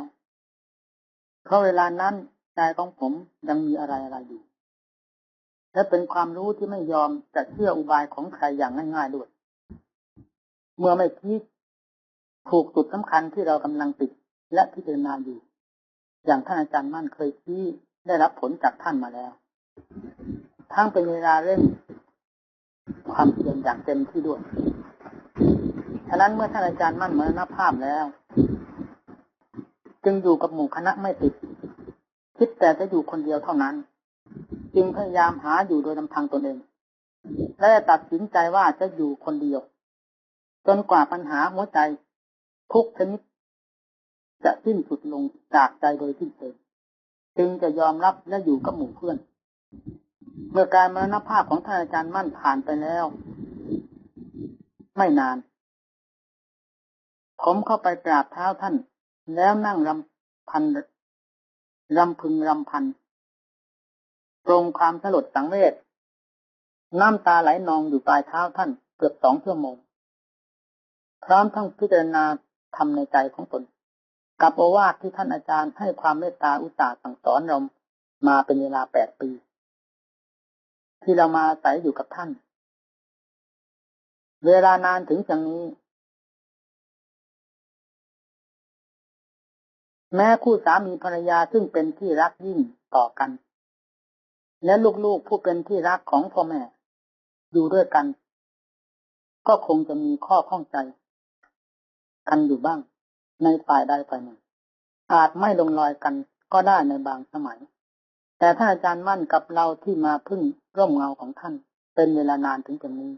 ไม่เคยมีเรื่องใดๆเกิดขึ้นยิ่งอยู่นานก็ยิ่งเป็นที่เคารพรักและเลื่อมใสหาประมาณไม่ได้ท่านก็ได้จากเราและหมู่เพื่อนผู้หวังดีทั้งหลายไปเสียแล้วในวันนี้อนิจจาวัฏสังขาราเรือนร่างของท่านที่นอนสงบนิ่งอยู่ด้วยอาการอันเลื่อมใสและอาลัยยิ่งกว่าชีวิตจิตใจซึ่งสามารถสละแทนได้ด้วยความรักของเรากับเรือนร่างของเราที่นั่งสงบกายแต่ใจหวั่นไหวอยู่ด้วยความหมดหวังและหมดที่พึ่งต่อท่านผู้จะให้ความร่มเย็นต่อไปทั้ง2 เรือนร่างนี้รวมลงในหลักธรรมคืออนิจจาอันเดียวกันต่างก็เดินไปตามหลักธรรมคืออุปัชชิตวานิรุตชันติเกิดแล้วต้องตายจะให้เป็นอื่นไปไม่ได้ส่วนท่านอาจารย์มั่นท่านเดินแยกทางสมมุติทั่วๆไปตามหลักธรรมบทว่าเตสังบุปตโมสุโขท่านตายในชาติที่นอนสงบให้จิตทั้งหลายปรงความสลดสังเวช อยู่ชั่วขณะเท่านั้นต่อไปท่านจะไม่มาเป็นบ่อแห่งน้ำตาเหมือนสมมุติทั่วไปอีกแล้วเพราะจิตของท่านที่ขาดจากภพชาติเช่นเดียวกับหินที่หักขาดจากกันคนละชิ้นจะต่อให้ติดกันอย่างสนิทอีกนั้นเป็นไปไม่ได้ผมนั่งรำพึงอยู่ด้วยความหมดหวังและปัญหาทั้งหมดภายในใจที่เคยปลดเรื่องกับท่านบัดนี้เราจะปลดเรื่องกับใครและใครจะมารับปลดเรื่องปัญหาของเราให้สิ้นซากไปได้เหมือนอย่างท่านอาจารย์มั่นไม่มีแล้วเป็นกับตายมีเราคนเดียวเท่านั้นเช่นเดียวกับหมอที่เคยรักษาโรคเราให้หายไม่รู้กี่ครั้งชีวิตเราอยู่กับหมอคนเดียวเท่านั้นแต่หมอผู้ให้ชีวิตเรามาประจำวันก็ได้สิ้นไปใช่แล้วในวันนี้เราจึงกลายเป็นสัตว์ป่าเพราะหมดยารักษาโรคเมื่อนั่งอาลัยอาวรณ์ถึงท่านด้วยความเคารพรักและเลื่อมใสพร้อมทั้งความหมดหวังในท่านก็ได้อุบายต่างๆปรากฏขึ้นมาในขณะนั้นว่าวิธีการสั่งสอนของท่านเวลามีชีวิตอยู่ท่านสั่งสอนอย่างไรต้องจับเอาเงื่อนนั้นแลมาเป็นครูสอนตนและท่านเคยย้ำเสมอว่าอย่างไรขออย่าหนีจากหลักฐานคือผู้รู้ภายในใจถ้าจิตมีความรู้แปลกซึ่งจะให้เกิดความเสียหายถ้าเราไม่สามารถที่จะนาความรู้ประเภทนั้นได้ให้ย้อนจิตเข้ามาสู่ภายในเสียอย่างไรก็ไม่เสียหายท่านสอนอย่างนี้ก็จับเอาเงื่อนนั้นไว้แล้วนำไปปฏิบัติต่อตนเองเต็มความสามารถ มีความจะเป็นผู้ใหญ่ย่อมเป็นมาจากผู้น้อยอย่างเราเห็นกันอยู่นี้และต่างจะได้ผ่านไปเช่นเดียวกันความยากลำบากมีอยู่ด้วยกันทุกคนทั้งผู้ใหญ่ผู้น้อยต้องผ่านทางสายนี้ไปด้วยกันจะต้อง ผ่านทางลำบากซึ่งเป็นทางเดินเพื่อความเจริญก้าวหน้าทั้งทางโลกและทางธรรมเพราะใครๆไม่เคยเป็นเศรษฐีมาด้วยความเกียจคร้านนอนอยู่เฉยๆต้องเป็นขึ้นเพราะความขยันซึ่งจะต้องยึดความลำบากเป็นเส้นทางเดินเพราะความลำบากเพื่อผลที่มุ่งหวังโดยถูกต้องเป็นทางเดินของคนฉลาดและมั่งคั่งเดินกันเป็นประจำแม้ทางธรรมก็ควรทราบว่าความลำบากเป็นทางเดินของนักปราชญ์ทุกชั้นมีพระพุทธเจ้าเป็นต้นในบทธรรมก็มีรับรองไว้ว่าทุกขสานันตรังสุขขังมีสุขเพราะยึดความลำบากเป็นทางเดินทางทุกข์ก็มีบทธรรมอ้างไว้ว่าทุกขสานันตรังทุกขังคนมีทุกข์เพราะยึดสุขเป็นทางเดินผู้มีความขยันหมั่นเพียรไม่ถือความลำบากเป็นอุปสรรคทุกหัดคิดค้นในสภาวธรรมซึ่งมีอยู่รอบตัวไม่หยุดยั้งผู้นั้นก็จะเป็นคนประเภทที่สามเรียกว่าประเภทที่จะไม่ขอเกิดในโลกอีกแล้วจะกลายเป็นประเภทเตสร้างบูปะสโมสุโขความระงับดับเชื้อแห่งความเกิดเป็นสังขารทุกๆประเภทเป็นความสุขปราศจากโลกามิตรสิ่งก่อกวนและเป็นความสุขที่สมหวังโดยแท้จริงฉะนั้นขอให้ท่านนักปฏิบัติทุกท่านจงตระหนักใจในคนทั้งสามประเภทนี้แล้วเลือกเฟ้นเอาเองว่าคนประเภทไหนเป็นประเภทที่เยี่ยมอยู่ในตัวของเราณบัดนี้เพราะเราทำได้ด้วยกันทุกคนโดยไม่ต้องกลัวตายเพราะความเพียรเพื่อพ้นทุกข์ไปตามพระพุทธเจ้าไม่ใช่เพชฌฆาตพอจะรอฆ่าหรือตัดศีรษะของผู้ภาคเพียรเพื่อทางดีจงเป็นผู้อาถรรพ์ต่อการปลดเปลื้องตนจากเครื่องผูกพันเรื่องความทุกข์ความลำบากซึ่งเป็นเงาของขันธ์ที่ผู้มีขันธ์จะต้องได้รับเป็นภาระด้วยกันทุกรายใครจะมาโกหกกันไม่ได้ต้องเป็นทุกข์และกังวลเท่าที่ทราบกันอยู่ในขันธ์ของตนและควรจะทราบว่าทั่วโลกต้องเป็นเช่นเดียวกับขันธ์ของเราที่ครองตัวอยู่นี้ฉะนั้นจงอย่าพากันทำความนอนใจในความหมุนเวียนคือความเกิดตายจงเป็นผู้มีความไม่ประมาทเสมอไม่ควรสงสัยในเรื่องความเกิดเพราะเกิดกับตายท่านก็บอก แล้วว่าเป็นกองทุกข์อยู่โดยตรงเราอย่าสงสัยว่าจะเป็นดอกบัวอย่าสงสัยว่าจะเป็นข้าวต้มขนมและอย่าสงสัยว่าจะเป็นอาหารหวานคาวพอจะเป็นเครื่องรับทานให้อิ่มหนำสำราญแท้จริงก็คือยาพิษนั่นเองเป็นสิ่งล่อลวงผู้โง่เขลาทั้งเราและท่านให้มาเกิดและตายทับถมกันอยู่ในโลกกองทุกข์อันนี้แต่ถ้าตายในความเป็นมนุษย์ก็ยังดีเพราะช่องที่จะให้เกิดเพื่ออำนาจแห่งกรรมที่ตนทำไว้เพราะความโง่ความหลงนั้นนับจำนวนไม่น้อยจึงไม่มีโอกาสจะทราบว่ากรรมจะพาไปเกิดช่องไหนดังนั้นจงพากันเห็นภายในความเกิดตายซ้ำๆซากๆทั้งไม่แน่นอนด้วยว่าจะไปเกิดตายในกำเนิดอะไรถ้าเป็นมนุษย์ที่เห็นและเป็นอยู่นี้ก็พอทำเรากลัวจะถลายไปเป็นสัตว์ดิเรกชันให้เขาฆ่าเขาตีจนพกช้ำดำเขียวหมดทั้งร่างนั่นมันสำคัญถ้าเหลือตายก็หายใจอยู่ด้วยความอกสั่นขวัญหายตัวตายก็ตายไปตัวยังมีชีวิตอยู่ก็จิตสั่น ก็จิต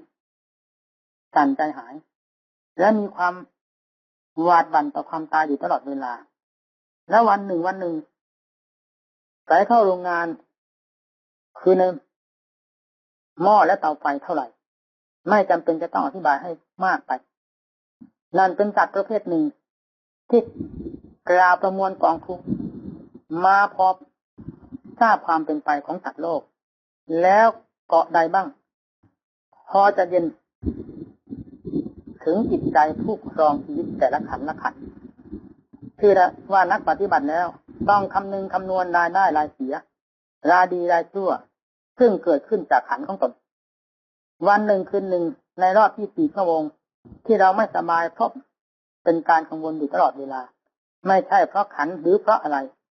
มาทำให้เราลำบากกังวลยืนเดินนั่งนอนเพื่อขันรับทานหรือฉันเพื่อขันและอาการเคลื่อนไหวทุกอย่างเพื่อขันทั้งนั้นถ้าไม่เพื่อขันต้องแตกเพราะทุกบีบคั้นที่ทำทั้งนี้ก็เพื่อเยียวยากันไปเล็กๆน้อยๆเมื่อทนไม่ไหวก็แตกนี่คือภาระเวปัญจขันธาขันธ์ทั้งห้าเป็นภาระอันหนักแท้เพราะต้นไม้ใบหญ้าแผ่นดินหินเขาเราจะถือว่าเป็นของหนักเขาก็อยู่ตามธรรมดาของเขาไม่เคยมาทับมาถมหรือกดขี่บังคับให้เป็นภาระให้เราได้เป็นภาระรับเป็นความลำบากกับเขามีแต่ขันธ์ห้าเท่านี้ทับถมกดขี่บังคับให้เราได้รับความทุกข์ลำบากทุกอาการเคลื่อนไหวนับแต่วันขันธ์เริ่มพอตัวขึ้นมาต้องรับความทุกข์เดือดทุกข์ร้อน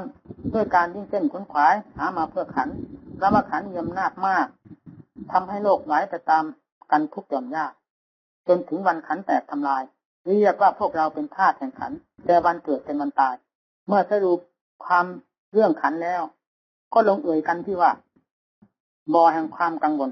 คือขันธ์บ่อแห่งเรื่องทั้งหมดรวมอยู่ในขันธ์เป็นผู้บัญชาการให้เป็นไปตามอำนาจความต้องการของตนเมื่อเป็นเช่นนี้จะมีอะไรบ้างที่อัศจรรย์จากขันธ์แม้ขันธ์อื่นที่เราจะไปรับเป็นภาระในชาติหน้าจากกำเนิดเกิดขึ้นมามันก็เป็นขันธ์อันเกิดตายอันเดียวกันจะเป็นนายเหนือศีรษะของเราให้เป็นทุกข์ไปกับเขาอีกฉะนั้นจงพากันพิจารณาให้ชัดเจนด้วยปัญญาชาติที่เราเคยเกิดมากี่ภพกี่ชาติกี่กับกี่กันเราไม่ต้องไปคาดหมายหรือเป็นนับไปอ่านจงถือเอาชาติปัจจุบันที่เรารู้เห็นอยู่นี้เองมาเป็นเครื่องพิสูจน์ทบทวนดูผู้ไม่ประมาทจะรู้ทั้งขันธ์ในอดีตทั้งขันธ์ในอนาคตว่ามีลักษณะอันเดียวกันกับขันธ์ที่มีอยู่กับตัวของเราในปัจจุบันนี้ขอแต่บังคับใจให้อยู่ในกรอบแห่งใจรักซึ่งมีอยู่ทั่วร่างกายและจิตใจตลอดเวลาแม้จิตจะมีความฟุ้งเฟ้อเห่อเหิมสักเท่าไรก็ทนต่อสติกับปัญญาประกอบองค์แห่งความเปลี่ยนไปไม่ได้เมื่อยังไม่คล่องแคล่วก็ต้องบังคับถูถ่ายกันไปถ้าสติกับปัญญามีกำลังพอทรงตัวได้แล้วจะเหมือนความสว่างกับดวงไฟซึ่งปรากฏขึ้นพร้อมๆกันเรื่องของสติกับเรื่องของปัญญาที่ได้ฝึกหัดเป็นเพียงไกล อยู่ที่ไหนก็เป็นสติเป็นปัญญาไม่ใช่จะต้องถูถ่ายกันไปตลอดเวลาเหมือนเด็กแรกเกิดยังไม่มีสติปัญญาและกำลังช่วยตัวเองผู้ใหญ่ต้องช่วยเป็นภาระเลี้ยงดูทุกอย่างจนกว่าเด็กจะมีความสามารถช่วยตัวเองได้กลายเป็นผู้ใหญ่ขึ้นมาผู้ใหญ่ซึ่งเคยให้ความดูแลเด็กก็หมดภาระไปเรื่องของสติปัญญาก็เช่นเดียวกันย่อมมีกำลังสามารถขึ้นเป็นลำดับจากการอบรมเสมอไม่ลดละหรือปล่อยไปตามยถากรรมนับวันเจริญขึ้นโดยถ่ายเดียวจนกลายเป็นมหาสติมหาปัญญาถึงขั้นทำงานในหน้าที่ของตนโดยอัตโนมัติคือว่าสิ่งที่เคยเป็นข้าศึกต่อใจแล้วทุกประเภทถ้าถูกมหาสติมหาปัญญาสังหารจนหมดสิ้นไปไม่มีอะไรเหลืออยู่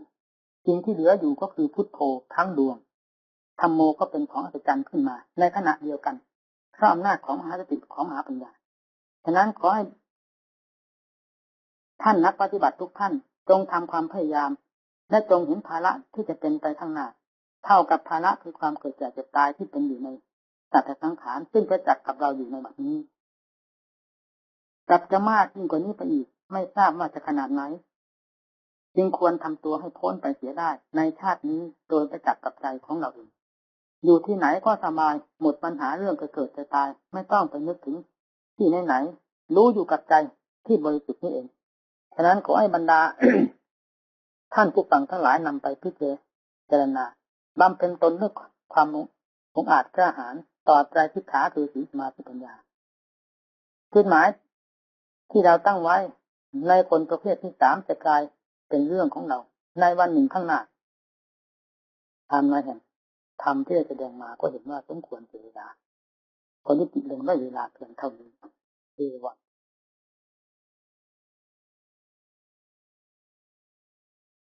เทศในที่ประชุมครับวันที่12 กันยายน 2505 ณ วัดป่าบ้านตาดจังหวัดอุดรธานีการปฏิบัติพระศาสนา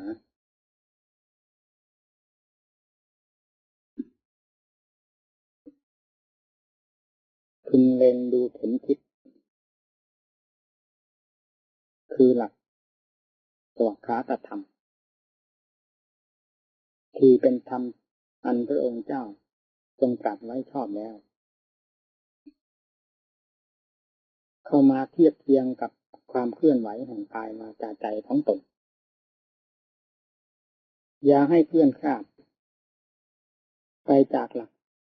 สวากขาตธรรมให้สังเกตทั้งทางกายทั้งทางวาจาทั้งทางใจถ้าเคลื่อนไหวจากหรือผิดจากหลักของสวากขาตธรรมแล้วพึงทราบว่าเป็นไปเพื่อทางผิดอย่างน้อยก็เนิ่นช้าอย่างมากก็เป็นมลทินแก่ตนเองเราทุกท่านซึ่งมารวมกันอยู่ในสถานที่นี้ไม่ได้อยู่ในบ้านเดียวเมืองเดียวกันในตระกูลเดียวกันต่างก็ระเหเร่ร่อนมาด้วยความเจตนาหวังดีของตนแต่ละท่านนะท่านถ้าพูดตามทางโลกแล้วเรียกว่าเราทั้งหลายไม่ได้เป็นญาติเป็นมิตรต่างมารดาบิดาต่างบ้านเกิดเมืองนอนต่างเมืองต่างจังหวัดต่างอำเภอต่างภาคแต่เมื่อพูดตามหลักของธรรมที่เราทั้งหลายได้ทรงอยู่ณบัดนี้เรียกว่าเราทั้งหลายเป็นญาติกันอย่างสนิทที่จะแยกจากกันไม่ได้ญาติทางความเกิดก็มีลักษณะเช่นเดียวกันญาติทางความทุกข์ความลำบากความขัดข้องยุ่งเหยิงต่างก็ได้ผ่านมาในทางสายเดียวกันญาติในทางนักบวชซึ่งเป็นผู้โกนผมโกนคิ้วเพื่อสละ สิ่งที่เป็นข้าศึกแก่ตนเอง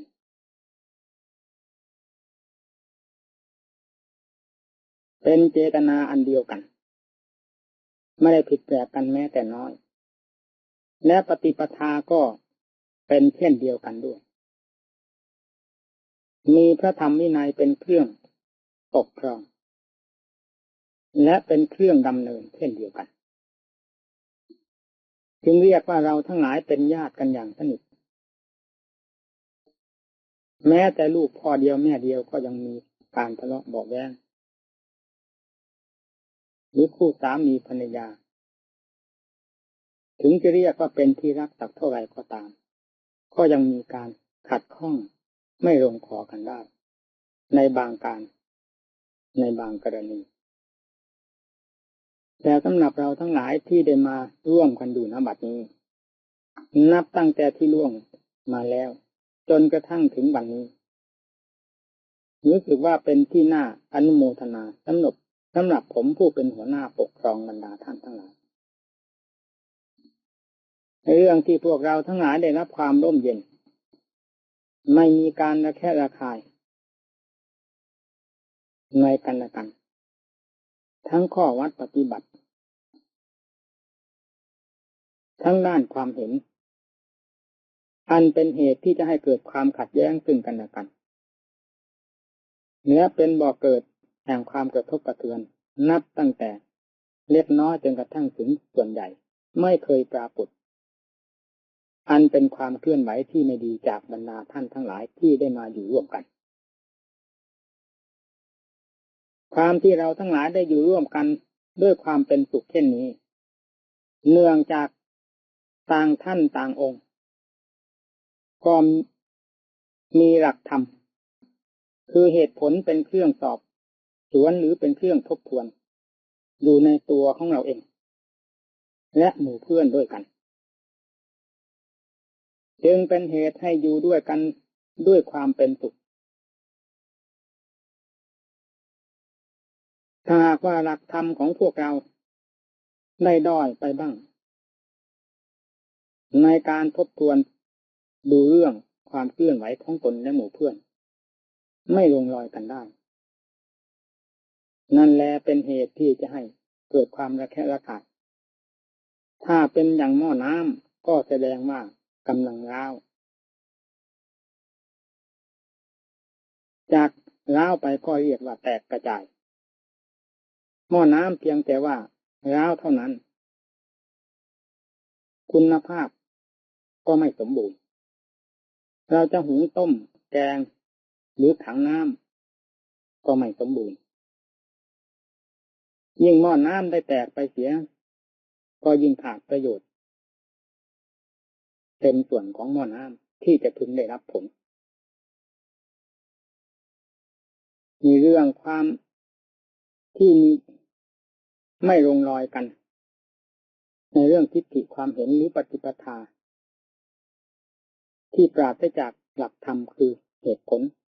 ก็ย่อมมีลักษณะเช่นเดียวกันแต่นี้ถ้าจะเทียบก็เหมือนกันกับว่าเวลานี้หม้อน้ำกำลังสมบูรณ์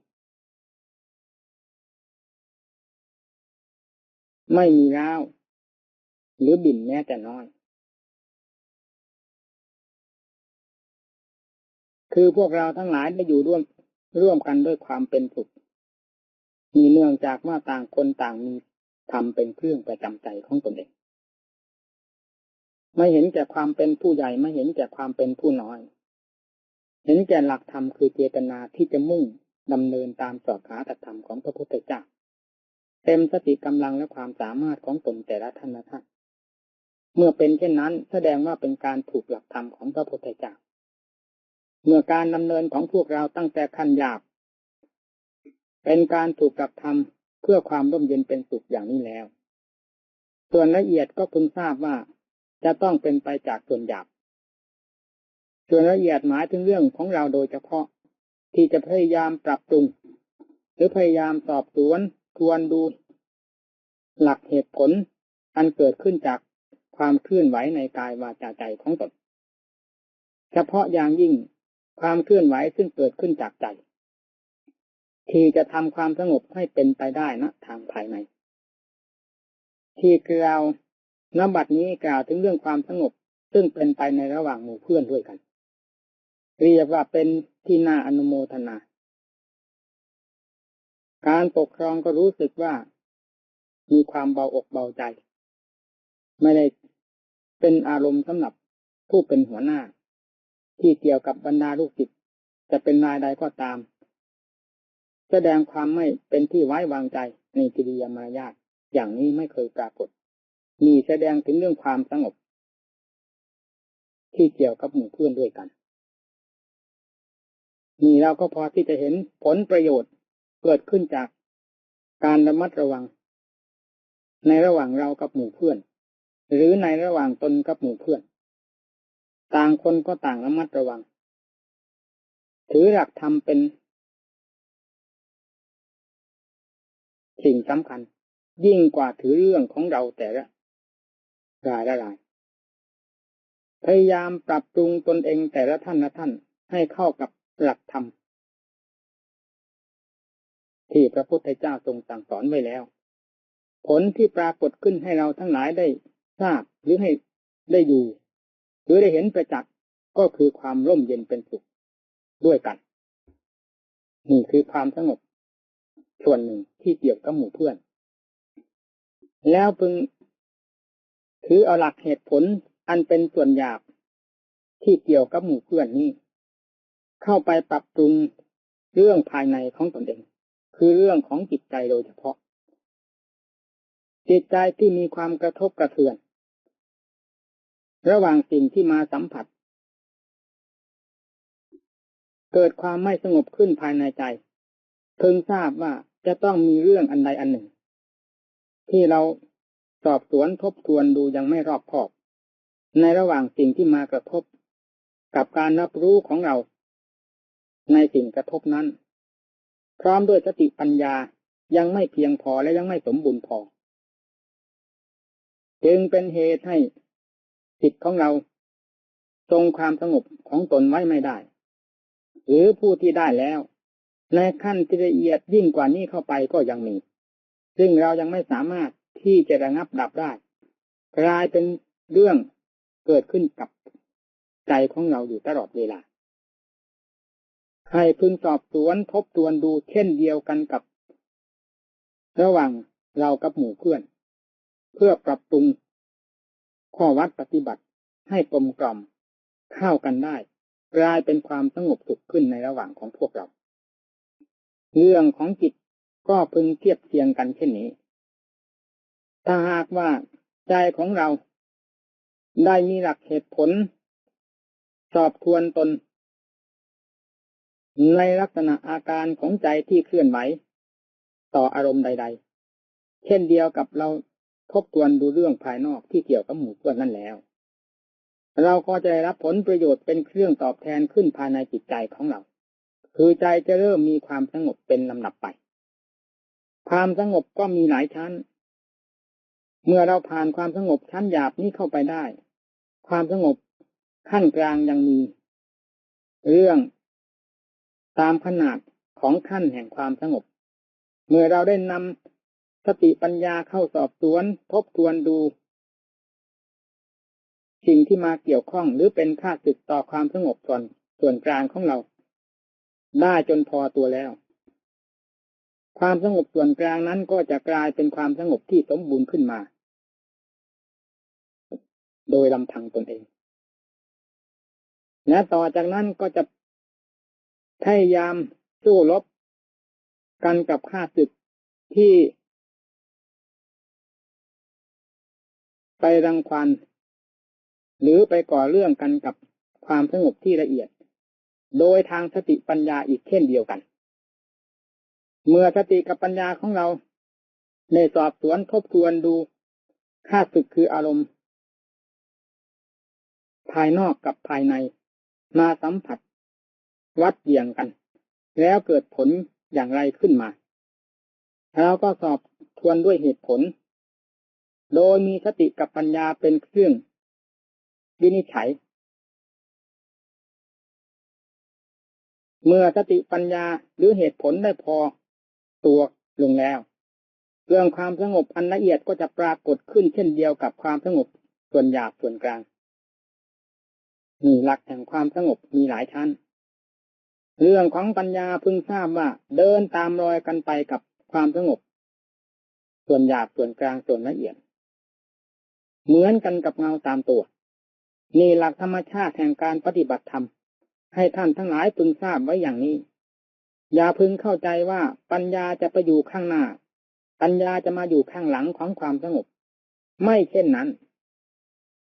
ถูกตามหลักธรรมชาติที่แท้จริงแล้วเรื่องของปัญญากับเรื่องของสติจะต้องสวมรอยกันไปหรือเป็นคู่เคียงกันไปกับความสงบไม่ว่าความสงบชั้นใดๆปัญญาก็มีตามฐานะแห่งความสงบเริ่มจะทำความสงบอย่างหยาบให้ปรากฏขึ้นมาปัญญาอย่างหยาบต้องเป็นพี่เลี้ยงเสมอไปขั้นกลางปัญญาขั้นกลางก็ต้องเป็นพี่เลี้ยงขั้นละเอียดปัญญาขั้นละเอียดก็ต้องเป็นพี่เลี้ยงตามๆกันไปอย่างนี้นี่เป็นหลักธรรมชาติที่ได้ปฏิบัติมาตามกำลังขอให้บรรดาท่านผู้ฟังทั้งหลายซึ่งถือเป็นอันเดียวกันผมได้เปิดเผยให้ท่านทั้งหลายฟังโดยจำเพาะให้พึงทราบไว้เสียว่าเรื่องของสติกับปัญญานี้ตามขั้นของสมาธิหรือตามขั้นแห่งความสงบจะปราศจากกันไปไม่ได้เป็นธรรมที่จำเป็นที่สุดที่เราจะพึงใช้อยู่ตลอดเวลาตามฐานะแห่งปัญญาและสติของเรา เท่าที่จะพยายามฝึกฝนจิตใจของตนให้เป็นไปในความสงบขั้นไหนแล้วแต่อำนาจของสติแล้วแต่อำนาจของปัญญาเมื่อปัญญาของเรามีความละเอียดสามารถขึ้นเป็นลำดับแล้วเรื่องที่ว่าปัญญาอันละเอียดนั้นไม่ต้องว่าเพราะเป็นสิ่งที่ฝึกซ้อมไปตามๆกันกับการฝึกหัดใจของเราให้เป็นความสงบตั้งแต่เบื้องต้นนี่การที่เราจะพิจารณาหรือสอบสวนทบทวนเอาหลักเหตุผลเข้าไปจับที่หัวใจของเราที่จะเป็นความเคลื่อนไหวรับกับอารมณ์ที่มาสัมผัสให้มีสติให้มีปัญญาเป็นเครื่องสอบสวนทบทวนกันอยู่เช่นนี้ความสุขความสงบหรือความสบายความแยกคายความเฉลียวฉลาดจะค่อยปรากฏขึ้นกับใจดวงนี้เมื่อใจของเราได้มีความสงบแล้วปัญญาของเราก็จะเริ่มพิจารณาคล่องแคล่วเป็นลำดับไปเมื่อจิตมีความสงบการสงบของจิตไม่ใช่เป็นนิสัยอันเดียวลักษณะแห่งความสงบของจิตนั้นมีหลายลักษณะและเป็นตามนิสัยของผู้ปฏิบัติแต่ละรายไม่เหมือนกันแต่ผลรายได้คือความสงบนั้นเป็นเช่นเดียวกันลักษณะของจิตบางประเภทเมื่อกำหนดบริกรรมในคำใดคำหนึ่งบรรดาที่เป็นบทธรรมซึ่งตนชอบในจริตของตนเพียงบริกรรมเข้าเท่านั้น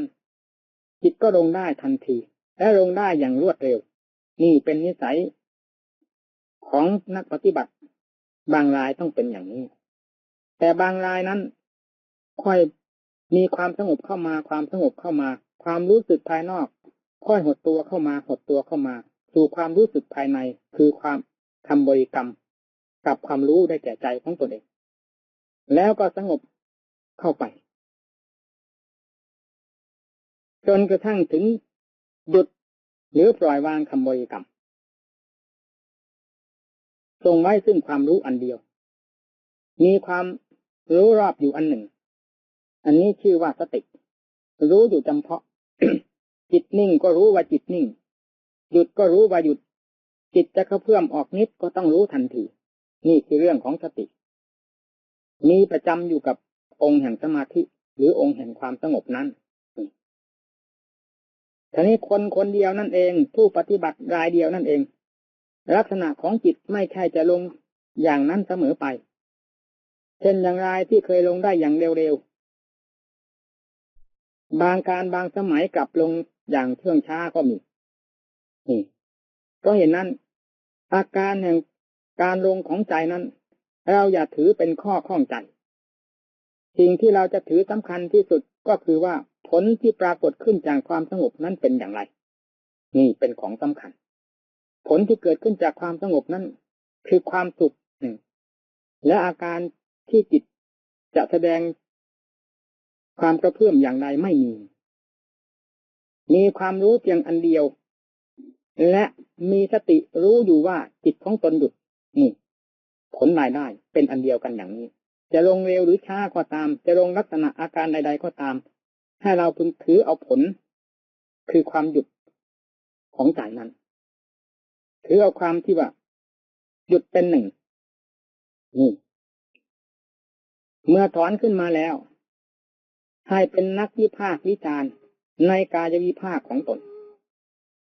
กายทุกส่วนเป็นสภาพแห่งไตรลักษณ์ทุกอาการเป็นไตรลักษณ์ในหลักธรรมชาติใครจะรู้ก็ตามใครไม่รู้ก็ตามสภาพนี้ต้องเป็นหลักธรรมชาติแห่งไตรลักษณ์อยู่นั่นเองคำว่าไตรลักษณ์คือความไม่เที่ยงนี่เคยอธิบายให้ท่านผู้ฟังได้ทราบหลายครั้งแล้วความเป็นทุกข์ความเป็นอนัตตาและเราอย่าพึงทราบว่าความเป็นทุกข์ก็ดีความเป็นอนิจจังก็ดีความเป็นอนัตตาก็ดี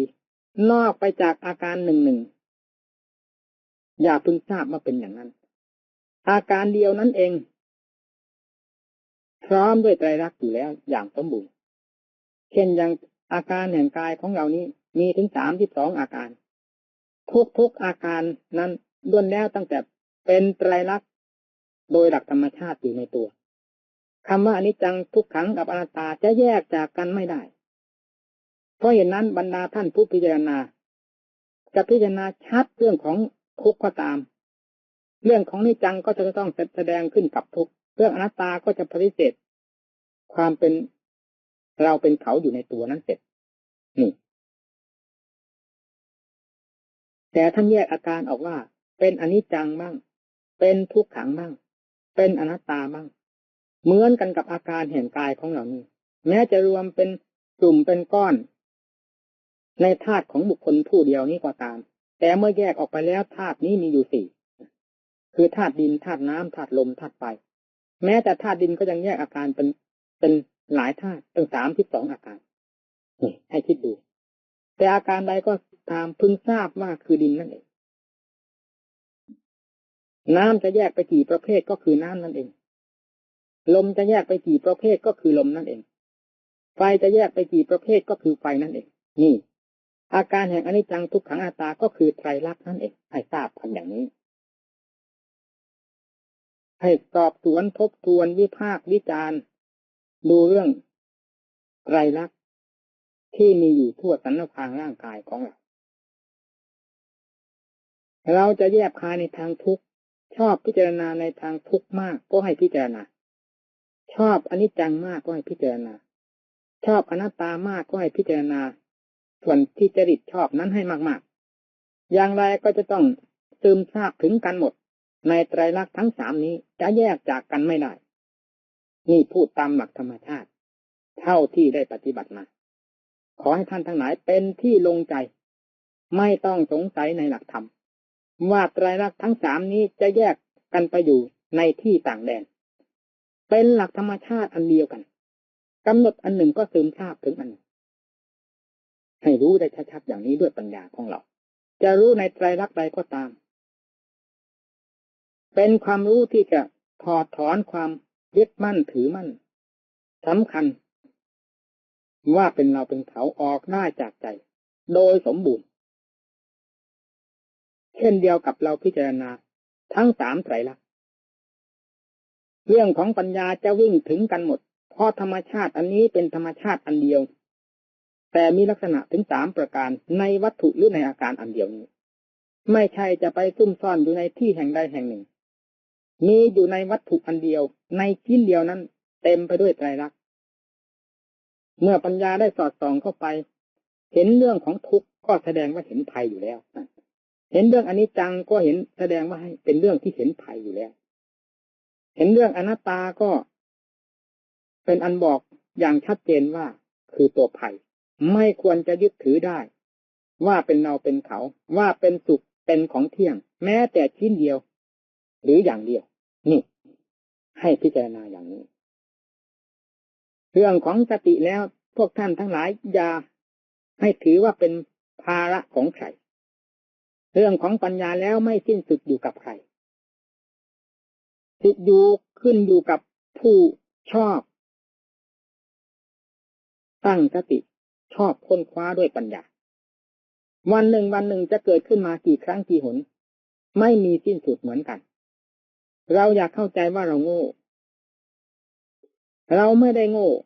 ถ้าเราได้ยังความรู้สึกของเราลงในอวัยวะคือท่อนแห่งกายนี่แล้วเรื่องความรู้สึกที่แปลกประหลาดจะปรากฏขึ้นมาในสถานที่นี้โดยไม่ต้องสงสัยความเฉลียวฉลาดไม่ได้มีอยู่ในที่ไหนๆสติก็ไม่มีอยู่ในที่ไหนๆท่านจึงเรียกว่าสติปัฏฐานสี่กายหนึ่งเวทนาหนึ่งจิตหนึ่งธรรมหนึ่งนี่เป็นที่ตั้งของสติหรือเรียกว่าเป็นที่บำรุงสติเป็นที่บำรุงปัญญาเป็นที่เพาะปลูกสติเพาะปลูกปัญญาให้มีความเฉลียวฉลาดรอบตัวเมื่อเรายังมีความโง่อาการทั้งหลายเหล่านี้ก็เป็นข้าศึกต่อเรากายก็กลายเป็นข้าศึกเวทนาก็กลายเป็นข้าศึกจิตก็กลายเป็นข้าศึกธรรมก็กลายเป็นข้าศึกเมื่อเราได้ยังสติลงที่จุดนี้ยังปัญญาลงที่จุดนี้กายก็กลายเป็นธรรมขึ้นมาเวทนาก็กลายเป็นธรรมขึ้นมาจิตก็กลายเป็นธรรมขึ้นมาธรรมก็กลายเป็นธรรมขึ้นมาในหลักธรรมชาตินี่เพราะฉะนั้นท่านจึงเรียกสติปัฏฐานสติปัฏฐานคือหินลับของสติของปัญญานั่นเองแต่ผู้ไม่ฉลาดเอามีดไปฟันหินมีดก็ต้องเสียถ้าผู้ไม่ฉลาดถือหินลับนี่ว่าเป็นตนกายเวทนาจิตธรรมทั้งหมดนี้ก็กลายเป็นข้าศึกแก่คนโง่ผู้นั้นเพราะฉะนั้นที่พระพุทธเจ้าสอนให้พิจารณาสติปัฏฐานทั้งสี่นี้ไม่สอนว่าให้เอามีดไปฟันหินไม่สอนว่าให้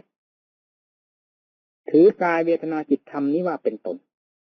แต่ตรงกันข้ามสอนว่าให้พิจารณาถึงเรื่องกายเรื่องเวทนาเรื่องจิตเรื่องธรรมด้วยสติด้วยปัญญาอย่างนี้ต่างหากเพราะฉะนั้นสติจึงตั้งได้ที่กายเวทนาจิตธรรมปัญญาจึงมีความเฉลียวฉลาดรู้รอบคอบ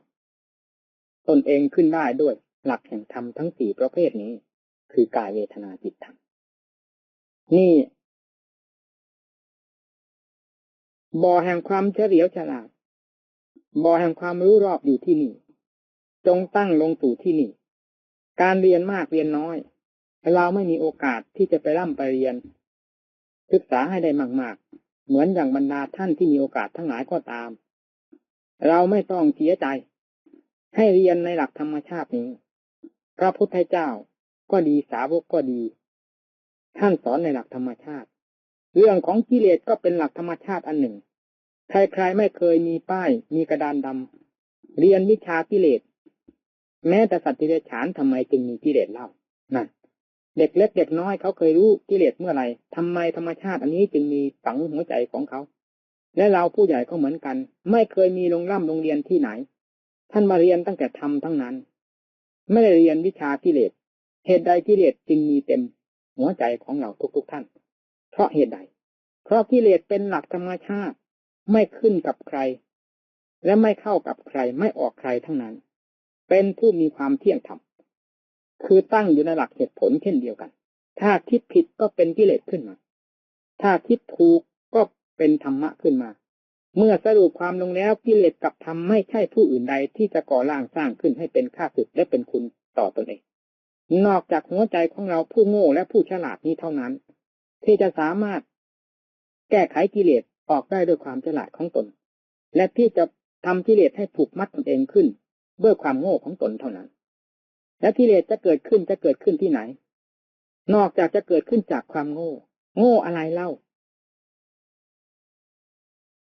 เมื่อจะแยกออกตามประเภทแห่งความโง่แล้วเห็นก็โง่ได้ยินก็โง่สิ่งใดที่มาสัมผัสก็หลงตามไปหมดนี่ท่านเรียกว่าโง่เพราะเหตุนี้เพราะรากฐานของจิตมันโง่เพราะเหตุนั้นจึงต้องพยายาม มันโง่อยู่ที่จุดไหนให้กำหนดพิจารณาลงที่จุดนั้นมันถูกตนของตนอยู่ที่จุดไหนให้พิจารณาตนของตนแก้ไขลงที่จุดนั้นเฉพาะอย่างยิ่งเวลานี้ไม่มีอันใดที่เป็นค่าศึกต่อเราซึ่งเป็นของยอดเยี่ยมที่สุดนอกไปจากกายเวทนาจิตธรรมนี้นี่ความหลงก็หลงกายนี้ว่าเป็นเรารักก็รักกายนี้ชังก็ชังกายนี้ทุกข์ก็เกิดขึ้นในกายนี้จิตได้รับความเดือดร้อนก็เพราะเรื่องแห่งกายนี้ธรรมจะหมายเอาอะไรก็กายเวทนาจิตนี้เองรวมลงแล้วเรียกว่าธรรมทีนี้เราพยายามที่จะพิจารณาใจของเราในสติปัฏฐานสี่ด้วยสติด้วยปัญญาไกลกรองอยู่ทั้งวันทั้งคืนมีการงานคือสติปัฏฐานสี่เท่านั้นเป็นงานเป็นทางเดินเป็นที่อยู่เป็นที่อาศัยเป็นที่ทำงานของเราไม่มีที่ไหนให้พิจารณาลงที่นี้เมื่อได้พิจารณาให้มันเห็นชัด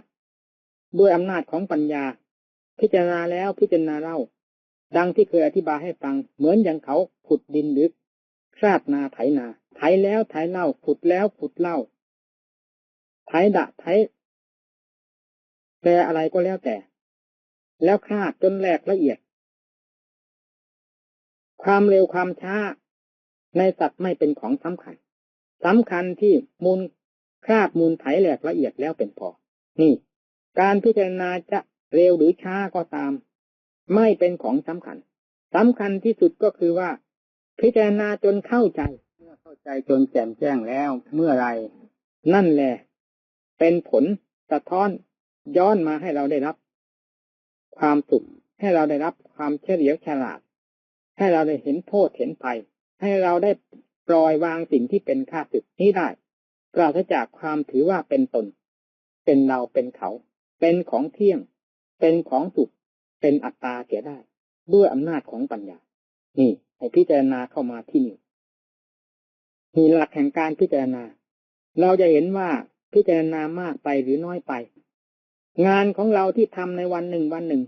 เราไม่ต้องว่าเราทำงานน้อยไปหรือมากไปให้สำเร็จการเลี้ยงชีพได้อย่างน้อยต้องให้เป็นอย่างนั้นมากกว่านั้นให้มีการได้ซื้อได้ขายได้ร่ำได้รวยเงินมาไว้สำหรับเป็นความสะดวกแก้ขัดแก้จนของเราในคราวจำเป็นนี่ไม่ต้องถือว่างานน้อยหรืองานมากไม่ต้องถือว่าหนักว่าเบาเมื่อเหนื่อยหรือหิวแล้วก็มาพักผ่อนร่างกายหรือรับทานอาหารพักให้สบายจากนั้นก็เริ่มงานอีกเป็นลำดับอย่างนี้ทุกวันไม่ได้ถือว่าเราทำงานมากหรือทำงานน้อยเรื่องของการครองชีพเป็นความจำเป็นบังคับเราอยู่ตลอดเวลาไม่ทำไม่ได้เป็นเรื่องจำเป็นอย่างนี้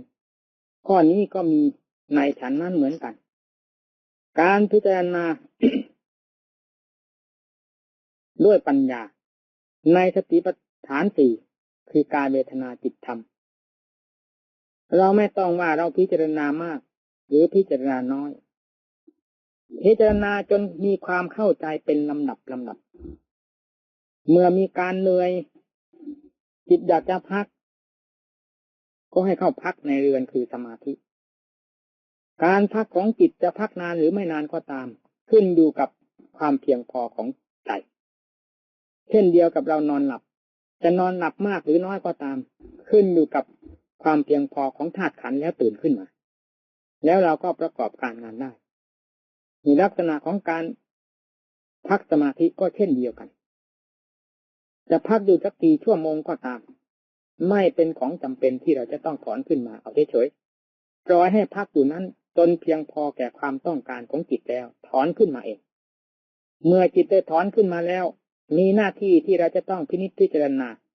ในสติปัฏฐานสติปัฏฐานสี่คือกายเวทนาจิตธรรมด้วยปัญญาของเราเป็นลำดับไปการพิจารณาเรื่องของกายแยกส่วนแบ่งส่วนขยายให้โตบ้างทำให้เล็กบ้าง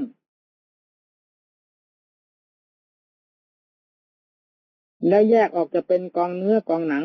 ในส่วนใดๆก็ตาม แล้วกำหนดให้ละลายหายสูญไปจากความเป็นสัตว์เป็นบุคคลจากความเป็นเนื้อเป็นหนังเป็นต้นจนกลายลงเป็นธาตุเดิมคือดินน้ำลมไฟแล้วปรุงขึ้นมาใหม่พิจารณาอยู่เช่นนี้วันหนึ่งจะได้สักกี่เที่ยวหรือกี่รอบไม่เป็นสิ่งที่เราจะไปพึงคำนวณผลรายได้ที่ปรากฏขึ้นจากใจของเราคือความฉลาดความหายสงสัยในส่วนแห่งกายไปทุกวันทุกวันเป็นลำดับอย่างนี้เป็นความต้องการของเราจนกระทั่งถึงว่าใจของเรามีความเพียงพอต่อส่วนแห่งกายนี้แล้วจะรู้เท่าทันในส่วนแห่งกายนี้โดยทางปัญญาแล้วปล่อยวางได้อย่างสนิทไม่มีอันใดที่จะมาเป็นเครื่องติดใจหรือซึมซาบว่ากายนี้เป็นเราเป็นของเราได้อีกแม้แต่นิดเดียวนี่เป็นความเพียงพอของการพิจารณาร่างกายมีเรื่องเวทนาซึ่งเกิดขึ้นจากกายและเกิดขึ้นจากใจเพราะเวทนามีสองประเภทเวทนาในส่วนแห่งกายอย่างหนึ่งเวทนาในส่วนแห่งใจอย่างหนึ่งใจจะเป็นสุขเวทนาก็ตามทุกขเวทนาก็ตามที่สืบเนื่องมาจากการได้รับอารมณ์จะเป็นอารมณ์ในทางมรรคหรือในทางสมุทัยก็ตามถ้าใจของเรามีความสุขเพราะการพิจารณาเห็นแจ้งเห็นชัดในสภาวธรรมที่มีอยู่ในตัวของเรานี้ปรากฏเป็นความสุขขึ้นมานี่เรียกว่าสุขเกิดขึ้นจากมรรคคือเกิดขึ้นจากทางด้านปัญญาถ้าสุขมีความรื่นเริงบันเทิงไปในทางโลกทางสงสารแสดงว่าสุขนี้เกิดขึ้นทางด้านสมุทัยให้เรารู้ชัดอย่างนี้เรื่องของทุกข์ก็พึงเทียบเทียงกันเช่นนี้แต่การปล่อยวางกายนี้นั้นปล่อยวางในขั้นต้นเมื่อจิตได้พิจารณาถึงเรื่องเวทนาสัญญาสังขารวิญญาณจนแจ่มแจ้งชัดเจนตามเป็นจริงทุกชิ้นไม่มีอันใดเหลือจนกระทั่งถึงกระแสของจิตได้วิ่งไปถึงจุดหมายปลายทางแล้วเรื่องกายก็ดีเวทนาสัญญาสังขารวิญญาณก็ดีเป็นสภาวธรรมมีสภาพเช่นเดียวกันพิจารณาผสมผสานกันได้หมดมีแต่ว่าเจตนาผิดกันเท่านั้นเจตนาในเบื้องต้นในการพิจารณากายก็ดีพิจารณาเวทนาสัญญาสังขารวิญญาณก็ดีพิจารณาเพื่อรู้แจ้งเห็นชัดพิจารณาเพื่อถอดเพื่อถอนเพื่อเปลื้องตนของตนออกจากสภาวะเหล่านี้โดยทางปัญญาแต่เมื่อเราย้อนกลับมาพิจารณาครั้งหลังนี้เป็นแต่เพียงว่าพิจารณาโดยวิหารธรรมให้เป็นความสะดวกกายสบายใจซึ่งระหว่างขันธ์กับจิตได้อาศัยกันอยู่เป็นความสุขความสบายในระหว่างขันธ์กับจิตที่มีชีวิตอยู่เท่านั้นไม่มีความมุ่งมั่นปรารถนาส่วนใดอื่นซึ่งนอกไปจากให้เป็นความสะดวกกายสบายใจในระหว่างทิฏฐธรรมที่มีชีวิตอยู่นี้เท่านั้นนี่การพิจารณาเวทนาสัญญาสังขารวิญญาณ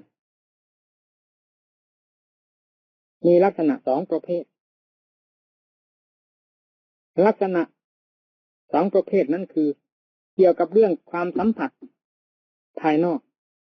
คือมีสิ่งภายนอกเข้ามาสัมผัสปรากฏเป็นความปรุงหรือความจำหมายขึ้นมาความรับรู้ขึ้นมาอย่างหนึ่งแม้สิ่งเหล่านี้จะไม่ปรากฏขึ้นมาก็ตามสัญญาจะไม่ปรากฏก็ตามวิญญาณจะไม่ปรากฏก็ตามเป็นเรื่องของปัญญาล้วนๆจะต้องพิจารณาได้โดยไม่ต้องมีสิ่งอันใดมาทำให้กระเพื่อม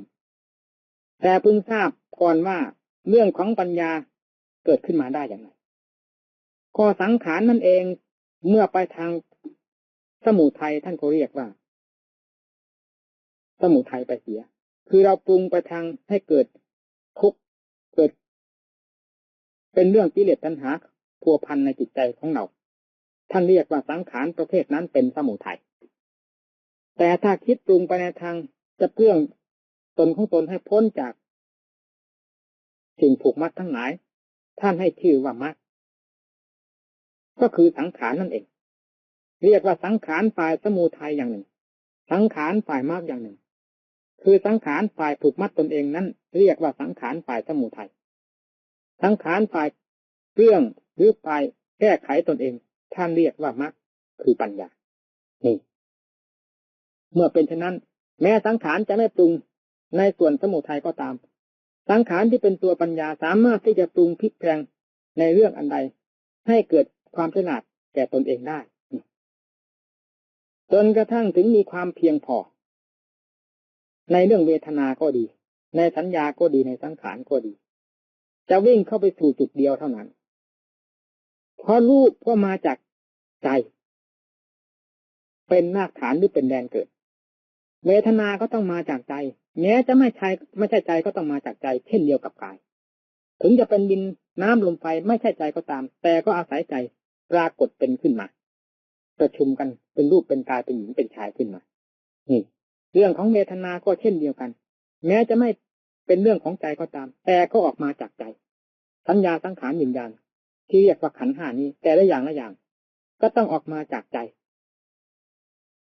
เมื่อปัญญาเราได้พินิจพิจารณาเช่นเดียวกับเราพิจารณาในเรื่องร่างกายจนเกิดความชำนิชำนาญแม้ที่สุดจะกระเพื่อมขึ้นเมื่อไรก็ทราบถึงจะดับไปแล้วก็ตามก็ทราบทั้งเรื่องความเกิดขึ้นดับไปแห่งเวทนาสัญญาสังขารวิญญาณแต่ละอย่างทราบทั้งความที่ตั้งขึ้นมาตั้งขึ้นจากอะไรและดับไปแล้วไปอยู่ที่ไหนจะตั้งขึ้นก็ตามไม่ตั้งขึ้นก็ตามจะตั้งอยู่ก็ตามไม่ตั้งอยู่ก็ตามก็เป็นเหตุที่จะให้ทราบชัดถึงเรื่องสมุฏฐานที่เกิดของอาการทั้ง4ทั้ง5นี้ว่าเกิดขึ้นมาจากไหนนี่เรื่องปัญญาเมื่อได้ทราบชัดเป็นลำดับลงไปเรื่องการที่เราจะไปตำหนิติโทษในรูปเสียงกลิ่นรสเครื่องสัมผัสมันก็หมดปัญหาไปแล้วนอกจากเราจะตำหนิติโทษของเวทนาสัญญาสังขารวิญญาณหรือของรูปกายของเราเท่านั้นเมื่อพิจารณาในส่วนนี้เห็นชัดอีกแล้วก็หมดการตำหนิติโทษในรูปของตนเวทนาของตนสัญญาของตนสังขารของตนวิญญาณของตนเหตุที่จะหมดโทษหรือเหตุที่จะหมดการตำหนิติชมก็เพราะอำนาจของปัญญาได้รื้อฟื้นดูทุกสิ่งทุกประการรื้อฟื้นดูทางรูปทางเสียงทางกลิ่นทางรสแล้วย้อนเข้ามาดูสัญญาสังขารวิญญาณผู้รับสัมผัสในสิ่งเหล่านั้นจนเห็นชัดทั้งด้านนอกเห็นชัดทั้งด้านในเห็นชัดเข้าไปจนกระทั่งถึงที่เกิดแห่งสัญญาแห่งสังขารแห่งวิญญาณแห่งเวทนา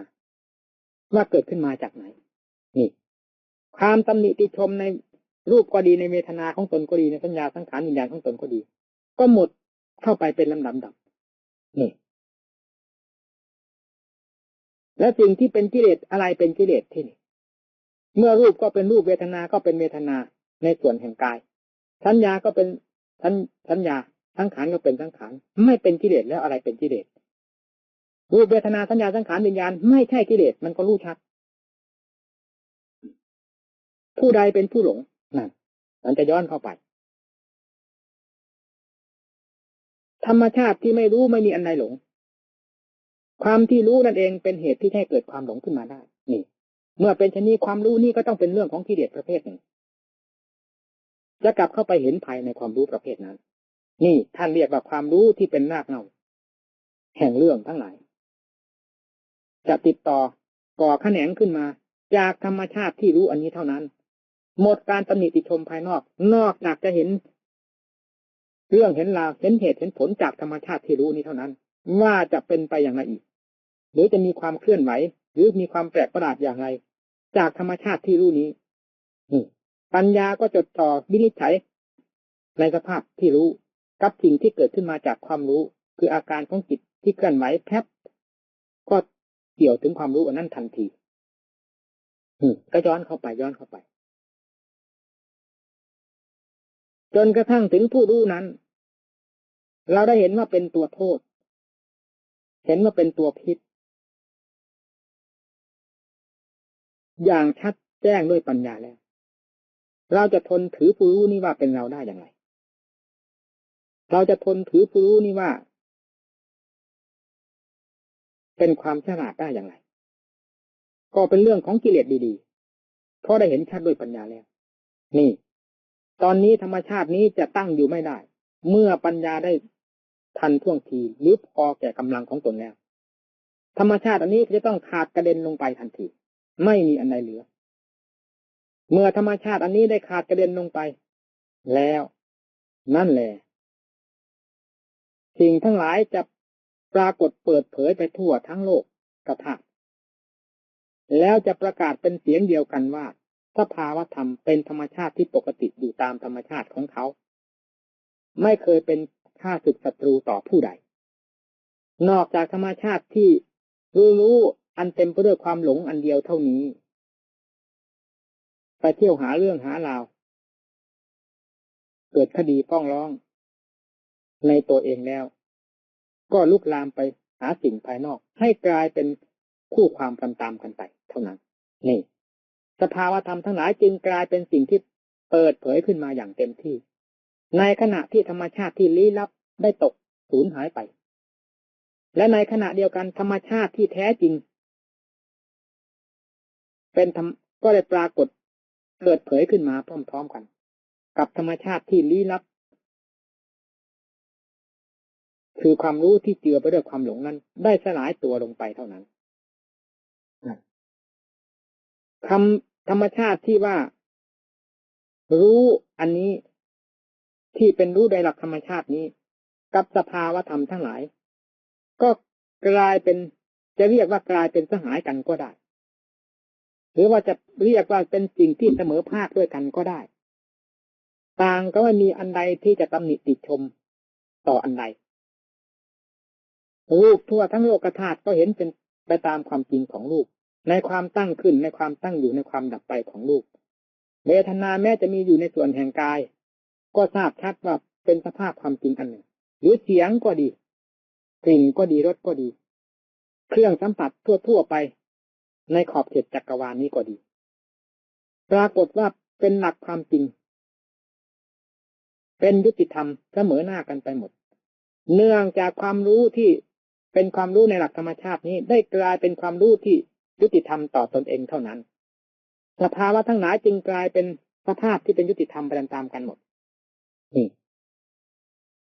เมื่อจะย้อนเข้ามาพูดให้เห็นชัดๆก็คือว่าเราเป็นผู้โกหกผู้เดียวเท่านั้นหรือเราเป็นผู้หลงเราเพียงอันเดียวหรือเพียงคนเดียวเท่านั้นเลยกลายไปทำโลกธาตุขอบเขตจักรวาลให้เป็นเรื่องเป็นราวตามๆเราไปหมดสิ่งทั้งหลายนั้นเลยกลายเป็นเรื่องเป็นราวเป็นคดีคู่ความกันกับเราทั่วทั้งดินแดนพอเราได้ปรากฏเป็นความรู้ที่ยุติธรรมขึ้นมาเท่านั้นสภาวะทั้งหลายก็กลายเป็นยุติธรรมเสมอหน้ากันไปหมดนี่แหละเรียกว่ายถาภูตังญาณทัศนังความรู้เห็นตามเป็นจริงในสภาพแห่งหลักธรรมชาติของตนด้วยปัญญาอย่างแจ้งชัดแล้วสภาวะทั่วไปจึงกลายเป็นความจริงเสมอหน้ากันไปหมดนี่เรียกว่ายถาภูตังญาณทัศนังทั้งรู้ทั้งเห็นในสภาวะทั้งหลายตามเป็นจริงทั้งข้างนอกทั้งข้างในไม่มีอันใดลี้ลับกลายเป็นสภาวะเปิดเผยไปเสียสิ้นเพราะธรรมชาติที่ลี้ลับคือตัวอวิชชานั้นได้ดับไปเพียงดวงเดียวเท่านั้นธรรมชาติที่แท้จริงหรือธรรมชาติที่เป็นยุติธรรมจึงได้โผล่ขึ้นมาเต็มที่ให้ปรากฏชัดในจิตใจพร้อมทั้งความตัดสินในหลักธรรมชาติได้ปรากฏขึ้นว่าสิ้นเรื่องเพียงเท่านี้เรื่องกิเลสเรื่องตัณหาเรื่องรักเรื่องชังเรื่องหลงเรื่องรู้อะไรต่อไปอีกนั้นหรือรู้เพื่ออะไรต่อไปอีกนั้นเป็นอันว่ายุติกันลงในที่นี้นอกออกไปก็คือว่าเรื่องความเกิดความแก่ความเจ็บความตาย ที่จะมาเกี่ยวโยงกันเหมือนอย่างที่เคยเป็นมาเป็นอันว่ายุติลงได้ในขณะนี้เท่านั้น จะไม่มีอันใดที่จะสืบต่อธรรมชาตินี้ไปได้อีกแล้วเพราะอดีตก็รู้เท่าอนาคตก็รู้ทันปัจจุบันก็ไม่ยึดปรากฏเป็นความบริสุทธิ์อย่างล้วนๆอยู่ในหลักธรรมชาตินั่นแล้วนั่นแหละที่นี่ตาก็ไม่เป็นภัยหูก็ไม่เป็นภัยจมูกลิ้นกายไม่เป็นภัยเพราะใจไม่เป็นภัยรูปเสียงกลิ่นรสเครื่องสัมผัสก็ไม่เป็นคู่เวรไม่เป็นศัตรูต่อใครกลิ่นรสเครื่องสัมผัสทั่วทั้งขอบเขตจักรวาลหรือไตรโลกธาตุประกาศเป็นคู่มิตรในเสียงเดียวกันหมดนี่เรียกว่าสุขโตข้างนอกก็เป็นสุขโตเพราะข้างในไม่มีภัยไม่ไปเที่ยวก่อกรรมก่อเวรก่อเข็ญตำหนิติโทษในสิ่งอันใดทั้งนั้นทั้งภายนอกทั้งใกล้ทั้งไกลทั้งสูงทั้งต่ำทั้งหยาบทั้งละเอียดทั้งภายในของตนเองจึงกลายเป็นธรรมชาติที่เปิดเผยไปทั่วทั้งหมดนี่ผลแห่งการปฏิบัติด้วยความทบทวนสอบสวนดูความเคลื่อนไหวในการดำเนินของตนเองตั้งแต่ส่วนหยาบตามที่อธิบายแล้วเบื้องต้นจนกระทั่งมาถึงส่วนกลางคือเรื่องของศีลเรื่องของสมาธิเรื่องของปัญญาจนมากระทั่งถึงส่วนปลายได้แก่ผลซึ่งเกิดขึ้นจากอำนาจของศีลสมาธิปัญญาเป็นสมบัติของเราทุกท่านพระพุทธเจ้าไม่ได้ทรงผูกขาดไว้สำหรับพระองค์เดียวเป็นสาธารณสมบัติสำหรับท่านผู้มีความสามารถท่านผู้มีความแก้วกล้าด้วยความภาคความเพียรไม่เห็นแก่ความท้อแท้อ่อนแอคุณธรรมทั้งหลายที่ได้กล่าวมานี้ตั้งแต่ต้นจนสุดขีดความสามารถที่แสดงในวันนี้ขอย้ำอีกว่าไม่ได้เกิดขึ้นมาให้ผิดจากหลักแห่งสวขาตธรรมการดำเนินก็ดำเนินให้ถูกหลักแห่งสวขาตธรรมผลที่จะพึงได้รับก็เป็นสันทิฏฐิโกเห็นเองทั้งส่วนหยาบส่วนกลางส่วนละเอียดซึ่งเป็นผลแห่งการปฏิบัติแล้วอากาลิโกเมื่อได้ปรากฏเต็มที่แล้วบริสุทธิ์อยู่ตลอดเวลาไม่ได้มีกลางวันกลางคืนไม่ได้มีหลับมีตื่นเป็นของบริสุทธิ์อยู่นั้นเรียกว่าอากาลิโกบริสุทธิ์อยู่ตลอดเวลาเอหิปัสสิโกเป็นของรู้อยู่เห็นอยู่ไม่ขาดวรรคขาดตอนสามารถที่จะแสดงหลักความจริงที่ตนได้รู้ได้เห็นทั้งที่เป็นส่วนแห่งความบริสุทธิ์ทั้งที่เป็นส่วนแห่งสภาวธรรมที่เกิดดับให้แก่บรรดาท่านผู้ฟังทั้งหลายได้เห็นชัดตามเป็นจริงและเชื่อว่าเป็นอย่างนั้นด้วย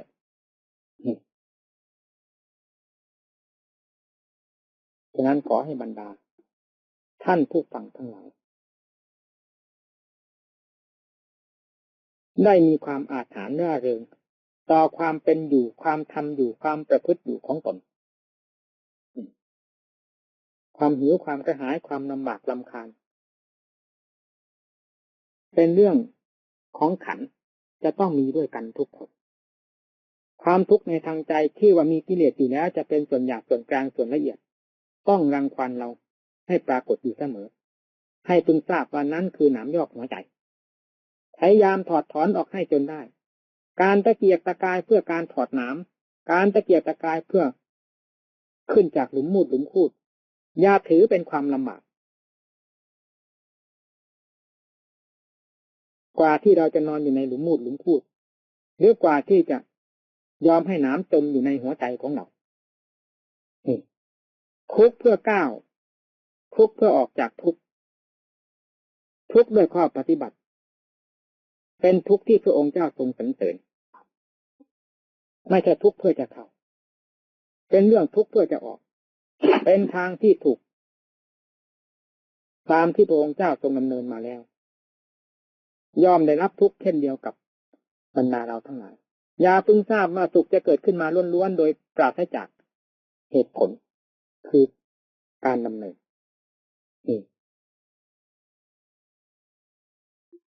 วันนี้ได้แสดงธรรมะตั้งแต่ขั้นความสะดวกความสงบเบื้องต้นสงบสบายในระหว่างหมู่เพื่อน ย้อนเข้าไปถึงความสงบสบายในระหว่าง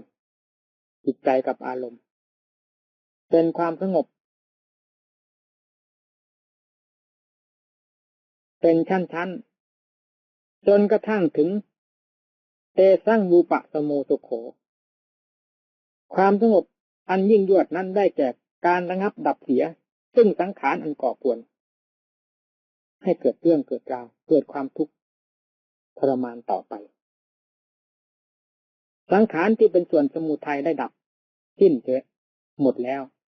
ยังเหลือตั้งแต่สังขารประจำขันธ์ห้านี่ท่านเรียกว่าเตสั่งวูปะสโมสุโขไม่เป็นปัญหาอะไรกับสังขารประจำขันธ์ห้าพระพุทธเจ้าก็มีสาวกก็มีจนกว่าว่าท่านจะนิพพานเสียเมื่อใดขันธ์ทั้งห้านี้จึงจะดับสลายลงไปสู่สภาพเดิมของเขาก็เหตุนั้นขอให้บรรดาท่านผู้ฟังทั้งหลายจงได้มีแก่จิตแก่ใจสละมาจากบ้านจากเรือนทั้งใกล้ทั้งไกลมาด้วยความเต็มอกเต็มใจจงฟังให้ถึงจิตถึงใจปฏิบัติให้ถึงขีดถึงแดนตายที่ไหนแล้วเราไม่ต้องไปเกี่ยวข้องกับร่างอันนี้ป่าช้าของเรามีอยู่ทุกแห่งทุกหนต้นไม้ภูเขาที่ไหนก็ตามล้มลงแล้วใครจะเอาไปที่ไหนก็แล้วแต่สิ่งที่เราไม่ยอมแพ้คือเรื่องความเพียรขอให้ท่านทั้งหลายยึดไว้เป็นหลักหัวใจจะเป็นผู้ถึงซึ่งแดนแห่งความบริสุทธิ์ได้เพราะหลักความเพียรหรือหลักแห่งความกล้าหาญอันนี้และขอความสวัสดีจงมีแก่บรรดาท่านผู้ฟังทั้งหลายทุกทั่วหน้ากัน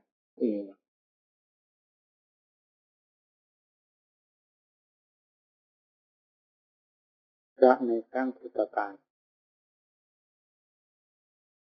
เป็นพระพุทธเจ้าก็มีและพระของพระพุทธเจ้าเป็นพระสาวกอรหันต์แต่ต่อมาในสมัยพระของพวกเรานี้จะเป็นพระอะไรก็ยังเรียกตายตัวไม่ได้ถ้าเป็นพระชอบบอกบัตรบอกเบอร์ก็จะเรียกไปตามชื่อพระปัดพระเบอร์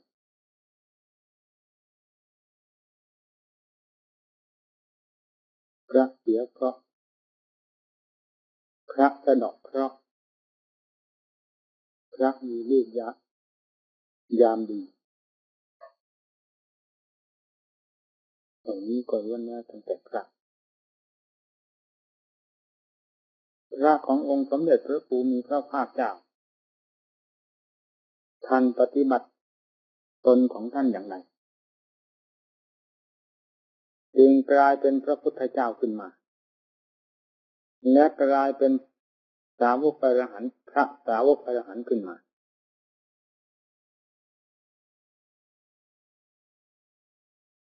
นั่นพระครั้งพุทธกาลพระสมัยของเรานี้เป็นพระสมัยใหม่มีทุกอย่างแม้ตนเองก็ยัง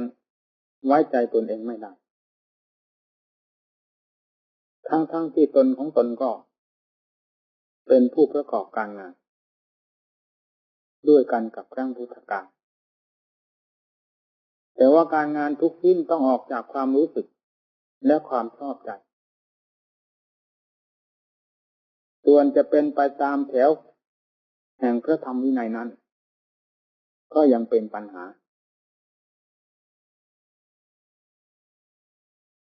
เพราะเหตุนั้นพระในครั้งพุทธกาลกับครั้งสมัยทุกวันนี้จึงมีต่างกันในปฏิปทาเครื่องดำเนินแม้จะอยู่ในวงพระโอวาทของพระพุทธเจ้าอันเดียวกันก็ตามแต่โอวาทซึ่งเป็นสำคัญที่สุดคือโอวาทของกิเลสตัณหาอาสวะมันครอบอยู่ที่หัวใจของเราทุกท่านเมื่อเรามีความใคร่หรือใฝ่ใจต่อโอวาทซึ่งมีอยู่ในตนเองอันเป็นโอวาทที่จอมปลอมนี่แล้วความเคลื่อนทางกายวาจาใจทุกอาการจะต้องกลายเป็นเรื่องของปลอมจากพระโอวาทคำสอนของพระพุทธเจ้าไปหมดไม่มีอันใดที่จะปรากฏเป็นความจริงขึ้นมาในกายวาจาใจ และความเคลื่อนไหวทุกๆอาการของพวกเราผลที่จะพึงได้รับก็ต้องเดินตามรอยแห่งเหตุที่ตนได้ดำเนินไปแล้วเหตุแห่งพระพุทธเจ้าก็ดีเหตุแห่งสาวกก็ดีที่ท่านดำเนินองค์ของท่านมาจนปรากฏเป็นจรณะของพวกเรานี้กับพวกเราทั้งหลายที่ได้เปล่งวาจาว่าเป็นพระของพระพุทธเจ้าเป็นพระสากยบุตรจะเหมือนกันหรือไม่นั้นต้องขึ้นอยู่กับโอวาทของพระพุทธเจ้ามาเป็นเครื่องปกครองจิตใจของเราและโอวาทอันจอมปลอมซึ่งฝังอยู่ในหัวใจของเราทั้งวันทั้งคืนขอให้เราทั้งหลายได้พิจารณาถ้าเราเห็นพระพุทธเจ้ายิ่งกว่าเทวทัตซึ่งฝังอยู่ในหัวใจของเราแล้วเราก็จะกลายเป็นสาวกของพระพุทธเจ้าขึ้นมาด้วยความบริสุทธิ์เป็นชั้นๆขึ้นไปจนกระทั่งถึงความบริสุทธิ์อย่างโดยสิ้นเชิงคือสาวกอรหันต์แม้พระพุทธเจ้าจะนิพพานนานหรือไม่นานไม่เป็นปัญหาอันใดกับท่านผู้บำเพ็ญตนของตนตามแนวทางของพระพุทธเจ้าจนปรากฏผลขึ้นมาเป็นที่พึงพอใจและเป็นธรรมที่ประจักษ์ใจของตนเป็นลำดับขึ้นไปจนกระทั่งถึงที่จุดหมายปลายทางแห่งองค์สมเด็จพระผู้มีพระภาคเจ้าได้ทรงประทานเอาไว้เราจงตัดสินใจของเราว่าจะน้อมตนไปสู่โอวาทใดโอวาทที่สำคัญที่สุดซึ่งพร่ำสอนตนของตนอยู่ตลอดเวลาคือโอวาทที่เกิดมาจากวัฏฏะครูไหนจะสอนหรือไม่สอนก็ตามธรรมชาตินี้เป็นครูโดยลำพังตนเองเพราะความเชี่ยวชาญในทางนี้มาไม่รู้กี่กับกี่กันความเกิดตายเหล่านี้เป็นของที่ไม่มีใครจะสามารถคัดค้านกันได้ว่ามีมากน้อยต่างกันไม่เหมือนกับสมบัติภายนอกซึ่งมองเห็นด้วยตาเนื้อว่าคนนั้นมีมากคนนี้มีน้อยพอที่จะมาเทียบเทียงหรือวัดเหวี่ยงกันได้ถ้าเราเป็นผู้มุ่งหวังจะเป็นสาวกที่แท้จริงของพระองค์เจ้าแล้วต้องเป็นผู้หนักในพระโอวาทซึ่งเป็นธรรมที่บริสุทธิ์หลุดจากพระโอษฐ์ของพระองค์ออกมาโดยความเป็นธรรมทั้งแท่งแล้วน้อมมาประพฤติปฏิบัติดัดกายวาจาใจของตนให้เห็นพระพุทธเจ้าและพระธรรมตลอดถึงพระสงฆ์สาวกว่าเป็นธรรมชาติที่มีคุณค่ายิ่งกว่าชีวิตและจิตใจของตนอย่างนี้จึงจะเป็นไปได้ในแถวแห่งพระองค์ท่านและสาวกที่ได้ผ่านไปแล้วถ้าเรายังจะเห็นเรื่องความเห็นความเป็นของเราซึ่งเป็นตัวหลอกลวงอยู่ตลอดเวลาว่าเป็นของดีด้วยแล้วแม้เราจะเปล่งวาจาว่าเป็นจิตของพระตถาคตก็สักแต่คำพูดเท่านั้นไม่ปรากฏผลอันใดที่จะให้เป็นความสมหวังตามความพูดของเราว่าเป็นจิตของพระตถาคตเจ้ายิ่งทุกวันนี้ไปในที่ไหนๆตามธรรมนาสิ่งแวดล้อมก็มีอยู่แต่ว่าความเปลี่ยนแปลงของสิ่งแวดล้อมเหล่านั้นเปลี่ยนแปลงไปอยู่ตลอดเวลาถ้าผู้ใดจะเห็นสิ่งแวดล้อมซึ่งเปลี่ยนตัวเองอยู่ตลอดเวลาว่าเป็นของจริงแล้วจิตใจจะมีความใคร่และฝักใฝ่ในสิ่งเหล่านั้น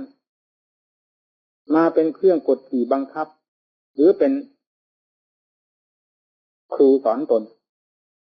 นี่เป็นสิ่งที่จะทำให้เสียหายถึงกับ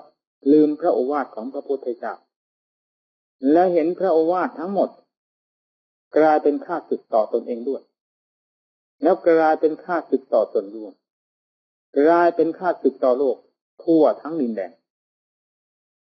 แท้ที่จริงพระโอวาทคำสอนของพระพุทธเจ้าเป็นโอวาทที่จะระงับดับไฟความรุ่มร้อนภายในใจของสัตว์ที่มีอยู่ด้วยกันอย่างหนาแน่น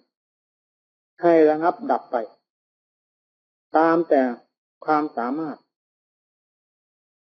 ของผู้มุ่งต่อพระโอวาทคำสอนของพระพุทธเจ้าแล้วนำมาประพฤติปฏิบัติตามเมื่อได้สดับเรียบร้อยแล้วผู้นั้นแลจะเป็นผู้ระงับดับได้ซึ่งกองเพลิงที่เผาผลาญอยู่ภายในจิตใจของตนของบางอย่างเป็นคุณสำหรับโลกแต่กลายเป็นภัยสำหรับนักบวชขอให้เราทั้งหลายได้คำนึงถึงเรื่องตัวของเราและพึงคำนึงเสมอว่าพระมีความหมายแค่ไหนคำว่าพระก็แปลว่าประเสริฐถ้าเป็นเรื่องของคนก็แปลว่าคนประเสริฐถ้าแยกออกไปสู่การงานก็แปลว่าการงานที่จะเป็นไปเพื่อความประเสริฐหรือให้ถึงแดนแห่งความประเสริฐเราต้องพิจารณาเสมอพระของพระพุทธเจ้าเป็นพระมาโดยลำดับด้วยปฏิปทาที่ดำเนินตามสวขาตธรรมซึ่งพระองค์เจ้าตรัสไว้ชอบแล้วการปฏิปทาคือข้อดำเนินทุกอาการที่เคลื่อนไหวของจิตพระตถาคตเจ้าในครั้งนั้นปรากฏว่าดำเนินไปโดยชอบสมกับคำว่าสวขาตธรรมที่พระองค์เจ้าทรงประทานไว้ผลที่ได้รับจึงปรากฏตั้งแต่ต้นว่า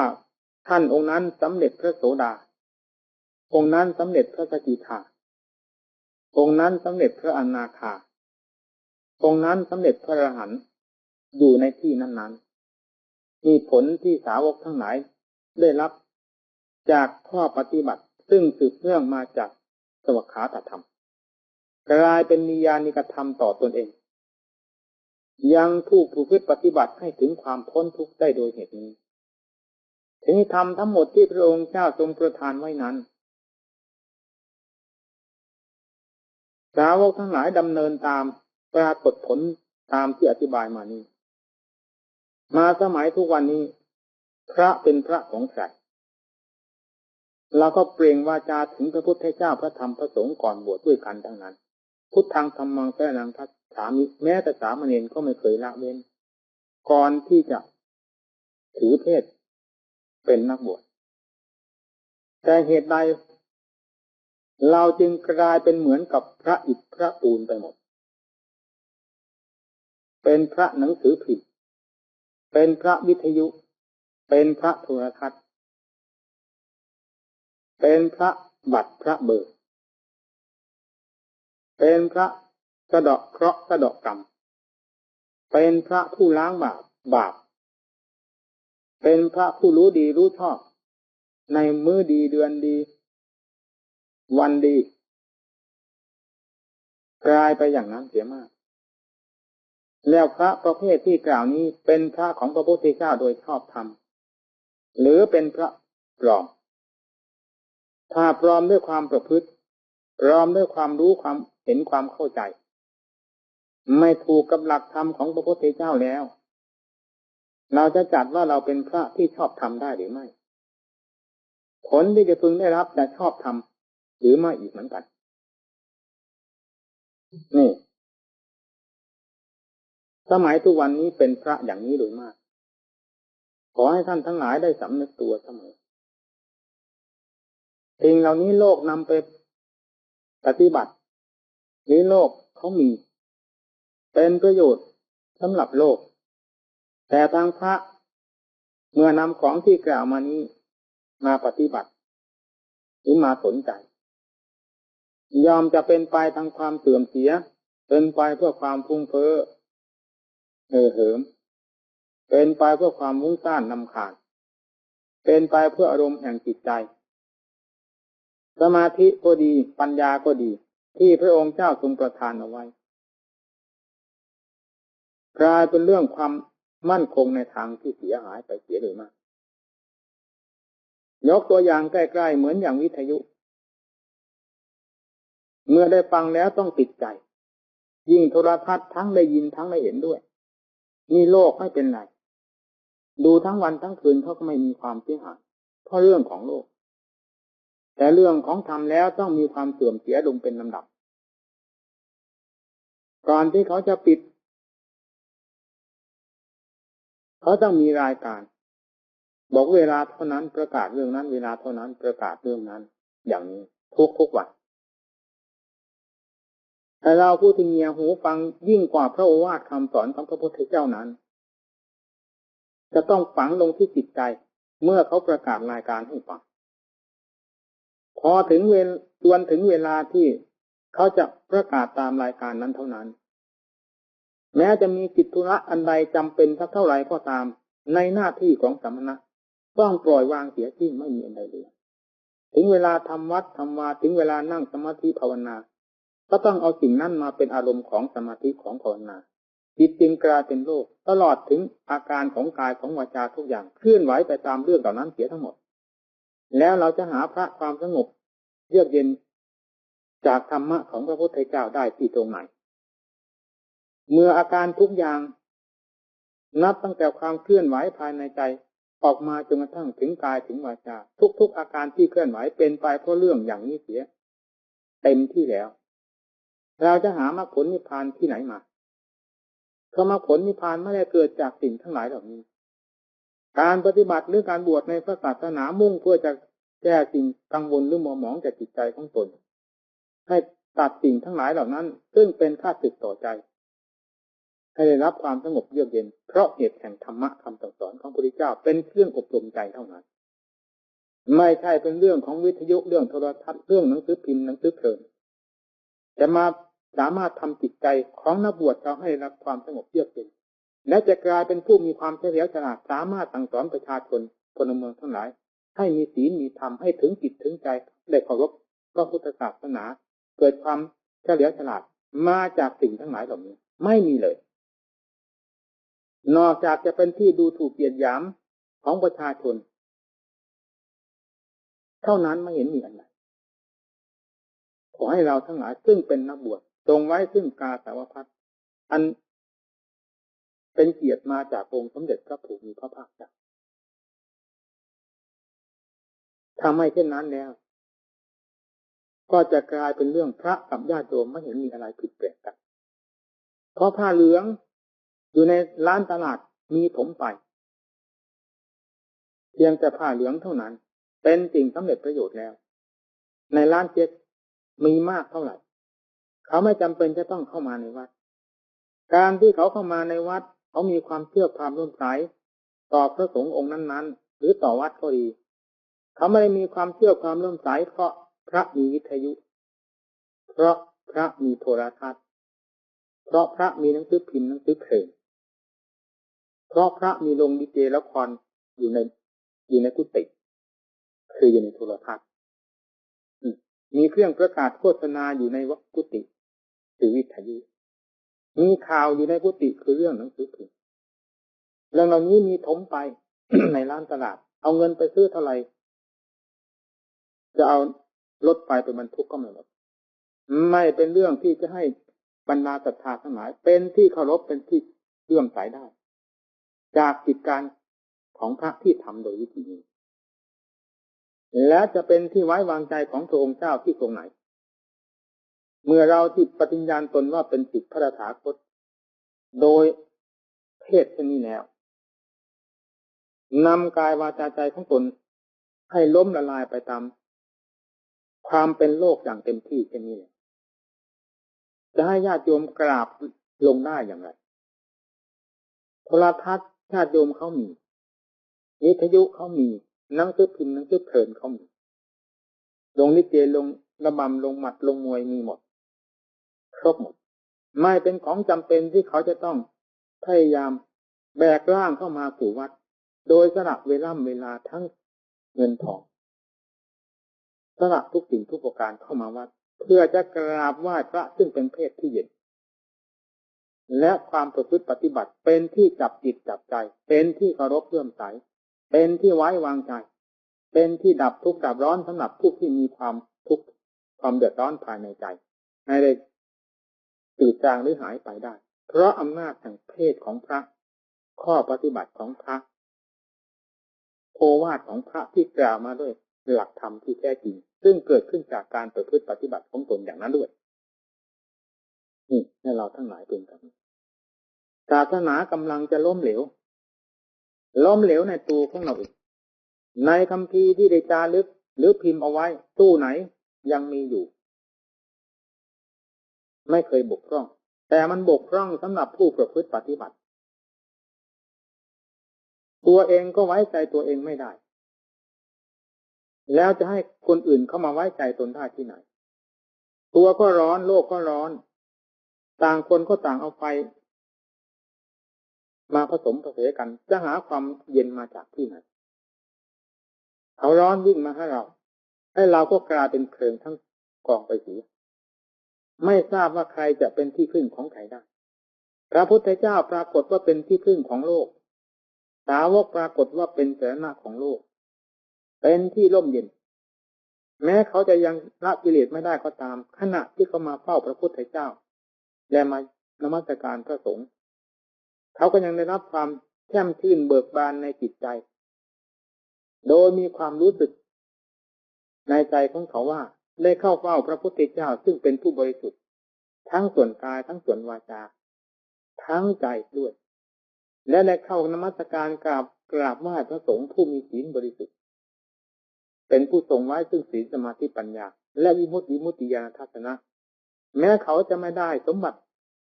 อย่างสาวกหรือพระพุทธเจ้าได้ก็ตามเพียงเขาเข้ามาพึ่งร่มเงาเท่านั้นเขาก็ได้รับความร่มเย็นเป็นสุขนี่เมื่อก้าวเข้ามาสู่วัดเราแล้วเห็นตั้งแต่วิทยุเห็นแต่โทรทัศน์เห็นแต่หนังสือพิมพ์หนังสือเพลินพูดออกคำใดเป็นการบ้านการเมืองพูดเป็นโลกเป็นสงสารไปหมดกิริยาที่ทำทั้งหมดเป็นอาการของฆราวาสจิตที่คิดออกทุกๆอาการที่เคลื่อนไหวล้วนแล้วตั้งแต่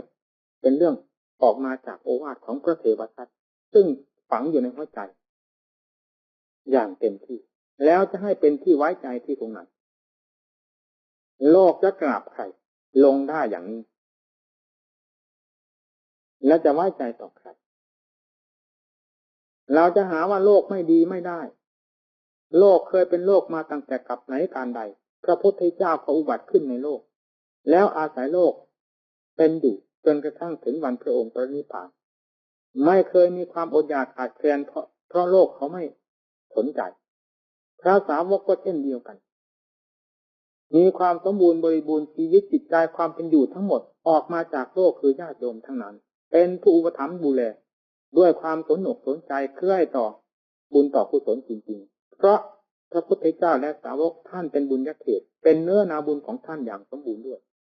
และก็เป็นเนื้อนาบุญของโลกให้รับความร่มเย็นอย่างองค์ของท่านด้วย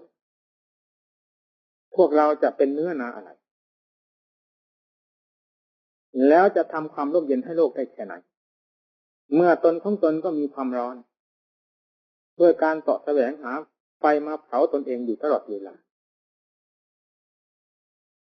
ขอให้คำนึงให้มากนี่แหละเรื่องของศาสนาล่มจมในนักบวชเป็นเบอร์หนึ่งเมื่อเขาจะว่ายังไงก็ลำบากเพราะเห็นแก่ผ้ากาสาวพัสเมื่อทำไปกินไปเคยไปก็กลายเป็นเรื่องไม่สนใจอะไรทั้งนั้นว่าใครจะตำหนิติชมในความประพฤติของตนเพราะความเคยกินฝังอยู่ที่หัวใจเลยกลายเป็นโรคไปเสียทั้งดวงในใจดวงนั้นนี่เราต้องคิดดูใจของเรา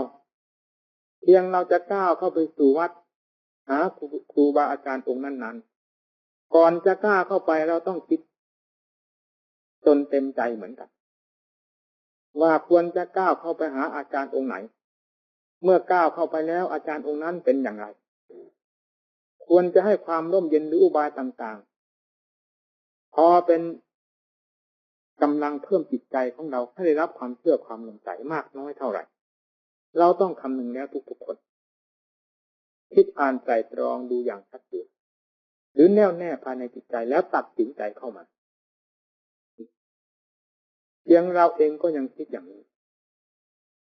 ทีนี้โลกมีความรู้สึกคือหัวใจอันเดียวกันร้อนใครก็ต้องทราบเย็นก็ต้องทราบเมื่อเป็นเช่นนั้นแล้วสถานที่เย็นหรือบุคคลที่เย็นจะไม่ทราบได้อย่างไรและในขณะเดียวกันบุคคลที่ร้อนสถานที่ร้อนเขาก็ต้องทราบหัวใจของเรามันร้อนเรายังพยายามจะแก้ไขให้เย็นเราก็ยังทราบในหัวใจของเราหัวใจของประชาชนทุกๆคนต้องทราบในความรู้สึกของตนเองด้วยกันทั้งนั้นแล้วพยายามเสาะแสวงหาสิ่งที่ให้เป็นประโยชน์แก่ตนเองในทางความสุขเกิดขึ้นจากโภคทรัพย์ส่วนนั้นเขาแสวงหาของเขาเองโดยไม่ต้องเกี่ยวข้องกับพระแต่ส่วนที่จะนำธรรมะเป็นไปปกครองบ้านเรือนปกครองครอบครัว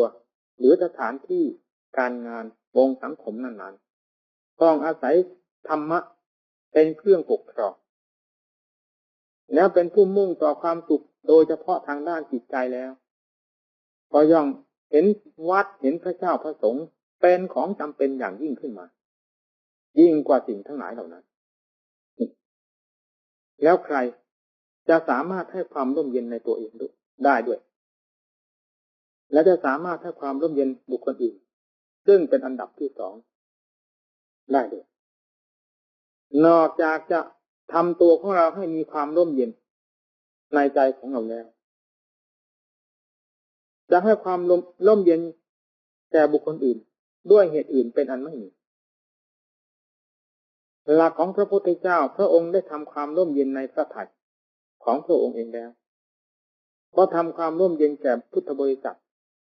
ทั้งหลายตลอดจนกระทั่งถึงวันนิพพานสาวกทั้งหลายก็ทำหน้าที่ให้ความร่มเย็นแก่ประชาชนทั้งหลายถ่ายทอดกันมาเป็นลำดับนับตั้งแต่วันท่านได้รับความร่มเย็นในใจของท่านจากธรรมะคำสั่งสอนของพระพุทธเจ้าโดยข้อปฏิบัติของตนเองเราจะให้ความร่มเย็นในจิตใจของเราด้วยอะไรนอกจากหลักธรรมะที่กล่าวแล้วนี้เท่านั้นจะไม่มีอันใดเป็นเครื่องร่มเย็นสำหรับหัวใจของพระและจะไม่มีธรรมอันใดที่จะให้ความร่มเย็นแก่โลกนอกไปจากความร่มเย็นซึ่งมีอยู่ภายในใจของเราอันเกิดขึ้นจากข้อปฏิบัติของเราแล้วถ่ายทอดให้ท่านผู้ที่มีความประสงค์ความร่มเย็นแล้วมาอาศัยพึ่งพิงกับพระจะเป็นการเป็นคราวก็ตามหรือชั่วระยะหนึ่งก็ตามจะให้นอกไปจากโอวาทคำสอนของพระพุทธเจ้านี้ไม่มีคำว่ามัชฌิมามีความหมายแค่ไหนธรรมะคำสั่งสอนของพระพุทธเจ้าเป็นธรรมะที่ตายตัวอยู่เสมอไม่ปรากฏว่ายักย้ายหรือผันแปรไปจากความเป็นมัชฌิมาถึงความเป็นอื่นแม้แต่บทเดียวบาทเดียวคาถาเดียวในบรรดาพระโอวาทที่ทรงประทานไว้แล้วเหตุใดผลจึงไม่ปรากฏเป็นที่พึงพอใจเหมือนอย่างพระพุทธเจ้าและสาวกเราเหลือจะหาว่าพระศาสนาเรียวแหลมอะไรเรียวแหลมถ้าพูดถึงเรื่องอริยสัจธรรมทั้งสี่มีอยู่หรือไม่ในตัวของเราในกายในใจของเรามีบกพร่องอะไรท่านบอกให้กำหนดรู้ทุกข์พิจารณาเรื่องทุกข์จะเป็นหินนับปัญญาให้คมกล้าสามารถจะตัดกิเลสตัวลุ่มหลงอันสืบเนื่องมาจากตัววิชาได้เนี่ยก็มีอยู่ในสถานที่นี้ทั้งหมดถ้าเราสนใจตามหลักธรรมของพระพุทธเจ้าแล้วผลที่จะพึงได้รับใครจะมาบังคับหรือกีดกันเป็นไม่ได้เพราะคำว่ามัชฌิมานั้นไม่ขึ้นอยู่กับใครๆเป็นศูนย์กลางอยู่เสมอศูนย์กลางทั้งข้อปฏิบัติศูนย์กลางทั้งผลที่จะพึงได้รับไม่เข้าใครออกใครทั้งนั้นเมื่อเราได้ประพฤติปฏิบัติให้ถูกต้องตามหลัก สวขาตธรรมที่พระองค์เจ้าทรงประทานไว้แล้วอย่างตายตัวขอให้พากันสำนึกในตัวท่านไม่เช่นนั้นจะเสียวันเสียเวลาเสียชีวิตจิตใจไปวันเล็กวันน้อยตายไปแล้วได้ประโยชน์อะไรจะได้ในขณะที่มีชีวิตอยู่เท่านั้นเมื่อตายแล้วหมดราคาแม้อวัยวะจะมีอยู่ยังไม่แตกสลายจากกันไปก็ตามเมื่อความรู้สึกได้ออกจากร่างนี้แล้วเขาเรียกว่าคนตายกันทั้งนั้นและจะทำประโยชน์อันใดได้ศีลสมาธิปัญญาวิมุตติพระนิพพานไม่ปรากฏมีในคนตายและปฏิบัติทุกข้อพระองค์เจ้าไม่ทรงประทานให้คนตาย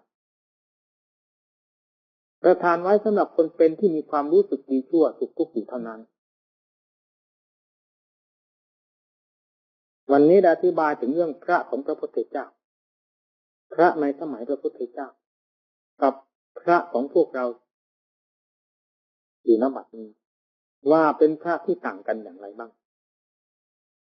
ให้ท่านผู้ฟังทั้งหลายได้วินิจฉัยสนใจแก้ไขตนเอง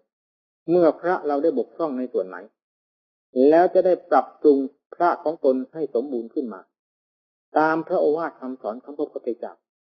แล้วจะกลายเป็นสาวกของพระพุทธเจ้าขึ้นมาโดยหลักธรรมชาติคือความบริสุทธิ์ขึ้นภายในจิตใจของตนจะเป็นพระที่แท้จริงเป็นพระที่ไม่เสียทีที่ได้ทรงภาคอาสวพัฒปฏิบัติตามพระโอวาทคำสอนของพระพุทธเจ้าได้รับทั้งเหตุที่ชอบพระของพระพุทธเจ้าก็ดีพระของสาวกก็ดีได้ปรากฏขึ้นจากความทวนกระแสแห่งโลกไม่ใช่เกิดขึ้นจากตามกระแสแห่งโลกเหมือนอย่างพวกเราทั้งหลายซึ่งลอยตามกระแสแห่งโลกอยู่ณบัดนี้กระแสแห่งโลกเพิ่งทราบว่าสิ่งใดที่เป็นข้าศึกต่อจิตใจเป็นผู้ชอบเป็นผู้สงวนนักใคร่สิ่งนั้นยิ่งนักนี่เพิ่งทราบว่าเดินตามกระแสแห่งโลกคำว่าโลกไม่ได้หมายถึงใครหมายถึงเรื่องหัวใจของเราโดยเฉพาะหัวใจย่อมเป็นความหมุนเวียนต่อตนเองหลอกลวงต่อตนเองเสมอเกี่ยวกับสิ่งแวดล้อมภายนอกมาเป็นตัวเหตุแล้วหมุนตัวเองให้เป็นไฟเผาตัวเองอยู่ตลอดเวลามีเรียกว่าใจหมุนไปตามกระแสของโลกแล้วเกิดความร้อนขึ้นมาภายในใจของตนแต่เราอย่าไปสำคัญว่าโลกนั้นได้เป็นข้าศึกต่อเราอะไรทั้งหมดไม่เคยเป็นข้าศึกต่อใครทั้งนั้นนอกจากตัวเองเป็นข้าศึกต่อตนเองทุกความเคลื่อนไหวแห่งกายวาจาใจไม่มีอันใดที่จะเป็นข้าศึกต่อตัวเองเพราะฉะนั้นการบวชในพระศาสนาปรากฏว่าเป็นผู้มีโอกาสเต็มที่ยิ่งกว่าบรรดาประชาชนทั้งหลายบรรดาที่เป็นมนุษย์ด้วยกันในการที่จะประกอบคุณงามความดีถ้าเราทั้งหลายจะไม่สามารถเดินตามทางของพระพุทธเจ้าได้แล้วก็ไม่ทราบว่าใครจะเดินได้ในโลกนี้ลุคโมลเสนาสนังบรรดาคฤหัสถ์ญาติโยมทั้งหลายจะเดินอย่างนั้นไม่ได้พระพุทธเจ้าท่านสอนพระของท่านให้เพื่อให้ถึงแก่นของพระที่แท้จริงท่านสอนอย่างนี้ที่ไหนเป็นที่สงัดที่ไหนเป็นที่วิเวกที่ไหนเป็นป่าเป็นเขาเป็นที่ไม่รบกวนแห่งความยุ่งเหยิงทั้งหลายท่านสอนให้ไปอยู่ให้ไปบำเพ็ญในสถานที่นั้นๆนี่สาวกทั้งหลายเดินตามพระองค์เจ้าเดินตามวิถีนี้อยู่ด้วยความกล้าหาญอยู่ด้วยความไม่อะไรในชีวิตจิตใจเป็นก็มอบกับพระธรรมคือคติธรรมดาจะตายก็มอบกับหลักตรวจขาตธรรมดำเนินตามธรรมที่พระองค์เจ้าทรงตรัสไม่ชอบแล้วเพื่ออนิยานิกธรรมนำตนให้พ้นจากทุกข์โดยถ่ายเดียวเท่านั้น สาวกท่านเดินอย่างนี้ไม่ใช่เดินแบบถอยหลังเหมือนอย่างพวกเราเดินถอยหลังเป็นอย่างไรเห็นด้วยตากับรูปกระทบกันก็ถอยเพื่อความติดพันหูกับเสียงกระทบกันก็ถอยเพื่อออกมาสู่ความติดพันกลิ่นรสเครื่องสัมผัสทุกอย่างเมื่อได้สัมผัสเข้าในอายตนะภายในคือจมูกลิ้นกายและธรรมารมณ์กระทบกับใจถอยเข้ามาสู่ความท้อแท้อ่อนแอถอยเข้ามาสู่ความยินดียินร้ายถอยเข้ามาสู่ความติดพันในตนเองไม่ได้ก้าวไปข้างหน้าเพื่อเป็นวิวัตะแก้ไขตนเองให้พ้นจาก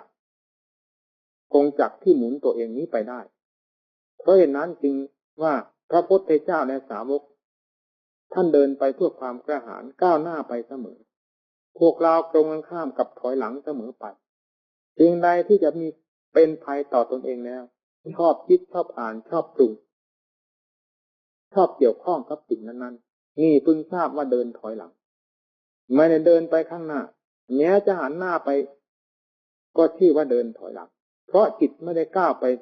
ข้างหน้าเหมือนอย่างพระพุทธเจ้านี่ธรรม 84,000 พระธรรมขันธ์ที่พระพุทธเจ้า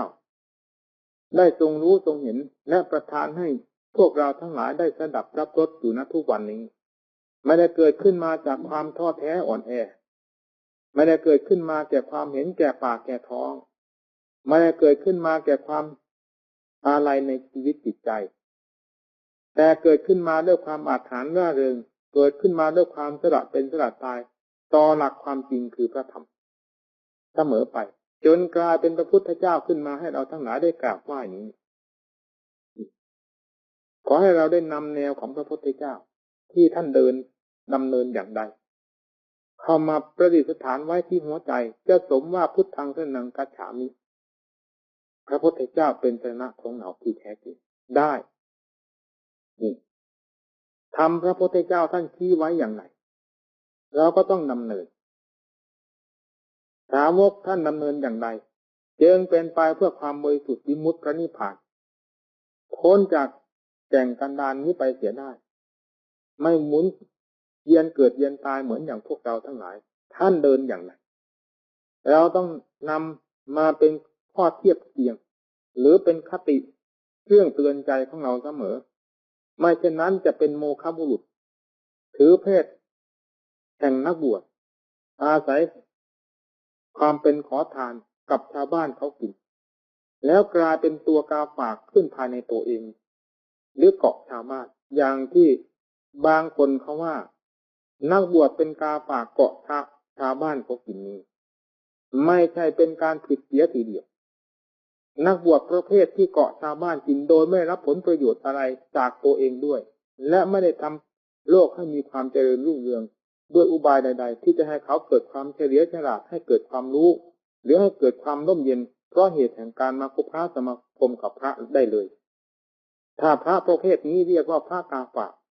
เกาะชาวบ้านเขากินอาศัยชาวบ้านเขากินเรียนวิชาทางโลกความประพฤติทั้งหมดกลายเป็นโลกเสียสิ้นไม่มีความสนใจใคร่ต่ออัตต่อธรรมคำสอนของพระพุทธเจ้าแต่อาศัยชาวบ้านเขามากินโดยไม่ต้องซื้อต้องหาศาลาอยู่ในวัดก็เขาสร้างให้ขึ้นให้อยู่กุฏิทุกหลังเขาเป็นญาติโยมเขาสร้างขึ้นให้อยู่แต่แล้วก็ทำงานหน้าที่เป็นเรื่องโลกไปเสียให้ผิดจากหลักแห่งสมณะซึ่งควรจะทำตามหน้าที่ของสมณะตามแบบที่องค์สมเด็จพระภูมิพระภาคเจ้าทรงประทานไว้นี่กลายเป็นอื่นไปเสียเช่นนี้เรียกว่าพระกาฝากทำบ้านทำเมืองให้ล่มจมไปได้และทำพระศาสนาวัดวาอาวาสตลอดถึงหมู่เพื่อนให้ล่มจมไปได้เช่นเดียวกัน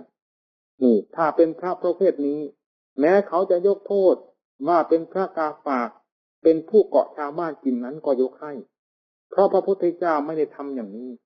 สาวกทั้งหลายไม่ได้ทำอย่างนี้อาศัยเขามา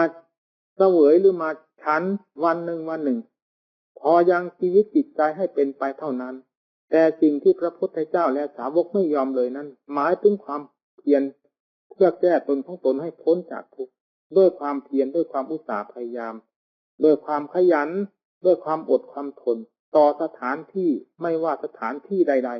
ๆไม่ทอดทุระในความเพียรนี่สาวกทั้งหลายท่านดำเนินอย่างนี้นี่ไม่ใช่พระกาฝากเป็นพระปุญญเขตของโลกเป็นเนื้อนาบุญของท่านด้วยเป็นเนื้อนาบุญของโลกให้รับความร่มเย็นเป็นสุขด้วยใครจะมีข้อข้องใจไปปรึกษาอัตธรรมจะเป็นข้อลี้ลับจะเป็นทางโลกทางบ้านทางเรือนทางครอบครัวของตนก็ตามเกิดมีความทะเลาะเบาะแว้งหรือไม่ลงรอยกันได้เมื่อนำเรื่องเหล่านี้ซึ่งเป็นข้อข้องใจอันตนของตนไม่สามารถจะแก้ไขได้ไปเรียนหรือไปศึกษาจากท่านอาจจะให้อุบายต่างๆมา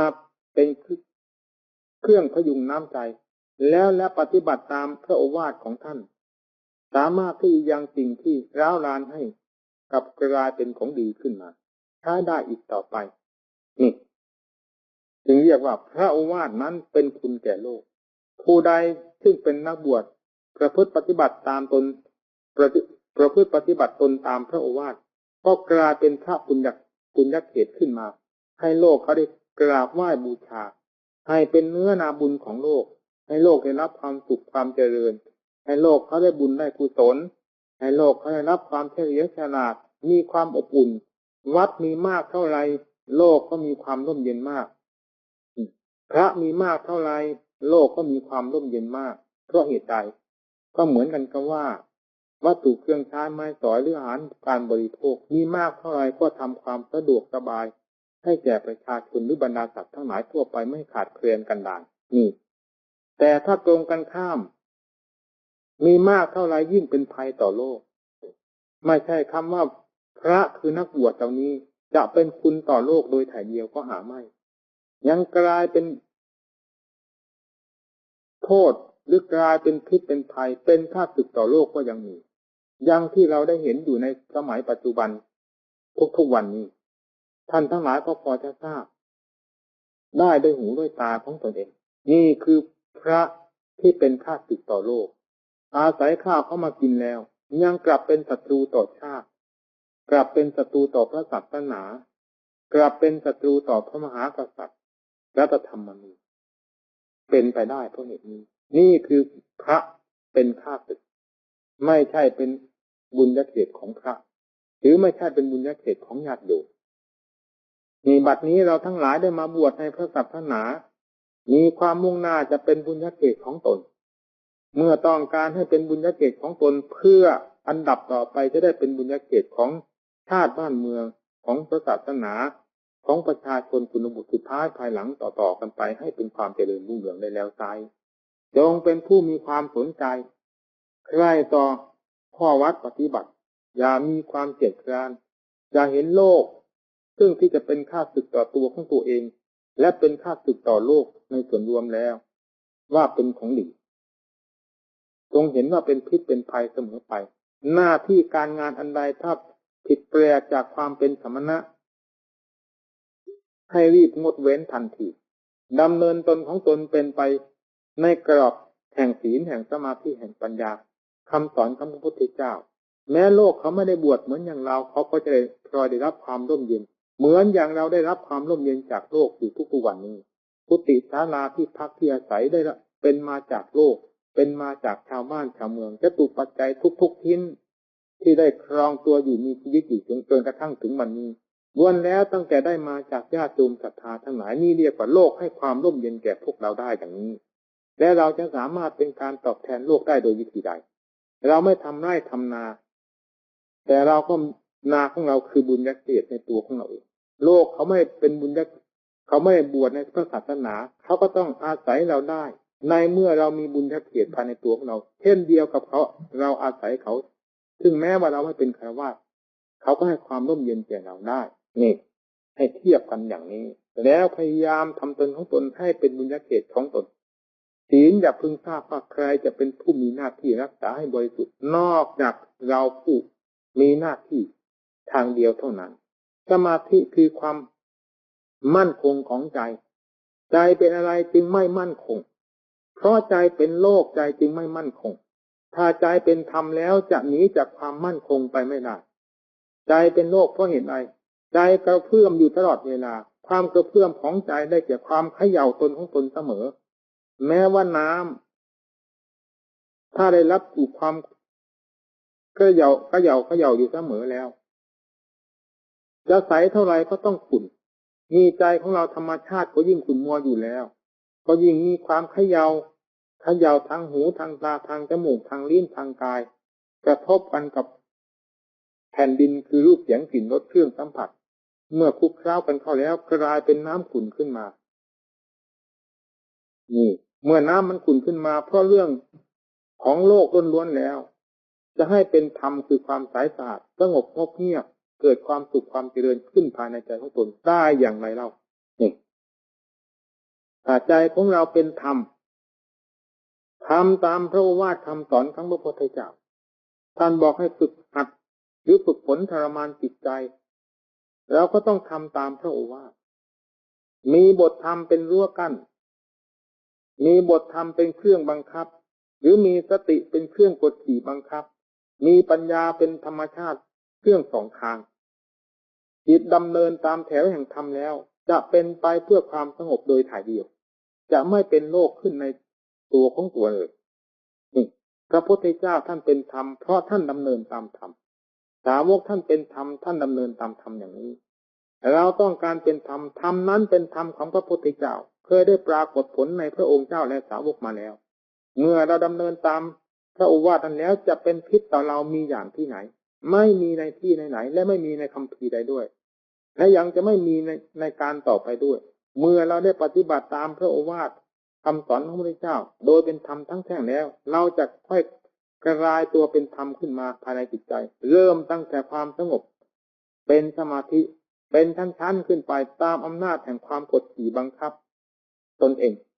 แล้วจะกลายเป็นสมาธิที่ละเอียดปัญญาพิจารณาไกลกรองในความเป็นอยู่ของตนในอวัยวะทุกส่วนที่มีอยู่ในร่างกายคือรูปเวทนาสัญญาสังขารวิญญาณแยกส่วนแบ่งส่วนออกให้ชัดดูทั้งภายในดูทั้งภายนอกในส่วนแห่งกายนี้มีอันใดซึ่งเป็นตัวอัตตาแฝงหรือคัดค้านธรรมพระพุทธเจ้าขึ้นมามีไหมเราต้องดูให้ดีและมีส่วนใดที่จะเป็นความสุขฝืนจากธรรมพระพุทธเจ้าที่กล่าวว่าทุกขังมีไหมมีธรรมชาติใดที่เป็นของเที่ยงแท้ถาวรสามารถที่จะคัดค้านธรรมพระพุทธเจ้ามีไหมในสกุลกายของเราทุกชิ้นค้นดูมันก็เต็มไปด้วยใจรักมีแต่ธรรมทั้งแท่งทั้งนั้นใจของเราที่เป็นไปไม่ได้ก็เพราะว่าฝืนธรรมทั้งแท่งจึงกลายเป็นโลกทั้งแท่งขึ้นมาผลที่จะพึงได้รับก็คือไฟเผาตัวเองนี่เดือดร้อนทั้งวันทั้งคืนไปที่ไหนก็ร้อนอยู่ในป่าก็ร้อนในวัดก็ร้อนเข้าในบ้านก็ร้อนอิ่มก็ร้อนหิวก็ร้อนหนาวก็ร้อนร้อนก็ยิ่งร้อนเลยร้อนทั้งกลางวันกลางคืนร้อนที่ภายในจิตใจไม่มีวันต่างไม่มีวันที่จะบรรเทาเบาบางไปได้เพราะไม่มีน้ำที่ไหนจะมาดับไฟตรงนี้ได้นอกจากน้ำธรรมโอสถเท่านั้นคือเราประพฤติปฏิบัติตามพระโอวาทธรรมของพระพุทธเจ้าจึงจะกลายเป็นความร่มเย็นขึ้นมาที่ใจของเราขอให้พิจารณาอย่างนี้เรื่องพิจารณาร่างกายให้มันเห็นชัดด้วยปัญญาจะชัดเหมือนอย่างตาของเราเห็นนี้ยังไม่เป็นปัญหาอันไหนให้ชัดด้วยปัญญาเป็นของสำคัญดูทุกข์ให้มันชัดทุกข์เต็มอยู่ทั้งวันทั้งคืนภายในกายด้วยภายในใจด้วยทำไมจะไม่เห็นทุกข์ก็เราเป็นคนทุกข์เองเราดูทุกข์ของเราจะไม่เห็นอย่างไรทุกข์มีอยู่พระพุทธเจ้าดูทำไมเห็นเราดูทำไมจะไม่เห็นความรู้สึกเป็นอันเดียวกันความแปรสภาพอยู่ตลอดเวลาสะเทือนหมดทั้งตัวของเราอยู่นี่ทั้งวันทั้งคืนทำไมเราจะไม่รู้อนัตตาก็เช่นเดียวกันมีสภาพใดซึ่งเป็นตัวของเราในกายนี้ทั้งหมดมันไม่มีทั้งนั้นดูให้เห็นชัดด้วยปัญญาแล้วจะทนถือมั่นสภาพนี้ว่าเป็นเราได้อย่างไรเวทนาก็เช่นเดียวกันเกิดแล้วดับแล้วเกิดทั้งดีทั้งชั่วทั้งสุขทั้งทุกข์มันเกิดดับกลับไปกลับมาอยู่อย่างนี้ เอาตัวจริงจากสิ่งเหล่านี้ได้ที่ไหนนี่เวทนาก็คือไตรลักษณ์ดูให้ชัดไม่เพียงแต่ว่ารูปทั้งหมดนี้เป็นไตรลักษณ์เวทนาก็เป็นไตรลักษณ์คืออนิจจังทุกขังอนัตตาเต็มไปหมดในเวทนาไม่ว่าจะเป็นสุขหรือทุกข์หรือเฉยๆของเวทนาเป็นไตรลักษณ์ทั้งนั้นสัญญาก็เป็นไตรลักษณ์สังขารก็เป็นไตรลักษณ์แต่ละอย่างละอย่างเป็นไตรลักษณ์อย่างสมบูรณ์พิจารณาให้มันชัดเมื่อปัญญาได้สอดส่องค้นคว้าอยู่ตลอดเวลามีสติเป็นเครื่องกำกับรักษาใจของตนอยู่เสมอมีปัญญาเป็นเครื่องฟาดฟันขุดค้นอยู่ตลอดเวลาของที่มีอยู่นี้ทั้งหมดจะต้องเปิดเผยขึ้นที่ใจของเราจะเอาอะไรปิดบังลี้ลับไม่ได้เลยอำนาจของปัญญาแทงทะลุไปหมดตลอดถึงโลกธาตุไม่มีอันใดสามารถที่จะปิดบังปัญญานี้ได้สิ่งใดๆจะว่ามีฤทธาสดานุภาพขนาดไหนก็ตามจะสู้อำนาจของปัญญานี้ไม่ได้ปัญญานี้สามารถแทงตลอดทะลุ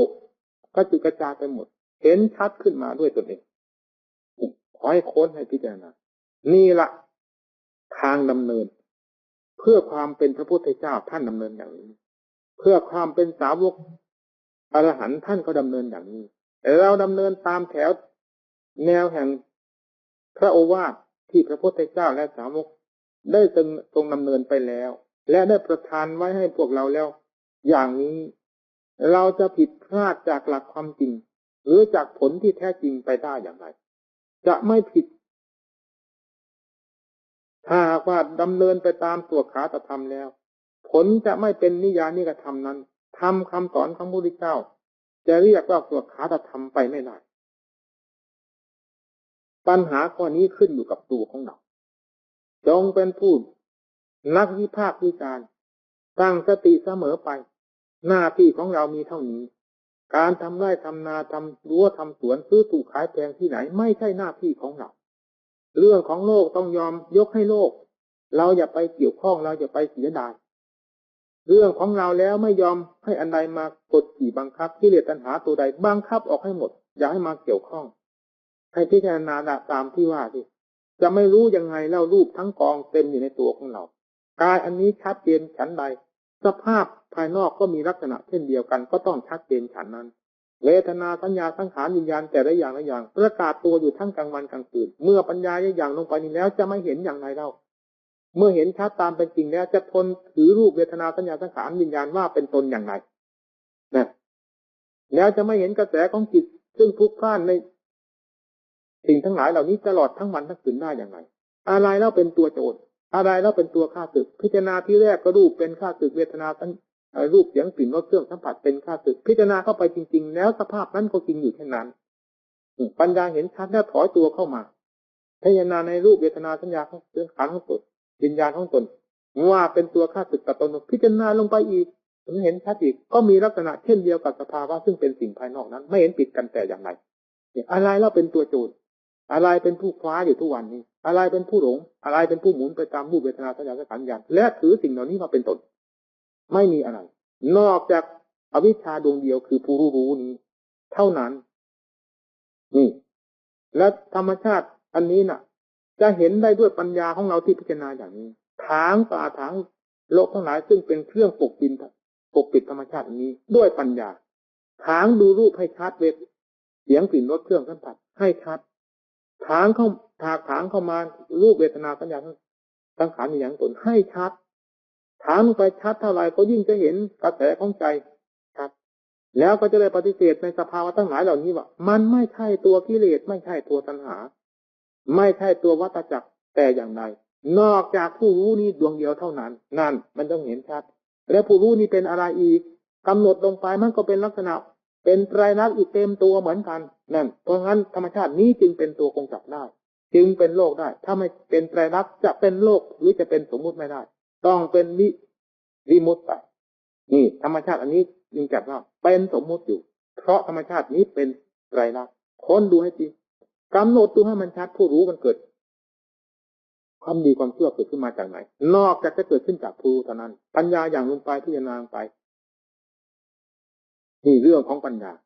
โดยไม่ต้องมีใครบอกใครสอนเมื่อถึงปัญญาขั้นนี้แล้วเป็นอัตโนมัติหมุนตัวอยู่ตลอดเวลาเรื่องของตัวมีมากมีน้อยเท่าไรผิดถูกดีชั่วจะรู้หมดหยาบละเอียดจะหนี ต่อจะทนต่อปัญญาไม่ได้แล้วจะปิดบังปัญญาไม่ได้ค้นลงไปถ้ามันเห็นชัดเรื่องดีเรื่องชั่วเรื่องสุขเรื่องทุกข์เรื่องอะไรทั้งหมดจะปรากฏขึ้นที่ผู้รู้นั้นเราจะเห็นว่าผู้รู้อันนั้นคือตัวกิเลสชัดๆตัวกงจักรตัวสมมุติชัดๆจนกระทั่งถึงว่าผู้รู้นี้ได้ถูกทำลายไปด้วยอำนาจของปัญญาแล้วจึงจะสลายตัวลงไปเช่นเดียวกับสภาวะอื่นๆนั่นแหละธรรมชาติที่เป็นวิมุตติจึงจะปรากฏเด่นชัดขึ้นมาโดยไม่มีใครเสกสรรนั่นเรียกว่าธรรมหมดปัญหาเรียกว่าธรรมเปิดเผยเราถากถางสิ่งทั้งหลายเข้าไปเดิมลำดับก็เพื่อจะเห็นธรรมชาติที่ปกปิดกำบังสิ่งที่อัศจรรย์ไว้เมื่อถากถางเป็นลำดับด้วยปัญญาจนกระทั่งถึงเห็นสภาพมหาโจรคือเจ้าแห่งวัฏจักรได้ชัดด้วยปัญญาแล้วก็ถูกทำลายลงไปอีกเช่นเดียวกันหมดแล้วอะไรที่เมื่อธรรมชาติที่เหล่านี้หมดแล้วใครที่รู้ว่าธรรมชาติทั้งหลายเหล่านี้หมดไปใครที่รู้ว่าวัฏจักรคือตัวอวิชชานี้หมดไปสิ้นไปดับไปผู้รู้นั่นเองท่านเรียกว่าวิวัตตะนะเราจะว่าเราเป็นศิษย์พระพุทธเจ้าก็ตามไม่ว่าก็ตามเป็นศิษย์ตถาคตหรือไม่ตถาคตไม่เป็นปัญหาไม่ขึ้นอยู่กับคำพูดคำจาคำนำหลีคิดเอาเฉยๆแต่ขึ้นในหลักธรรมชาติที่แท้จริงตามแนวทางของพระพุทธเจ้าและตามหลักเหตุผลเช่นอย่างพระพุทธเจ้าว่าได้ตรัสไว้ว่าใครผู้ใดเห็นธรรมผู้นั้นเห็นอรถคตไม่ได้เพียงแต่ว่าจะเห็นด้วยคำพูดเฉยๆต้องเห็นด้วยข้อปฏิบัติด้วยต้องเห็นด้วยความรู้ความฉลาดทางด้านปัญญาด้วยเห็นในหลักธรรมชาตินี้ด้วยแล้วก็เป็น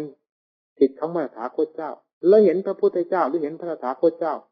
ด้วยธรรมชาติอันนี้เป็นเครื่องวัดหรือเป็นเครื่องเทียบเทียมเป็นสักขีพยานได้อย่างชัดเจนนี่ขอให้พากันดำเนินตามทางที่ได้อธิบายมาแล้วนี้คำที่ว่าวิมุตติพระนิพพานท่านก็ไม่ต้องถามที่ตรงไหน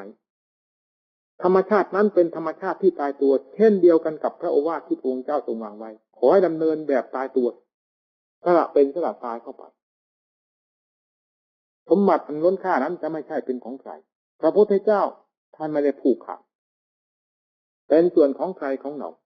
ขอแต่ว่าให้ดำเนินตามสวดคาถธรรมคำว่านิยานิกธรรมหรือตนของตนออกจาก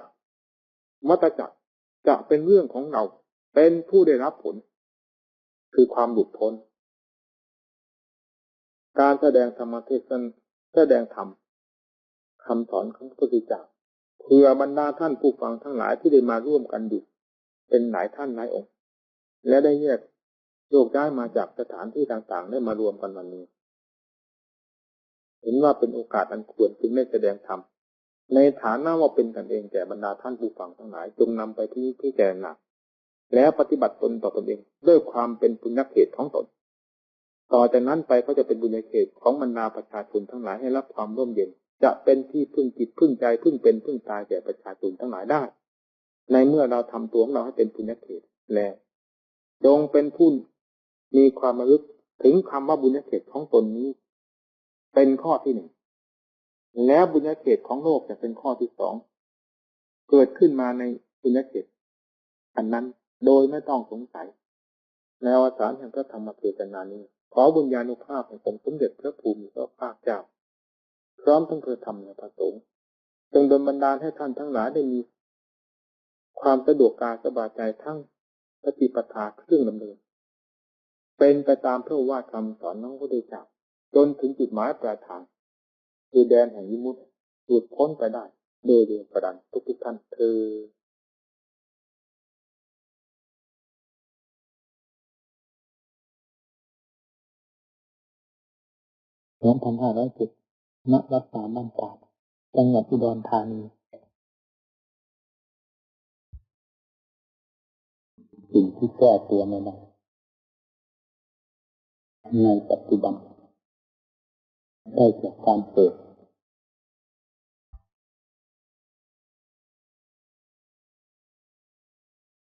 เกิดมาแล้วจะเป็นสัตว์หรือเป็นบุคคล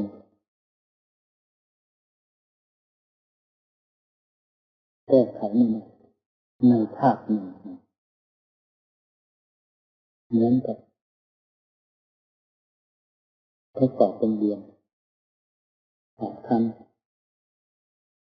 สอบตกในขณะนั้นก็ขอสอบแก้ตัวก็สอบไม่ได้ต้องเรียนต่อไปอีกจนกว่าพึงความรู้จนควรจะสอบแล้วก็สอบทำอีกนั่นแล้วก็เรียนขั้นขึ้นไปนี่เราเกิดมานี่ถ้าผิดหรือถูกก็ได้เกิดมาแล้วจะเป็นสัตว์ก็เป็นเต็มที่เป็นสัตว์ประเภทใดก็เป็นเต็มที่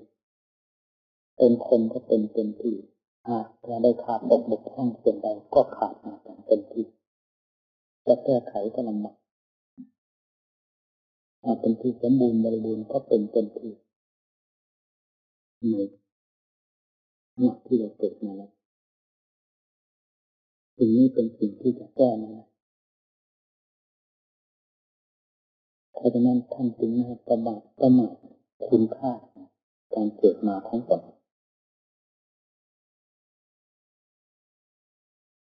สัตว์เราเดินไปที่ไหนรู้แต่สัตว์ในน้ำก็มีอยู่บนบกก็มีอยู่บนต้นไม้กิ่งไม้อยู่ที่ไหนมีทั้งนั้นมันเป็นไปหมด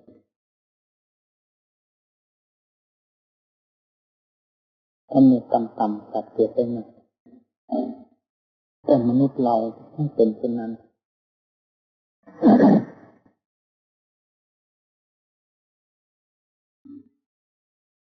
ความเป็นมนุษย์นี้ก็เป็นมากอันสูงสุดในชาตินี้คำว่ามนุษย์สมบัติหมายถึงส่วนสกุลกายที่สมบูรณ์ไม่ขาดตกบกพร่องและไม่เป็นใบบาปเสียจริตเรียกว่าเป็นมนุษย์สมบัติเต็มที่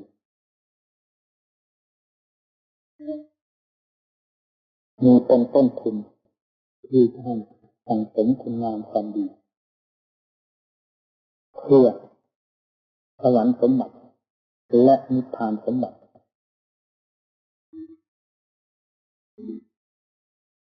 ความเป็นมนุษย์นี้เป็นศูนย์กลางของผู้ที่จะสร้างคุณงามความดี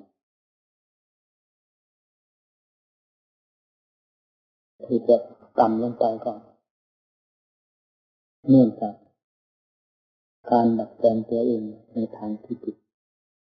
หรือว่าทำตัวให้เป็นคนต่ำที่จะเป็นคนดีขึ้นไปก็ต้องอาศัยการดัดแปลงตัวเองให้ถูกต้องในความเป็นมนุษย์นี้รู้สึกว่าสูงพระพุทธศาสนาก็รวมอยู่ในมนุษย์พระพุทธเจ้าก็ต้องมาเป็นมนุษย์มาก่อนแล้วได้ตรัสรู้เป็นศาสดาของโลกบรรดาพระสงฆ์สาวกก็ต้องก้าวเข้ามาสู่ความเป็นมนุษย์จึงจะเป็นผู้สมบูรณ์เป็นภาชนะอันดีสำหรับจะรับรองทั้งสวรรค์สมบัติและนิพพานสมบัติจึงควรภาคภูมิใจในมนุษย์สมบัติของเราที่ได้นั้นและควรภาคภูมิใจในศาสนาของเราที่ได้พบศาสนาที่เป็นของจริงแท้ได้แก่พระพุทธศาสนาศาสนาใดๆก็ดีอยู่เพราะไม่สอนคนให้เชื่อแต่ว่าความดีนั้นมีสูงต่ำต่างกันคุณภาพของศาสนาจึงต่างกันพุทธศาสนานี้สามารถสอนคน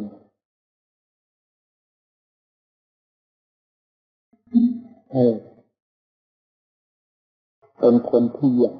ทั้งที่เป็นมนุษย์นี่ก็ได้คือเยี่ยมภายในใจแม้จะเป็นใจที่มีความรู้สึกเช่นเดียวกันกับเป็นทั่วไปรู้จักทั่วไปก็ตามแต่ลักษณะแห่งคุณสมบัติของใจ ความสุขของใจความคล่องแคล่วของใจจะผิดแปลก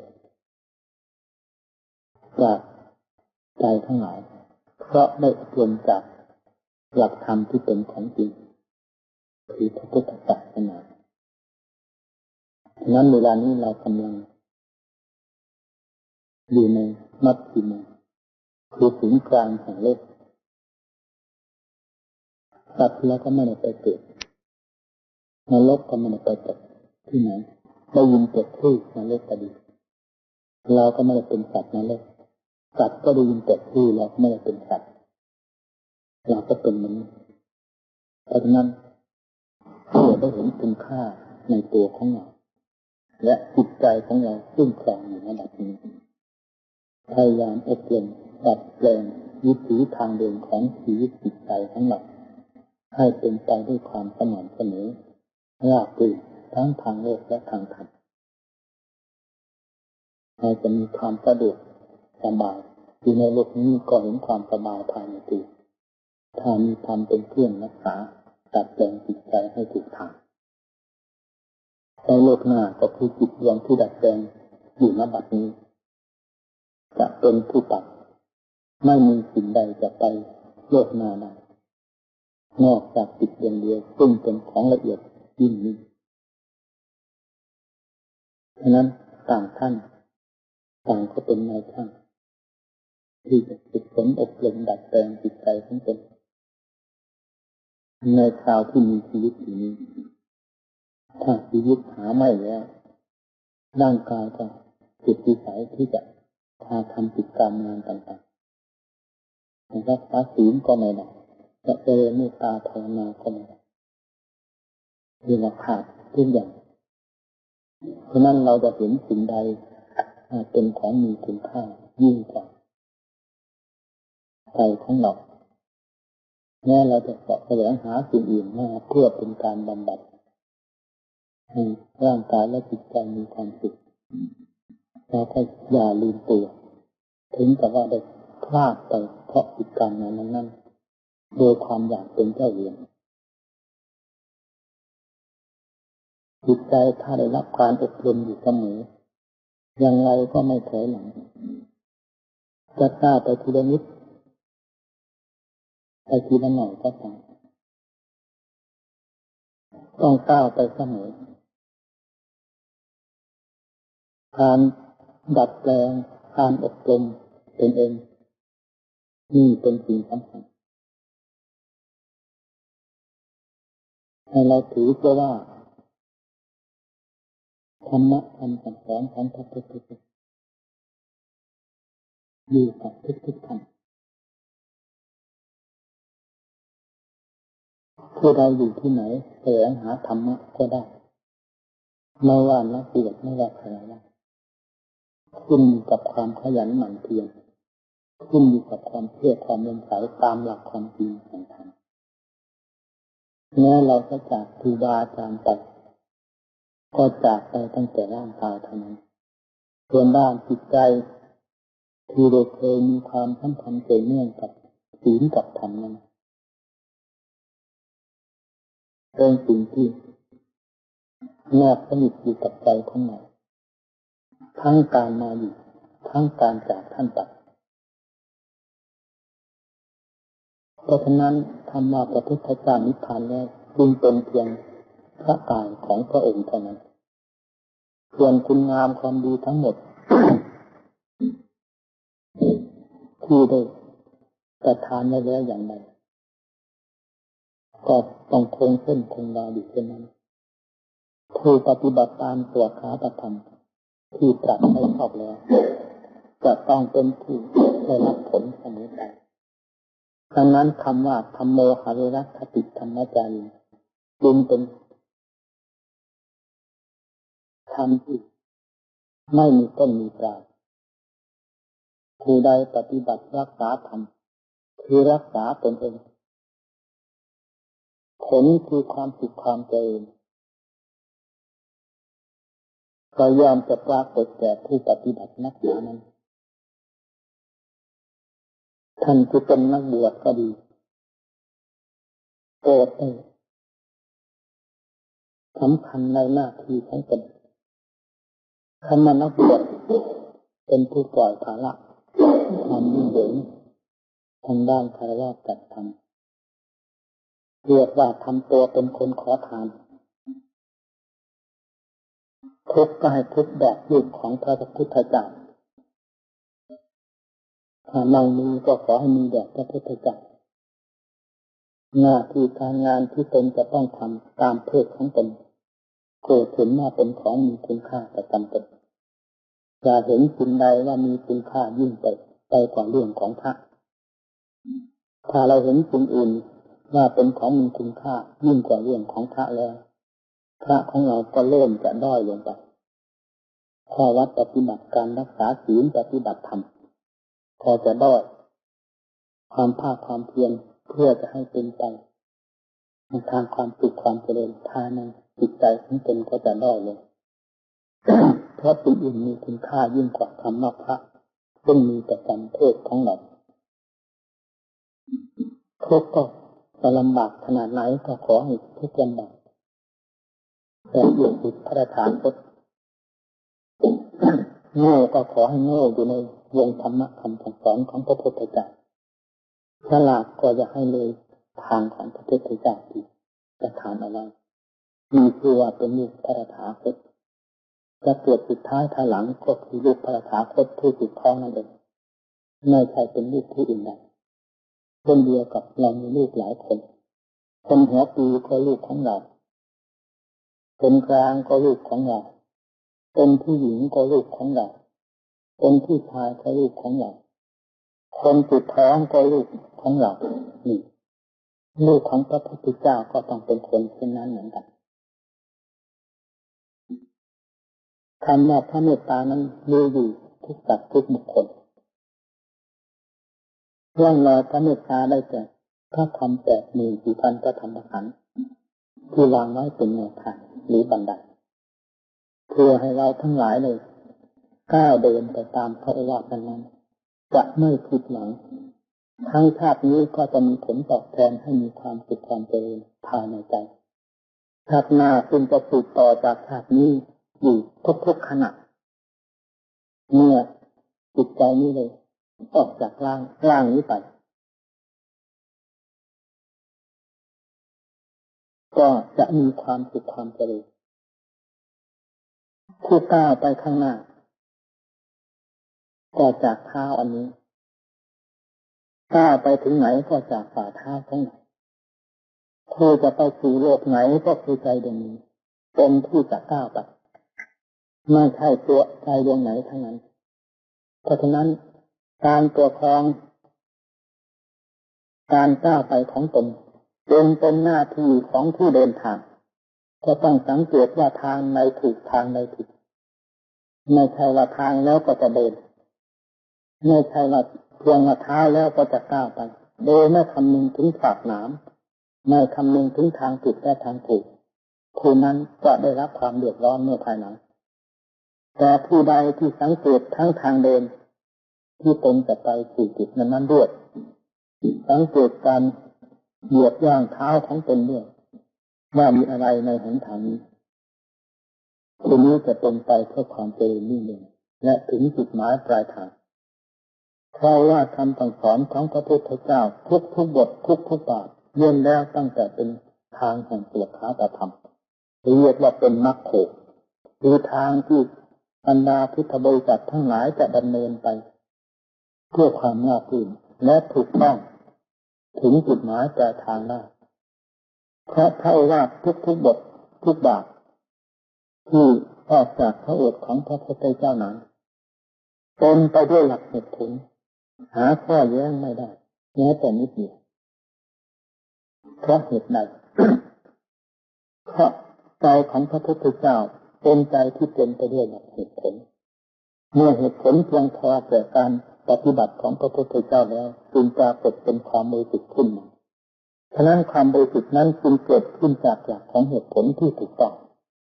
เมื่อเราประทานธรรมะข้อไหนไว้จึงเป็นธรรมะที่ถูกต้องเรียกว่าสุขะธรรมสามารถจะนำผู้ประพฤติปฏิบัติซึ่งดำเนินตามร่องรอย แห่งพระเมตตาคือพระโอวาทนั้นให้ถึงจุดหมายปลายทางไปได้โดยนั้นนับตั้งแต่ขั้นต่ำจนกระทั่งถึงขั้นสูงสุดคือวิมุตตินิพพานจะไม่เลือกการเลือกสมัยใดๆตามพระธรรมที่กล่าวไว้ว่าอากาลิโกความดีเป็นของมีอยู่ประจำโลกความชั่วก็เป็นของมีอยู่ประจำโลกการทำดีทำชั่วมีอยู่ความสุขความทุกข์คงสูญหายไปไม่ได้เมื่อเป็นเช่นนั้นคำว่าอากาลิโกจึงถูกทั้งทางดีและทางชั่วถูกทั้งผลดีผลชั่วสุขทุกข์ทั้งนั้นและมีอยู่กับผู้ทำนั้นด้วยมีเรียกว่าอากาลิโกทรงสูงกลางอยู่เช่นนี้ไม่เคยเสื่อมสูญอัปทานไปไหนคือว่าธรรมะคำสั่งสอนของพระพุทธเจ้าที่จับได้ถูกต้องแล้วผู้ปฏิบัติตามจะได้รับความเดือดร้อนและถึงความอับจนนั้นจะเป็นไปไม่ได้ถ้าก็เป็นเช่นนั้นแล้วคำว่าธัมโมหวิรัคติธรรมจารีจะเป็นธรรมที่ถูกต้องไปไม่ได้นี่เราทั้งหลายผู้ดำเนินตามเรื่องรอยพระเมตตาของพระพุทธเจ้าโปรดได้พินิจพิจารณาผู้ที่อยู่ในหลักธรรมหรือศีลประเภทใดก็โปรดได้สงวนรักษาศีลของตนธรรมของตนเช่นเดียวกับรักษาชีวิตหรือมากยิ่งกว่านั้นถ้าเราเห็นแต่ความหลับความนอนเห็นแต่ความขี้เกียจขี้คร้านเห็นแต่ความมาง่ายอ่อนแอคนเหล่านี้จะกลายมาเป็นศาสดาแทนพระพุทธเจ้าธรรมที่ควรจะได้จะถึงก็จะสูญหายอันตรธานไปจากไม่กันใจดวงนั้นก็จะถูกคลุมล้อมด้วยสิ่งทั้งหลายที่กล่าวมานี้เท่านั้นจะหาความเจริญไม่ได้จะเป็นพระก็เดือดร้อนจะเป็นฆราวาสก็เดือดร้อนหาความสุขไม่ได้เลยเพราะฉะนั้นเราทั้งหลายโปรดทราบว่าผู้ที่สร้างโลกก็ดีสร้างธรรมก็ดีต้องมีธรรมเป็นเครื่องเกิดแสงอยู่เสมอถ้าว่าไม่มีธรรมเป็นเครื่องเกิดแสงอยู่ภายในการกระทำหรือจิตใจของผู้ทำนั่นแหละจะไม่เป็นไปเพื่อความร่มเย็นแก่ตนเองและผู้อื่นแม้ผู้ปฏิบัติธรรมล้วนๆคำว่าธรรมนั้นเป็นธรรมสั่งสอนของพระพุทธเจ้าแต่ผู้ทำเข้าใจว่าตนทำตามพระโอวาทคำสอนของพระพุทธเจ้าแต่ใจกลายเป็นโลกไปเสียเช่นนี้ทำทั้งที่เราว่าดำเนินตามธรรมก็จะกลายเป็นโลกภายในตัวทั้งหมดโดยแค่ตัวไม่รู้สึกทีนี้เราก็จะมาตำหนิว่าเราปฏิบัติธรรมมาเป็นเวลาเท่านั้นไม่เห็นปรากฏผลอันใดเป็นเครื่องตอบแทนขึ้นมาเลยแต่แท้จริงความคิดหรือการทำของตนได้ผิดพลาดจากหลักความจริงคือสอนคาตธรรมของพระพุทธเจ้าผ่านไปผลจึงปรากฏเช่นนั้นขึ้นมา ถ้าหากเราได้ปฏิบัติตามหน้าที่ของเราให้ถูกทางธรรมะคำสั่งสอนของพระพุทธเจ้าแล้วคำว่ามรรคผลนิพพานในข้างนั้นกับในข้างนี้จะไม่มีอันใดผิดแตกต่างกันเพราะกิเลสก็เป็นกิเลสประเภทเดียวกันกับกิเลสคนสมัยนั้นกับกิเลสของพระพุทธเจ้าและกิเลสของสาวกบริสุทธิ์ใดกับทั้งความทุกข์ก็มีลักษณะเช่นเดียวกันมีอยู่ในกายในใจอันเดียวกันกิเลสอันเป็นบ่อเกิดแห่งความดีความชั่วแห่งความชั่วทั้งหลายก็เป็นกิเลสประเภทเดียวกันและอาศัยอยู่ในหัวใจของบุคคลเช่นเดียวกันกับครั้งพุทธกาลนั้นจะมีธรรมะที่จะนำมาแก้กิเลสตัณหาอาสวะจะมาแก้ทุกข์แก้ภัยที่เป็นอยู่ภายในตัวก็คือธรรมะอันเดียวกันกับธรรมะที่พระพุทธเจ้าทรงนำมาใช้แก้ไขพระองค์จนพ้นจากทุกข์ไปได้กลายเป็นศาสดาของพวกเราทั้งหลายให้ได้กราบไหว้อยู่ณบัดนี้ดังนั้นคำว่ามัชฌิมาปฏิปทาจึงเป็นศูนย์กลางอยู่เสมอไม่ได้ล่วงลับกับขันธ์นิพพานไปตามพระพุทธเจ้าไม่ได้ชั่วไปตามผู้ใดไม่ได้เลี้ยวแหลมไปตาม กล่าวหาหรือว่าร้ายของบุคคลใดๆทั้งนั้นถ้าหากว่าธรรมะคำสั่งสอนของพระพุทธเจ้าได้เอ็นเอียงไปตามคำตำหนิติชมของคนแล้วจะเป็นธรรมะของจริงทรงโลกทรงธรรมไว้ไม่ได้ธรรมะนี้จะกลายเป็นบ่อยของคนทั่วโลกใครใช้ไปไหนก็จะได้เพราะธรรมะเป็นของเอ็นเอียงแต่นี้ไม่เป็นเช่นนั้นจึงตั้งอยู่ในความเป็นมัชฌิมาเสมอต้นเสมอปลายผู้ปฏิบัติให้ถูกตามหลักธรรมของพระพุทธเจ้าแล้วมีสิทธิที่จะรู้เหตุรู้ผลรู้ผิดรู้ถูกซึ่งมีฝังอยู่ภายในจิตใจของตนเองได้โดยลำดับเหมือนกับว่าพระพุทธเจ้ามาชี้บอกอยู่ภายในใจนี่หลักเป็นเครื่องรับรองผลที่จะพึงได้รับได้แก่ข้อปฏิบัติให้ตรงตามร่องรอยคำสอนของพระพุทธเจ้าจะไม่มีอันใดมีอำนาจวาสนามาแยกหลักเหตุกับผลที่ถูกต้องให้เดินไปคนละทางผลเป็นชนิดใดก็เหตุเป็นชนิดใดผลจะปรากฏเป็นชนิดนั้นขึ้นคือเหตุดีได้แก่เราประกอบถูกต้องดีผลจะเป็นความสุขขึ้นมาภายในใจเห็นประจักษ์มีเรียกว่าสันทิฏฐิโกคนอื่นจะไม่เห็นก็ตามเมื่อตนทำถูกแล้วความเย็นอกเย็นใจจะปรากฏขึ้นมาไม่เช่นนั้นบรรดาสาวกทั้งหลายที่ปฏิบัติธรรมอยู่ในสถานที่ต่างๆจะต้องอาราธนาหรือโทนพระพุทธเจ้าเสด็จตามทุกระยะแห่งการประกอบความเพียรเพื่อจะได้ชี้แจงบอกว่านั่นถูกนี่ผิดท่านเองเป็นผู้ถูกผู้ผิดไม่สามารถในตัวเองเพราะไม่มีสันทิฏฐิโกมีอยู่เฉพาะพระพุทธเจ้าองค์เดียวเท่านั้นสันทิฏฐิโกมีจะเป็นทำนองนี้แต่นี้หาเป็นเช่นนั้นไม่สันทิฏฐิโกคือความเห็นเองภายในตัวนั้นมีอยู่กับทุกท่านผู้ปฏิบัติให้ถูกต้องตามแนวทางเริ่มตั้งแต่สันทิฏฐิโกชั้นหยาบชั้นกลางเข้าไปจนถึงชั้นละเอียดที่สุดก็จะปรากฏภายในใจเช่นใจของเราแต่ก่อนไม่เคยมีศรัทธาความเชื่อมั่นในพระศาสนาไม่เคยสนใจต่อการให้ทานต่อการรักษาศีลต่อการเจริญภาวนาทีนี้เราก็ได้ระดับรับฟังคำสอนของพระพุทธเจ้าเกิดความเชื่อความเลื่อมใสขึ้นมาเนื่องจากทำบุญให้ทานถึงกับต้องทำบุญให้ทานรักษาศีลและเป็นเหตุให้เกิดความเคยชินต่อนิสัยของตนอย่างนี้เราก็พอทราบได้อยู่ว่านิสัยของเราแต่ก่อนกับนิสัยที่เป็นอยู่ณบัดนี้หรือความรู้สึกแต่ก่อนกับความรู้สึกณบัดนี้มีความต่างกันมีก็จัดเป็นสันทิฏฐิโกรู้ภายในตัวเองที่ได้เปลี่ยนแปลงสภาพมาอย่างไรในความรู้สึกนั้นมีผู้ฝึกหัดภาวนากายมีความวุ่นวายยุ่งเหยิงหาความสงบไม่ได้ตั้งแต่วันเกิดมาไม่เคยปรากฏความสงบของใจว่าเป็นอย่างไรความสุขซึ่งเกิดขึ้นจากความสงบนั้นเป็นเช่นไรเราไม่มีโอกาสจะทราบแต่พอได้บำเพ็ญภาวนาตามในที่ท่านเนี่ยเอาไว้มาบำเพ็ญภายในตัวเองปรากฏเป็นความสงบภายในใจจะสงบน้อยก็ตามก็พอรู้สึกว่านี่คือความสงบผลเกิดขึ้นจากความสงบคือความสุขเย็นใจสบายนี่ก็เป็นสันทิฏฐิโกประเภทหนึ่งมีความสงบมากยิ่งกว่านั้นเป็นเห็นประจักษ์ทั้งกลางวันกลางคืนไปไหนกำหนดดูใจกับความสงบ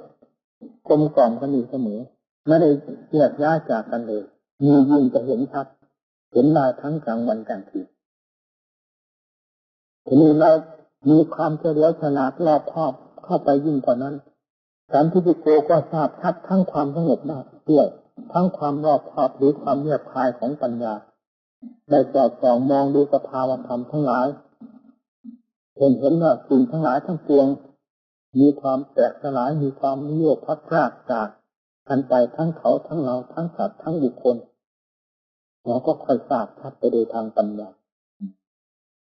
ความที่เราทั้งหลายได้เคยสวดว่าอานาภโววินาภโวอย่างนี้เป็นต้นนี่เราก็ทราบขึ้นภายในตัวของเรากิเลสซึ่งเคยหนาแน่นภายในใจ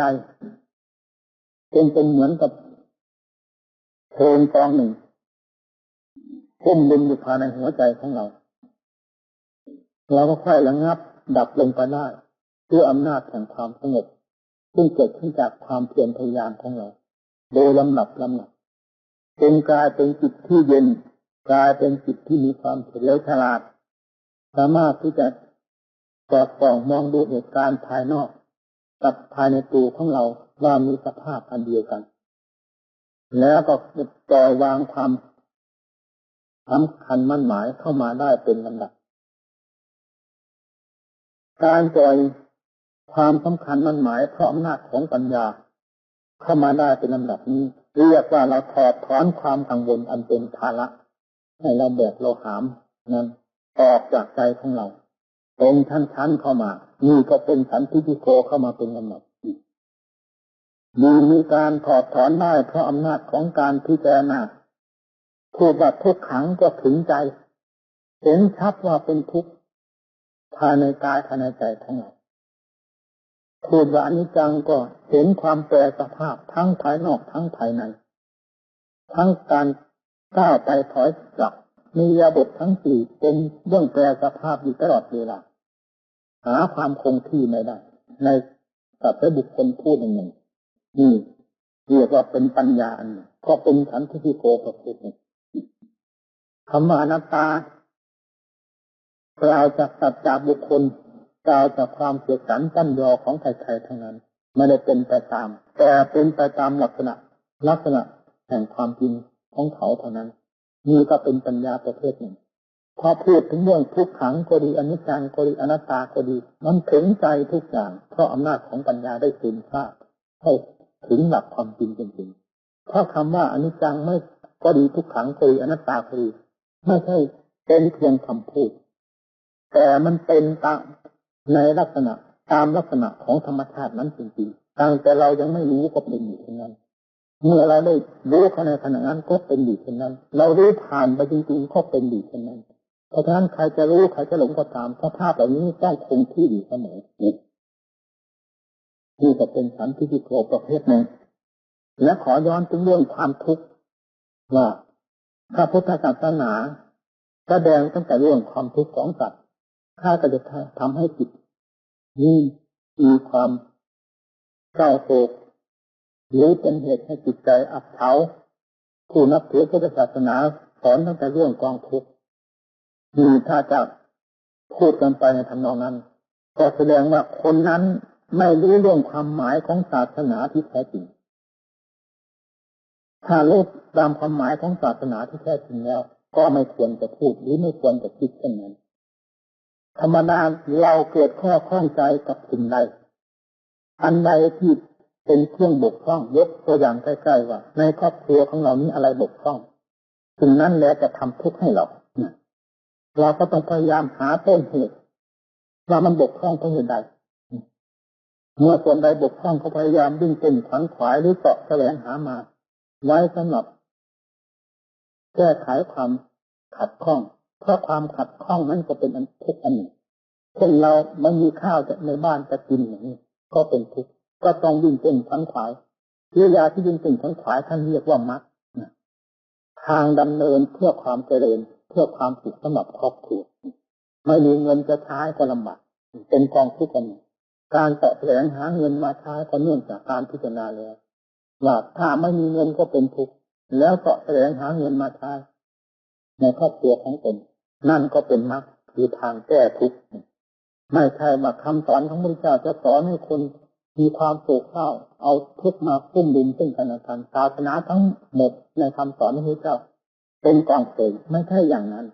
สอนเพื่อคนจะแก้ไขตัวเองเป็นทุกข์เพราะเรื่องใดก็ต้องพยายามแก้ไขท่านสอนอย่างนั้นต่างหากเราว่ามีความรู้วิชาการทำมาค้าขายหรือกิจการงานต่างๆทำอะไรก็ไม่ทันเขาเพราะคนโง่ ก็ต้องสอนให้ฉลาดความโง่มันก็เป็นผลเกิดขึ้นมาจากความไม่สนใจความขี้เกียจขี้คร้านความขยันหมั่นเพียรนั่นแหละเป็นทางเกิดขึ้นแห่งวิชาสมบัติต่างๆนะพระพุทธเจ้าก็สอนเพื่อแก้ทุกข์ไม่ใช่สอนเพื่อให้กอดเอาทุกข์นั้น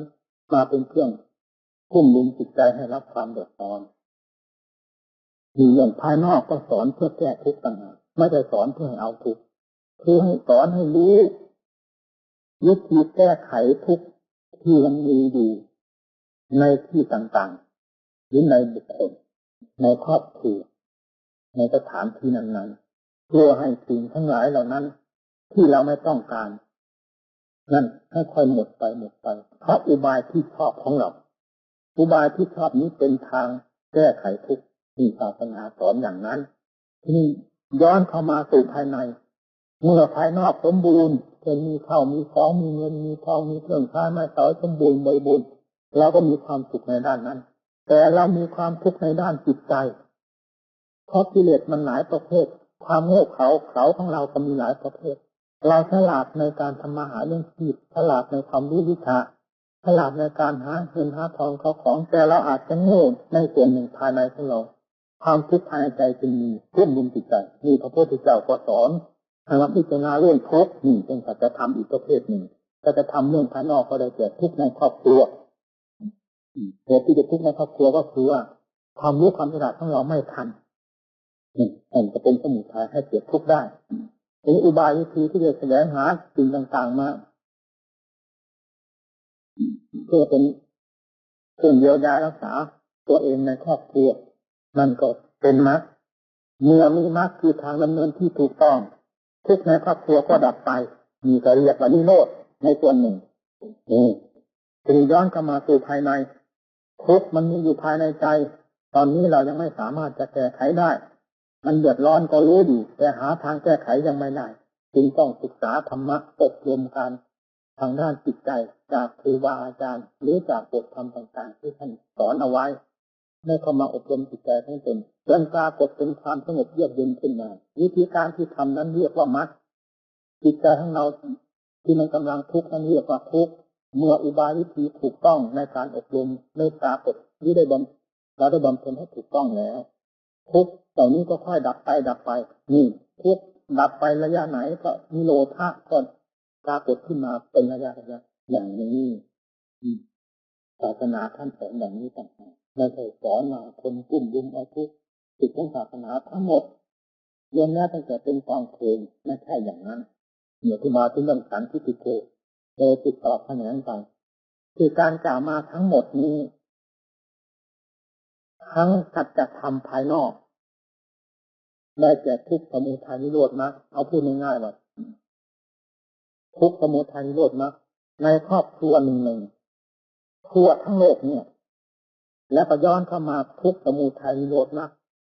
ในร่างกายและจิตใจของเราเรียกว่าเป็นครอบครัวเฉพาะนี้ครอบครัวที่ร่างกายนี่ก็ให้หาอุบายวิธีแก้ไขอย่างนั้นเราก็จะปรากฏเป็นความสมบูรณ์ความสุขความเจริญขึ้นมาเช่นเดียวกับเราแก้ไขครอบครัวของเราให้มีความสมบูรณ์ขึ้นมาได้ทางโลกทางนอกกับภายในเหมือนกันวิธีการเนี่ยที่มาถึงเรื่องสันทิฏฐิโก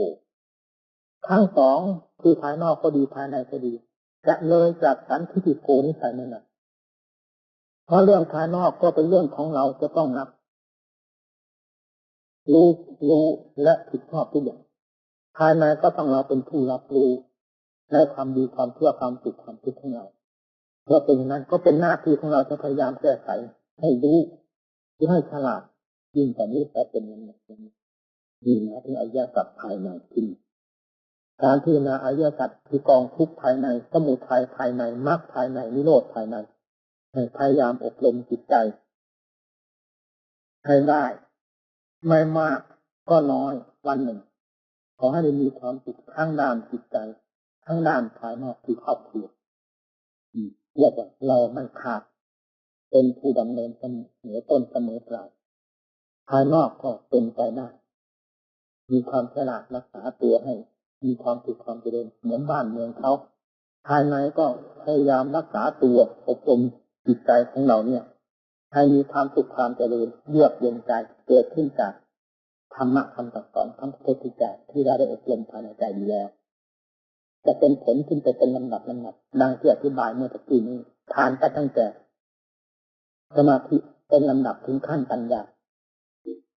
แก้ไขภาระเครื่องกดข่วงจิตใจอันเป็นเหตุ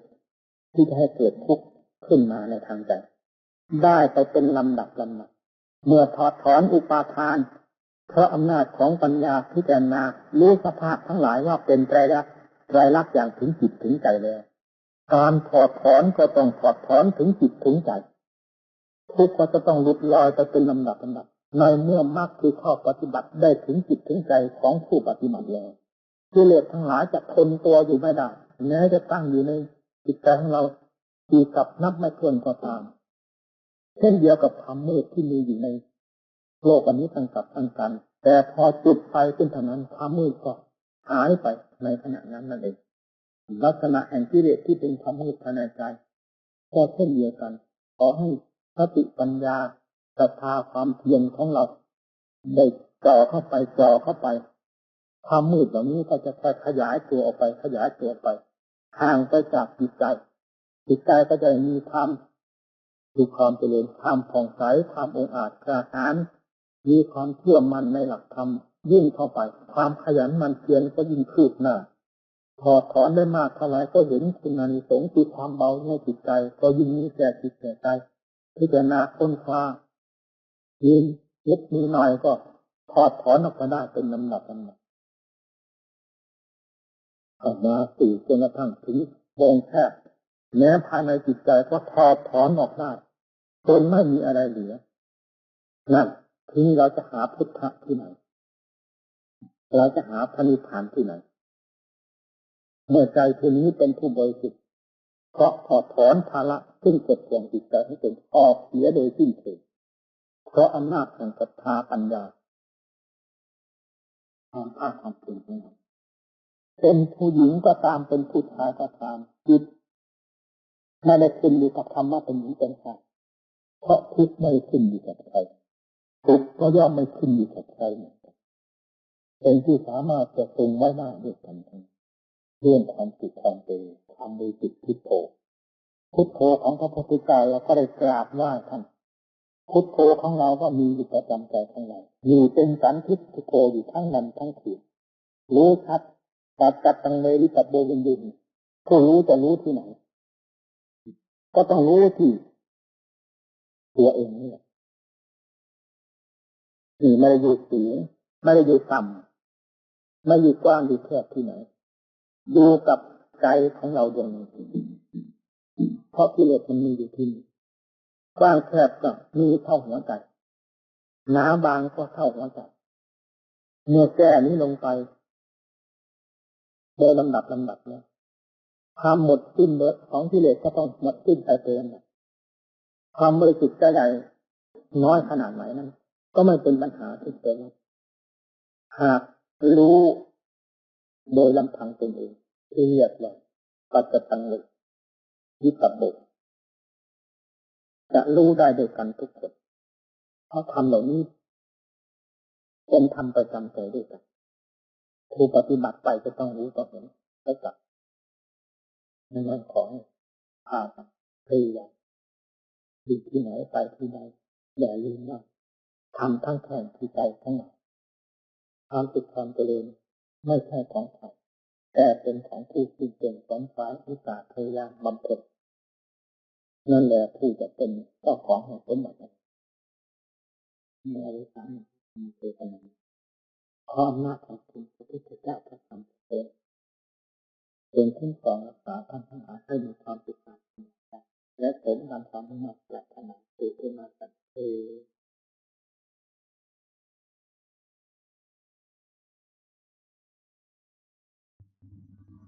พระพุทธเจ้าสอนธรรมะ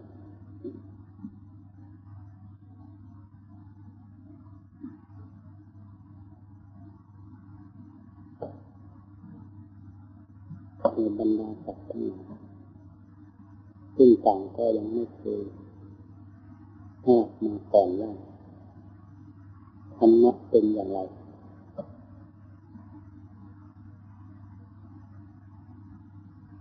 มรรคผลนิพพานเป็นอย่างไรกิเลสตัณหาอาสวะเครื่องกีดขวางตัวเองเป็นอย่างไร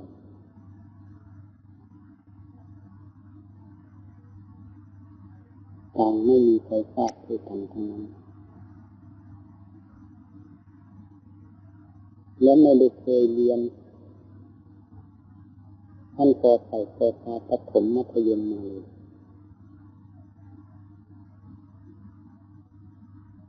ต่างก็เป็นผู้มืดอยู่ด้วยกันในทางภายในใจ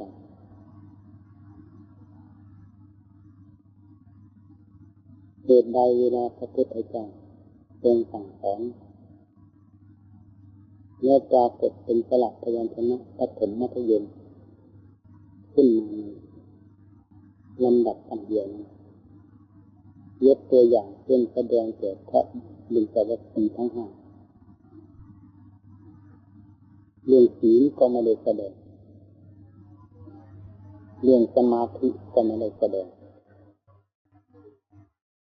แม้ผู้จะระดับกับทาง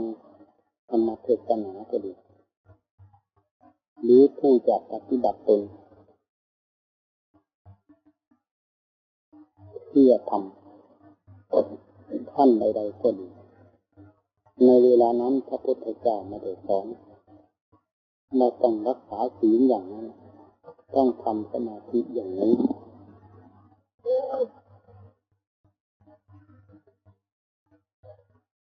แต่ยก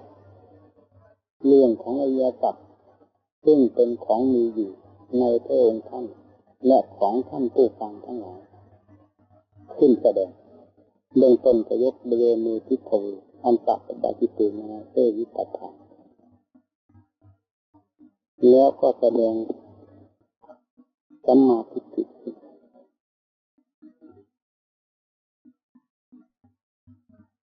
สัมมาสังกัปโปเป็นอันดับที่สองสัมมาทิฏฐิสัมมาสังกัปโปถ้าจะเทียบอุปมาแล้วก็เหมือนกันกับความสว่างเป็นเครื่องส่องทางของผู้ดำเนินจะไปสู่จุดนั้นๆเมื่อได้ยกสัมมาทิฏฐิสัมมาสังกัปโปซึ่งเป็นเครื่องส่องทางแล้วก็ชี้เรื่องวัตถุ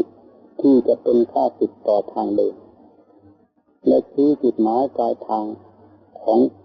เพื่อผู้เดินทางจะได้ก้าวไปสู่จุดตามที่พระองค์ที่บอกนั้นคือชี้เรื่องของทุกข์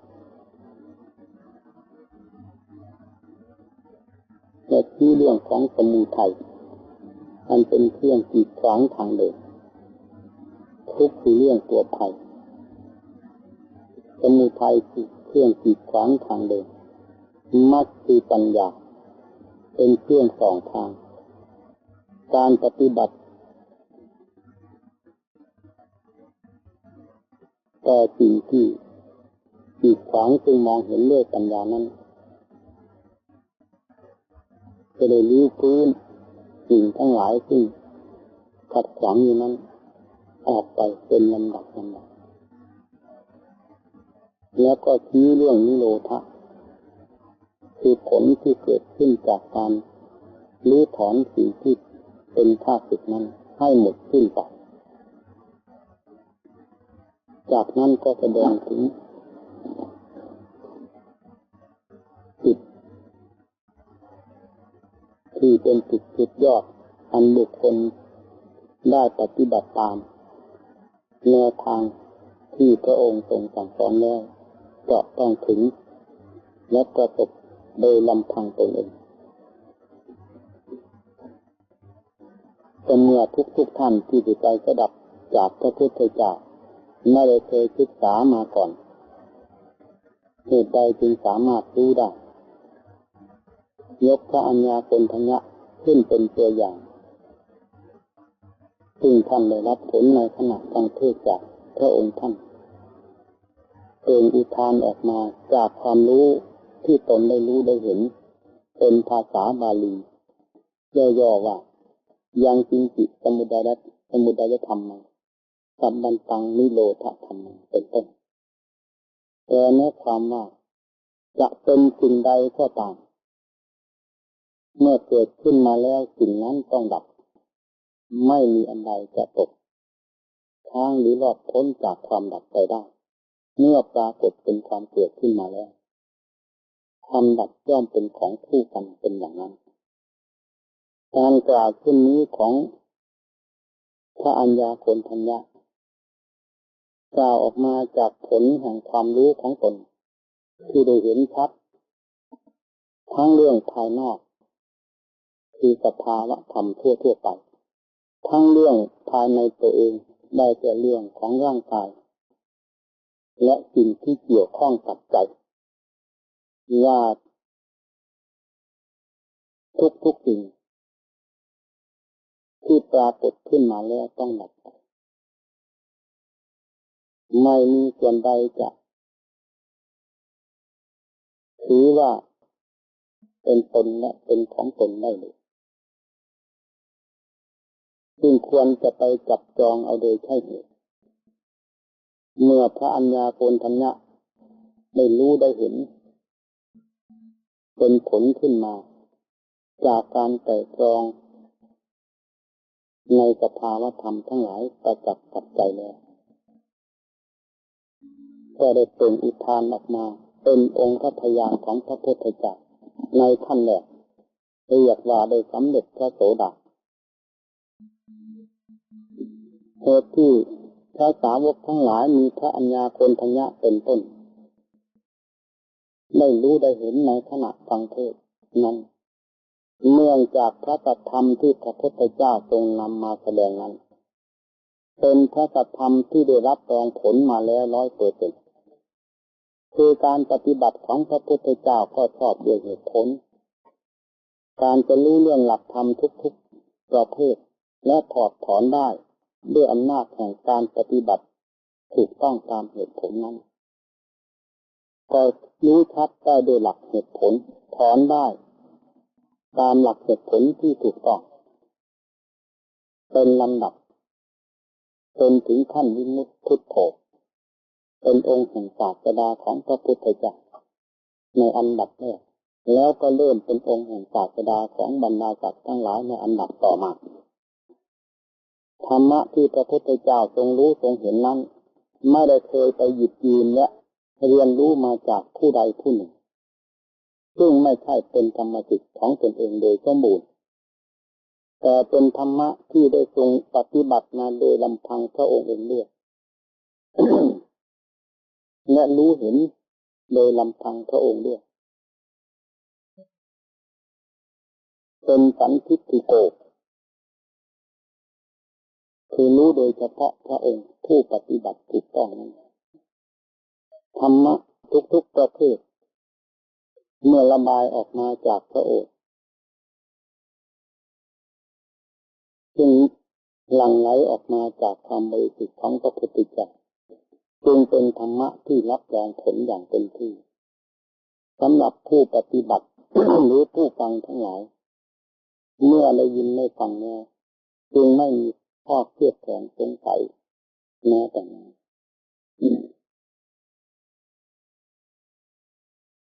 หลักแห่งการสอนของพระพุทธเจ้ากับหลักแห่งการสอนของพวกเราแม้จะเป็นธรรมะออกมาจากพระโอษฐ์ของพระองค์เองก็ตาม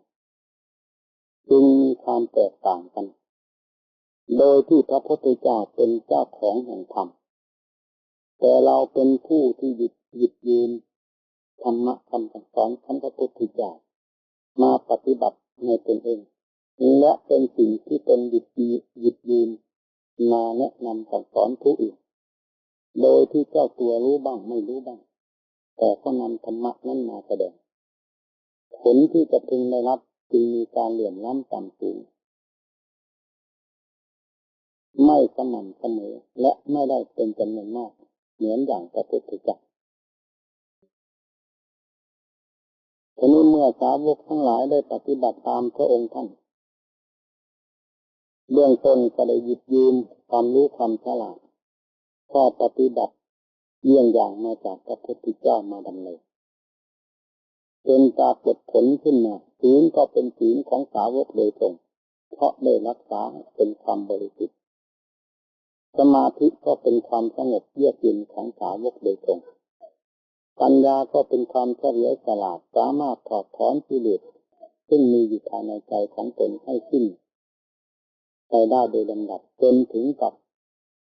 กิเลสได้ดับไปโดยสิ้นเชิงเมื่อศีลก็เป็นของสาวกสมาธิก็เป็นของสาวกที่หามาได้ปัญญาก็เป็นของสาวกที่คิดค้นพินิจพิจารณาไตร่ตรองโดยลำพังท่านกิเลสก็เป็นสิ่งที่ฝังอยู่ในภายในใจของท่านแต่ได้ถูกถอดถอนด้วยปัญญาของท่านเองจนกลายเป็นวิมุตติขึ้นมาวิมุตติก็กลายเป็นของสาวกเลยสมบูรณ์ไม่ได้หยิบยืมมาจากผู้ใดสาวกองค์ที่สำเร็จโดยสมบูรณ์แล้วเช่นนั้นก็สามารถจะประกาศจะทำตามเยี่ยงอย่างของพระพุทธเจ้าและตามสติกำลังความสามารถของตนให้ได้ผลเป็นลำดับถัดพระพุทธเจ้าลง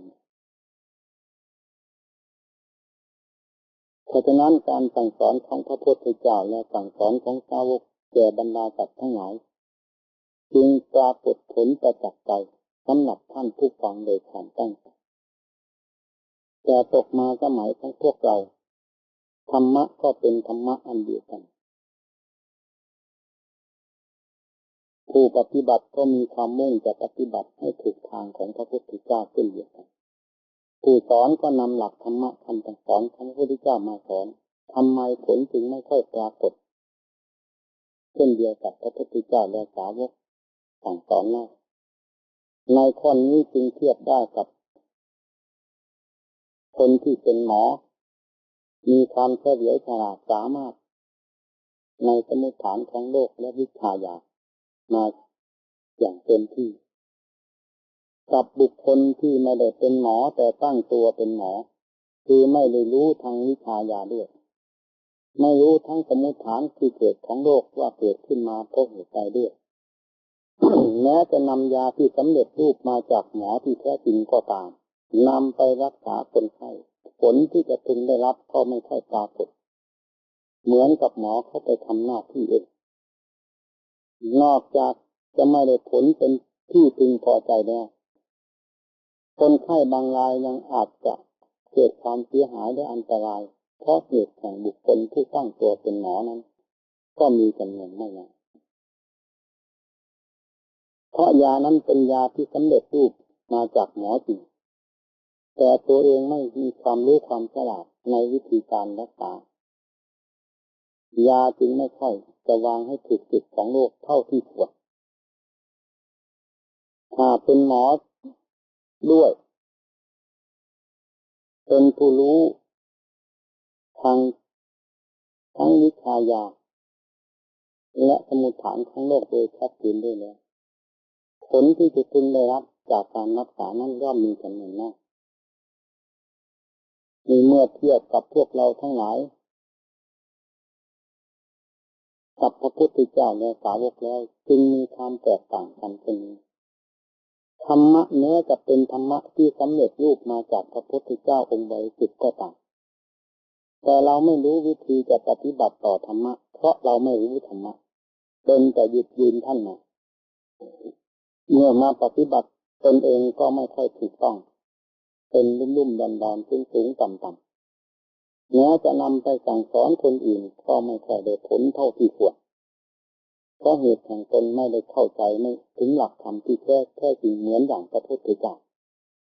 ธรรมะซึ่งควรจะให้ประโยชน์โดยสมบูรณ์แก่บุคคลผู้มีความสนใจใคร่จะระดับกับฟังและปฏิบัติก็เป็นเหตุให้ด้อยลงไปโดยที่ผู้นำมาแนะนำสั่งสอนและผู้ปฏิบัตินั้นไม่เข้าใจในวิธีการปฏิบัติต่อตนเองและวิธีการจะแนะนำสั่งสอนคนอื่นว่าจะต้องแนะนำสั่งสอนอย่างไรหากว่าตนได้ปฏิบัติให้ถูกต้องตามหลักธรรมของพระพุทธเจ้านั้นด้วยและก็รู้หลักความจริงตามที่พระองค์ท่านสอนไว้โดย ภายในจิตใจของตนแจ้งประจักษ์ด้วยผู้นั้นแม้จะไม่สามารถทำหน้าที่ให้เป็นภูมิเหมือนอย่างพระพุทธเจ้าและสาวกก็ตามถึงอย่างไรก็ต้องมีผลเต็มกำลังความสามารถของผู้จะแนะนำสั่งสอนนั้นโดยไม่ต้องสงสัยเพราะเหตุใดเพราะถ้าจะเทียบกับโลกก็เคยมีมาตั้งแต่การนั้นมาไม่ว่าโลกประเภทใดจะต้องเกิดขึ้นในร่างกายของบุคคลและสัตว์ด้วยกันจะให้ชื่อให้นามว่าโลกประเภทใดก็ตามจะต้องให้ชื่อให้นามมาจากโลกที่เกิดขึ้นจากคนและสัตว์ทั้งนั้นยาก็เพื่อแก้โรคและเคยแก้โรคหายมาเป็นเวลานานเมื่อ เรารู้วิธีการของการรักษาโรค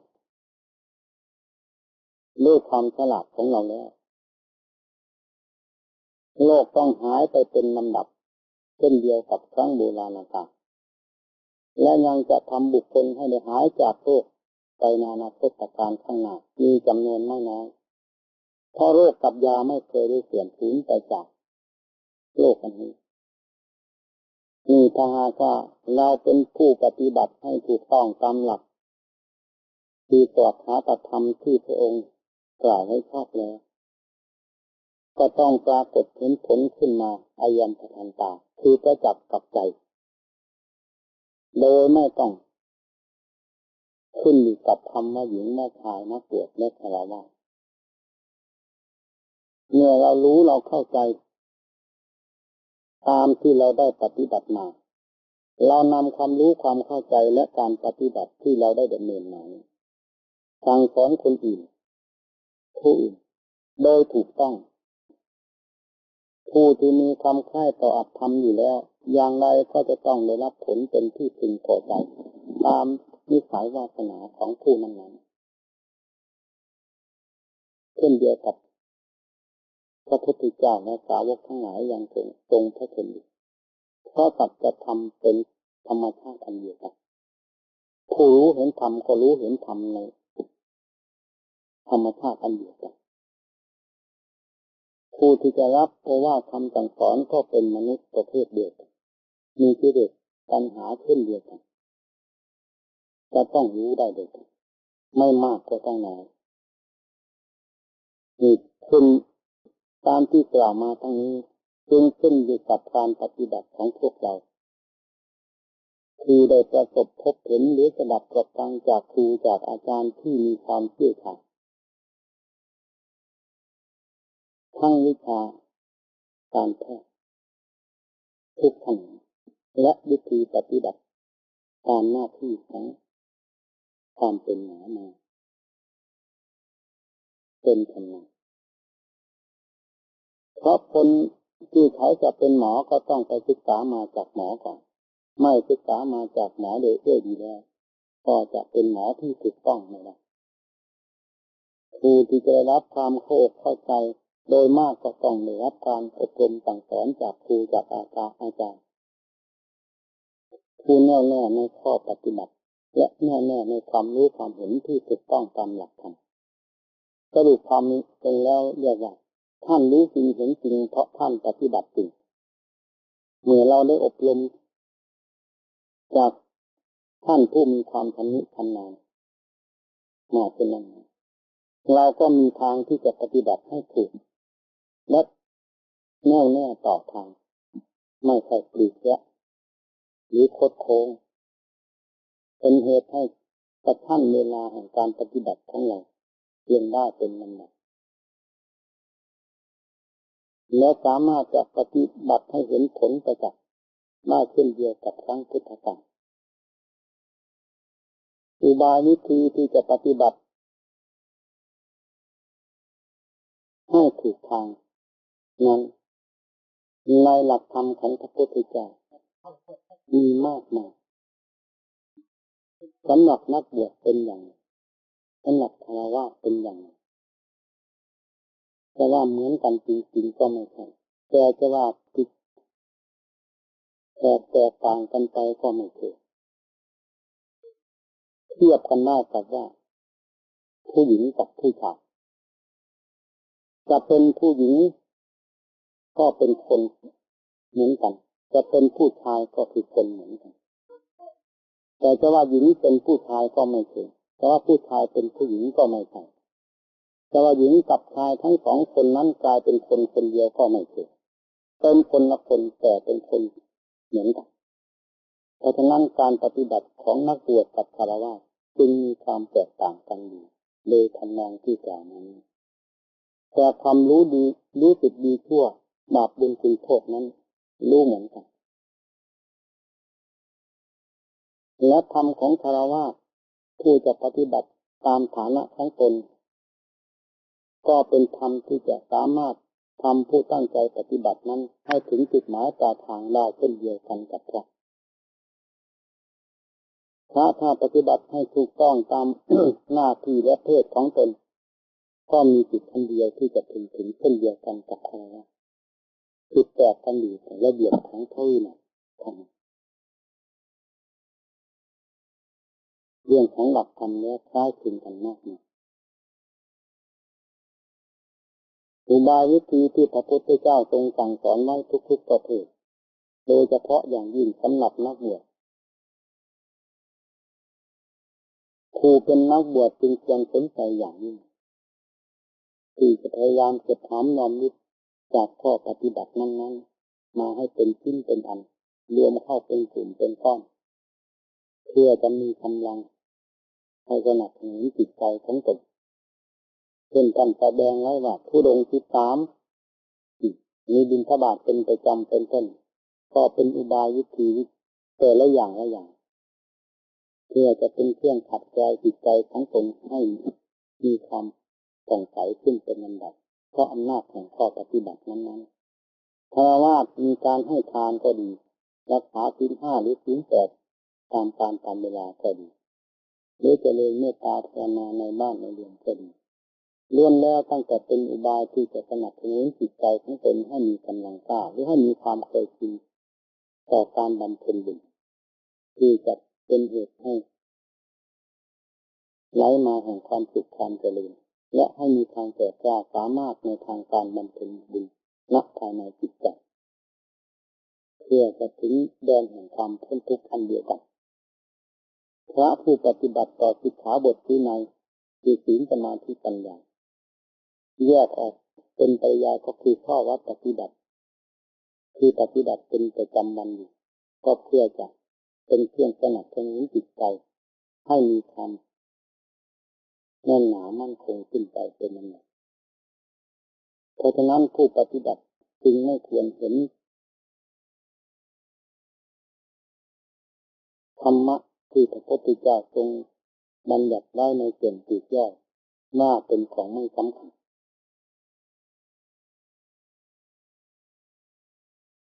หากว่าธรรมะพระพุทธเจ้าที่ทรงบัญญัติไว้ทุกๆกระทงไม่เป็นของสำคัญแล้วธรรมะสวขาโตที่กล่าวไว้ชอบนั้นก็ไร้ความหมายไม่เป็นประโยชน์อะไรเมื่อสวขาตธรรมที่กล่าวไว้ชอบนิยานิกธรรมซึ่งเป็นผลสืบเนื่องก็ต้องปรากฏขึ้นพอนักบวชและนักปฏิบัติแล้วเรื่องความสงบสงัดสถานที่อันไม่พลุกพล่านประกอบความภาคความเพียรอยู่ในสถานที่นั้นเป็นที่เหมาะสมยิ่งนะเพื่อเราจะได้เห็นร่องรอยของจิตใจเราที่ส่งกระแสใจไปสู่อารมณ์ต่างๆได้ชัดเจนมากกว่าสถานที่วุ่นวายสถานที่กล่าวมาทั้งหมดนี้พระพุทธเจ้าได้ทรงดำเนินและปรากฏผลมาเป็นที่พอพระทัยเป็นพระพุทธเจ้าขึ้นมาได้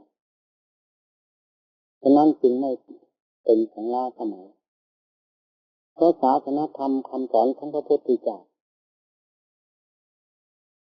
ไม่ปรากฏว่าบทใดบาปใดได้กลายเป็นธรรมะที่ล้าสมัยไปเมื่อโลกเป็นผู้สนใจปฏิบัติอยู่ต้องได้ผลเป็นลำดับไป ส่วนภายนอกคือเรื่องของโลกย่อมขึ้นกับความนิยมขึ้นกับการกับสมัยการหนึ่งเป็นอย่างหนึ่งสมัยหนึ่งเป็นอย่างหนึ่งสมัยหนึ่งนิยมอย่างหนึ่งสมัยหนึ่งนิยมอย่างหนึ่งถ้านิยมอะไรแล้วก็ถือว่าดีในเวลานั้นในการนั้นถ้าขาดความนิยมแล้วสิ่งนั้นแม้จะเคยใช้มาแล้วก็ถือว่าเป็นของไม่ดีเราเดินไปตามตึกบ้านร้านตลาดก็เห็นเขาทำทุกสิ่งทุกอย่างเพื่อความนิยมของคนตามธรรมดาของคนฉลาดย่อมหาจริงกับคนโง่เขาจะหาจริงกับคนฉลาดด้วยกันก็ลำบากต้องหาจริงกับคนโง่เดี๋ยวเขาผิดเรื่องอันนั้นขึ้นมาผิดสิ่งนี้ขึ้นมาเราไม่สามารถในความฉลาดจะผิดได้อย่างเขาต้องวิ่งเป็นขันขวาหาเงินหาทองมาซื้อเขาเมื่อช้าไปนานก็คนก็เคยกินราคาก็ลดลงเขาก็ต้องคิดใหม่คิดออกมาใหม่และทำให้คนตื่นเต้นกันอันนั้นดีอันนี้ว่าดีอุบายต่างๆที่เขาทำขึ้นเช่นนี้ล้วนแล้วตั้งแต่เป็นอุบายวิธีที่จะหาเงินกับคนโง่ทั้งนั้นมีเห็นเขาคิดไปยังไงเราก็นิยมไปตามพอหมดความนิยมแล้วเขาก็พลิกใหม่ไม่เช่นนั้นจะไม่ได้เงินกับเขาพลิกไปอยู่นั่นเมื่อโลกมันไม่แน่นอนอย่างนี้แต่สำหรับธรรมะแล้วมีความแน่นอนเสมอไปลองพิจารณาดูที่ท่านว่าสัจธรรมคำว่าสัจจะไม่เคยละกลายเป็นของปลอมขึ้นมาแม้แต่การใดเลยเป็นของจริงอยู่อย่างนั้นตลอดเวลาใครจะรู้หรือไม่รู้เห็นหรือไม่เห็นก็ตามธรรมะย่อมเป็นของจริงเสมอเช่นทุกข์ใครจะเข้าใจว่าวิธีแก้ไขหรือไม่เข้าใจใครจะรู้ใครจะหลงทุกข์ก็ต้องปรากฏอยู่เช่นนั้นตามสภาพของเขาสมุทัยคือความ สิ่งธรรมชาติที่ผิดผลคือทุกข์ให้ปรากฏขึ้นมาเขาก็ต้องดำเนินไปตามหาทางของเขาถ้ามรรคไม่มีความฉลาดคือสติปัญญาของเราไม่รอบคอบแล้วเรื่องของสมุทัยก็จะเป็นหนามขั้นกลางหรือยอกหัวอกเราอยู่ตลอดเวลาไม่มีวันไหนจะไม่ถูกหนามคือสมุทัยนี่ยอกหัวใจเลยพระพุทธเจ้าเคยถูกหนามยอกหัวใจคือเรื่องของสมุทัยนี้มาเป็นเวลานานจนไม่สามารถจะนับพบชาติได้แต่เมื่อพระองค์มีความฉลาดโดยอุบายวิธีที่เรียกว่ามรรคคือข้อปฏิบัติแล้วจึงสามารถถอดถอนสิ่งทั้งหลายเหล่านั้นให้ออกจากพระทัยได้กลายเป็นความบริสุทธิ์ขึ้นมา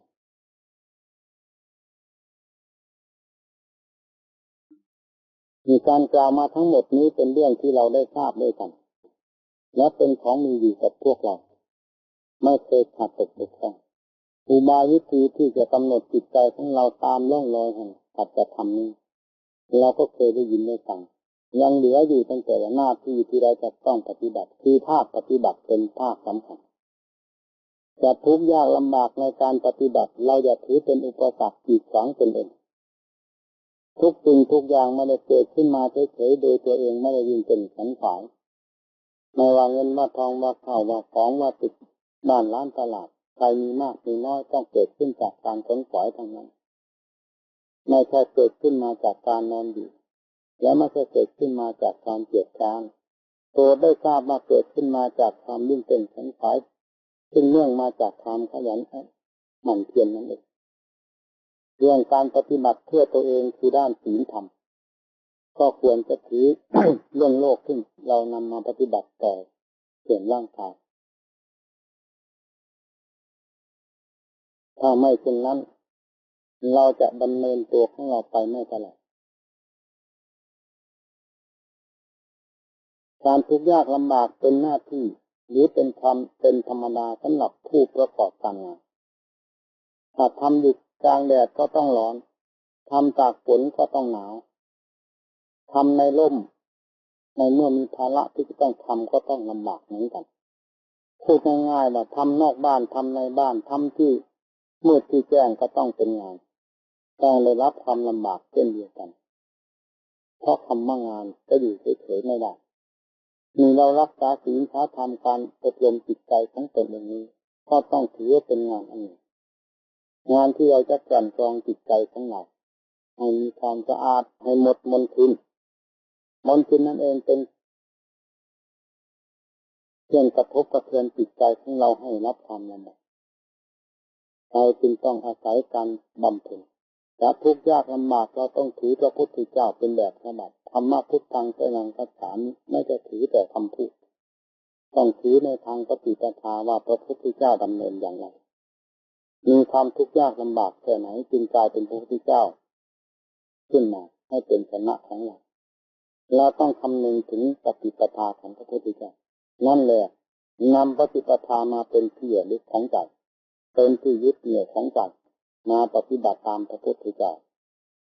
ไม่ใช่จะนำมาเพียงว่าพุทโธความบริสุทธิ์เท่านั้นบ้านจะสูงขนาดไหนก็ต้องมีบันไดพระพุทธเจ้าจะถึงพระพุทธเจ้าก็ต้องมีทางเดิน เราจะเดินตามพระพุทธเจ้าเราก็ต้องดำเนินตามข้อปฏิบัติที่พระองค์ทรงสั่งสอนไว้ยากลำบากเราจะถือว่าเป็นหน้าที่ของใครเพราะกิเลสไม่ใช่ของใครเป็นของเราเกิดขึ้นจากเราทำความเดือดร้อนให้แก่เราทุกทั้งหมดที่มีอยู่ในกายในใจนี่ไม่ใช่ของใครจะเป็นผู้รับผิดชอบและรับภาระนอกจากเรื่องของเราเท่านั้นการจะพยายามแก้ไขเรื่องความทุกข์ความทรมานภายในกายในใจของตนด้วยข้อปฏิบัติเราจะถือว่าเป็นภาระของใครไม่ได้นอกจากจะถือว่าเป็นภาระของเราจะต้องพยายามแบกรับหรือถอดถอนสิ่งที่เป็นข้าศึกให้หมดไปวันนี้กันนั้นด้วยอำนาจของความภาคความเพียรในภายหลังทั้งหลายจิตในเมื่อได้อาศัยการฝึกฝนทรมานอยู่เป็นประจำแล้วจะเป็นจิตที่มีความพยศขึ้นไปไม่นานต้องเตรียมกายหายพยศเป็นหน้าเป็นลำดับเพราะอำนาจของการฝึกฝนอบรมที่เรียกว่างานประจำแล้วยากก็ต้องทำง่ายก็ต้องทำฟุ้งซ่านรำคาญก็ต้องบังคับทุกข์ก็ต้องพยายามแก้ไขเพราะทุกข์มันเกิดกับเราไม่แก้ไขไม่ทราบว่าใครจะแก้ไขให้เราแก้ไขได้มากได้น้อยนั่นแหละเป็นผลของเราเช่นเดียวกับการงานภายนอก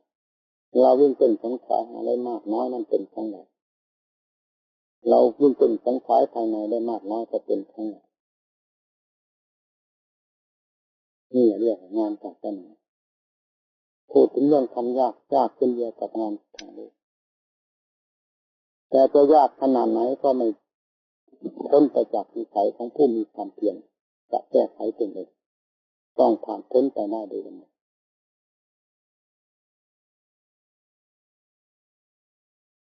จิตที่จะรู้แจ้งเห็นจริงในสิ่งที่ตนมุ่งหมายต้องอาศัยเครื่องบังคับบัญชาสติกับปัญญาศรัทธาความเพียรบังคับกันลงไปคือจิตใดจิตนั้นต้องปรากฏเป็นธรรมขึ้นเรื่องทุกข์จะเป็นทุกข์ไปตลอดกับตลอดกันไม่ได้เมื่อมีสติปัญญาเป็นเครื่องรักษาจิตใจให้พิจารณาเรื่องของทุกข์ไม่เพียงจะรู้เรื่องเพียงของทุกข์เพียงเท่านั้นเรายังอาจสามารถจะรู้เรื่องสาเหตุที่เกิดขึ้นทุกข์ของทุกข์ได้ทั้งทางด้านของกายและทางด้านจิตใจเมื่อมีสติปัญญาเป็นเครื่องพิจารณาหรือเป็นเครื่องบังคับจิตใจอย่าปล่อยจิตใจทั้งตนให้เรื่อยแรงการปล่อยจิตใจทั้งตนให้เป็นไปตามเคยใจนั้นเคยเป็นมานานแล้วด้วยอำนาจแห่งการไม่รู้เท่าทันและการไม่ได้อบรมศึกษาบัดนี้เราเป็นนักอบรมศึกษาได้ทราบจากครูบาจากอาจารย์มาหลายท่านแล้วเองว่าวิธีจะปฏิบัติอย่างไรเราก็ทราบมาแล้วเวลานี้เหลืออยู่แต่วันหน้าที่เราจะปฏิบัติตามที่ภาคปฏิบัติเป็นภาคสำคัญไม่อยากท้อถอยทุกข์ไม่ได้ลึกไม่ได้อยู่ก้นภูเขาลูกไหนและไม่อยู่บนเมฆบนหมอกที่ไหนพอจะเป็นสิ่งที่เหลือวิสัยสมุทัยที่เรียกว่าแดนเกิดแห่งทุกข์ก็ไม่หนีจากหัวใจเกิดขึ้นจากที่นั่นใจก็ไม่อยู่ที่ไหนนอกจากจิตกับใจความภาคความเพียรที่จะมาแก้ไขเรื่องของทุกข์ก็ดี สติปัญญาที่พิจารณาเรื่องของทุกข์ของสมุทัยก็เกิดขึ้นจากใจดวงเดียวกันนำมาประกอบแก้ไขกันให้ได้ถ้าเรายังแก้ไขเราไม่ได้เรื่องกองทุกข์ในวันหน้ากองทุกข์ในชาติหน้าจะไม่ใช่ของใครจะเป็นเรื่องของเราผ่านมามากน้อยเป็นเรื่องของเราจะผ่านไปในอนาคตการข้างหน้าจะเป็นเรื่องของใครไม่มีทั้งนั้นนอกจากจะเป็นเรื่องของเราคนเดียวฉะนั้นปัจจุบันนี้เราได้ เรียนพร้อมแล้วที่จะลดกับสิ่งที่เป็นข้าศึกภายในใจตนเองด้วยข้อปฏิบัติคือศีลสมาธิปัญญาจงเป็นผู้มีศรัทธาวิริยะความภาคความเพียรกำหนดลงไปในท่อนแห่งกายโดยสติโดยปัญญาไม่ให้หนีจากบริเวณแห่งสัจธรรมนี้เรื่องสัจธรรมทั้งหมดที่เราเคยได้ยินได้ฟังมาจากพระพุทธเจ้าจะกลายเป็นของจริงขึ้นภายในใจของเราที่ได้พยายามพิจารณาไม่หยุดยั้งนี้โดยแน่นอนเนี่ยเห็นทุกข์จะไม่ถอนทุกข์ได้มีหรือรู้เรื่องของสมุทัยดับไม่ได้จะมีอย่างนี้ธรรมะมรรคก็เหมือนกับจอบกับเสียมกับมีดกับขวานฟาดฟันลงไปขุดค้นลงไปไม่ได้ลึกได้ตื้นอยู่ภายในตัวของเราสำคัญคือการบังคับจิตใจ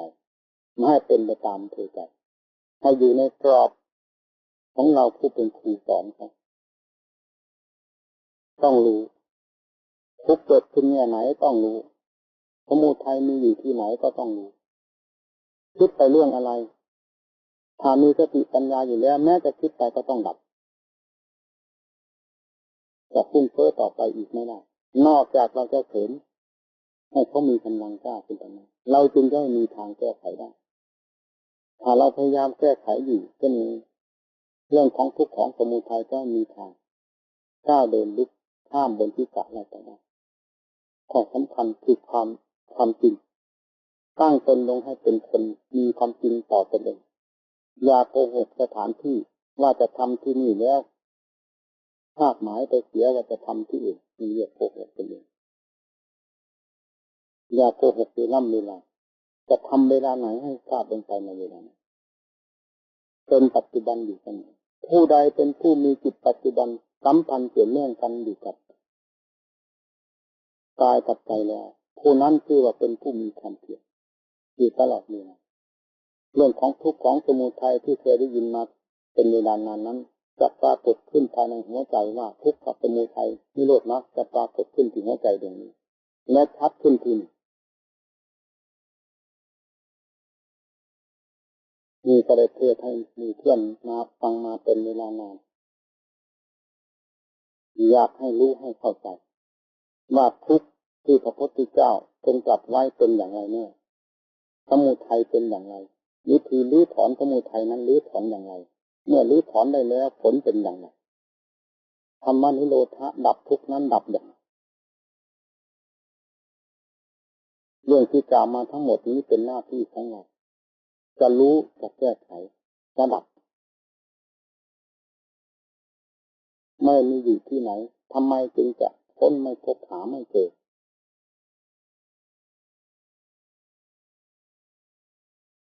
ดูให้หมดในส่วนสกุลกายดูข้างนอกดูข้างใน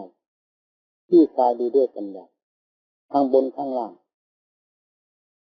ให้เห็นชัดในทางปัญญานั้นเป็นแน่ที่สุดเมื่อเห็นชัดแล้ว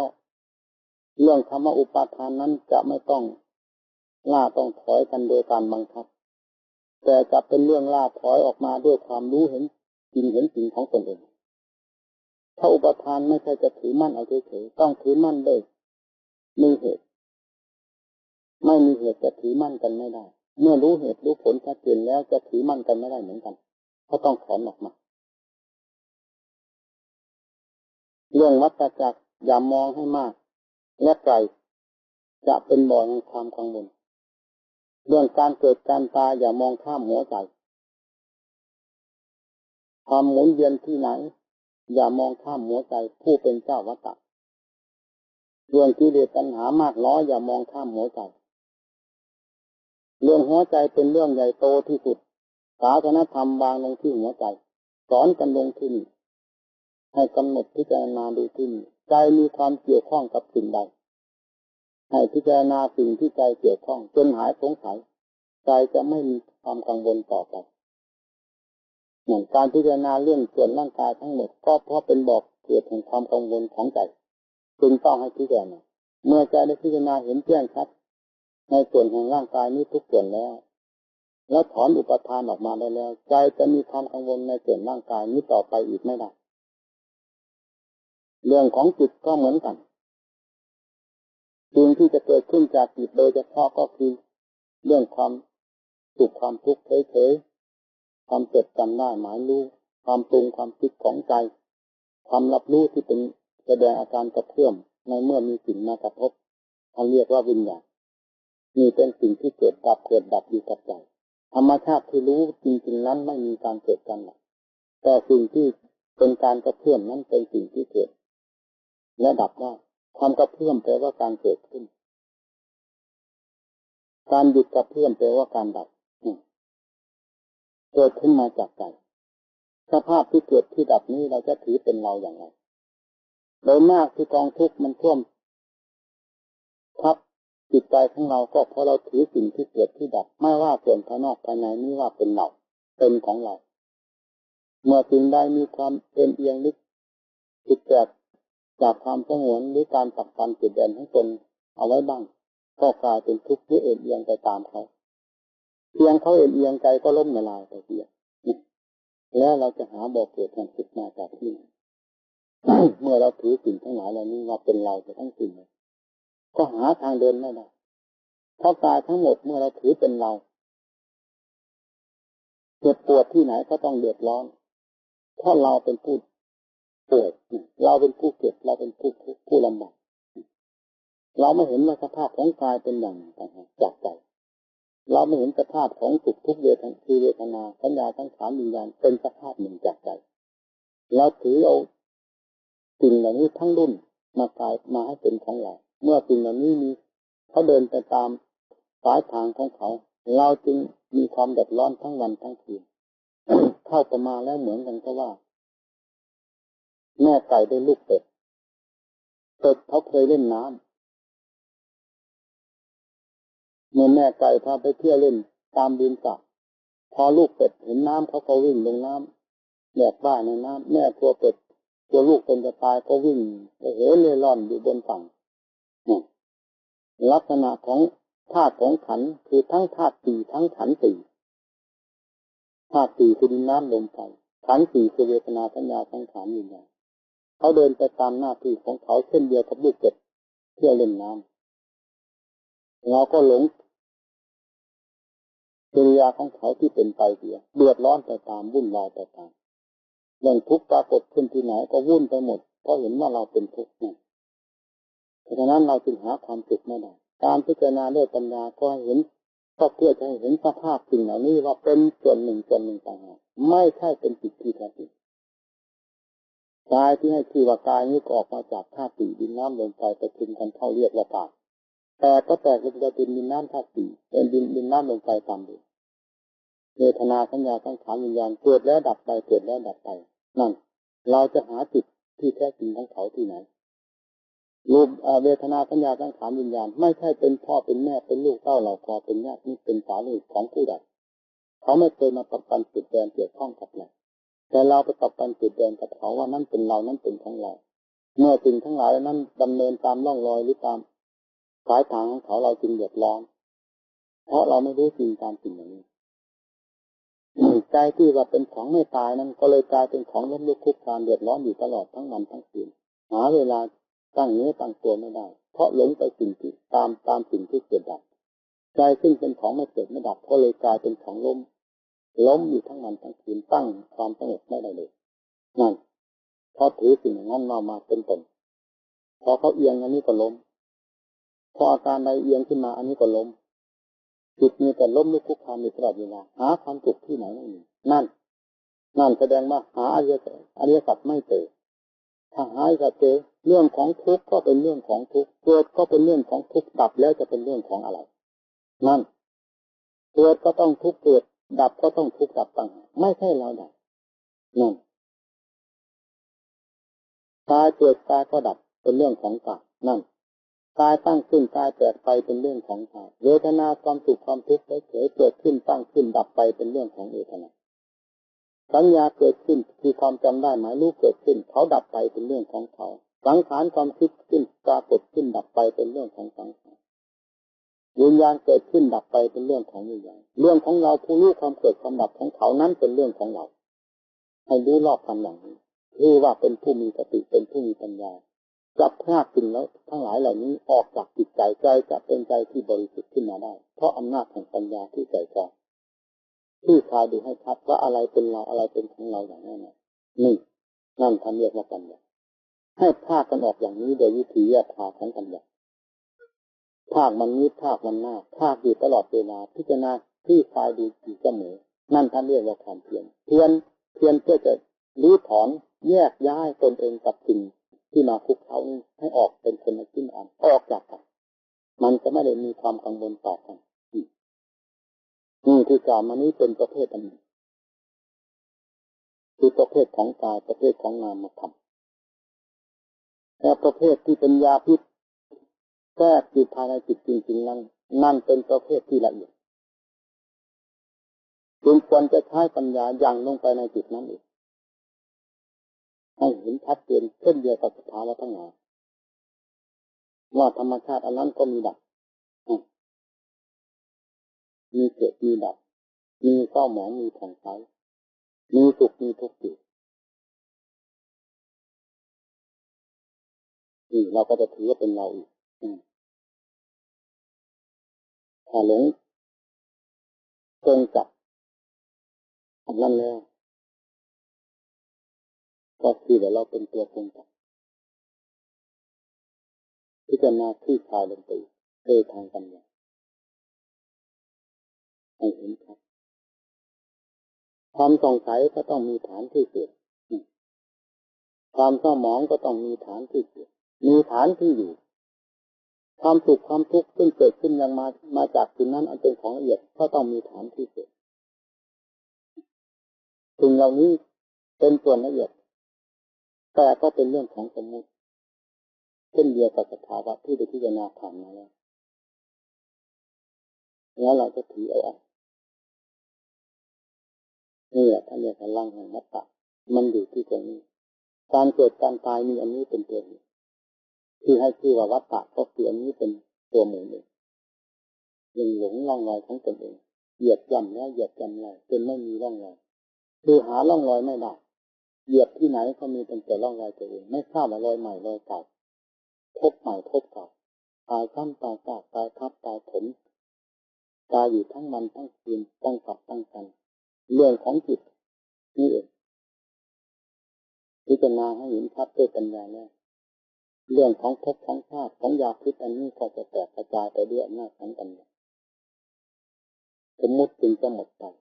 เมื่อสมมุติหมดสิ้นไปแล้วเพราะอำนาจปัญญาที่ทำลายเรื่องวิมุตติจึงจะเห็นได้อย่างชัดเจนนั่นหมดความภาคความหมายเรื่องของวัฏฏะก็ยุติกันได้ในจุดนั้นเรื่องการเกิดการตายได้ยินแต่ใครพูดก็ตามแต่หลักทั้งการเกิดการตายเราได้เห็นด้วยใจทั้งนั้นเราจะวิตกกังวลไปที่ไหนการกลัวตายจะกลัวกันที่ไหนเมื่อเราทราบชัดแล้วว่าอะไรเกิดแน่อะไรตายแน่อะไรไม่เกิดอะไรไม่ตายแน่เราก็ทราบครับวิธีถอดถอนตนออกจากความเกิดความตายนั้นถอดถอนโดยวิธีไหนเราก็ทราบแล้วด้วยเป็นผู้ที่ถอดถอนตนได้อย่างสมบูรณ์แล้วด้วยแล้วความหมั่นไหวจะมีมาจากที่ไหนจะเกิดขึ้นจากอะไรเพราะแดนแห่งความหมั่นไหวก็คือหลักแห่งอวิชชาคือความหลงตนเองได้ถูกทำลายไปเลยและกลายเป็นความฉลาดรอบตัวขึ้นมาโดยหลักธรรมชาตินี่เราจะหาภพหาชาติมาจากนี้อยู่ที่ไหนก็ทราบว่าหมดเรื่องนั่งอยู่ก็ทราบนอนอยู่ก็ทราบตายไปแล้วจะไปหลงที่ไหนไม่มีที่หลงในขณะที่ยังมีชีวิตอยู่ก็เรามีอะไรมาสืบต่อจิตใจให้เป็นการกระเตื้อง หรือมีเชื้ออีกต่อไปตายแล้วจะหาเชื้อมาจากที่นี่คำว่าสันติโกต้องเห็นแจ้งเห็นชัดดังนี้ที่ว่าเป็นผู้รู้สัจธรรมของพระพุทธเจ้าสัจธรรมอันนี้กับสัจธรรมของพระพุทธเจ้าไม่ผิดแปลกอะไรกันเลยเมื่อสัจธรรมไม่ผิดแปลกกันแล้วคำว่าวิมุตตินิพพานจะมีความผิดแปลกกันที่ตรงก็ต้องเป็นธรรมชาติที่หลุดพ้นจากทุกข์ด้วยบริสุทธิ์โดยสิ้นเชิงเหมือนกันขอให้ท่านนักปฏิบัติทั้งหลายทำความสนใจต่อปมแห่งมัตตะที่มีในตัวทั้งหลายพยายามแบบว่าจะเห็นอิริยาบถทั้งสี่ว่าเป็นความสะดวกกายสบายใจแล้วเป็นเหตุให้เกิดจะเป็นการลืมเนื้อลืมตัวทำให้เนิ่นช้านอกจากการทำให้เนิ่นช้าแล้วยังทำให้เสียผลประโยชน์ที่ตนจะพึงได้ถึงอีกไม่เป็นประโยชน์อะไรเลยการเกิดตายใครมีการร่ำเรียนอะไรบ้างมีผลประโยชน์อย่างไรบ้างเกิดขึ้นจากการเกิดตายเราเคยเห็นอยู่แล้วว่าบ่นกันทั้งโลกเพราะเรื่องการเกิดเป็นสาเหตุทุกสิ่งจึงต้องตามมาความได้ความเสียเป็นธรรมดาของโลกเพราะเรื่องของความเกิดเป็นคติของโลกอยู่แล้วแล้วเราจะหาคติของธรรมที่บริสุทธิ์วิมุตตินิพพานมาจากเรื่องเกิดเรื่องตายและจากเรื่องความหลงเกิดหลงตายนี้มาจากที่ไหนไม่นอกจากพยายามแบบป้ายตัวให้พ้นไปเสียโดย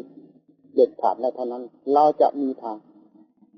มีความสุขกายสบายใจนั่งอยู่ที่ไหนก็สบายทุกเรื่องร่างกายเอาทุกไปแตกไปมันแค่เพียงร่างกายไม่สามารถจะตึงกล้ามถึงจิตใจที่บริสุทธิ์ได้เลยปัจจุบันก็เห็นชัดอยู่เช่นนี้อนาคตจะหลงที่ไหนไม่มีโคตรโค้งที่ไหนอีกเมื่อปัจจุบันคงแน่อยู่กับความจริงนี่ถ้าผู้ปฏิบัติตั้งจิตตั้งใจทำจริงๆต้องปรากฏเช่นนี้ไม่ว่าครั้งไหนไม่ว่าครั้งพุทธเจ้าไม่ว่าครั้งนี้ถ้าจะทำเป็นอันเดียวกันไม่เคยปลอมตัวมาจากที่ไหนเป็นความจริงจากพระพุทธเจ้าที่สอนมาแล้วทุกประการผู้ปฏิบัติให้จริงแน่ๆตามหลักธรรมของพระพุทธเจ้าแล้วจะกลายเป็นผู้ปลอมขึ้นมาไม่มีเลยนี่ขอเป็นทางการทำความสนใจอยู่ที่ไหนให้เป็นไปด้วยความเพียรตะเกียกตะกายเพื่อจะหลุดพ้นนั้นเป็นเพราะทางที่ชอบทำคือว่าเราได้ตามพระเดชพระพุทธเจ้าโดยปฏิปทาทำอาหารลื่นเลยต่อการถอดถอนสิ่งหนึ่งให้พ้นไปในโอกาสนี้ก็ทำมาตีกันขอจึงพระศรีรัตนตรัยที่พระพุทธเจ้าพระธรรมพระสงฆ์จึงอธิบายมาหากันทั้งหลายให้มีความสะดวกกายสบายใจในการปฏิบัติตนเพื่อถึงจุดหมายปลายทางได้ด้วยความสะดวกโดยทั่วหน้ากันคือ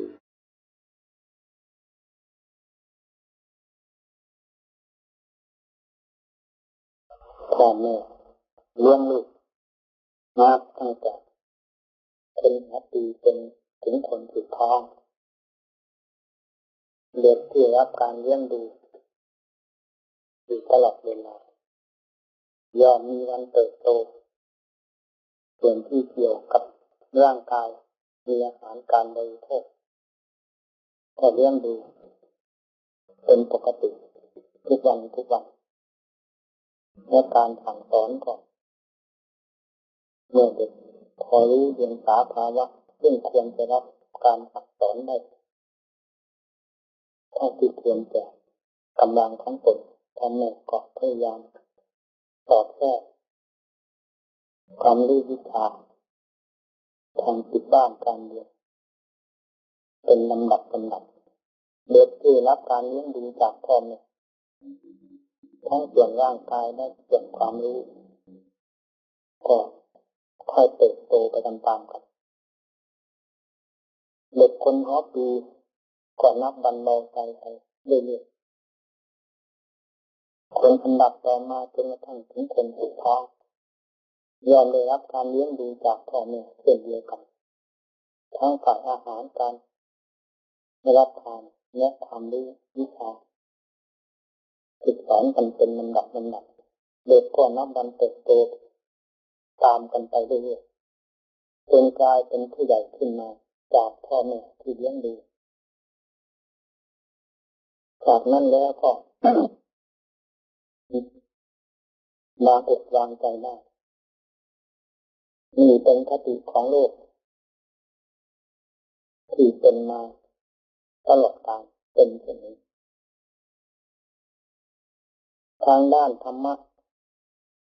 ในเกิดระหว่างครูอาจารย์กับลูกศิษย์การปฏิบัติต่อกันย่อมเป็นเช่นเดียวกับพ่อแม่เลี้ยงดูเด็กครูมาอยู่ก่อนก็เช่นเดียวกับลูกคนหัวปีคือลูกศิษย์คนหัวปีครูมาตามหลังกันไปเรื่อยๆก็เป็นลูกศิษย์คนกลางคนสุดท้องเป็นลำดับไปการแนะนำคำสอนครูอาจารย์นั้นเหมือนกับการเลี้ยงดูทางความรู้วิชาทั้งทางธรรมะส่วนหยาบส่วนกลางส่วนละเอียดและทางพระวินัยแนะนำคำสอนกันอยู่ตลอดเวลาไม่มีการลดละเช่นเดียวกับพ่อแม่เลี้ยงดูเด็กและสั่งสอนเด็กไปเรื่อยๆจนเด็กมีความรู้ความฉลาดถ้าเทียบกับพ่อแม่เลี้ยงดูเด็กนับวันเติบโตขึ้นเป็นลำดับกับครูอาจารย์เลี้ยงดูบรรดาลูกศิษย์นับแต่ผู้มาอยู่เบื้องต้นจนถึงผู้มาอยู่วาระสุดท้ายย่อมมีการสั่งสอนในลักษณะเดียวกันแล้วบรรดาท่านผู้มาศึกษาทุกท่านทั้งท่านที่มาก่อนและตามหลังกันมาเรื่อยๆจนถึงท่านผู้มาสุดท้ายก็โปรดให้ทำความสนใจพยายามรับการศึกษาอบรมด้วยความสนใจให้ความรู้วิชาเรามีความเจริญก้าวหน้าภายในจิตใจข้อวัดปฏิบัติที่ควรจะทำเป็นประจำวันหรือประจำเพศของเราผู้มาศึกษาก็ขอให้มีความคล่องแคล่วขึ้นไปเป็นลำดับมีจะเทียบได้ว่ามีความเติบโตขึ้นไปเรื่อยๆอย่าให้เป็นทำนองที่ว่าเลี้ยงไม่รู้จักโตคือไม่มีวันเติบโตกลายเป็นเด็กอยู่เช่นนั้นนี่คือคติธรรมดาของผู้มาศึกษาอบรมมาเบื้องต้นก็เป็นธรรมดายังไม่เข้าใจขนบธรรมเนียมของหลักธรรมวินัยในวัดนั้นๆท่านพาปฏิบัติอย่างไรแม้จะอยู่ในขอบเขตแห่งหลักธรรมวินัยเช่นเดียวกันก็ตามแต่อาจารย์ซึ่งเป็นผู้นำนั้นย่อมมีการเหลื่อมล้ำต่ำสูงต่างกันทั้งด้านความประพฤติและด้านความรู้ความฉลาดฉะนั้นแง่แห่งธรรมะที่ท่านจะนำมาสั่งสอนพวกเราจึงมีความต่างกันจะให้เป็นเหมือนกันไม่ได้แม้ตั้งแต่หลักพระวินัยซึ่งเป็นของตายตัว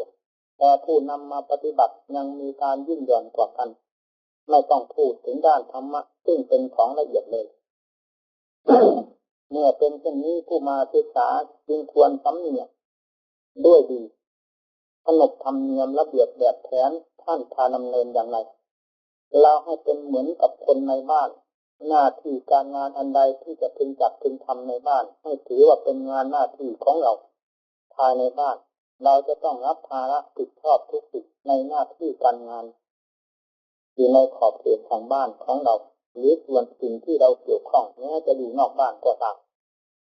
นี่ผู้มาศึกษาเพื่อประพฤติปฏิบัติธรรมให้มีความสะดวกคล่องแคล่วให้มีความเจริญก้าวหน้าทั้งด้านความประพฤติและความรู้ความฉลาดภายในใจก็ควรจะถือหลักที่ว่านี้เป็นประจำใจ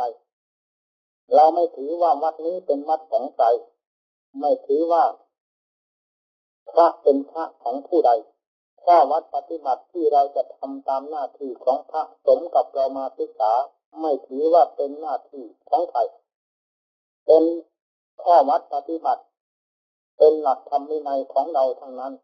คือเพราะเราเป็นผู้มุ่งต่อความสุขความเจริญด้วยหลักพระธรรมวินัยเมื่อเป็นเช่นนั้นข้อปฏิบัติทุกๆด้านที่เราจะควรทำให้มีความสะดวกคล่องแคล่วขึ้นไปโดยลำดับเพราะความชำนาญเรื่องจากการทำอยู่เสมอ ด้วยความสนใจของเราผู้มาศึกษาก็ขอให้สิ่งเหล่านี้มีความเจริญก้าวหน้าหรือมีความคล่องแคล่วไปเป็นลำดับสมกับว่าเราเป็นพระในวัดนี้เราเป็นพระในพระพุทธศาสนาเราเป็นพระของพระพุทธเจ้าเราเป็นพระของครูของอาจารย์ไม่ใช่เป็นพระของใครและเราเป็นพระของเราจงทำความหนักแน่นต่อข้อวัดปฏิบัติซึ่งเป็นสมบัติของตนจะพึงได้พึงถึงด้วยการกระทำดีทำชอบของตนและด้วยความขยันหมั่นเพียรของตน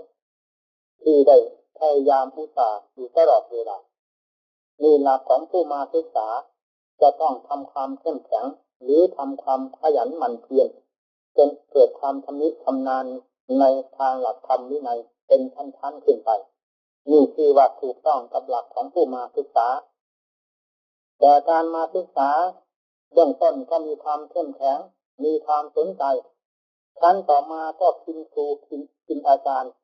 กินต่อสถานที่กินต่อหมู่ต่อเพื่อนกินต่อหลักธรรมหลักวินัยกินไปเสียทุกอย่างในสิ่งที่จะเห็นว่าเป็นประโยชน์แล้วกับกายความเพียรไปเสียหมดปรากฏเป็นคนอ่อนแอปรากฏเป็นคนเกียจคร้านปรากฏเป็นคนเห็นแก่ปากแก่ท้องปรากฏเป็นคนเห็นแก่หลับแก่นอนปรากฏเป็นคนขี้แย่ปรากฏเป็นคนเลี้ยงยากถ้ากายลงไปเป็นเช่นนี้คือว่าไม่ใช่หลักของการดำเนินของพระผู้มีความเข้มแข็งเพราะหลักของพระพุทธศาสนานับแต่ธรรมะขั้นต่ำจนกระทั่งถึงธรรมะขั้นสูงสุดคือวิมุตตินิพพานไม่ได้สอนให้คนมีความขี้เกียจอ่อนแอมีแต่สอนให้มีความขยันหมั่นเพียรมีความอดทนหนักก็เอาเบาก็ทำไม่ต้องอ้างการอ้างเวลาไม่ต้องถือว่านั้นหนักนี้เบาแต่ถือเป็นกิจจำเป็นที่ตนจะพึงทำเพื่อความสำเร็จแก่ตนเองและส่วนรวมเท่านั้น นี่หลักของการดำเนินเป็นเช่นนี้เพราะฉะนั้นศาสนาเฉพาะอย่างยิ่งที่เราปฏิบัติอยู่นี้คือพระพุทธศาสนาเป็นศาสนาที่เรียกว่าเจดีย์ของโลกเป็นเข็มทิศทางเดินของทางโลกและทางธรรมได้อย่างเต็มที่ไม่มีธรรมะข้อใดที่จะเป็นข้อขัดแย้งต่อเศรษฐกิจของบ้านเมืองคือการครองชีพการค้าการขายการทำมาหาเลี้ยงชีพทุกประเภทเมื่อถูกกับกฎหมายบ้านเมืองและหลักธรรมวินัยแล้วพระพุทธเจ้าท่านสอนให้มีการส่งเสริมให้มีความขยันหมั่นเพียรในหน้าที่การงานนั้นๆทุกแผนกไม่ได้สอนให้คนที่เกียจอ่อนแอในหน้าที่การงานแม้ผู้เข้ามาบวชในพระพุทธศาสนาก็สอนให้มีความเข้มแข็งร่าเริงต่อหน้าที่การงานของตนซึ่งเป็นนักบวชไม่ให้มีความท้อถอยอ่อนแอเมื่อเป็นเช่นนั้นโลกเขาจึงไม่กราบพระคือลูกศิษย์พระตถาคตเอาเป็นแบบฉบับทุกสิ่งทุกอย่างที่เขาควรจะยึดถือเอาได้เช่นความขยันหมั่นเพียรถ้าเราเป็นคนเกียจคร้านจะไปสอนคนอื่นให้มีความขยันหมั่นเพียรไม่ได้ถ้าเราเป็นคนอ่อนแอจะสอนคนอื่นให้มีความเข้มแข็งก็สอนไม่ได้เราเป็นคนปฏิบัติไม่ดีขี้เกียจจะเป็นสอนคนอื่นให้ปฏิบัติดีและมีความเข้มแข็งขยันหมั่นเพียรก็สอนไม่ได้เนี่ยเพราะหลักศาสนาที่สำคัญก็คือส่วนที่พระนำมาประพฤติปฏิบัติถึงเป็นหลักอันใหญ่ที่จะกระจายไปให้โลกได้รับความร่มเย็นโลกมีความเดือดร้อนมีความขัดข้องยุ่งเหยิงด้วยทางครอบครัวหรือเกี่ยวกับหน้าที่การงานหรือเกี่ยวกับสังคมเกี่ยวกับประเทศชาติบ้านเมืองต้องเข้ามาศึกษาปรารภกับพระในบางสิ่งที่ควรศึกษาปรารภได้ถ้าจะให้ความร่มเย็นให้ความร่วมมือให้การแก้ไขแก่เขาอย่างไรบ้างนี่เป็นปัญหาสำหรับผู้ทรงศาสนาคือนักบวชนี้จะต้องเป็นผู้ตระหนักใจในสิ่งเหล่านี้สำหรับทำโลกให้มีความร่มเย็นได้ด้วยข้อปฏิบัติและความเฉลียวฉลาดของตนนี่เป็นหลักสำคัญ เราก็เป็นคนอ่อนแอหาแบบฉบับตามหลักธรรมในเพศของพระไม่ได้ แล้วเราจะสอนโลกให้มีความเจริญรุ่งเรืองเราจะสอนได้อย่างไรนี่ข้อนี้เป็นหลักสำคัญท่านผู้เป็นนักบวชโปรดได้ตรวจลองดูความประพฤติของเราน้ำใจของเรามีความเอ็นเอียงหนักไปทางไหนหนักไปทางโลกหรือหนักไปทางธรรมหนักไปทางความขี้เกียจหรือหนักไปทางความขยันหมั่นเพียรหนักไปทางความมากหรือหนักไปทางความมากน้อยหรือหนักไปในทางความพอดีเรียกว่ามัชฌิมาตามปกติของใจที่ส่งเสริมให้เป็นไปตามวิถีทางเดินของเขาซึ่งเคยเป็นมาแล้วจะต้องไหลลงสู่ทางต่ำเสมอถ้าทางใดเป็นไปเพื่อความเจริญจิตจะไม่ชอบก้าวเดินในทางนั้นแต่จะถอยหลังกลับมาเดินในทางที่จะเป็นแต่ทางความเสื่อมซึ่งเป็นทางที่จิตเคยเดินมาแล้วนี่เป็นอย่างนั้นธรรมะเป็นเครื่องฝืนหรือเป็นเครื่องฉุดลากจิตใจที่ต่ำตามให้ก้าวขึ้นสู่ระดับที่ดีสูงขึ้นเป็นลำดับนี่ธรรมะเป็นอย่างนั้นจะว่าธรรมะเป็นของฝืนโลกก็ใช่ถ้าไม่ฝืนก็ไม่จัดว่าธรรมะเป็นเครื่องแก้กันเช่นเดียวกับยาเป็นของแก้โรคจะต้องฝืนกันกับโรคเสมอไปถ้าว่ายาเป็นไปตามแนวของโรคแล้วโรคก็จะมีการกำเริบเสมอไปจนถึงกับผู้เป็นโรคทนตัวอยู่ไม่ได้ต้องตายแต่ยาเป็นเครื่องฝืนกับโรคแก้กันกับโรคโรคต้องบรรเทาลงเมื่อถูกกับยาจนกลายเป็นคนปกติได้หายจากไข้จากป่วยนี่เรื่องธรรมะก็มีลักษณะเช่นเดียวกันถ้าหากว่าเราเป็นผู้ปฏิบัติซึ่งเป็นนักบวชด้วยแล้วไม่มีการจะฝืนจิตฝืนใจฝืนตัวเองต่อหน้าที่การงานฝืนตัวเองต่อการหลับการนอนต่อความภาคความเพียรฝืนตัวเองต่อการอยู่การกินการใช้การสอยการไปการมาการประพฤติทุกด้านแล้วไม่มีอันใดจะเป็นเครื่องหมายของสมณะที่ดีงามให้โลกได้กราบไหว้และตัวของเราได้รับความร่มเย็นใจนี่ตอนต้นได้กล่าวถึงเรื่องพ่อแม่เลี้ยงลูกมีวันเติบโตขึ้นได้ในส่วนร่างกายเป็นสำคัญอาจารย์กับลูกศิษย์ที่เลี้ยงดูด้วยอัดด้วยธรรมตามคติธรรมดาก็ควรจะเป็นเช่นนั้นคือมีความเจริญรุ่งเรืองขึ้นเป็นลำดับมีความคล่องแคล่วต่อหน้าที่การงานมีองค์ไหนให้ทำหน้าที่อะไรทำได้อย่างคล่องแคล่วเพราะในฐานะลูกศิษย์กับอาจารย์แล้วจะเป็นเช่นเดียวกับลูกในครอบครัวของพ่อแม่คนนั้นๆจะมีลูกกี่คนยอมถือเป็นลูกขอ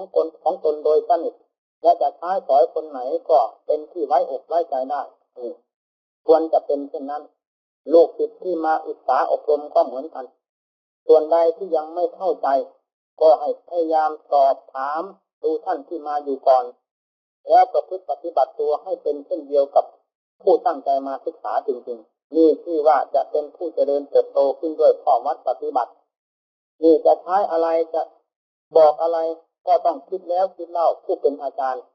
ว่าคนนั้นจะสมควรทำนั้นได้หรือไม่คนนี้จะสมควรทำหน้าที่นี้ได้หรือไม่กว่าจะได้แต่ละครั้งที่จะนำมาใช้งานให้เป็นประโยชน์ภายในวัดหรือภายในพระศาสนาที่แล้วที่เราเลือกแล้วเลือกเล่ากว่าจะได้ก็กินเวลาตั้งหลายนาทีเนี่ยทุกครั้งที่จะใช้ให้ทำอะไรก็ตามนี่แสดงว่าไม่คล่องแคล่วการปฏิบัติศาสนาไม่ได้ขึ้นอยู่กับชาติชั้นวรรณะความรู้ความฉลาดที่มีมาดั้งเดิมแต่ขึ้นอยู่กับหลักพระธรรมวินัยท่านปฏิบัติอย่างไรท่านสอนอย่างไรเราที่เป็นหน้าที่ของพระที่จะปฏิบัติเราต้องดำเนินให้ถูกต้องตามหลักธรรมวินัยนั้นๆจนมีความเฉลียวฉลาดรอบคอบต่อหน้าที่การงานของตนจับอันใดได้หมดไม่ต้องวิตกวิจารณ์ไม่ต้องถือเนื้อถือตัวไม่ต้องขยักขยงต่อหน้าที่การงานซึ่งเป็นกิจจำเป็นของเราให้ถือเป็นความจำเป็นเช่นนี้นี่เป็นหลักทางเดินของพระไม่ว่าพระองค์ใดจะมาจากที่ไหนจะมาจากบ้านใดเรือนใดมาจากประเทศใดมาจากจังหวัดใดเมื่อเข้าสู่ ลงเอาแห่งข้าตาสวพัฒน์ที่เรียกว่าเป็นลูกศิษย์ของพระถาคตเจ้าแล้วด้วย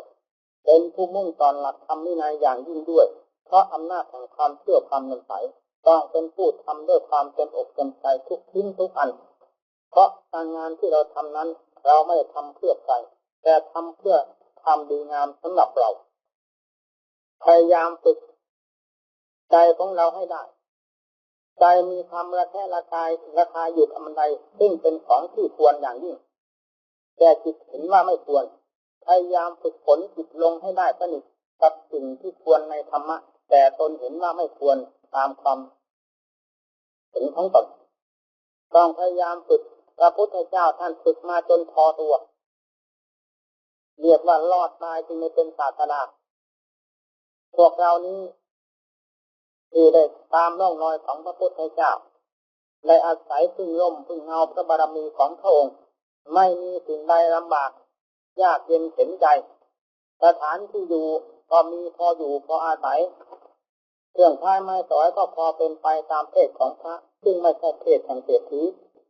อาหารการขบการฉันก็เป็นมาจากศรัทธาญาติโยมของเขาเขาเป็นคนคนหนึ่งเขารับได้เราต้องรับได้เพราะเราเป็นนักฝึกฝนตัวเองฝึกฝนแต่อาหารการฉันไม่ได้ไม่มีทางเดินเพื่อตามเสด็จพระพุทธเจ้าได้เลยนี่เราต้องคิดอย่างนั้นเราจะให้อ่อนแอลงไปเรามาอยู่นานเท่าไรยิ่งจะทำใจให้อ่อนแอลงไปไม่ใช่ผู้มาศึกษาเพื่อความเข้มแข็งเพื่อความรู้ความฉลาดเพื่อการดัดแปลงตนเองแต่เป็นไปเพื่อความอาภัพเพื่อตนเองเท่านั้นไม่ใช่ทางเดินของพระพุทธเจ้าแม้ผู้เป็นครูเป็นอาจารย์ก็หมดทางที่จะสอนไม่ทราบจะสอนได้ยังไงสอนลงไปไม่เห็นผลไม่เห็นประโยชน์มีแต่ความอ่อนแอลงไปเป็นลำดับการจะสอนธรรมะแต่ละครั้งละคราวก็ต้องคิดแล้วคิดเล่าเพราะธรรมะไม่ใช่เกิดมาจากการทำเล่นความรู้ของพระพุทธเจ้าไม่ใช่รู้อย่างเล่นๆเพราะไม่ได้ปฏิบัติอย่างเล่นๆแต่ปฏิบัติอย่างเอาจริงเอาจังจึงเห็นจริงเห็นจังในธรรมะจริงๆแล้วมาสอนโลกจะสอนอย่างเล่นๆได้ยังไงต้องสอนจริงทีนี้ครูบาอาจารย์ที่ปฏิบัติตามหลักของพระพุทธเจ้าตลอดสายมาจนกระทั่งถึงบัดนี้ท่านก็ปฏิบัติจริงๆเมื่อท่านรู้ยังไงท่านจะสอนก็ต้องสอนจริงๆไม่ได้สอนเพื่อเล่นเพราะไม่ทำเพื่อเล่นการสอนต้องสอนจริงๆผู้มาศึกษาเพื่อเล่นๆลูกๆทำใช่ไม่ได้การฝึกก็ฝึกตัวของเราเป็นของสำคัญหลักธรรมะไม่มีอันใดที่จะสงสัยแล้วเป็นของบริสุทธิ์ทุกสิ่งทุกอย่างนอกจากเราผู้มาปฏิบัติธรรมะเท่านั้นยังไม่บริสุทธิ์ทางกายทางวาจาทางใจของเราฉะนั้นเราจึงควรจะน้อมจิตใจของเรา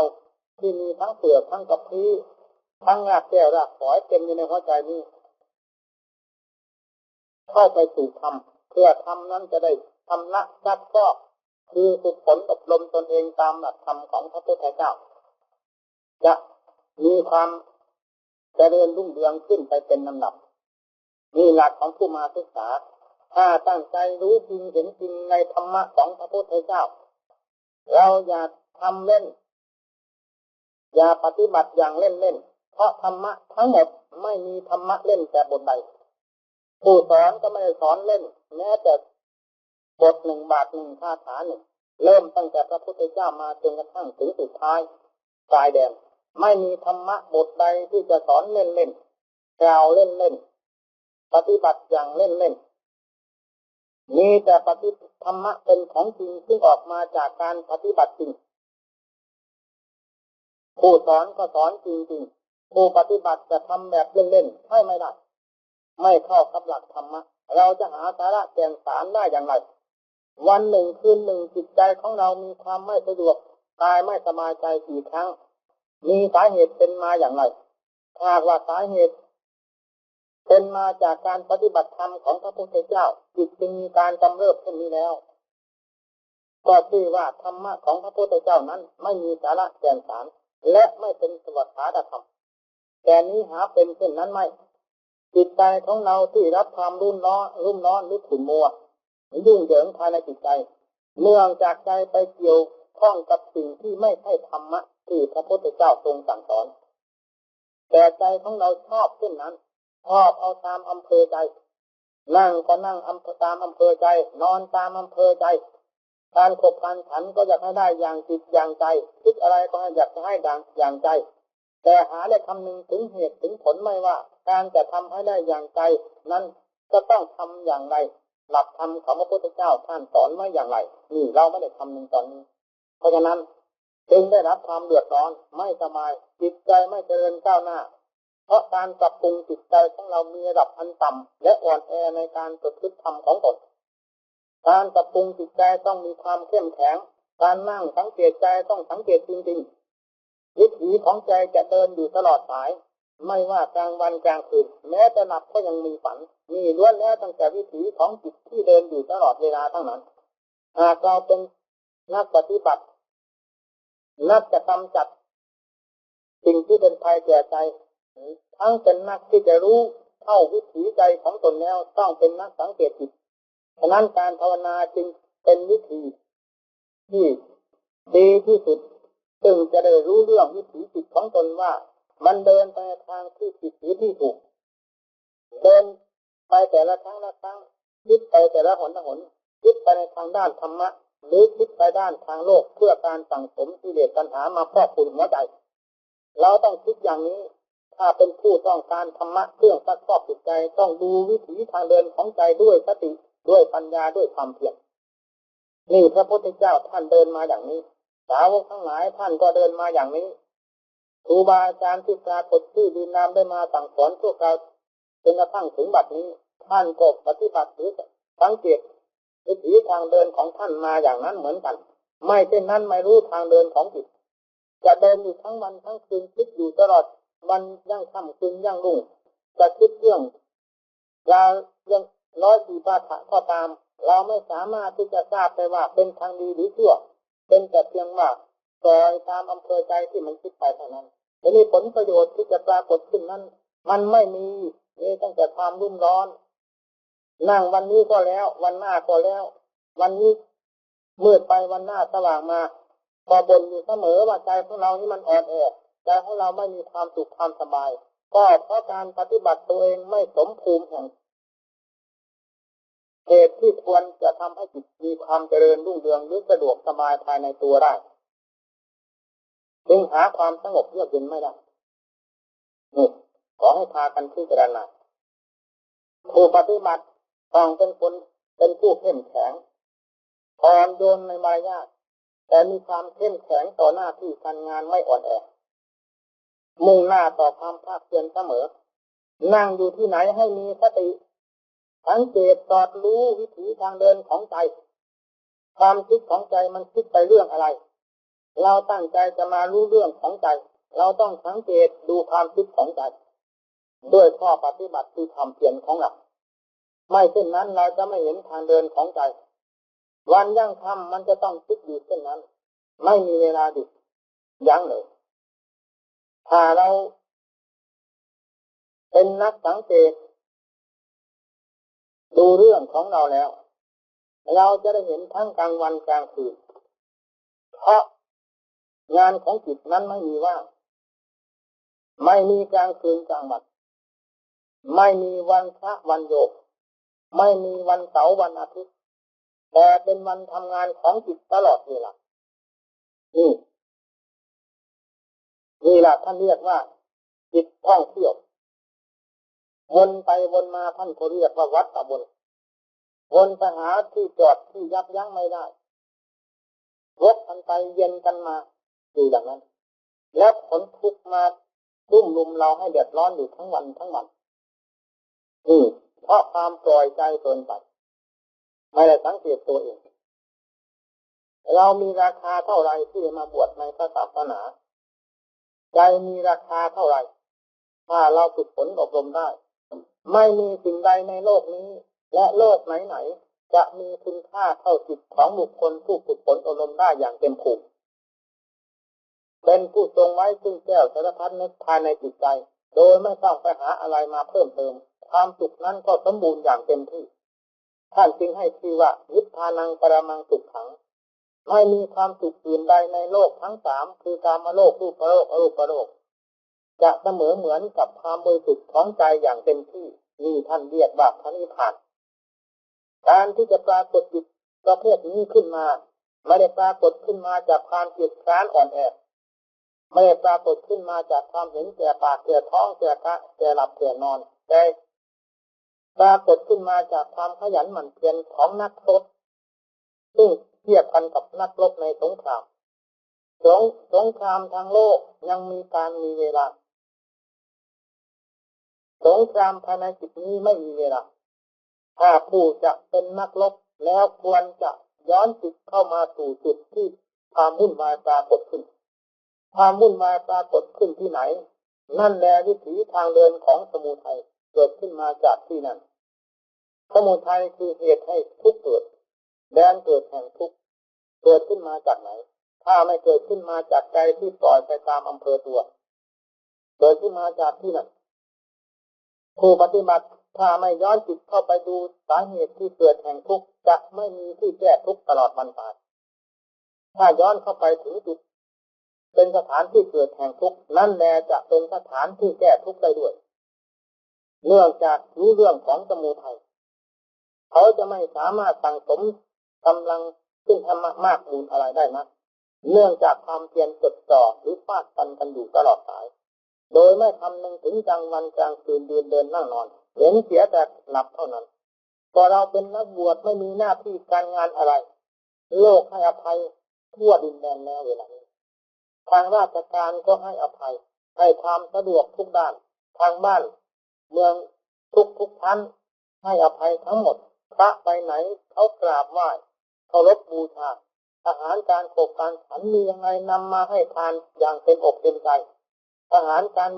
บริโภคแต่ละอย่างกว่าเขาจะหามาได้แทบล้มแทบตายกลางคืนไม่หยุดกลางวันไม่ได้หย่อนยิ่งเต้นขวัญขวายหาอยู่หากินกว่าจะได้มาใส่ปากใส่ท้องและได้มาให้ทานเนี่ยเป็นของที่ยากลำบากที่สุดเขาทำไมจึงมีความเต็มอกเต็มใจให้ทานเราทุกวันไปบิณฑบาตทุกวันนี้รู้สึกจะเต็มบาตรทุกวันถ้าอย่างน้อยก็เกือบจะเต็มบาตรอยู่แล้วบิณฑบาตมาวันหนึ่งถ้าเป็นของที่จะสั่งสมไม่ได้ฉันไปได้ตั้ง5 วันก็ไม่หมดนี่มันทำไมจึงปรากฏมีมาเช่นนั้นทั้งที่เราไม่ได้ซื้อได้หา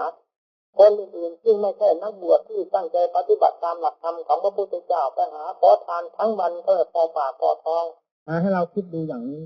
ที่เรียกว่าเพศของเราเป็นเพศที่สะดวกที่อยู่ที่อาศัยก็ไม่ต้องไปซื้อไปหาที่ไหนเขามาสร้างให้อยู่ได้ความสะดวกสบายด้วยศรัทธาทรัพย์สินเงินทองมีเท่าไรทุ่มเทมาจนให้สำเร็จประโยชน์ตามความต้องการที่วัดจะต้องการแค่ไหนเท่าไหร่นั่นของที่เขานำมานั้นไม่ใช่ของที่เขาเสกคาถาเอาพูดแล้วเป็นเงินขึ้นมาเป็นทองขึ้นมาเป็นข้าวเป็นของขึ้นมาเป็นอาหารการบริโภคเป็นกระดานดาดฟ้าขึ้นมาเป็นสังกะสีขึ้นมาเป็นปูนขึ้นมาไม่ได้เป็นอย่างนั้นหามาแทบล้มแทบตายกว่าจะได้มาทำที่พักที่อยู่ที่อาศัยกว่าจะสำเร็จเป็นสบงจีวรให้ครองนี้เป็นของที่หามาด้วยยากแทบล้มแทบตายกว่าจะนำมาให้เราได้ขบขันแต่ละวันนี้ก็แทบล้มแทบตายนี่เขายังหามาด้วยความเต็มใจเอาจะตายเขาก็เต็มใจให้ทานไม่ว่าจะให้ทานประเภทไหนมีความยินดีทั้งนั้นถ้ามาผิดจากหลักธรรมวินัยของท่านแล้วเขายินดีที่จะให้ทานทีที่เพื่อเราเสมอแต่เราผู้เป็นนักบวชซึ่งเป็นแนวหน้าของญาติโยมทำไมจะทำใจอ่อนแอพิจารณาดูเราได้รับความสะดวกทุกด้านแล้วเวลานี้การไปกันมาก็สะดวกเขากราบเขาไหว้ไปที่ไหนไม่อดอยากขาดแคลนมีแต่ผู้นำของทานมาถวายให้ขบให้ฉันให้อยู่ให้พักให้ใช้สอยด้วยความสะดวกจนลืมตัวถ้าสะดวกจนลืมตัวแล้วผิดเพศของพระเพราะเพศของพระไม่ใช่เพศที่ลืมตัวแต่เป็นเพศที่รู้เท่ารู้ทันทุกสิ่งทุกอย่างของจะมีมากอาหารจะมีมากก็ไม่ดีใจ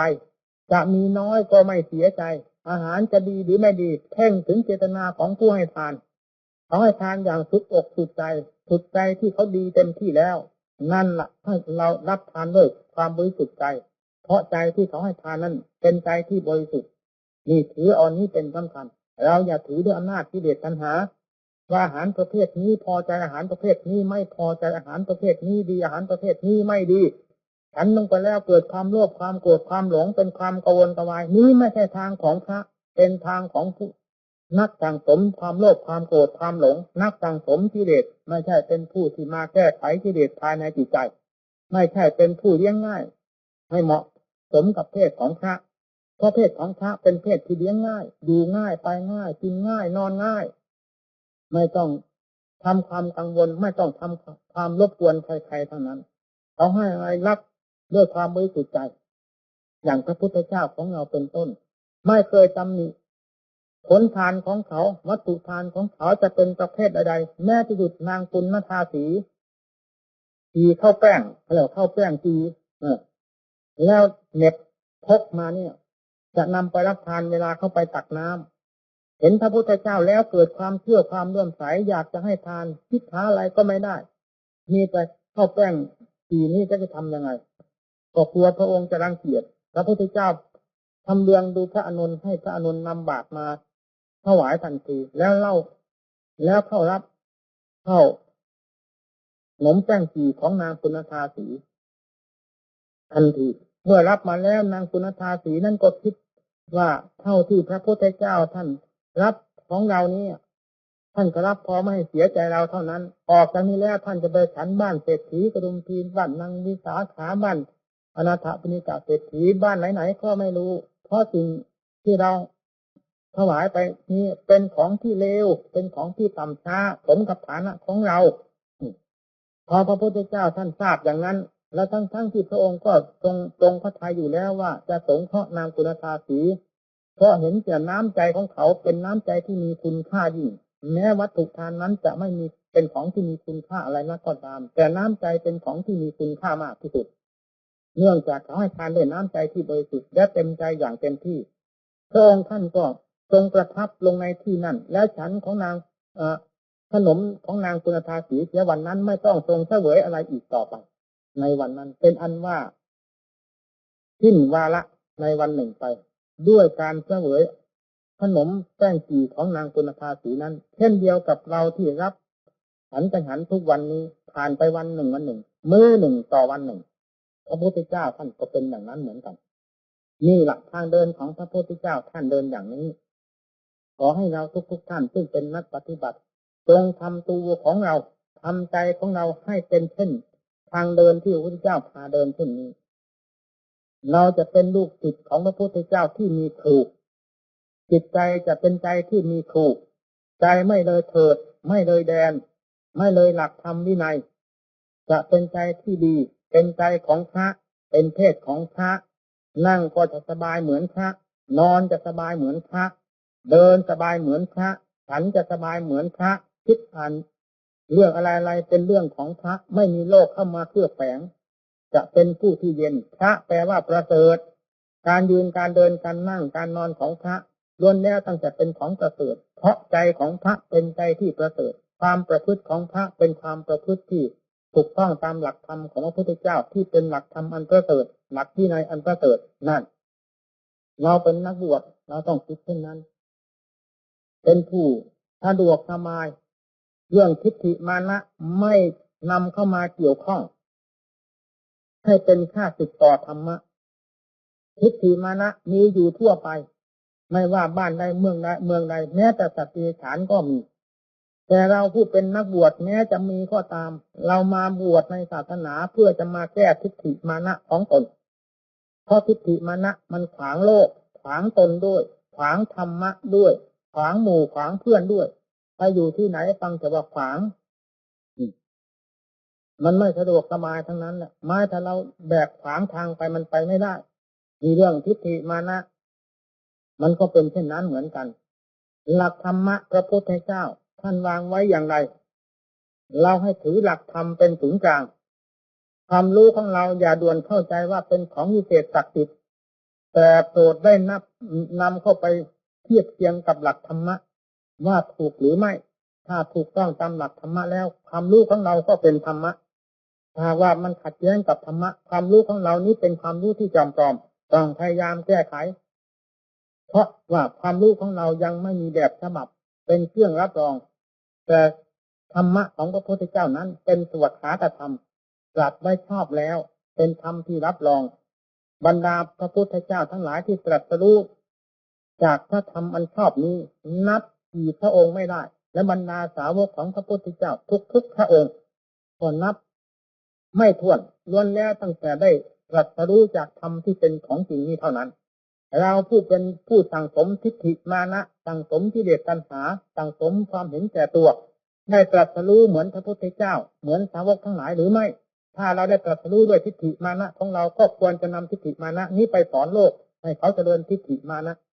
ด้วยทิฏฐิมานะนี้เขาจะได้เจริญรุ่งเรืองแต่โดยมากโลกจะมีความกระทบกระเทือนกันเพราะความเห็นไม่ลงกันท่านเรียกว่าทิฏฐิมานะพระที่จะมีความทะเลาะเบาะแว้งกันก็ต้องเนื่องจากทิฏฐิมานะคนจะฆ่าจะตีกันก็เนื่องจากทิฏฐิมานะโลกจะลบจะเลวกันให้พินาศชิบหายตนที่หรือเคยเป็นตลอดมาก็เนื่องจากทิฏฐิมานะนั่นสัตว์จะกัดกันเช่นสุนัขกัดกันก็เนื่องจากทิฏฐิมานะนี่ดูสิทิฏฐิมานะให้ผลประโยชน์อันดีอย่างไรบ้างหรือไม่เราผู้เป็นนักบวชเป็นนักธรรมะเหตุใดจะมีความจำเป็นซึ่งจะต้องสั่งสมทิฏฐิมานะให้เป็นเครื่องกัดหัวใจเราออกจากกัดหัวใจตนเองแล้วก็กัดหมู่กัดเพื่อนกัดครูกัดอาจารย์กัดไปหมดเรื่องทิฏฐิมานะเป็นเช่นนั้นไม่มีทางดีแม้แต่อยู่ในสัตว์เรามองดูแล้วไม่น่าดูมองกันหยินเที่ยวหยินฟันพอจะกัดกันไหนมาเกิดอยู่กับนักบวชแล้วจะเป็นที่น่าดูที่ไหนเพศของพระเพศของนักบวชเป็นเพศที่สวยงามด้วยความเห็นแก่อัตแก่ธรรมด้วยความเห็นโดยสม่ำเสมอมีหลักธรรมเป็นที่ตั้งมีหลักธรรมเป็นแบบฉบับไม่ได้เอาทิฏฐิมานะของตนเป็นแบบฉบับเป็นเครื่องดำเนิน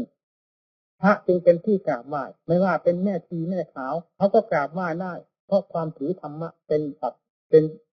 หลักที่เกิดอยู่แล้วนี่คิดอย่างนั้นแต่การกล่าวทั้งนี้ไม่ได้หมายถึงว่าท่านทั้งหลายมันสั่งสมทิฏฐิมานะเนื่องจากการสั่งสอนจะต้องสั่งสอนไปทุกแง่ทุกมุมเพราะเราต่างคนก็ต่างไม่รู้ด้วยกันนับแต่ผู้แสดงก็ไม่รับรองตนว่ามีความรู้ความฉลาดสามารถแค่ไหนเราก็ต่างคนก็ต่างนำธรรมะของพระพุทธเจ้ามาสอนทั้งท่านทั้งผู้แสดงด้วยเพื่อจะต่างองค์ต่างท่านจะได้นำไปประพฤติปฏิบัติเพื่อกำจัดสิ่งที่จิตขวางตนเองและจิตขวางโลกที่ให้นามว่าทิฏฐิมานะนี้หมดไปเป็นลำดับจะมีจำนวนมากน้อยอยู่ด้วยกันเท่าไหร่ก็มีความร่มเย็นเป็นสุขครัวเรือนที่อยู่ด้วยกันไม่มีทิฏฐิมานะขัดแย้งกันครัวเรือนนั้นก็สงบบ้านใดสังคมใดที่อยู่ด้วยกันด้วยความเป็นอัตเป็นธรรมไม่มีทิฏฐิมานะขัดแย้งอวดดีอวดฉลาดอวดเด่นอวดยิงต่อกันแล้วสังคมหรือบ้านเมืองนั้นก็ร่มเย็นประเทศชาติถ้าต่างคนต่างปรองดองกันด้วยความเห็นแก่อัตแก่ธรรมเห็นแก่ความถูกต้องไม่เอาทิฏฐิมานะอวดรู้อวดฉลาดอวดความสามารถของตนแล้วโลกก็จะไม่พินาศชิบหายจะกลายเป็นโลกที่เจริญรุ่งเรืองร่มเย็นทั้งท่านและเราทั้งใกล้และไกลทั้งประเทศชาติบ้านเมืองทั้งในวงประเทศแต่ละประเทศทั้งในวงบ้านทั้งในวงเมืองทั้งในวงวัดทั้งในวงตัวของเราโดยเฉพาะ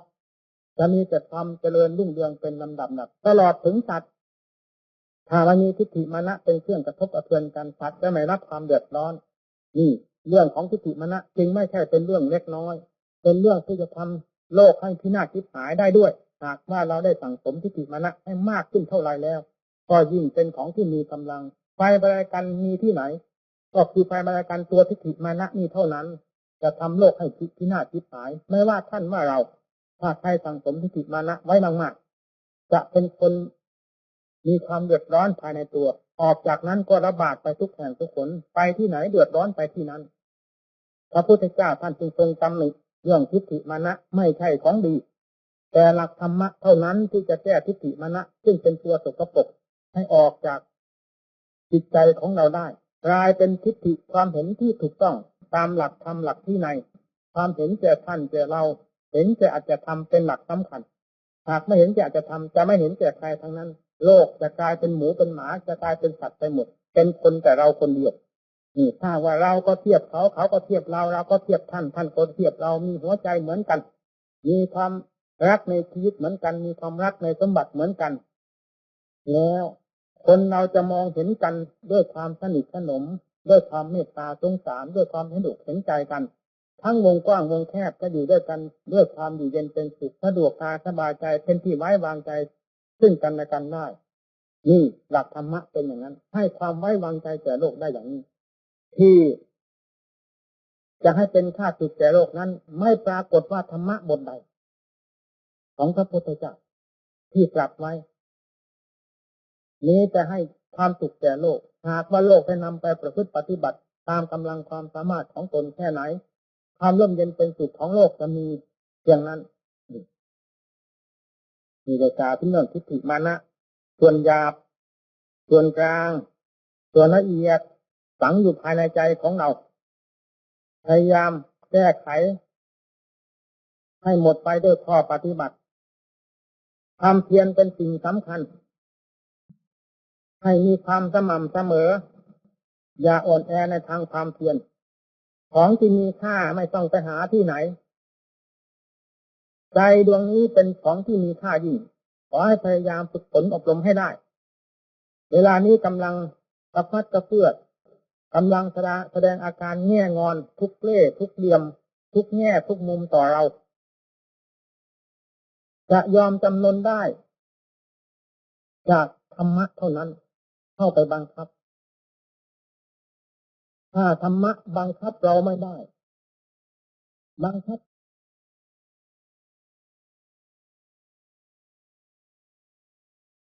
วันนี้ก็นับว่าเป็นวันอุดมมงคลมีท่านพระอาจารย์ใหญ่ๆทั้งนั้นที่ได้อุตส่าห์มาเมตตาในวัดนี้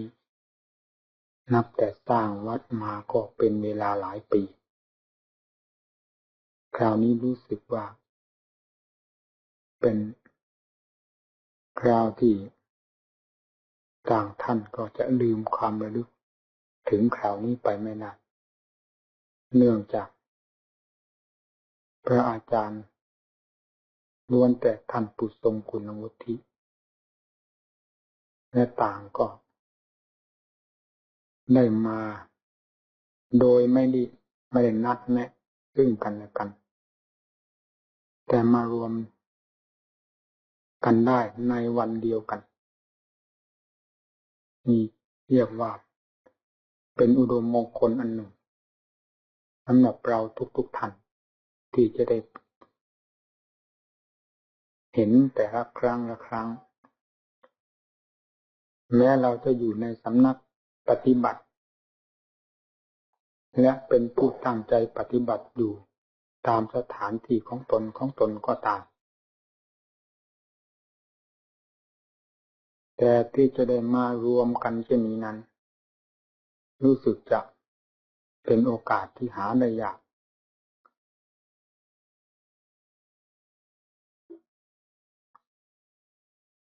วันนี้จึงมีสัมโมทนิยกถาเป็นเครื่องรื่นเริงซึ่งกันและกันที่ได้มารวมกันในวันนี้จากนั้นก็เป็นของไม่เที่ยงเพราะทุกสิ่งทุกอย่างที่ปรากฏตัวอยู่ในโลกนี้ไม่มีสิ่งใดจะคงทนถาวรย่อมมีการแปรสภาพไปอยู่เสมอโดยไม่กำหนดการเวลาและสถานที่เมื่อเป็นเช่นนั้นเราท่านนักปฏิบัติด้วยกันซึ่งมารวมกันอยู่ในเวลานี้ก็จะต้องเดินตามทางสายที่กล่าวนี้เหมือนกันหมดมีความแยกย้ายไปในสถานที่ต่างๆตามความจำเป็นและเหตุจำเป็นของตนเมื่อมีโอกาสในวันนี้จึงถือเป็นเวลาสำคัญที่เราจะได้สัมโมทนิยกถาเป็นเครื่องรื่นเริงซึ่งกันและกันเราทุกท่านเป็นนักบวชออกจากสากยบุตรอันเดียวกันในนามว่าสากยบุตรนี้เป็นพระนามที่องค์สมเด็จพระภูมิพระภาคเจ้าได้ทรงแต่งตั้งขึ้นมาสากยบุตรที่พระองค์ท่านได้ทรงให้นามนั้นคือผู้ที่บวชด้วยความเชื่อความเลื่อมใสจะบวชในสำนักของพระองค์ท่านก็ตามจะบวชอยู่ในที่อื่นๆก็ตามแต่มีพระธรรมวินัยเป็น เครื่องปกครองอันเดียวกันและออกจากพระพุทธโอวาทของพระองค์เช่นเดียวกันหมดเมื่อออกบวชแล้วต่างท่านก็มุ่งต่อการปฏิบัติตามหลักพระธรรมวินัยไม่ได้มีความเกี่ยวข้องกังวลกับสิ่งภายนอกที่เคยเป็นมาและผ่านมาตลอดนิสัยใจคอที่เคยเกี่ยวข้องกับสิ่งใดมาในทางฆราวาส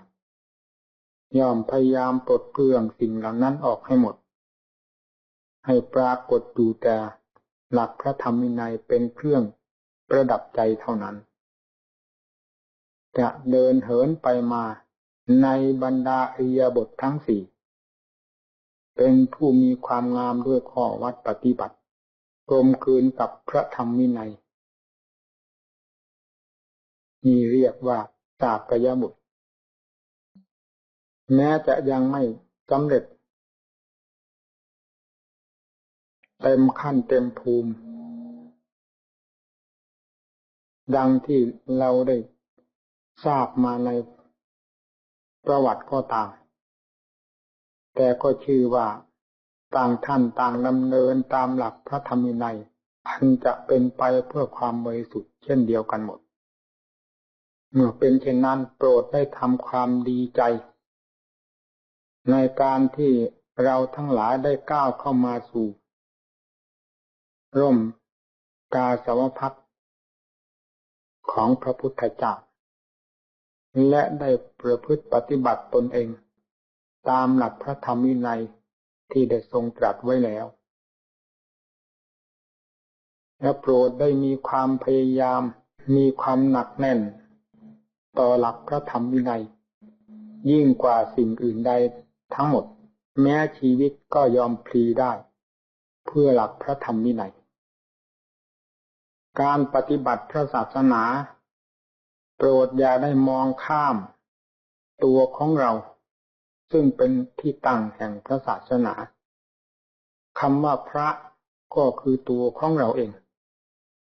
คำว่าศาสนาก็คือตัวของเราเองผู้จะรักษาศาสนาให้เป็นไปเพื่อความเจริญรุ่งเรืองแก่ตนและส่วนรวมก็คือตัวของเราเองผู้จะสามารถบรรลุถึงจุดหมายปลายทางที่พระองค์ท่านทรงประสงค์อย่างยิ่งคือมรรคผลนิพพานก็คือตัวของเราผู้ปฏิบัติอยู่เวลานี้และจะต้องเป็นไปตามสายทางแห่งพระธรรมวินัยที่ประทานไว้แล้วนี้ทั้งนั้นโปรดอย่าได้มองข้ามหลักพระธรรมวินัยนี้ไปเราจะโง่แสนโง่ก็ขอให้อยู่ในกรอบของพระธรรมวินัยจะเป็นความโง่หรือจะเป็นคนโง่ที่น่าสงสารน่าเคารพน่าเอ็นดูน่ากราบไหว้บูชาอยู่จะฉลาดก็ให้เป็นผู้ฉลาดตามแถวที่เรียกว่าสัมมาทิฏฐิสัมมาสังกัปโปอย่าให้มีความฉลาดเป็นแบบที่เรียกว่าแหวกแนวพระพุทธเจ้าสอนให้มีความรู้ความฉลาดย่อมหมายถึงหลักของสัมมาทิฏฐิสัมมาสังกัปโปเป็นที่ตั้งไม่ได้หมายนอกเหนือไปจากนี้ผู้ที่มีความเฉลียวฉลาดตามหลักแห่งสัมมาทิฏฐิสัมมาสังกัปโปนี่แหละจะเป็นผู้สามารถทรงตนให้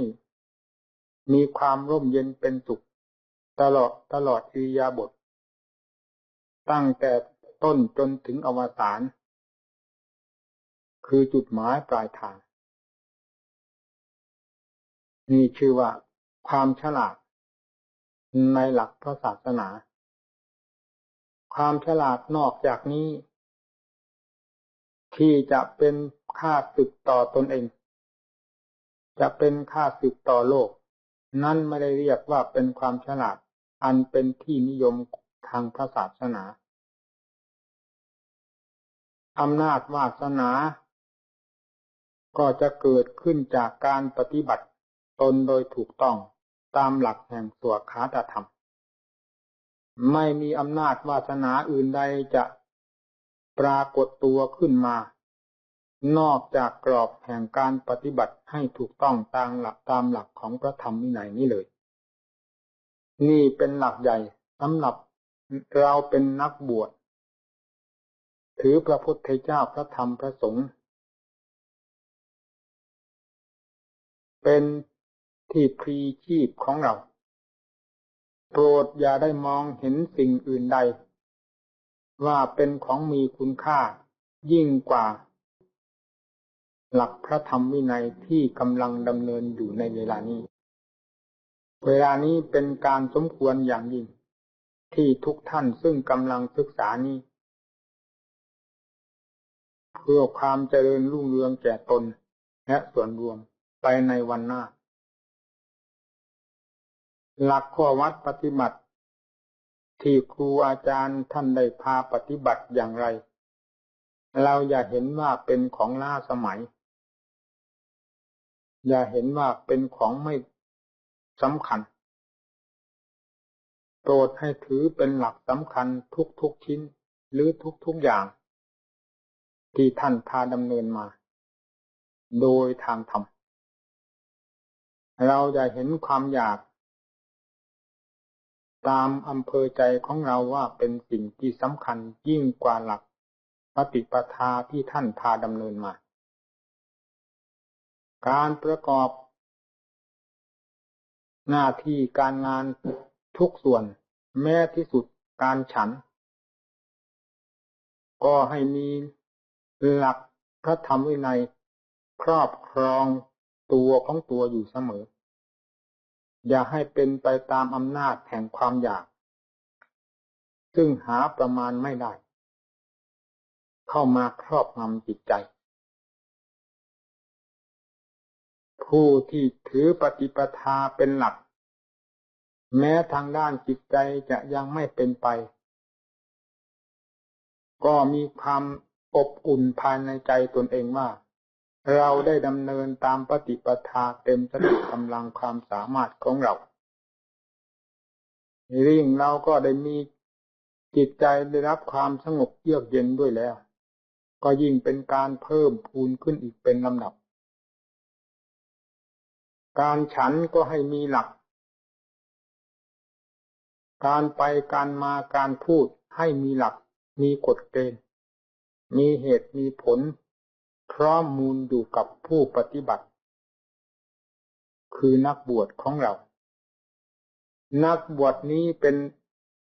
บุคคลตัวอย่างของโลกถ้านักบวชไม่สามารถจะทำเป็นตัวอย่างอันดีแก่โลกได้แล้วไม่มีผู้ใดจะสามารถในโลกนี้ก่อนที่จะเป็นตัวอย่างของโลกได้เราต้องเป็นผู้ฝึกหัดดัดแปลงกายวาจาใจของเราให้ถูกตามหลักธรรมของพระพุทธเจ้าอย่าให้ผิดเพี้ยนไปโดยถือว่าสิ่งนั้นไม่สำคัญมั่งสิ่งนี้ไม่สำคัญมั่งการปฏิบัติตนเองควรจะให้มีกฎเกณฑ์อย่าให้ว่าเป็นไปที่นั่นเป็นอย่างนั้นไปที่นี่เป็นอย่างนี้ไปวัดนั้นเป็นอย่างนั้นไปวัดนี้ปฏิบัติอย่างนี้นี่แสดงว่าไม่มีหลักจะเป็นทางด้านธรรมะก็ดีด้านพระวินัยก็ดีนี่เป็นกฎตายตัวที่พระพุทธเจ้าตรัสไว้รวมแล้วเรียกว่าสวขาตธรรมไม่ว่าจะตรัสไว้ในบทใดแง่ใดสั้นหรือยาวหยาบหรือละเอียดลึกตื้นแค่ไหนล้วนแล้วตั้งแต่เป็นนิยานิกธรรมจะทำผู้ปฏิบัติตามนั้นให้ได้พ้นจากอุปสรรคเครื่องกีดขวางภายในใจของตนไปได้โดยลำดับนี่ผู้ปฏิบัติต ต้องมีหลักมีเกณฑ์อย่าทำแบบสุ่มเดาอย่าทำแบบเป็นคนหลักลอยตั้งไม่ติดตั้งในข้อวัดปฏิบัติก็ไม่ติดจะตั้งในธุดงค์ข้อใดก็ไม่ติดจะตั้งในสิ่งใดชื่อว่าเป็นประโยชน์แล้วไม่ติดแต่สิ่งใดที่จะเป็นหายนะเป็นเครื่องสังหารตนเองนั่นเป็นสิ่งที่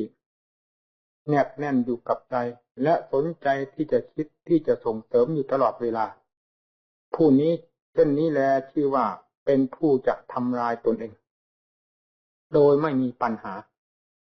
โปรดทุกท่านได้จำไว้อย่าได้ลืมการศึกษากับครูกับอาจารย์นั้นเป็นสิ่งสำคัญมากในเบื้องต้นวาระต่อไปก็คือตัวของเราเองจะนำไปประพฤติปฏิบัติดัดกายวาจาใจของตนให้ดีหรือให้เรียบร้อยเป็นไปตามปฏิปทาที่ท่านสอนไว้ให้เป็นคนมีหลักเช่นนี้ชื่อว่าเป็นผู้มาศึกษาตาดูให้ดีหูฟังให้ชัดใจคิดไตร่ตรองตามสิ่งที่ได้เห็นได้ยินจากสำนักครูอาจารย์หรือจากครูอาจารย์องค์นั้นๆตลอดจากหมู่เพื่อนที่เห็นว่าข้อธรรมข้อใดบ้างที่เป็นคติจะได้รับประโยชน์ด้วยโปรดยึดเข้ามาเป็นเครื่องเตือนใจของตนทันทีนี่ชื่อว่าเป็นผู้ไปศึกษาเพื่ออัดเพื่อทำจะไปหาครูอาจารย์องค์ใดสำนักใดมากเท่าไรก็เหมือนกับคนแสวงหารายได้ย่อมได้มากเท่านั้นการแสวงหารายได้มีความขยันหมั่นเพียรมีความเฉลียวฉลาด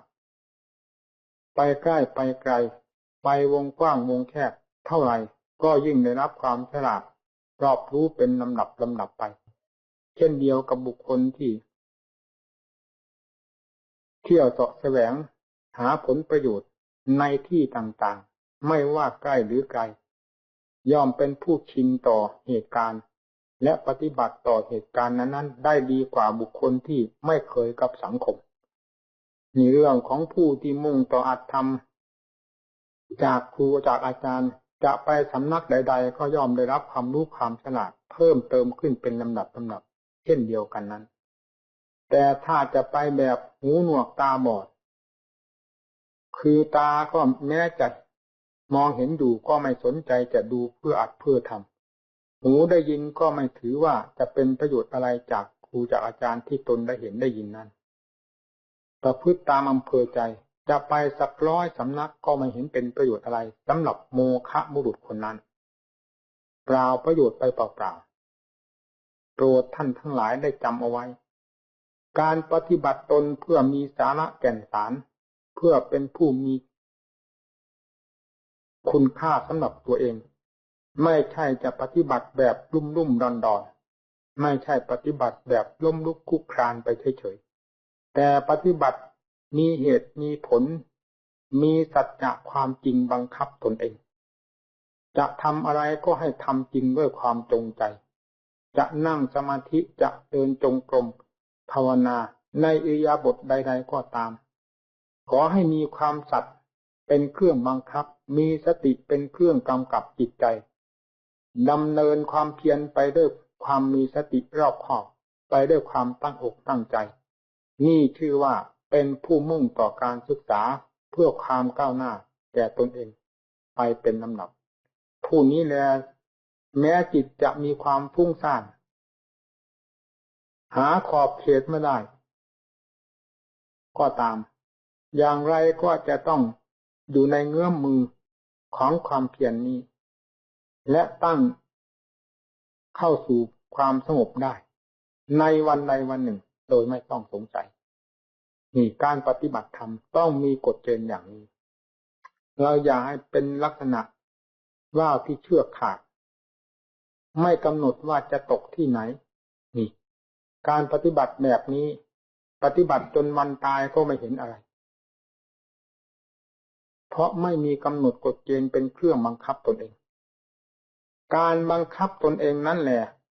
เป็นสิ่งที่ดีเยี่ยมกว่าเราบังคับคนอื่น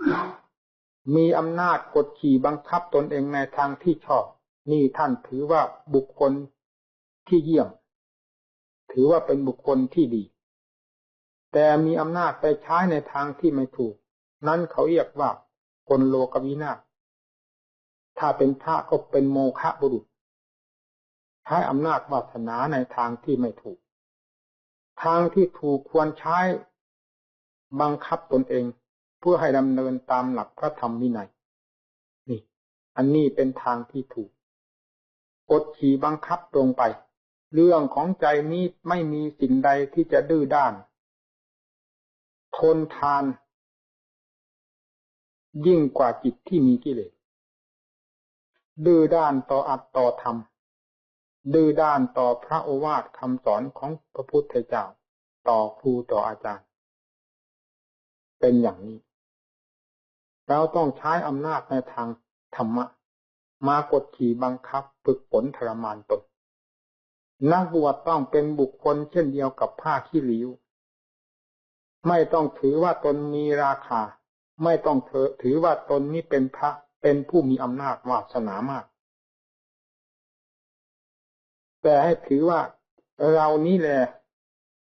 เวลานี้เป็นเหมือนผ้าขี้ริ้วจะพยายามทำผ้าขี้ริ้วนี้ให้เป็นประโยชน์ขึ้นมาจนกลายเป็นทองทั้งแท่งขึ้นแล้วเป็นที่สนใจของหมู่ชนทั่วๆไป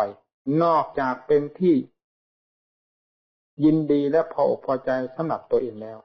ผลประโยชน์ที่จะพึงเกิดขึ้นจากผ้าขี้ริ้วกลายเป็นทองคำนี้ยังจะทำประโยชน์ให้โลกได้รับความร่มเย็นอีกจำนวนไม่น้อย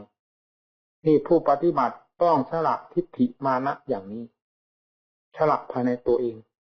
อย่าหาบเขี้ยวหาบฟันไปไหนอย่าแบกเขี้ยวแบกฟันไปด้วยเรื่องเขี้ยวเรื่องฟันนั้นเรามองดูตั้งแต่สุนัขก็ไม่น่าดูแล้วพอหยินฟันขึ้นเท่านั้นก็แสดงว่าจะกัดกันนี่ลักษณะของทิฏฐิมานะที่ฝังอยู่ภายในใจของนักบวชเรานี่ยิ่งร้ายกว่าสุนัขจะกัดกันตัวด้วยซ้ำถ้าเราจะใช้ขอให้ใช้บังคับเรากดขี่ตัวเองบังคับตัวเองวันนี้เราจะนั่งภาวนาสักกี่ชั่วโมงระยะจากนี้ไปถึงเวลาเท่านั้นจิตใจของเราจะเผลอไปสักกี่ครั้งแล้วจิตใจของเรา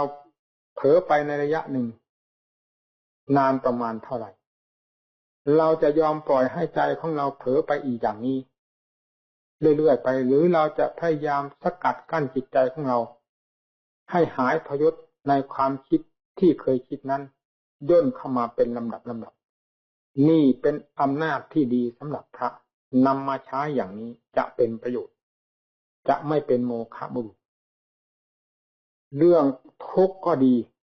สมุทัยก็ดีมรรคก็ดีนิโรธก็ดีธรรมทั้งสี่ประเภทนี้ไม่ปรากฏว่าได้ด้อยคุณค่าลงไปแม้แต่นิดนับตั้งแต่ครั้งพุทธกาลมาจนถึงสมัยปัจจุบันนี้นอกจากบุคคลที่จะด้อยคุณค่าของตัวเองลงจากสัจธรรมทั้งสี่นี้เท่านั้นไม่มีอย่างอื่นสถานที่การบุคคลและสิ่งทั่วๆไปไม่ใช่เป็นสิ่งที่จะเป็นอุปสรรคหรือก่อกรรมก่อเวรแก่ตัวเองสาเหตุต้นเหตุอันแท้จริงนั้นก็คือว่าเรามองข้ามตัวของเรานี้ไปเสียคือหลักสัจธรรมนี้ไปเห็นสิ่งที่ชั่วเป็นของดีแต่เห็นของดีนี้กลายเป็นของชั่วผู้เช่นนี้แลจะไปที่ไหนก็ต้องแพ้เรื่อยไปไม่มีความชนะได้ไม่มีความสุขความสบายได้เราตั้งใจพิจารณาลองดูสิว่าทุกขสัพท์ได้แก่อะไรความไม่สบายทุกส่วนในร่างกายนี้ท่านเรียกว่าทุกขสัพท์เป็นสิ่งที่ประกาศเป็นการเตือนให้จิตที่มีความรู้สึกตัวอยู่ตลอดเวลานั้นได้คิดค้นดูตามความเป็นจริงของทุกข์นั้นโดยทางปัญญานี่ท่านเรียกว่ามรรคทำหน้าที่ต่อทุกขสัพท์สมุทัยสัพท์ ได้แก่ความคิดความปรุงทางใจคือมีเกี่ยวกับทางนันทิราคะสหคตาตตะตัตราอภินันดินีรวมแล้วท่านเดียวเสยที่ดังได้แก่กามตัณหาภาวะตัณหาวิภวะตัณหาจิตที่คิดออกไปตามทางสายนี้แหละท่านเรียกว่าจิตเป็นสมุทัยท่านเรียกว่าจิตเดินตามสายของสมุทัยสมุทัยนี่แหละคือเชื้อของทุกข์เมื่อมีสมุทัยแล้วก็เหมือนกันกับว่ามีฟืนมีเชื้อไฟเผาเข้าไปที่ตรงนั้นความร้อนก็แสดงตัวออกมาไฟก็แสดงเปลวออกมานี่ถ้าเราได้ส่งเสริมสมุทัยคือความคิดในสิ่งที่ไม่เป็นประโยชน์และกลับเป็นค่าศึกต่อตัวของตนต่อตัวของตัววันยังค่ำเช่นนี้เรานั่งอยู่ที่ไหนจะเห็นความสุขเรานอกจากจะมีแต่ไฟราคะไฟโทสะไฟโมหะทั้งกองเผารนตัวเองอยู่ตลอดเวลาเท่านั้นไม่มีอย่างอื่นนี่เราทำตัวของเราให้ด้อยต่อสัจธรรมทั้งสี่นี้เราไปที่ไหนจึงกลายเป็นคนอาภัพในความสุขอาภัพในความสงบอาภัพในทางความเพียรอาภัพในความเฉลียวฉลาดอาภัพในปฏิปทาที่จะเป็นผลเป็นประโยชน์แก่ตนทุกด้านจึงเป็นผู้แพ้เรื่อยไปสัจธรรมมีอยู่ทั้งวันทั้งคืนทั้งฝ่ายดีฝ่ายชั่วถ้านำมาประกอบพินิจพิจารณาให้เห็นตามหลักความจริงตามหน้าที่ของสัจจะแล้วเราจะเป็นคนจริงขึ้นมาในวันหนึ่งไม่ใช่จะเป็นผู้แพ้เสมอไปแม้องค์สมเด็จพระภูมิพระภาคเจ้าพระองค์ท่านก็เป็นคนมีกิเลสและเคยล้มลุกคลุกคลานมาเช่นเดียวกับเราท่านแต่เหตุไฉนจึงสามารถตรัสรู้สัจธรรมทั้งสี่นี้ได้แล้วนำมาแสดงให้บรรดาเราทั้งหลายฟังว่าเป็นของจริงอันประเสริฐได้รับนี่ขึ้นมาจากอะไรสาเหตุก็เนื่องจากพระพุทธเจ้าท่านดำเนินตามสายสัจธรรมให้ถูกต้องตามสัจจะแต่ละอย่างโดยไม่มีคลาดเคลื่อนนั่นแหละผลจึงปรากฏเป็นความบริสุทธิ์ขึ้นมาจากสัจธรรมทั้งสี่นั้นที่เรียกว่าพุทโธทั้งดวงสัจจะทั้งสี่นี้ไม่ใช่เป็นความบริสุทธิ์แต่เป็นทางเดินสำหรับผู้ที่จะก้าวพ้นทุกข์จะปลีกตัวไปเดินนอกจากสัจจะทั้งสี่นี้เป็นทางแล้วไม่มีทางเดินเพราะฉะนั้นทุกข์เกิดขึ้นไม่ว่าทุกข์ทางกายไม่ว่าทุกข์ทางใจจงถือว่าเป็นหินรับปัญญาต้องสอดแทรกลงในที่นั้นทุกขังอริยสัจจังเกิดขึ้นที่กายนี้มีอะไรเป็นสาเหตุให้เกิดขึ้นสมุทัยคือความฟุ้งเฟ้อเห่อเหิมเป็นต้นคิดขึ้นมาจากอะไรมีความหมายอันใดเป็นเหตุจึงเป็นเหตุให้จิตนี้คว้าอยู่ทั้งวันทั้งคืนก็มีรูปมีเสียงมีกลิ่นมีรสเครื่องสัมผัสถูกต้องนี่แหละที่เป็นเครื่องเสริมสมุทัยให้แสดงตัวและพองตัวขึ้นวันดังค่ำคืนดังลุ่งจนหาทางแก้ไขไม่ได้ก็เนื่องจากนี่แหละถ้าเราจะใช้ปัญญาสอดส่องดูตาม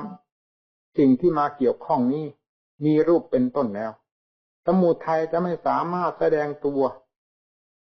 เสริมกำลังของตัวให้มีกำลังมากมูลขึ้นถึงกับทำให้เราเป็นคนอาภัพได้ตลอดไปมีวันหนึ่งแน่นอนที่เราจะสามารถรู้ชัดในเรื่องสัจจะทั้งสองประเภทนี้ด้วยมรรคสัจคือปัญญาแล้วโปรดพิจารณาดูส่วนร่างกายให้เห็นชัดร่างกายทุกส่วนเป็นความจริงอยู่ตามสภาพของตนไม่ว่าจะเป็นด้านอนิจจังคือความแปรสภาพของส่วนร่างกายไม่มีส่วนไหนจะคงตัวอยู่ได้ตลอดไปไม่ว่าข้างบนข้างล่างทุกส่วนในร่างกายไหลลงรวมความเป็นอนิจจังแปรสภาพตลอดเวลาเช่นเดียวกันหมดมีจุดใดดอนใดที่จะเป็นที่ยึดที่หมายเป็นที่ไว้วางอกวางใจให้ได้รับความร่มเย็นจากอาการนั้นๆแห่งส่วนร่างกายได้แม้แต่อาการหนึ่งมีไหมไม่มี นี่ถ้าเราจะพิจารณาเรื่องความแปรสภาพพูดถึงเรื่องความทุกข์ดูให้เห็นหลักความจริงของทุกข์ที่มีอยู่ในกายลองดูส่วนใดบ้างที่มีอยู่ในร่างกายนี้จะทรงความสุขไว้อย่างสมบูรณ์ซึ่งไม่ต้องแสดงความทุกข์ขึ้นมาให้เป็นการกระทบกระเทือนจิตใจให้ได้รับความทุกข์ไปด้วยนั้นไม่มีอีกเช่นเดียวกันทุกส่วนทั้งภายในภายนอกทั้งข้างบนข้างล่างเป็นสิ่งที่จะแสดงตัวอยู่ตลอดเวลาที่เรียกว่าทุกข์อันใดเป็นทุกข์ก็ต้องเข้าไปบีบคั้นจิตต้องไปกระเทือนถึงจิตทางนั้นสภาพที่ปรากฏตัวขึ้นมานั้นเขาไม่รู้สึกตัวของเขาเองเช่นแข้งขาเป็นทุกข์เป็นต้นแข้งเขาขาเขาไม่ทราบว่าเขาเป็นทุกข์แต่ใจผู้รับรู้ใจผู้รับผิดชอบนั่นแหละจะเป็นตัวทุกข์เป็นผู้รับความทุกข์นี้ไว้แบกความทุกข์นี้ไว้อุปทานในทุกข์นี้ไว้กลายเป็นความทุกข์ภายในจิตใจนี่ผู้นี้ต่างหากถ้าปัญญาได้ยังทราบตามหลักความจริงของทุกข์ทั้งที่เป็นทุกข์ส่วนร่างกายทั้งที่เป็นทุกข์ส่วนใจภายในใจโดยเฉพาะให้เห็นชัดตามหลักความจริงของเขาแล้วทุกข์ทั้งสองประเภทนี้แม้ส่วนร่างกายจะเป็นของมีอยู่จนกระทั่งถึงมันสลายก็ตามแต่ก็ไม่สามารถที่จะซึมซาบถึงจิตใจที่รู้รอบตัวได้ส่วนทุกข์ทางใจนั้นเมื่อมีความรอบคอบโดยทางปัญญาอย่างเต็มที่แล้วจะใจดวงนั้นจะไม่เป็นที่อยู่ที่อาศัยของทุกข์ดังที่เคยเป็นมาได้เลยทุกข์ทั้งหลายจะสลายไปหมดไม่มีอันใดเหลือเพราะอำนาจของมรรคคือปัญญาคำว่านิโรธานั้นเราพิจารณาเห็นชัดในสัจธรรมทั้งสองประเภทคือทุกข์กับสมุทัยนี้มากน้อยแค่ไหนจะคำว่านิโรธะจะแสดงความดับทุกข์ไปเป็นลำดับนับตั้งแต่ทุกข์ขั้นหยาบขั้นกลางขั้นละเอียดจนถึงจุดสุดยอดแห่งนิโรธะคือความดับสนิทเนื่องจากปัญญาได้รอบในเรื่องทุกข์สมุทัยโดยไม่มีส่วนใดยังเหลือค้างอยู่ภายในจิตใจนิโรธะก็แสดงตัวขึ้นมาอย่างเต็มที่คำว่านิโรธคือความดับทุกข์เมื่อทุกข์ดับไปหมดแล้วไม่มีทุกข์ทางใจเหลืออยู่เลยใครจะเป็นผู้ทรงไว้ซึ่งความรอบคอบหรือซึ่งความบริสุทธิ์ก็คือมีธรรมชาติอันหนึ่งนอกจากสัจจะทั้งสี่นี้ทุกข์เป็นอาการอันหนึ่งที่แสดงตัวขึ้นมาสมุทัยเป็นอาการอันหนึ่งที่แสดงตัวขึ้นมานี่เป็นฝ่ายถูกมัดมรรคเป็นอาการอันหนึ่งเครื่องแก้ไขทุกข์และสมุทัยทั้งสองประเภทนี้นิโรธะเมื่อมรรคได้ดำเนินตามหน้าที่ของตนไปมากเท่าไหร่นิโรธะก็ทำหน้าที่ไปเป็นลำดับจนถึงมรรคได้ทำหน้าที่ของตนอย่างเต็มที่นิโรธะก็แสดงอย่างเต็มที่แล้วดับไปผู้ที่รู้ว่าทุกข์ดับไปนั่นคืออะไรนี่คือธรรมชาติที่บริสุทธิ์ไม่ดับไปตามสัจธรรมทั้งสี่นั้นเรื่องสัจธรรมทั้งสี่นี้เป็นของไม่เที่ยงเหมือนกันทุกข์ตั้งขึ้นแล้วก็ดับไปสมุทัยตั้งขึ้นแล้วก็ดับไปด้วยอำนาจของปัญญาคิดค้นขึ้นมาแก้ไขสิ่งที่เป็นข้าศึกนี้เสร็จแล้วก็ดับลงไปตามสภาพของตนนิโรธะทำความดับทุกข์แล้วก็หายสูญไปไม่มีเหลือสิ่งที่เหลือก็คือผู้ที่รู้ว่าทุกข์ดับไปนั่นแหละเป็นธรรมชาติที่บริสุทธิ์อันนี้ไม่ได้เป็นสัจธรรมทั้งสี่นี้นี่เราจะเป็นคนจริงขึ้นมาอย่างเต็มภูมิแม้เราจะอาศัยทุกสิ่งทุกอย่างภายในร่างกายนี้เป็นของปลอมแปลงอยู่ภายในตัวของเขาก็ตามแต่ธรรมชาติอันหนึ่งที่มีความฉลาดรอบตัวนั้นจะไม่มีความปลอมแปลงไปตามแม้จะอยู่ในกองเพลิงคือทุกขังอนิจจังอนัตตาก็ตามแต่ธรรมชาติที่อยู่นั้นจะไม่มีความทุกข์ความเดือดร้อนกับสิ่งทั้งหลายเหล่านี้แสดงตัวเพราะเห็นตามหลักความจริงแล้วนี่ผู้ปฏิบัติทำตัวให้จริง ให้มีหลักมีเกณฑ์มีอำนาจวาสนากดขี่บังคับภายในตัวจะต้องปรากฏผลอย่างนี้แน่นอนโดยไม่ต้องสงสัยหลักธรรมะคำสอนของพระพุทธเจ้าทุกบททุกบาทเป็นเครื่องแก้ไขกิเลสตัณหาอาสวะกองทุกข์ทั้งมวลไม่ใช่เป็นเครื่องผูกมัดก็เวลานี้จิตใจของเราเต็มไปด้วยความชั่วช้าลามกเป็นไปเพราะหลักธรรมะของพระพุทธเจ้าหรือเป็นไปเพราะหลักความคิดความเห็นความชอบใจของเราควรจะนำมาเทียบเคียงตนเองไม่เช่นนั้นจะเสียเวลาไปเปล่าๆวันนี้มืดวันหน้าสว่างขึ้นมาผ่านไปร่างกายของเราผ่านไปทุกวันมีอะไรบ้างที่จะเป็นคติตัวอย่างแก่ตัวของเราเองเราควรคิดเราควรพินิจพิจารณาไม่ควรจะให้เสียวันเสียคืนเสียปีเสียเดือนไปเปล่าๆไม่เสียอิริยาบถหายใจเข้าออกเปล่าๆควรจะคิดให้ดี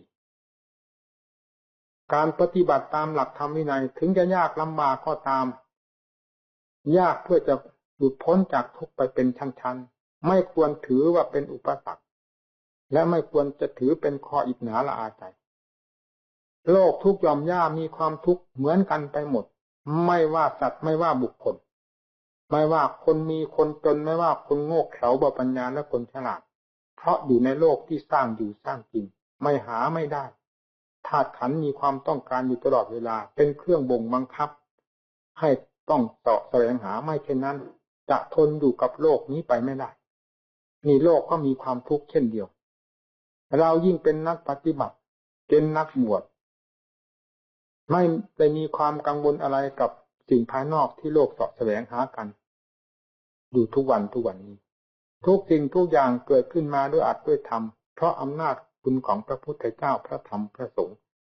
ท่านครอบอยู่ทุกเวลาไปที่ไหนก็มีคนเคารพเลื่อมใสไปที่ไหนก็มีผู้อยากให้อยู่ให้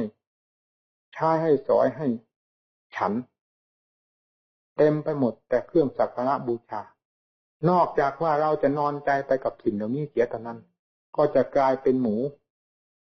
นอนกินอยู่เท่านั้นไม่เป็นประโยชน์อะไรควรจะสำนึกตัวของเราให้ดีออกจากครูจากอาจารย์ไปแล้วโอวาทธรรมะคำสั่งสอนหรือสิ่งที่ได้เห็นได้ยินจากท่านอย่าให้พลาดจากตัวเองอย่าให้หลุดลอยไปเสียเปล่าๆให้ฝังในจิตในใจอย่างลึกซึ้ง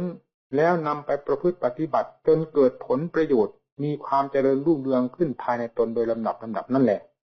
จะชื่อว่าเป็นผู้มาศึกษาโดยแท้ไม่เป็นแต่เพียงว่ารูปๆคำๆไปที่ไหนหาหลักหาแหล่งหากฎเกณฑ์ไม่ได้อันนี้ไม่เป็นประโยชน์อะไรเลยท่านขอให้ทุกท่านได้พินิจพิจารณาอย่าให้เสียประโยชน์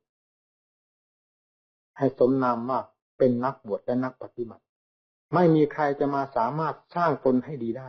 นอกจากเราคนเดียวเท่านี้จะสร้างตัวของเราการสร้างทุกสิ่งทุกอย่างไม่เป็นของจำเป็นและไม่เป็นของที่ยากเหมือนการสร้างตัวสร้างบ้านสร้างเรือนสร้างวัดสร้างวาไม่ยากใครสร้างก็ได้ฆราวาสสร้างก็ได้เขาทำกันได้ทั้งโลกอย่างนี้ไม่อั้นและไม่มีใครอัศจรรย์การสร้างพระให้เป็นพระสร้างคนให้เป็นคนดีนี่เป็นของที่สร้างยากมากและไม่ค่อยจะสนใจอยากจะสร้างกันมองดูข้างนอกนั่นแหละเลยลืมตัวนี่เรียกว่าคนลืมตัวไม่มองดูตัวของเราเห็นท่านดีเราก็อยากดีแต่ไม่ทราบว่าความดีนั้นมาจากไหนถ้ามองดูต้นไม้ก็ดูตั้งแต่ดอกกับผลไม่ดูลำต้นและดูปุ๋ยดูเครื่องบำรุงที่จะทำต้นไม้นั้นให้มีความเจริญรุ่งเรืองตามธรรมดาต้นไม้อาหารเป็นสิ่งสำคัญถ้าอาหารดีต้นไม้ก็ดีรากก็ดีกิ่งก้านก็ดีใบก็ดีดอกก็ดีผลก็ดีถ้าขาดปุ๋ยหรือขาดลำต้นอันสำคัญแล้วสิ่งเหล่านั้นจะเจริญรุ่งเรืองไปไม่ได้นี่รากฐานของพระคืออะไรก็คือข้อปฏิบัติคือหลักธรรมวินัยความเพียรมองดูตัวของเรา พยายามบำรุงด้วยปุ๋ยคือความเพียรเสมอย่นลงแล้วคือศีลสมาธิปัญญาให้บำรุงตนอยู่ด้วยศีลสมาธิปัญญามีความเพียรเป็นเครื่องหนุนเสมอเมื่อลำต้นได้เจริญขึ้นมาแล้วด้วยปุ๋ยคือความดีที่ตนบำเพ็ญมานั้นศีลก็จะบริสุทธิ์สมาธิก็จะเป็นขึ้นมาปัญญาก็จะมีความเฉลียวฉลาดวิมุตติหลุดพ้นคืออันเป็นผลเกิดขึ้นมาจากเครื่องบำรุงจะแสดงขึ้นในต้นลำที่ดีเนื่องจากปุ๋ยที่ตนได้บำรุงอย่างสมบูรณ์แล้วนั้นแน่นอนไม่มีอันใดที่จะนอกเหนือไปจากนี้โปรดให้มองดูที่นี่นี่แหละพระอัศจรรย์ก็คือพระองค์นี้พระที่เลวร้ายที่สุดก็คือพระองค์นี้พระก่อความกังวลแก่ตนและบ้านเรือนก็บ้านเมืองและโลกทั้งหลายก็คือพระองค์นี้ผู้จะให้ความร่มเย็นเป็นสุขแก่บ้านแก่เมืองให้เป็นคติตัวอย่างเป็นร่มโพล่มไทรให้อุบายต่างๆแก่เขาเวลารับความร้อนเข้ามาศึกษาปรารภก็คือพระองค์นี้โปรดให้สร้างพระองค์นี้ให้สมบูรณ์ถ้าพระองค์นี้ได้บกพร่องหรือพระองค์นี้ได้เลวทรามไปแล้วไม่มีสิ่งใดที่จะเลวร้ายยิ่งกว่าพระขอให้ท่านทั้งหลายได้สนใจดูพระของตัวเองว่ามีบกพร่องที่จุดไหนบ้างโตทำความเข้าใจและปรับปรุงแก้ไขให้มีความเจริญรุ่งเรืองขึ้นมาไปที่ไหนก็จะเป็นพระที่ดีมีความเจริญตัวเองก็มีความกระหยิ่มอุ่นอกอุ่นใจว่าพระของตนได้รับการบำรุงด้วยดีไม่ขาดปุ๋ยคือข้อปฏิบัติที่เนื่องมาจากความเพียรสืบเนื่องกันอยู่เสมอคนอื่นก็อยากได้บุญด้วยไปที่ไหนเขาก็กราบก็ไหว้ไปที่ไหนก็เย็นพระภายในใจของเราเย็นโลกก็เย็นด้วยไปที่ไหนเย็นไปหมดถ้าพระภายในใจของเราร้อนไปที่ไหนก็ร้อนอยู่ที่ไหนก็ร้อนไม่มีที่อยู่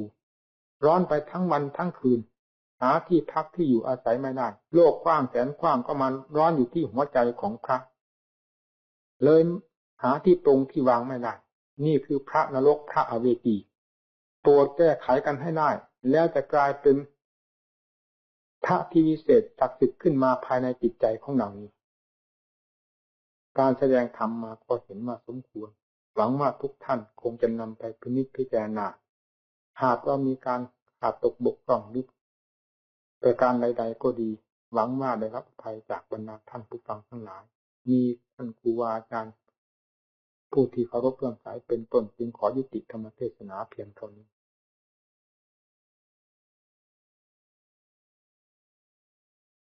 ต้องไม่ทราบเมื่อไรก็แสดงว่าเลยอยู่ตลอดเวลาแต่ขณะที่พิจารณาก็ยังไม่ทราบว่าตัวเองพิจารณาอวิชชาเป็นแต่เพียงว่านี่มันอะไรนะเป็นข้อของใจสงสัยนั้นแล้วก็ย่างจิตลงไปที่นั่นทำความสนใจในจุดนั้นพิจารณามันเป็นยังไงไปยังไงมายังไง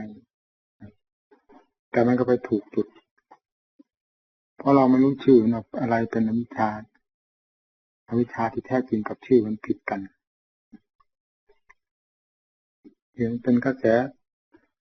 กระจายไปทั่วโลกนั้นมันเป็นกิ่งก้านเหมือนอย่างเราไปหาจับโจรผู้ร้ายนี่ไปจับก็จะได้แต่สมุนมันกันจับคนไหนก็เป็นสมุนของมันจับคนไหนก็เป็นสมุนของมันไม่ทราบว่านายมันอยู่ที่ไหนจับมากก็มากจับเข้าไปตีตะล่อมเข้าไปเรียกว่าล้อมโจรเจ้าหน้าที่มีกำลังมีจำนวนมากแล้วก็มีกำลังมากต่างคนต่างอาศัยกันก็มีกำลังกันสำหรับเจ้าหน้าที่ล้อมรอบจุดที่โจรอาศัยอยู่จับคนนี้มัดคนนั้นเข้าไปมัดคนนั้นเข้าไปถามตามธรรมดาโจรมันจะไม่บอกว่าใครเป็นนายของมันแต่ใครเป็นโจรก็มัดมันไปหมดจนไม่ให้มีเหลือสักคนในวงล้อมนั้นคนสุดท้ายน่ะจะเป็นนายของโจรคนสุดท้ายมันจะอยู่ในที่สำคัญคือสมุนของโจรจะต้องล้อมรอบขอบชิดรักษาไว้อย่างดีเดียวถูกจับเข้าไปเป็นลำหนักเข้าจนถึงอุโมงค์ที่โจรอยู่ ที่หัวหน้าโจรอยู่พอฆ่าหมดไม่มีใครเหลือในที่นั้นแล้วมันก็ทราบชัดกันในที่นี้อันนี้เป็นแต่เพียงรูปเปรียบจิตที่มีความเกี่ยวข้องกับสิ่งใดมันก็เป็นแขนงของความหลงไม่ว่าจะหลงทางดีทางชั่วมันเป็นเรื่องของอวิชชากิ่งก้านของอวิชชาทั้งนั้นแต่ตัววิชาจริงไม่รู้เพราะอุบายวิธีพิจารณาต่างๆจึงเพื่อถ้าจะเทียบอุปมาก็เหมือนอย่างเราวิทน้ำเพื่อจะเอาปลาถ้าน้ำมันมีจำนวนมาก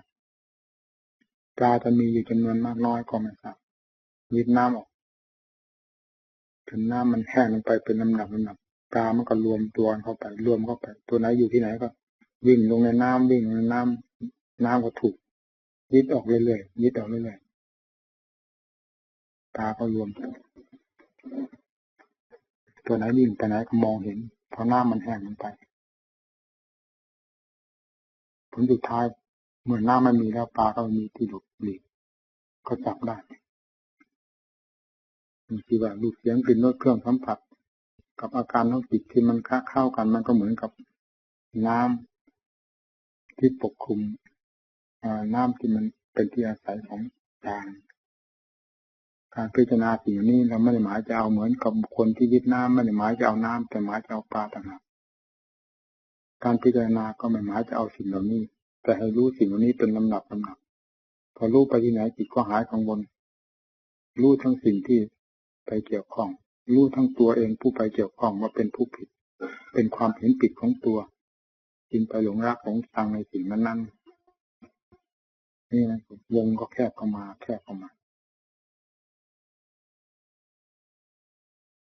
เหมือนกับว่าน้ำมันแห้งเข้าไปในพิจารณาในธาตุในขันธ์อะไรมันก็เหมือนกับสิ่งทั่วๆไปภายนอกมันไม่มีอะไรแปลกกันก็เป็นด้านวัตถุถ้าพูดถึงเรื่องธาตุก็เป็นธาตุอันเดียวกันมันมีแปลกอยู่กับอาการของจิตที่แสดงตัวเราไม่ไปหมายอันนี้มันก็ยังเป็นกิ่งก้านของอวิชชาแต่มันจะเข้าไปหาส่วนใหญ่พิจารณาเห็นสิ่งที่มาเกี่ยวข้องชัดเท่าไรก็ยิ่งเห็นตัวออกไปเกี่ยวข้องชัดขึ้นทุกทีเหมือนกับน้ำมันแห้งลงไปเท่าไรก็เห็นตัวปลาชัดขึ้นทุกทีการพิจารณาเห็นสภาพทั้งหลายทั้งภายนอกภายในกายในเจตสิกธรรมของตัวชัดเข้าเท่าไรมันก็เป็นเหตุจะเห็นจุดที่อยู่ที่อาศัยที่เกิดที่เป็นตัวการสำคัญชัดขึ้นนะฮะก็ล่อมเข้าไปเองความรู้ของจิตมันก็แคบเข้าไปความกังวลของใจก็มีน้อยกระแสของใจของที่ส่งออกไปก็แคบเราก็เพิ่มตัวไปเกี่ยวกับเรื่องอะไรก็พิจารณาเรื่องนั้นด้วยพิจารณาความกระเพื่อมของจิตที่ออกไปแสดงตัวด้วยมันก็เห็นทั้งสองเรื่องในรู้เห็นรู้ผลกันทั้งสองด้านคือด้านที่ไปเกี่ยวข้องสิ่งที่ถูกเกี่ยวข้องนั้นหนึ่งและผู้ไปเกี่ยวข้องนั้นหนึ่งขยับตัวไปเป็นอย่างนั้นแต่ทีนี้เมื่อเข้าไปถึงตัววิชาจริงโดยมากนักปฏิบัติถ้าไม่มีครูอาจารย์คอยแนะไว้ก่อนแล้วจะต้องไปถือเอาตัวนั้นเลยว่าเป็นตัวจริงเพราะทุกสิ่งทุกอย่างได้พิจารณาแล้วเป็นความชัดในจิตใจว่าได้รู้เท่าและปล่อยวางไปหมดไม่มีสิ่งใดเลยผู้ที่รู้สิ่งทั้งหลายนั่นคืออะไรนั่นทีนี้ก็ไปสงวนอันนั้นไว้นี่แหละที่ว่าเป็นอวิชชารวมตัวแล้วกลับมาเป็นตัวขึ้นทันทีมาหลงอยู่นั้น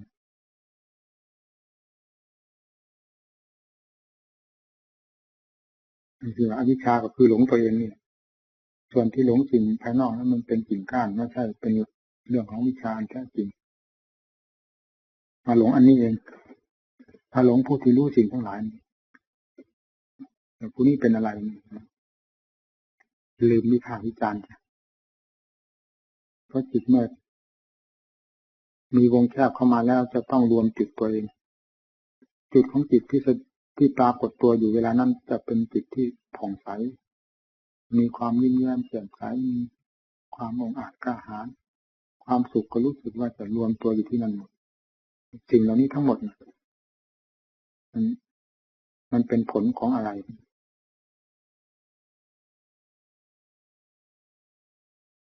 ถ้าจะพูดว่าเป็นผลยังเป็นผลอยู่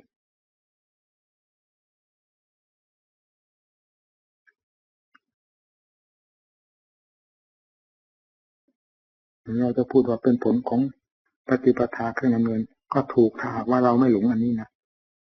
ถ้าเรายังหลงอยู่มันก็ยังเป็นสมุทัยนี่แหละที่จุดของสมุทัยจุดใหญ่แต่ถ้านักปฏิบัติผู้มีความสนใจพิจารณา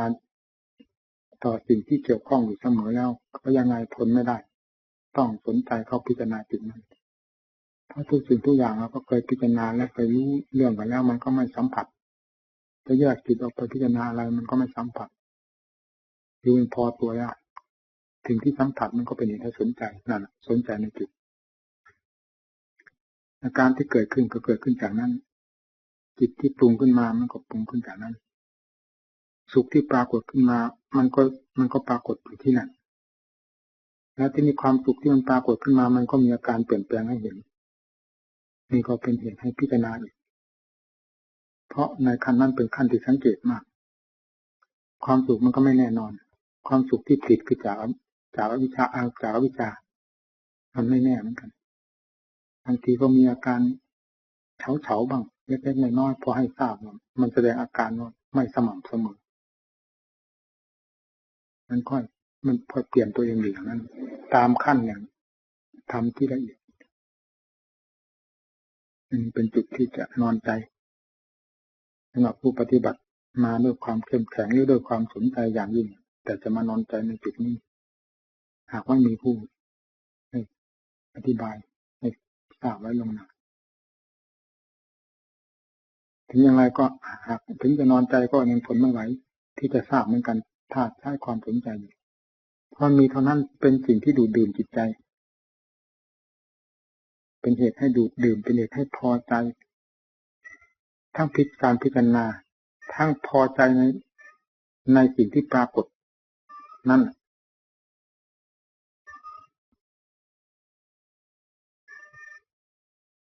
การที่กับผมพิจารณามามันเป็นอย่างนั้นมันทำให้งงเหมือนกันจนไม่ทราบว่าอะไรเป็นอวิชชาก็เลยเข้าใจว่าอันนี้แหละที่จะเป็นนิพพานก็คืออันนี้เองอันสว่างกระจ่างแจ้งอยู่ตลอดเวลาคำว่าตลอดเวลาในสถานที่นี้หมายถึงตลอดเวลาของผู้มีความเพียรอยู่มีการชำระซักฟอกกันอยู่เสมอและความสงวนก็สงวนมากอะไรจะมาแตะต้องไม่ได้ระมัดระวังอย่างเต็มที่พออะไรมาสัมผัสก็รีบแก้ไขกันทันทีสัมผัสนั้นแต่สิ่งที่เราสงวนนั้นหาได้ทราบไม่ว่าคืออะไรนี่คือความสงวนก็ความรักความสงวนนั้นมันก็เป็นภาระของจิตอยู่โดยดีแต่ในเวลานั้นเราไม่ทราบถึงกว่าจะสมควรแก่การแล้วก็เกิดความสนใจขึ้นจากพิจารณาในจุดที่ว่านี่มันเป็นมันคืออะไรนะทุกสิ่งทุกอย่างเราก็เคยพิจารณามาแต่สิ่งอันนี้มันคืออะไรนะจิตก็เจาะเข้าไปตรงนั้นปัญญาก็สอดส่องเข้าไปนี่มันคืออะไรแน่นะอันนี้มันเป็นความจริงแล้วหรือยังไม่จริงอันนี้เป็นวิชาหรือเป็นอวิชชาเลยคือมันเป็นข้อสงสัยทั้งนั้นแหละแต่อาศัยการพิจารณาไปตามที่ว่านี้ทำไมมันจึงรักมันทำไมมันจึงสงวน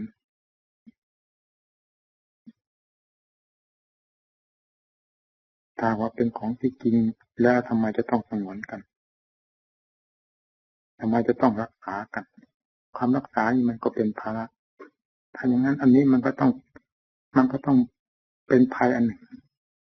สำหรับผู้ที่สงวนผู้ที่รักษานี่เป็นสิ่งหนึ่งที่ไม่น่าไว้ใจ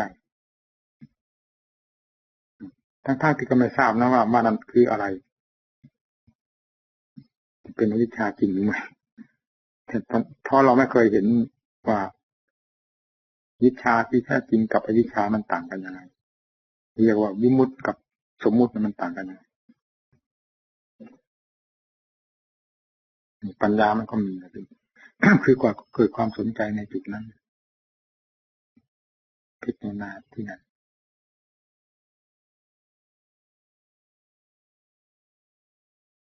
อันนี้รู้สึกว่าพิสดารมาก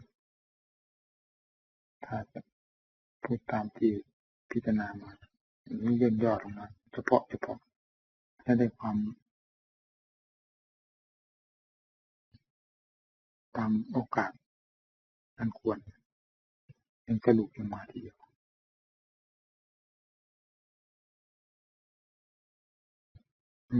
ว่า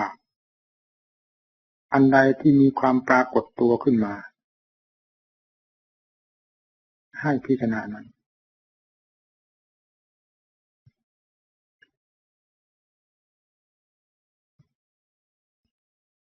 สิ่งที่ปรากฏตัวขึ้นมานั้นเป็นเรื่องสมมุติทั้งนั้นนี่หมายถึงธรรมละเอียดปรากฏที่ใจแม้ที่สุดจุดที่มีความสว่างไสวอยู่นั่นแหละคือจุดอวิชชาแท้กำหนดลงไปที่นั่นในปัญญาสภาวะธรรมทั่วไปนั่นเป็นสภาพธรรมอันหนึ่งชั้นใดธรรมชาตินี้ก็เป็นสภาพธรรมอันหนึ่งเท่านั้นเราจะถือว่าเป็นเราเป็นของเรามันก็ไม่ได้แต่ความสงวนอยู่นี้แสดงว่าเราถือว่าเป็นเราเป็นของเราถ้าอย่างนั้นมันก็ผิดทางปัญญามันสอดเข้าไปอันนี้เป็นอะไรแน่ๆเหมือนกับว่าเราย้อนมาดูตัวของเรามองออกไปข้างนอกเราก็เห็นดินฟ้าอากาศก็เห็นมีอะไรมาผ่านทางสายตาเราก็เห็นแต่เมื่อเราไม่มองมาดูตัวของเราเราก็ไม่เห็นตัวของเราปัญญาขั้นนี้เป็นปัญญาที่ย้อนกลับเข้ามาดูจุดสุดท้ายนี้ว่าวาระสุดท้ายพอปัญญาใคร่ควรดูการพิจารณาก็เหมือนกับพิจารณาสิ่งอื่นคือไม่พิจารณาเพื่อถือเอาพิจารณาเพื่อให้รู้สิ่งที่ตามความจริงของมันที่ปรากฏ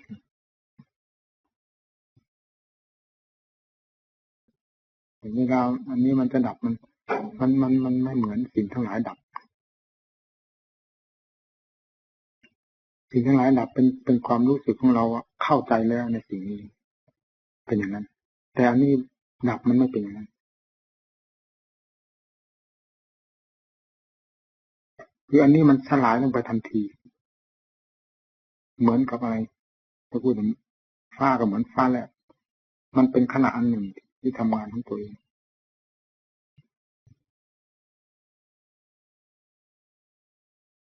หรือว่ามันพลิกก็ได้มันพลิกคว่ำลงไปแล้วหายไปเลย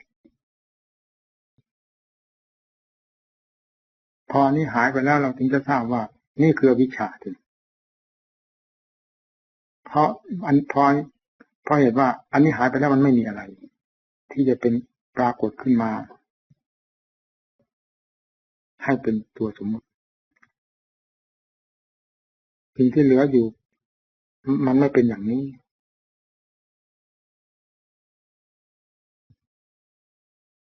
มันเป็นธรรมชาติที่บริสุทธิ์ที่แม้จะไม่เคยเห็นแต่จะปรากฏเพียงขนาดนั้นมันก็ไม่เป็นมันไม่มีอะไรเป็นน่าสงสัย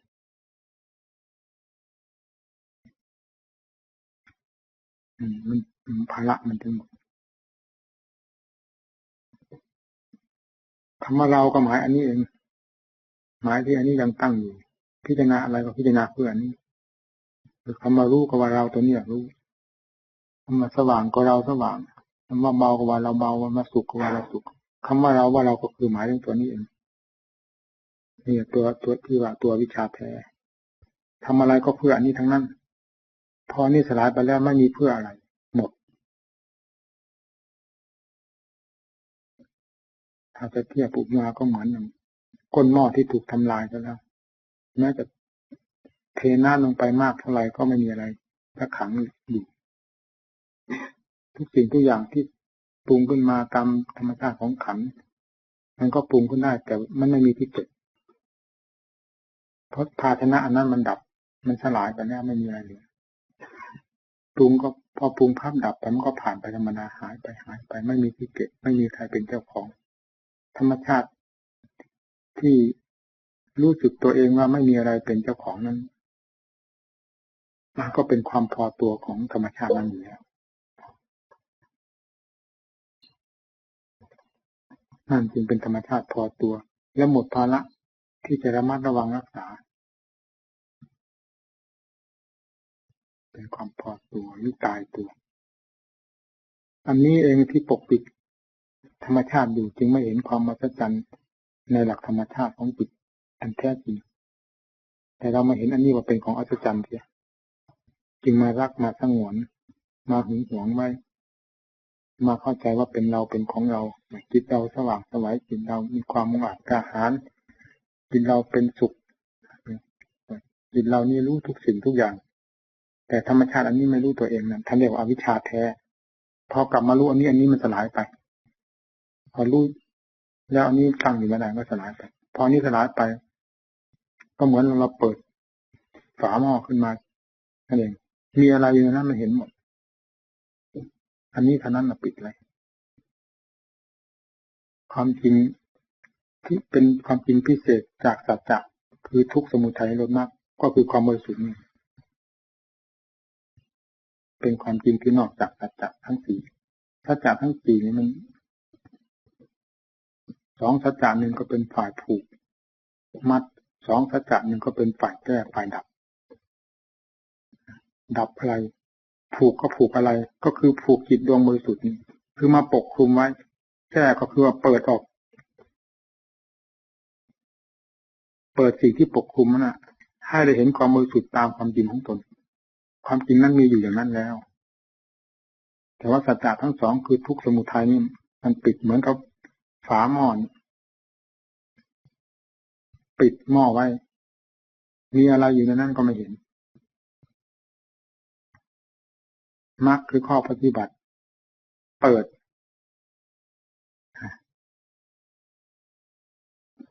มรรคนิโรธเปิดขึ้นมาก็เห็นสิ่งที่อยู่ในหม้อนั้นชัดว่าเป็นอะไรความบริสุทธิ์เป็นของมีดั้งเดิมก็ตามแต่ถูกทั้งสองนี้ปิด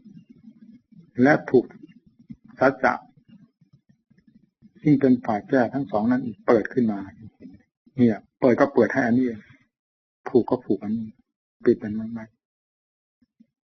พอเปิดขึ้นมาแล้วมันก็หมดปัญหาเนี่ยสัจจะทั้งสองนี่เป็นถ้าว่าเป็นอันนั้นก็เรียกว่าเป็นกิริยาอันหนึ่งมันเป็นสมมุติด้วยกันมรรคก็เป็นสมมุตินิโรธะก็เป็นสมมุติพอทำหน้าที่เสร็จแล้วก็ผ่านไปทุกข์กับสมุทัยก็เป็นสมมุติทั้งสองแก้สมมุติทั้งสองนี้เลยแล้วธรรมชาตินั่นก็เป็นธรรมชาติตายตัวจึงเรียกว่าวิมุตติสิ่งที่เห็นนั้นคือเปิดให้เห็นวิมุตติคือความบริสุทธิ์โดยหลักธรรมชาตินี่ภาระหมดก็หมดตรงนี้ไม่มีอะไรความบริสุทธิ์แล้วไม่เสกสรรปั้นยอตัวเองส่วนภายนอกมันยังไกลโลกธรรมนอกเกี่ยวกับสิ่งภายนอกโลกธรรมในหมายถึงความว่าดีว่าชั่วว่าสุขว่าทุกข์ภายในตัวเองก็หมดปัญหาไปกับจุดนี้สลายไปพิจารณามาถึงขั้นนี้ไม่กว้างในอุบายจากครูอาจารย์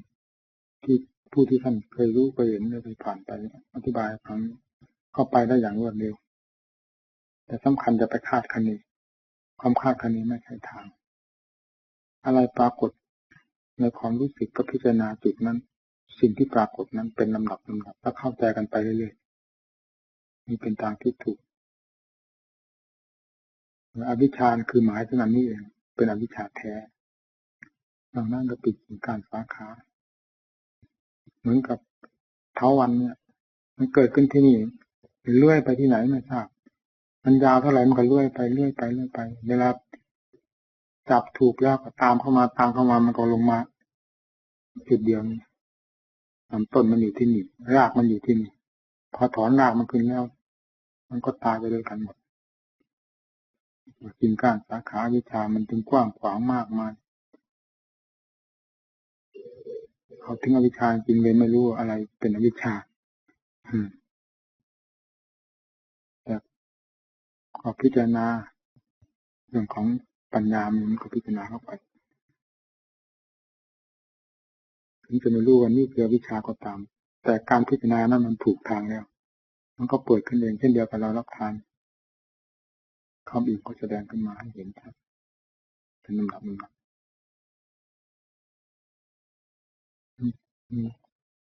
การเรียนรู้สรุปเรื่องอวิชชาเป็นอุปาทิภพหรือกรรมภพมันก็เป็นเรื่องของวัฏจักรอันเดียวที่ท่านอาจารย์พูดนั้นถูกต้อง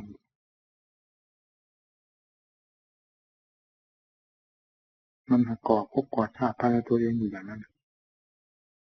เรื่องของจิตจะอยู่เฉยๆไม่ได้มีแต่เรื่องก่อภพก่อชาติทั้งนั้นทำงานสั่งสมเพื่อตัวเองแต่โดยมากจะสั่งสมเพื่อทางกดถ่วงตัวเองลงเพื่อทำลายกงกรรมก็หมายถึงทำลายตัวนี้พอทำลายตัวนี้แล้วมันก็หมดอะไรต่อถึงสิ่งภายนอกที่เคยมาเกี่ยวข้องกับเรามันก็เกี่ยวข้องกันไปธรรมดาผ่านไปผ่านมาไม่ได้ซึมซาบไม่ได้เข้าตั้งบ้านตั้งเรือนไม่ได้มาอยู่อาศัยในจุดนี้เหมือนแต่ก่อนเหตุที่เรื่องผ่านไปผ่านมาธรรมดาแล้วก็ทราบชัดว่าธรรมชาตินี้ไม่ได้สืบต่อกับอะไรความสืบต่อของธรรมชาตินี้เราทราบมาเป็นลำดับแล้วนี่พอมาถึงขั้นไม่สืบต่อกับอะไรเราก็มาทราบนี่เรื่องของภพของชาติต่อไปจะเกิดอีกหรือไม่นั้น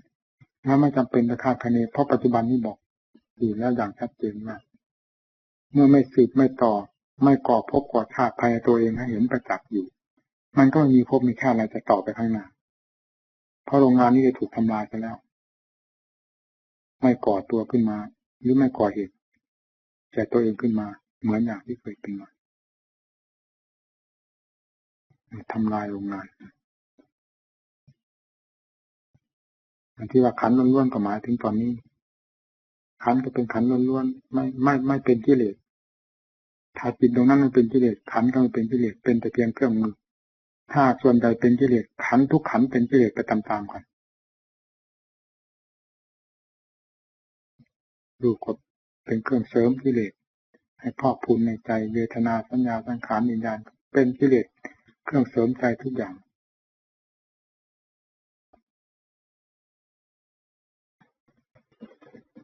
ถ้าจิตบริสุทธิ์ขันก็บริสุทธิ์ตามส่วนของขันไม่มีอะไรเป็นกิเลสถ้าจิตเป็นกิเลสขันก็เป็นกิเลสวันยังค่ำมันเป็นอย่างนั้นก่อภพก่อชาติคือเรื่องของจิตผิดตัวเองอยู่อย่างนั้นมันอยู่เฉยไม่ได้ลักษณะของจิตที่มีกงจักรเป็นเจ้าของงานนี้เป็นหัวหน้างานมันจะต้องหมุนตัวอยู่เสมอหมุนอะไรก็เพื่อเรื่องของภพของชาติทั้งนั้น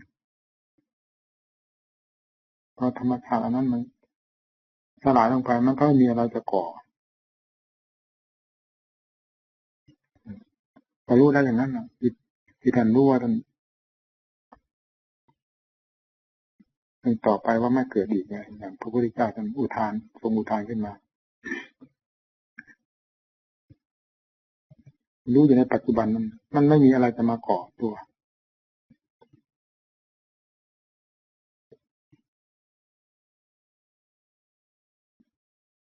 ดีนั่นก็เป็นส่วนดีส่วนหนึ่งนะแต่มันไม่มาซึมซาบกันไม่มาเคล้ากันชั่วมันก็เป็นเราก็รู้ชั่วมันก็เป็นอันหนึ่งเสียอันนี้ก็เป็นอันหนึ่งไปเสีย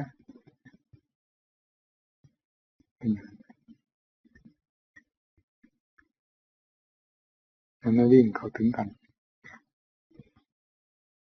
ความที่ไม่เข้าถึงกันก็มันก็ไม่อยู่ในความบังคับคือมันเป็นธรรมชาตินั่นเองเวลามันวิ่งเข้าถึงกันเราก็ไม่ได้บังคับมันหากมีสื่อมันต่อกันวิ่งถึงกันเองเมื่อมันหมดสื่อแล้วมันก็ขาดตอนของมันเอง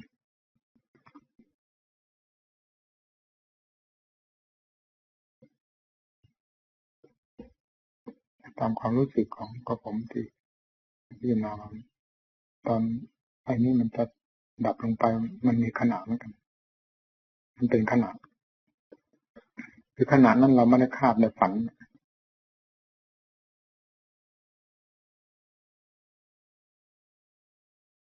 มันเป็นขนาดอันหนึ่งที่ทำให้สะดุดใจขณะที่อวิชชาดับมันเป็นขนาดอันหนึ่งกันคาดกับว่ามันพลิกตัวเองเป็นโลกใหม่ถ้าว่าโลกนะมันเป็นโลกใหม่มันพลิกทับเลย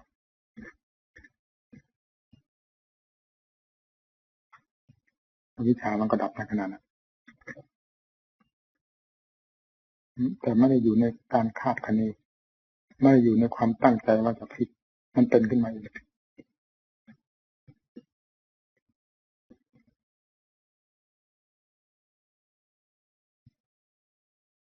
อันนี้เป็นส่วนละเอียดผู้ปฏิบัติการปฏิบัติในศาสนานี้ถ้าปฏิบัติเพื่อความพ้นทุกข์มันก็มีที่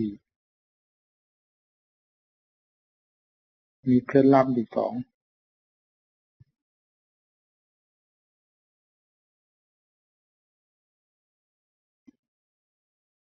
คือระหว่าง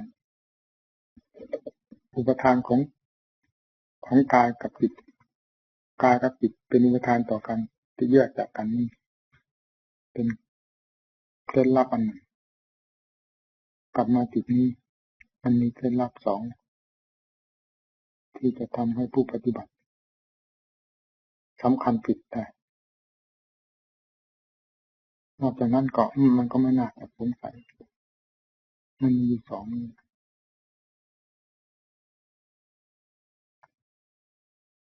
ผมเคยไปบำเพ็ญอยู่ที่วัดดอยท่านอาจารย์คงมาปัญหาข้อนี้ข้อเรื่องวิชามันทำให้งงเหมือนกันคือขนาดนั้นจิตมันสว่างจนตัวเองเกิดความอัศจรรย์ความสว่างไสวทุกสิ่งทุกอย่างที่จะเป็นเหตุให้อัศจรรย์นั้นรู้สึกมารวมตัวอยู่ในนั้นหมดจนเกิดความอัศจรรย์ในตัวเองว่าแหมจิตของเราทำไมถึงขนาดนี้มองดูกายทั้งกายไม่เห็นมันเหมือนอากาศธาตุทั้งหมดว่างไปหมดเลยจิตนี้มีความสว่างไสวอย่างเต็มที่แต่ก็เดชะมันพอเกิดความอัศจรรย์ตัวเองในเวลานั้นด้วยความหลงไม่รู้สึกตัวมาพูดถึงธรรมะส่วนละเอียดมันเป็นความหลงอันนึงมาอัศจรรย์ตัวเองทำไมจิตของเราถึงเป็นได้ขนาดนี้เพราะว่างั้นก็มีธรรมะบันดาลขึ้นมาอันนี้ก็มาขาดในฝันเหมือนกันผุดขึ้นมาเหมือนกับมีคนพูดอยู่ภายในเนี่ยแต่ไม่ใช่คนพูดผุดขึ้นมาเป็นบทถ้ามีจุดมีต่อมแห่งผู้รู้อยู่ที่ไหนนั่นแหละคือตัวพบใหม่ธรรมชาตินั้นมันเป็นจุดจริงๆจุดของความรู้จุดของความสว่างมันมีจุดจริงๆที่เราก็ไม่ได้คำนึงว่าอะไรมันเป็นจุดเห็นงงที่เอาปัญหานั้นมาพบคิด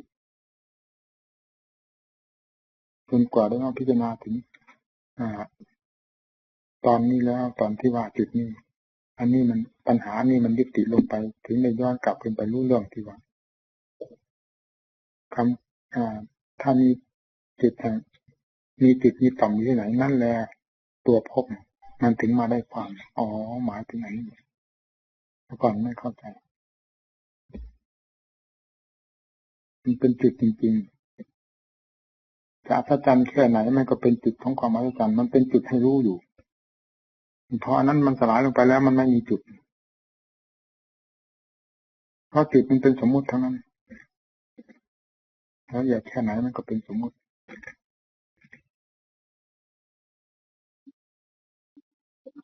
มันพูดไปเพื่อสอนหมู่เสมอเมื่อเขาไปถึงเราอย่าไปสงวนอะไรทั้งนั้นสงวนถ้าพิจารณาลงไปแม้ที่สุดก็จิตถ้าจะชิบหายในโดยการพิจารณาจริงก็ให้ขอให้ชิบหายไปอะไรจะรับรู้ว่าบริสุทธิ์ขอให้มันรู้กันรู้จะชิบหายไปหมดไม่มีอะไรจะรับรู้ว่าเป็นบริสุทธิ์ก็ขอให้รู้กันอย่าได้สงวนอะไรเลยก็เพื่อว่าจะมาสงวนเพื่อจัดการไว้ว่ากลัวจะมาสงวนอันนี้เองถ้าว่าไม่ลงขนาดนั้นแล้วยังไงก็ต้องติดขอให้รู้ทั้งนั้นอะไรจะดับไปอะไรก็ดับแม้ที่สุดจิตตรงนี้จะดับไปเลยด้วยอำนาจของการพิจารณาก็ขอให้ดับไปเลยทีไม่ต้องสงวนอะไรเวลาพิจารณาต้องลงถึงขนาดนั้นแต่จะหนีความจริงไปไม่พ้นสิ่งใดที่เกิดสิ่งนั้นก็ต้องดับสิ่งใดที่จริงเป็นหลักธรรมชาติของตัวเองแล้วก็จะไม่ดับคือจิตที่บริสุทธิ์ไม่ดับทุกสิ่งทุกอย่างดับไปผู้รู้ว่าดับมันไม่ดับเลยพอดับไปอันนั้นดับไปผู้ที่รู้ว่าสิ่งนั้นดับไปมันไม่ดับนั่นถึงแต่ว่าเอาไว้ก็ได้หรือว่าไม่เอาไว้ก็มันก็รู้อยู่ดีว่าไงถ้าเราสงวนมันไม่ได้เราสงวนนี่ก็เท่ากับเราสงวนอวิชชาเพราะอวิชชามันละเอียดมันอยู่กับจิตถ้าสงวนจิตก็เท่ากับสงวนอวิชชาจิตจะทิ้งหายไปแล้วกันก็ขอให้ทิ้งหายไปถ้าว่าอุปมาเหมือนอย่างฟันกับฟันลงไปเลยไม่มีอะไรเหลือม้วนลงไปด้วยกันหมดขนาดนั้นพอดีถ้าจะมีการแบ่งสู้แบ่งรับกันยังไงก็ต้องติดในขั้นนี้นะไม่ยอมแบ่งสู้แบ่งรับเลยจะเปิดต่อให้หมดหรืออะไรจะดับให้ดับให้หมดพอดีส่วนที่ไม่ดับยังไงก็ไม่ดับถึงจะว่าอะไรก็ไม่ดับแต่เพราะว่าผมพูดง่ายๆไม่ว่าตัวมันเข้าไปอยู่ในบ้านนี่ถ้าเราจะสงวนในบ้านอันนี้ก็ตัวมันก็อยู่ที่นั่นเดี๋ยวก็ยืนป้ามาตายเอาคนจะเผาทั้งบ้านก็เผาเสียเพราะจนว่าจะปล่อยตัวตรงนี้ไว้มันจะทำลายของสิ่งที่มีคุณค่ามากอะไรยิ่งกว่าบ้านหลังนี้ยอมเสียสละในบ้านหลังนี้ไฟเผาเข้าไปเลย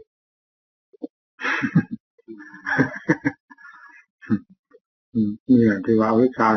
เผาอวิชชาของมันเอาจิตจะดับก็ให้ดับไปดิถ้าจริงๆไม่ดับเผานั้นหมดถึงจะรู้สิ่งที่มีคุณค่ามันอยู่ตามหน้าของวิชามันครอบกันพอวิชาดับไปพบอันนี้เปิดแทนที่จะดับไปด้วยมันไม่ดับสงวนแล้วเป็นอนัตติไปไม่หล่อยก็ผมไม่พิจารณามาเป็นอย่างนั้นตอนนี้เป็นตอนที่พ่อแม่ครูอาจารย์ใหญ่ท่านเสียไปแล้วผมรู้สึกว่าโอ้จนเกาะจนมุมอยู่กับหมู่เพื่อนไม่ได้ไม่ติดอยู่กับใครไม่ได้มันไม่สะดวกไม่สบายมันไม่สนุกที่จะนะอย่างที่กระผมเคยกล่าวอย่างนั้นมันหมุนจริงๆจิตถึงขั้นหมุนไม่มีเวลายับยั้งแต่ให้ชื่อว่าในขณะนั้นมันหมุนเป็นธรรมจักรมันไม่ใช่เป็นวัฏจักรคือมันหมุนเพื่อจะแก้ตัวเองมันหมุนตลอดเวลาพอถึงทำงานเต็มที่มันแล้วมันก็อยู่ได้ไม่ยากจนเกิดความรำคาญพิจารณาไปเท่าไรละเอียดเข้าไปเท่าไรแทนที่ภาระเราจะลดน้อยถอยลงไปเหตุใดจึงมีภาระมากมายแล้วไม่มีวันมีคืนด้วยทำไมจึงเป็นอย่างนี้มันเกิดความกังวลรำคาญเหมือนกันทั้งที่รำคาญนั้นมันก็ไม่ถอยมันก็ยังหมุนอยู่ต่อหน้าต่อตาเลยหมุนอยู่นะหมุนเพื่อหาค่ากับว่าเราคู่เฉียหาสิ่งที่มันยังไม่เห็นหรือว่าอะไรมันขัดข้องตรงไหนเนี่ยมันคู่เฉียหามันพอสัมผัสมันทับก็จับตามเลยทีพอเข้าใจภาพอันนี้ผ่านไป หายไปคนอีกแล้วก็อย่างนั้นมันหากว่าถ้าอาจารย์ใหญ่ยังอยู่ในตอนนั้นก็จะเร็วอยู่สอนหมู่เพื่อนนั่นคือผมก็สอนอย่างเต็มที่เหมือนกันก็หมู่เพื่อนเอาไปยังไงถึงไหนถึงการท่าวันนี้ไม่สามารถจะแก้หมู่เพื่อนได้เข้าใจว่าองค์ไหนจะสามารถแล้วจะพาไปท่านี้หมดความสามารถจะแก้หมู่เพื่อนแล้วขนาดนั้นเพื่อให้หมู่เพื่อนลงใจเพราะฉะนั้นเวลาเทศบางกันนี่จึงไม่ยอมอัดเทศก็เนื่องจากเทศอย่างนี้เอาลงไปอย่างเต็มที่ไม่ยอมอัดเทศเลยพอเทศแล้วหายไปเลยฟังกันแต่ก่อนว่าผู้อื่นที่ยังไม่เข้าใจกันเรื่องของเรื่องอะไรเราจะหาว่าอวดดีอวดดีอะไรแต่แท้จริงเราพูดเพื่อเป็นกำลังจิตของลูกศิษย์ว่าต้องเป็นอย่างนี้แน่เอาฟาดต้องไปอย่างนี้นี่นะว่างั้นนะคุณแม่เอาลงไปไม่ผิดเพราะให้เป็นอย่างนั้นเหมือนกับเป็นการประกันเพื่อให้ลูกศิษย์ได้มีแต่ใจได้หมุนตัวลงไปอันนี้คนอื่นที่เขาไม่เคยทราบเรื่องราวเราเขาก็จะว่าเราอวดอะไรแทนที่เขาจะเป็นประโยชน์เขาก็จะเป็นโทษไปหากเราไม่เป็นโทษเขาก็อาจจะเป็นระวังบางการหรือบางรายที่ควรจะพูดให้ถึงฐานจริงก็พูดไม่งั้นผู้นั้นจะไม่เป็นที่ลงใจได้เราต้องหมุนลงอย่างเต็มที่ถ้าก็เปิดรับกันเลยจ้ะถึงไหนถึงกันไม่มีอะไรเหลือสักตังค์เปิดเลยแต่นั้นก็มีแต่มันก็มีเป็นบางการมันจะมีเรื่องนะแล้วแต่เหตุการณ์ที่ควรจะเป็นไปแต่ไหนก็เป็นเลยเอาลงขนาดนั้นแล้วคนอื่นมาฟังเขาก็ถามว่าบ้าแล้วพระผีบ้าแล้วตัวคือมันแต่ถ้ามันจะไม่รู้สึกตัวเวลาขึ้นมีแต่จิตมันหมุนลงไปคิวทำแบบความจริงแต่ถ้าก็มานี่อย่างนั้นนะมานี่ว่าแต่ถ้าเป็นอย่างนั้นเอาตรงนี้มาว่าตอบอย่างนั้นนี่คือผมคือมาลาเก็บไว้เป็นยักษ์กราบเรียนยักษ์เป็นตอนนี้นอกนั้นมันก็ค่ากันที่ไม่ยอมให้อัดเทศเลยมันฟังไม่ได้ทั่วไปคือบางรายที่ควรจะเปิดนั้นมันจำเป็นอย่างนี้มันลั่งมันไม่อยู่เลยมันต้องผางเลยอันนี้มันแล้วแต่เหตุการณ์คือเราก็ไม่สั่งไว้ถึงการที่ควรจะเป็นมันเป็นจริงๆผมเองเคยฟังเทศพ่อแม่ครูอาจารย์แบบนี้ถ้าท่านลงขนาดนั้นแหมมันถึงใจ3 วันเนี่ยค่ากับใบไม้ไม่ไหวจริงเลยนะในความรู้สึกอำนาจของธรรมะท่านครอบเพราะผู้ฟังก็ตั้งใจอย่างเต็มที่ผู้เทศก็เทศตั้งใจอย่างเต็มที่นี่มันรับกันเทศมาผ่านไปตั้ง3 วันค่ากับใบไม้ไม่ไหวจริงเลยเงียบหมดอำนาจธรรมะกันอำนาจนี่หน้าอะไรก็ไม่เห็นเขาชี้คนตาบอดดูนี่จะทำไงนี่นะโอ้น่าสังเวชเหมือนกันนั่นอยู่ที่ไหนถ้าไม่ได้กราบท่านอาจารย์มันแล้วนอนไม่ได้อยู่ที่ไหนก็เหมือนกันแม่สุดจะเดินยังคงก็ต้องหันหน้าไปซะก่อนว่าไม่ได้มีอะไรเป็นที่หมายในเรื่องสมมุติก็เอารูปของท่านหากไม่มีอะไรเลยก็เอาคุณธรรมของท่านประกอบเรื่องของสมมุติน้อมนมัสการไปเพราะคุณของท่านไม่มีวันจืดจางประหนึ่งว่าท่านไม่ได้ล่วงลับไปธรรมชาติอันหนึ่งเป็นอย่างนั้นเหมือนกับดูเราอยู่ตลอดเวลาบรรดาที่สาวกท่านเห็นหลักความจริงกับพระพุทธเจ้าจึงไม่ยอมพระพุทธเจ้าคือยอมในหลักความจริงไม่ยอมในรูปในนามอะไรยอมตามหลักความจริงมาเป็นเหมือนกันแล้วที่ไม่มีวันจืดจางถึงจะอยู่ใกล้อยู่ไกลอะไรมันไม่มีอะไรจืดจางเพราะความจริงเหมือนกันอย่างที่ว่านิพพานไปแล้ว2,500 กว่านี้เขาไม่มีปัญหาอะไรกับความจริงนั้นนอกจากเป็นการสมมตินิยมของเวลาไปเท่านั้นหรือของธาตุขันธ์ไปแต่หลักความจริงนั้นไม่เคลื่อนที่เป็นผู้บริสุทธิ์อยู่เช่นนั้นทั้งที่ทรงชีวิตมีชีวิตอยู่และนิพพานไปก็คือความบริสุทธิ์เป็นบริสุทธิ์นะอันนี้เป็นความจริงอันตายตัวผู้ที่รู้ในหลักความจริงก็ย่อมเชื่อต่อหลักความจริงนะสำคัญไม่ยอมเอาอะไรไว้เลยนะถึงขั้นที่ควรจะสังหารนะสังหารไม่หมดเลยไม่ยอมทั้งหมดอะไรทั้งนั้นถ้าพิจารณาให้รู้ทั้งหมด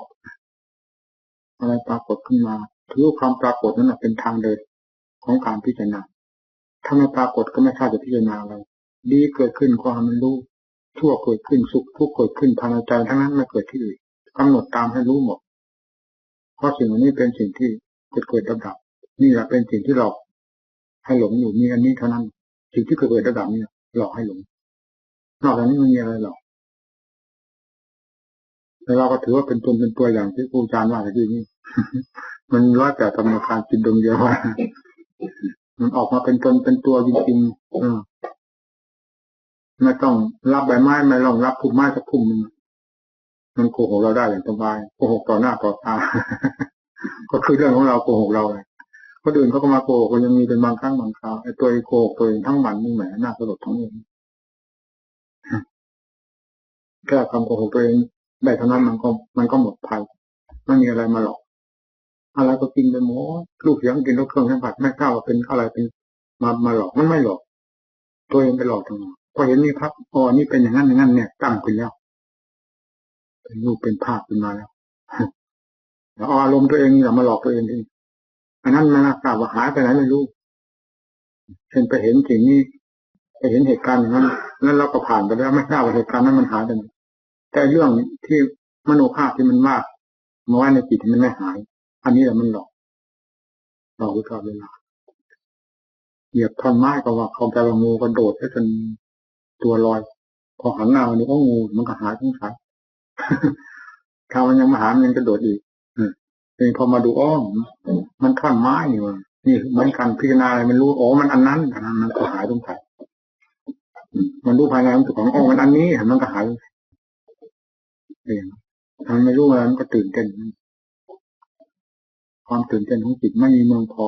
นอกจากเราทำไปแล้วเนาะไม่มีอะไรจะระงับได้ลงนักใครควรมีก็เลยเข้าใครควรมีทางออกขึ้นได้ติดแน่นเหมือนภูเขาทั้งโลกเนี่ยกลับไปได้ด้วยอำนาจของการพิจารณาสอดส่องนั่นพิจารณาครับวันเดียวมันมีข้อเทียบเทียมกันขึ้นพอเหตุผลรับมันพับมันก็ดับไปพับดับไปเป็นระยะเบื้องต้นเป็นอย่างนั้นแต่ก่อนพอถึงที่มันแล้วซึ่งจะถอนทีเดียวขึ้นได้อย่างพรวดเนี่ยมันก็หมายถึงอวิชชานั้นมันเป็นขนาดเดียวขึ้นทีเดียวพร้อมหมดเลยถึงตอนนั้นก็หมดปัญหาไม่มีอะไรที่จะทำ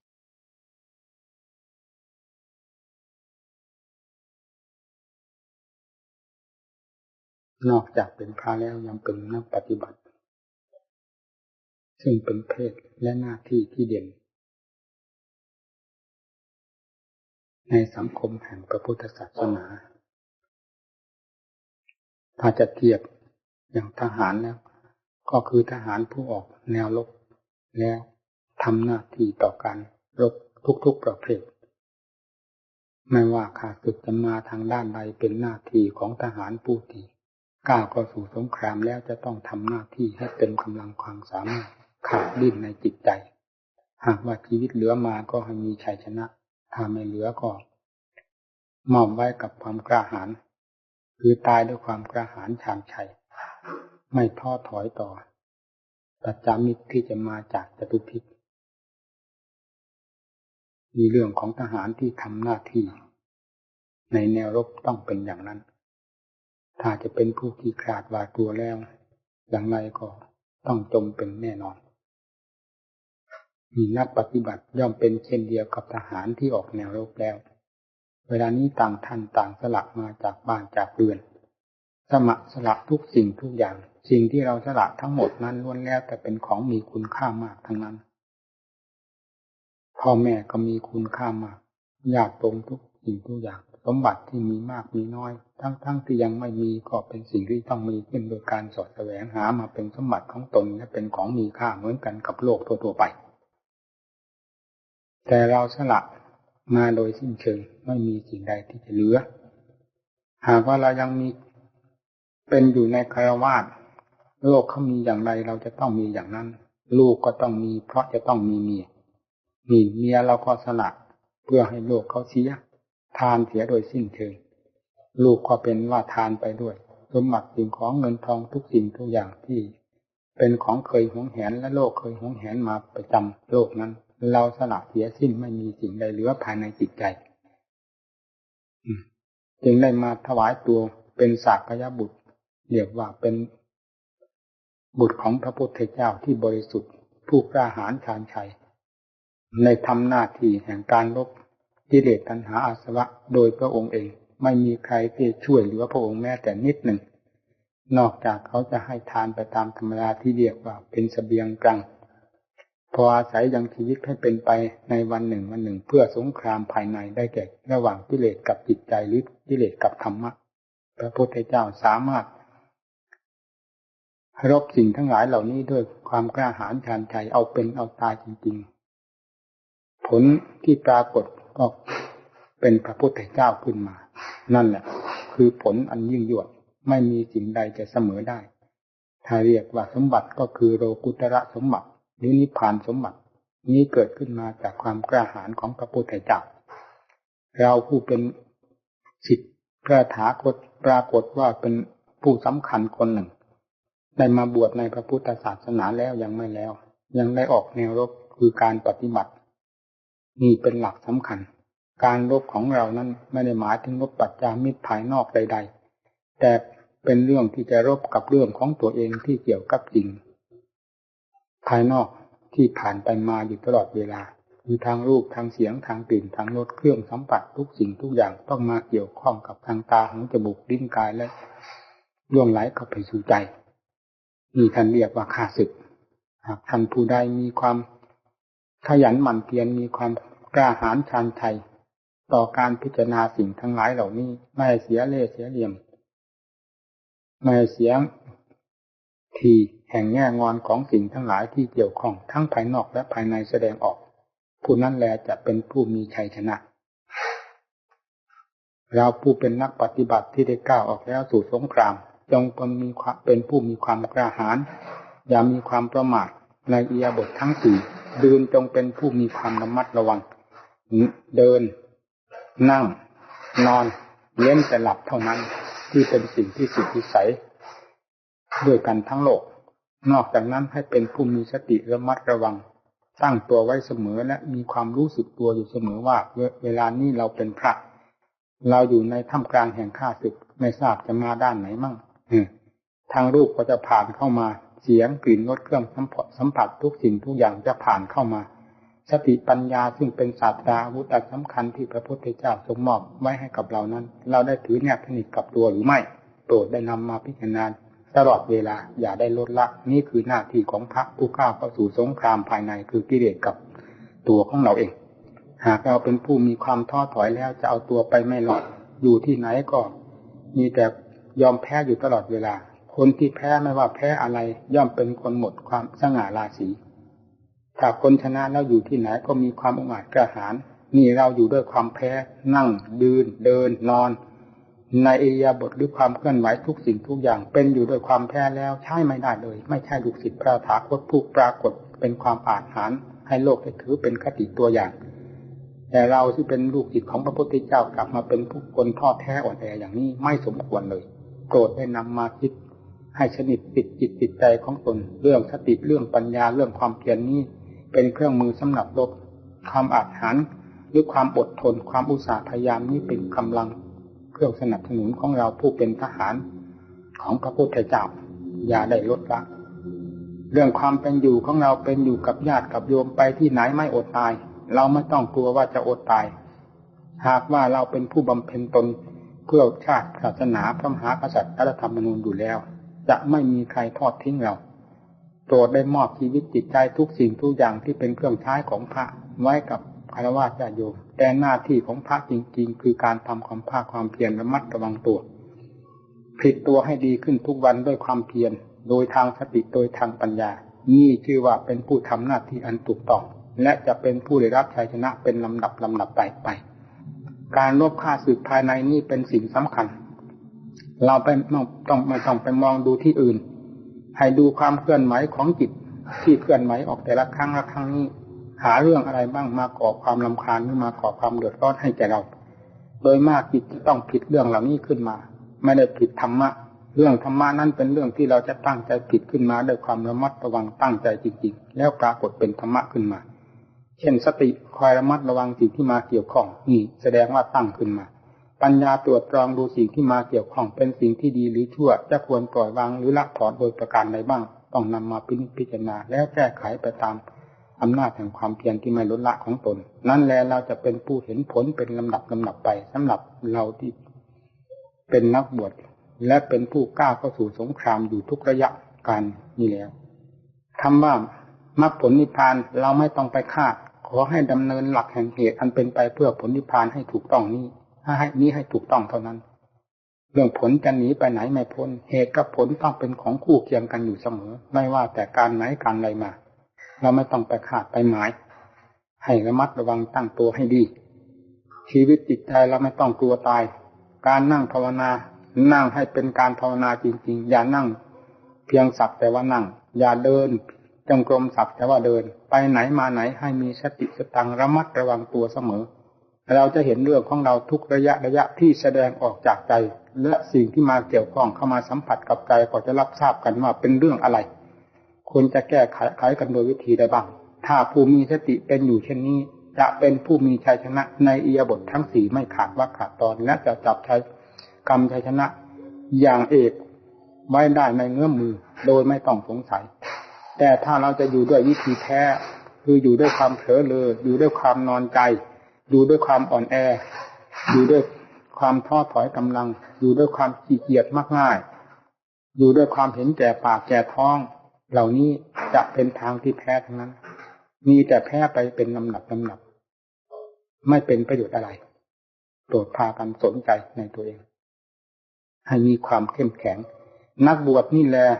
นอกจากจะเป็นหลักมั่นคงของตัวเองแล้วนอกจากจะเป็นความร่มเย็นแก่ตนเองแล้วยังจะเป็นหลักมั่นคงของโลกยังจะทำประโยชน์ให้โลกได้รับความร่มเย็นเป็นจำนวนไม่น้อยและไม่มีขอบเขตด้วยเพราะฉะนั้นศาสนธรรมก็ดีผู้ปฏิบัติธรรมก็ดีโลกจึงต้องกราบไหว้บูชาเคารพนับถือเสมอและตุปัจจัยทายทานมีมากมีน้อยจะให้มาเท่าไรเขาไม่มีความเสียดายให้มาด้วยความเสียสละให้มาด้วยการบูชาธรรมให้มาด้วยความเชื่อความนมใสให้มาด้วยความเคารพไม่มีความห่วงใยเสียดายในวัตถุสิ่งของที่เขาให้ทานมาเราไปอยู่ที่ไหนถ้าเป็นนักปฏิบัติโดยธรรมะจริงๆแล้วจะไม่อดอยากแม้จะเกิดความอดอยากบ้างเป็นบางครั้งบางคราวเราก็ให้ถือเสียว่าเรื่องคติธรรมดาย่อมเป็นเช่นนี้อนิจจังเป็นของไม่สม่ำเสมอตลอดมาแต่การไหนการใดไหนจะต้องมีความสม่ำเสมอในอาหารที่อยู่ปัจจัยทุกสิ่งทุกอย่างเครื่องอาศัยย่อมเป็นไปไม่ได้ต้องมีการขึ้นลงเป็นธรรมดาแต่สำคัญที่สุดก็คือเรื่องความเพียรของเรานั้นอย่าให้ขาดวรรคขาดตอนอย่าให้ด้อยลงได้ให้มีความขมักเขม้นเข้มแข็งบึกบึนตัวเองนี่แหละชื่อว่าทุกสิ่งทุกอย่างบกพร่องแต่เราไม่บกพร่องจุดที่เราประสงค์ไม่บกพร่องนี่เป็นอันว่าไม่เสียทีไม่แพ้ดูที่ไหนก็มีชัยชนะเรื่อยๆไปการพิจารณาธรรมะอย่าคว้าโน่นคว้านี้ให้เราจะตั้งหลักอันใดลงไปจะกำหนดลมหายใจเข้าออกก็ให้ทำความเข้าใจกับลมของตนจริงๆลมจะเข้าออกยาวหรือสั้นขอให้ทำการรับทราบอยู่เสมอในระยะลมที่ออกหรือเข้านี่ชื่อว่าเป็นผู้มีสติลมละเอียดเข้าไปเท่าไรก็ให้ทราบตามความละเอียดของลมอย่าถอยความรู้ออกมาและส่งไปสู่ที่อื่นจะไม่ทราบระยะของลมสั้นยาวและจะไม่ทราบความว่าขาดวรรคตอนแห่งความเพียรของตนในเวลานั้นเราเผลอไปขณะใดชื่อว่าความเพียรของเราได้ขาดไปนี่แหละความเพียรหมายความอย่างนี้ต่างหากเดินจงกรมเดินทั้งวันก็ตามถ้าไม่มีสติก็ไม่ผิดแปลกอะไรกับเขาเดินกันทั่วโลกนั่งก็เช่นเดียวกันทุกอิริยาบถถ้าไม่มีสติไม่มีปัญญาไม่มีความจงใจอยู่กับความรู้สึกตัวว่าทำงานอะไรอยู่เวลานี้ไม่จัดว่าเป็นความเพียรโปรดทำความเข้าใจไว้อย่างนี้ในการกำหนดลมที่ได้อธิบายมานี้อธิบายเพียงย่อๆจนกระทั่งลมละเอียดสุดหรือจะปรากฏในความรู้สึกว่าลมไม่มีเลยก็ไม่ต้องกลัวตายความรู้สึกยังมีอยู่ไม่ตาย เอาลมหายไปนั่นแหละจิตยิ่งเป็นความละเอียดมากบางครั้งเป็นเช่นนั้นจริงๆเวลาที่เรากำหนดลมให้ละเอียดเข้าไปละเอียดเข้าไปถึงกับปรากฏว่าลมไม่มีเลยเหลือแต่ความรู้ล้วนๆนี่ถ้าเป็นเช่นนั้นจิตก็หยุดตุ่มมีความสงบแน่วแน่ความสงบนั่นแหละเป็นสิ่งที่จะทรงคุณภาพอันแปลกประหลาดและอัศจรรย์ให้เราเห็นในเวลาที่จิตมีความสงบหรือตั้งตัวได้โดยลำพังตนเองโดยไม่ต้องอาศัยสิ่งอื่นใดมาเคลือบแฝงมีความสุขขึ้นโดยความสงบของใจเองนี่แหละชื่อว่าเป็นตัวของตัวแท้ในขั้นหนึ่งแต่ไม่ได้หมายถึงขั้นสุดยอดหมายถึงขั้นต้นอย่างนี้เสียก่อนอย่างไรก็ขอให้ทำได้อย่างนี้ถูกหรือจะตามด้วยพุทโธก็ตามเราจะตามด้วยพุทโธพุทโธพุทโธทั้งระยะเข้าและออกหรือจะตามมาพุทเข้าโธออกก็ได้ขอให้เป็นความถนัดใจเท่านั้นเป็นที่ถูกในหลักความเพียรสำหรับนิสัยของแต่ละหลายเราไม่ต้องไปคว้าโน้นคว้านี้ได้ยินท่านว่าท่านภาวนาอย่างนั้นได้ผลผู้นั้นภาวนาอย่างนั้นได้ผลเราก็คว้าโน้นปล่อยนี้อย่างนั้นเรียกว่าเป็นคนหลักลอยทำอะไรจับจดจนไม่ทราบนิสัยของตนว่าจะควรปฏิบัติต่อตนเองอย่างไรอย่างนี้ทำความเปลี่ยนไปเท่าไหร่ก็ไม่ค่อยเห็นผลหลักสำคัญคือให้เป็นคนจริงจะทำความเพียรด้วยทำบทใดหรือพิจารณาบริกรรมด้วยทำบทใดหรือจะพิจารณาทำในแง่ในอาการในขอจงทำให้จริงจนเห็นผลขึ้นมาพร้อมกับให้ทราบชัดว่าจริตของเราถูกกับสิ่งนี้หรือทำบทนี้มีลมหายใจเป็นต้นนี่แหละชื่อว่าค้นดูเหตุให้เห็นชัดเจนทั้งหลักนิสัยของตนแล้วดำเนินต่อไปทำด้วยความจริงใจในเบื้องต้นต้องมีหลักฐานเช่นนี้ผู้กำหนดพุทโธโดยลำพังก็เอาเดินไปไหนอย่าให้เผลอคำว่าพุทโธพุทโธในเมื่อได้นำมากำกับใจไม่ให้ขาดวักขาดตอนในความรู้สึกระหว่างจิตกับพุทโธให้ติดต่อกันเป็นสายไปอยู่แล้วคำว่าพุทโธกับความรู้นั้นจะค่อยกลมกลืนเป็นอันหนึ่งอันเดียวกันเข้าเป็นลำดับจนกลายเป็นอันว่าคำว่าพุทโธกับความรู้นั้นเป็นอันเดียวกันมีเราจะบริกรรมหรือไม่เป็นปัญหาในขณะนั้นเหลือแต่ความรู้ล้วนๆถึงเราจะนึกว่าพุทโธก็คือความรู้นั่นแหละเป็นพุทโธนี่ถ้าจะเทียบอุปมาก็คำว่าพุทโธนี่เปรียบเหมือนเราตามรอยเท้าของโคเพื่อจะจับตัวโคตัวนั้นให้ได้โคตัวนั้นไปที่ไหนอย่าปล่อยลอยให้ตามรอยโคตัวนั้นไปเป็นลำดับไปที่ไหนตามไปเรื่อยๆจนถึงตัวโคเมื่อถึงตัวโคแล้วเรื่องของรอยโคนั้นก็หมดปัญหาเพราะไปถึงตัวโคแล้วถ้าจะดูรอยโคก็ดูที่เท้าโคก็ทราบรอยที่เหยียบย่ำไว้ในที่ต่างๆก็คือออกจากรอยนี้เองหรือออกจากเท้าของโคตัวที่เราจับได้นี่แหละนี่คำว่าพุทโธก็เป็นร่องรอยที่จะตามรู้คำว่าพุทธะซึ่งเป็นเหมือนกับโคนั้นหากเราไม่ปล่อยตามพุทโธเข้าไปทุกระยะคำว่าพุทโธกับจิตก็จะกลมกลืนเป็นอันหนึ่งอันเดียวกันแล้วก็จะหมดปัญหาในคำว่าพุทโธในเวลาเช่นนั้นมีจิตตั้งได้มีความสงบเยือกเย็นเป็นสุขในเวลาเช่นนั้นมีผลที่เกิดขึ้นจากการบริกรรมพุทโธเพื่อเห็นจุดผู้รู้ที่เรียกว่าดวงใจอันแท้จริงผู้กำหนดลมหายใจก็เช่นเดียวกันลมหายใจก็เหมือนกับรอยโคอันเดียวกันเราจะพิจารณาอันใดก็ตามเป็นเรื่องของร่องรอยที่จะเข้าไปหาตัวจริงทั้งนั้นจะพิจารณาผมขนเล็บฟันหนังเนื้อเอ็นกระดูกทุกชิ้นเป็นเรื่องจิตที่มาคาบมาหมายมาเหยียบมาย่ำมาอุปทานยึดมั่นถือมั่นไว้ทั้งนั้นเมื่อเวลาเราแยกเนี่ยขยายออกให้เห็นตามส่วนแห่งอาการนั้นๆให้เห็นตามส่วนแห่งธาตุแห่งขันธ์แล้วจิตของเราก็หายสงสัยแล้วย้อนตัวเข้าไปจนถึงธรรมชาติของตัวที่แท้จริงคืออย่างเข้าสู่ความสงบนี่เราพิจารณาดูอาการใดก็เมื่อเห็นชัดแล้วจะไปสงสัยอันไหนเราแล้วก็ต้องเข้าไปหาที่จิตเป็นผู้มาก่อความรำคาญจิตเป็นผู้มาก่อความรักความชังจิตเป็นผู้มาก่อความหลงความหึงหวงกับสิ่งเหล่านี้ต่างหากไม่ใช่สิ่งเหล่านี้เป็นความรักความชังในตัวเอง ไม่ใช่สิ่งเหล่านี้เป็นความหึงหวงในตัวเองไม่ใช่สิ่งเหล่านี้เป็นผู้มีความหมายในตัวเอง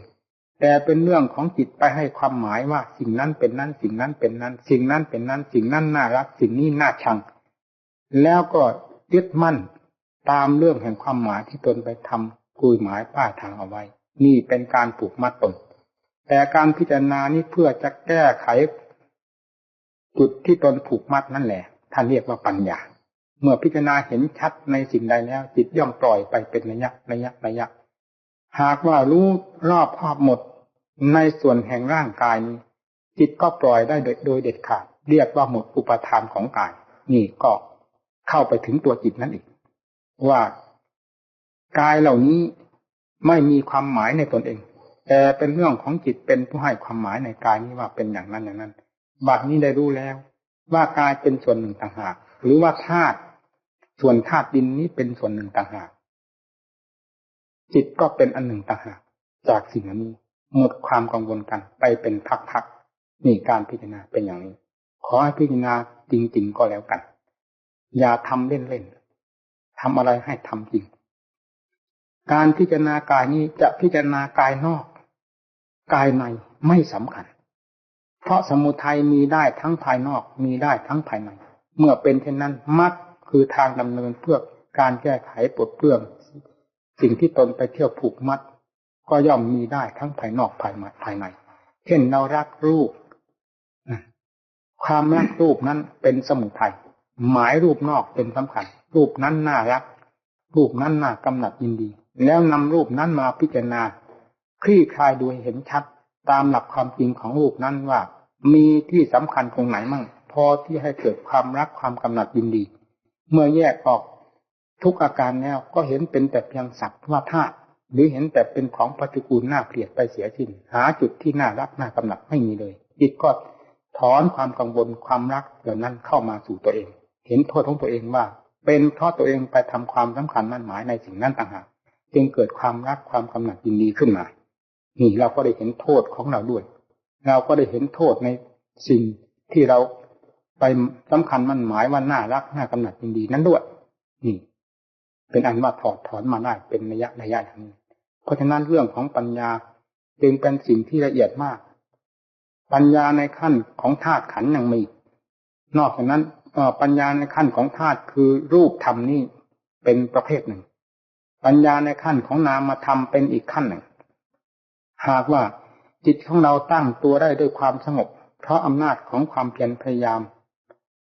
โดยวิธีภาวนาดังที่กล่าวมาในเบื้องต้นนั้นมีหลักฐานเป็นที่พอจะพิจารณา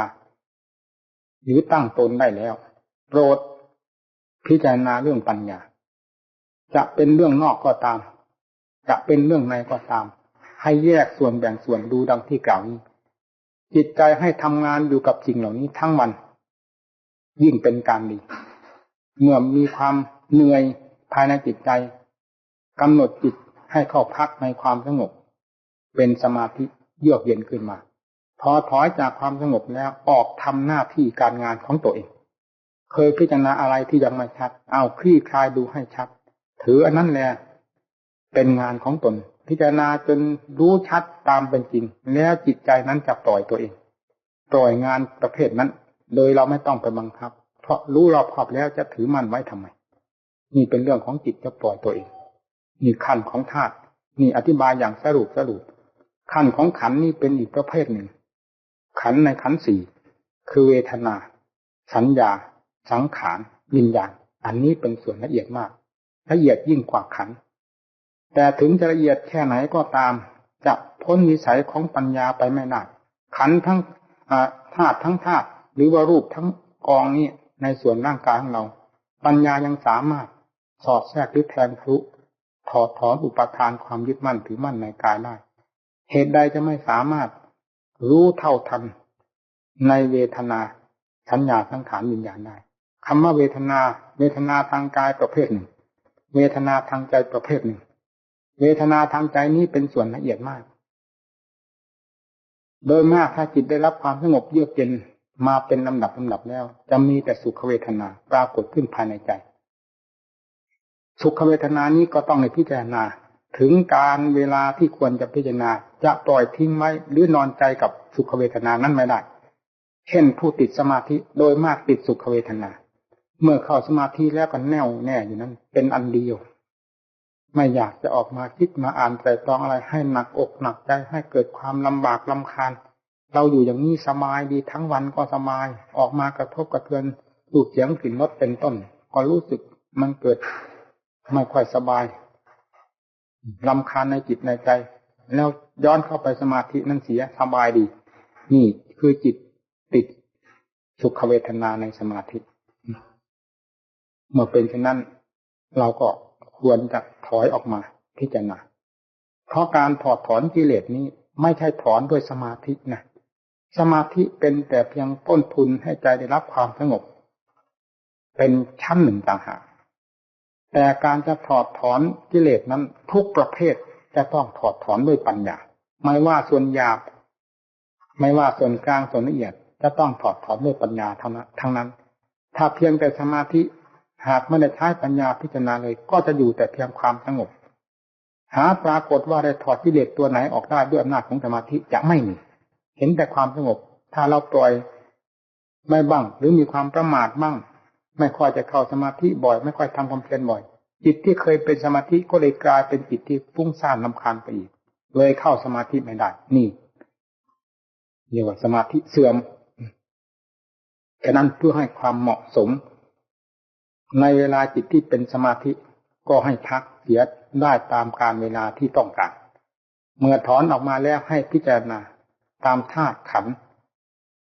จะเป็นขันธ์ไหนก็ขันธ์ใดก็ตามเวทนาขันธ์ก็พิจารณาให้เห็นว่ามันเป็นส่วนหนึ่งต่างหากไม่ใช่ตัวจิตอันดั้งเดิมพูดง่ายๆก็คือว่าเป็นส่วนที่แฝงขึ้นมาจะเป็นสุขก็แฝงขึ้นมาจะเป็นทุกข์ก็แฝงขึ้นมาเพราะฉะนั้นสุขทุกข์จึงเป็นของที่เกิดและดับได้ไม่เป็นของจีรังถาวรและไม่เป็นสิ่งที่จะคงที่สัญญาสังขารวิญญาณเหล่านี้มีลักษณะที่ปรากฏกระเพื่อมขึ้นมาแล้วก็ดับไปเช่นเดียวกันทั้งเกิดและดับนี้เป็นตามธรรมชาติของขันธ์หากว่าจิตจะหลงก็หลงได้ถ้าจิตใช้พิจารณาก็รู้ฐานที่เกิดที่ดับให้ชัดของเขาได้อย่างชัดเจนไม่ยึดมั่นถือมั่นในกองแห่งรูปในกองแห่งเวทนาทั้งสุขทั้งทุกข์ทั้งเฉยๆทั้งสัญญาความจำหมายสิ่งใดไว้ทั้งสังขารความปรุงว่าดีว่าชั่วว่าสุขว่าทุกข์ทั้งวิญญาณที่รับทราบเป็นแต่เพียงปรากฏขึ้นแล้วดับไปดับไปดับไปนี่คือปัญญาขั้นละเอียดที่จะสามารถให้เห็นต้นเหตุหรือให้เห็นรากฐานของอาการทั้ง4ทั้ง5นี้มันปรากฏตัวขึ้นมาได้อย่างไรรูปที่ปรากฏตัวขึ้นมาเป็นกายนี้ก็เนื่องจากหลักใหญ่ที่เรายังไม่สามารถจะค้นพบเวทนาสัญญาสังขารวิญญาณนี้ก็ออกมาจากหลักใหญ่เรายังไม่สามารถด้วยปัญญาแต่เมื่อใช้ปัญญา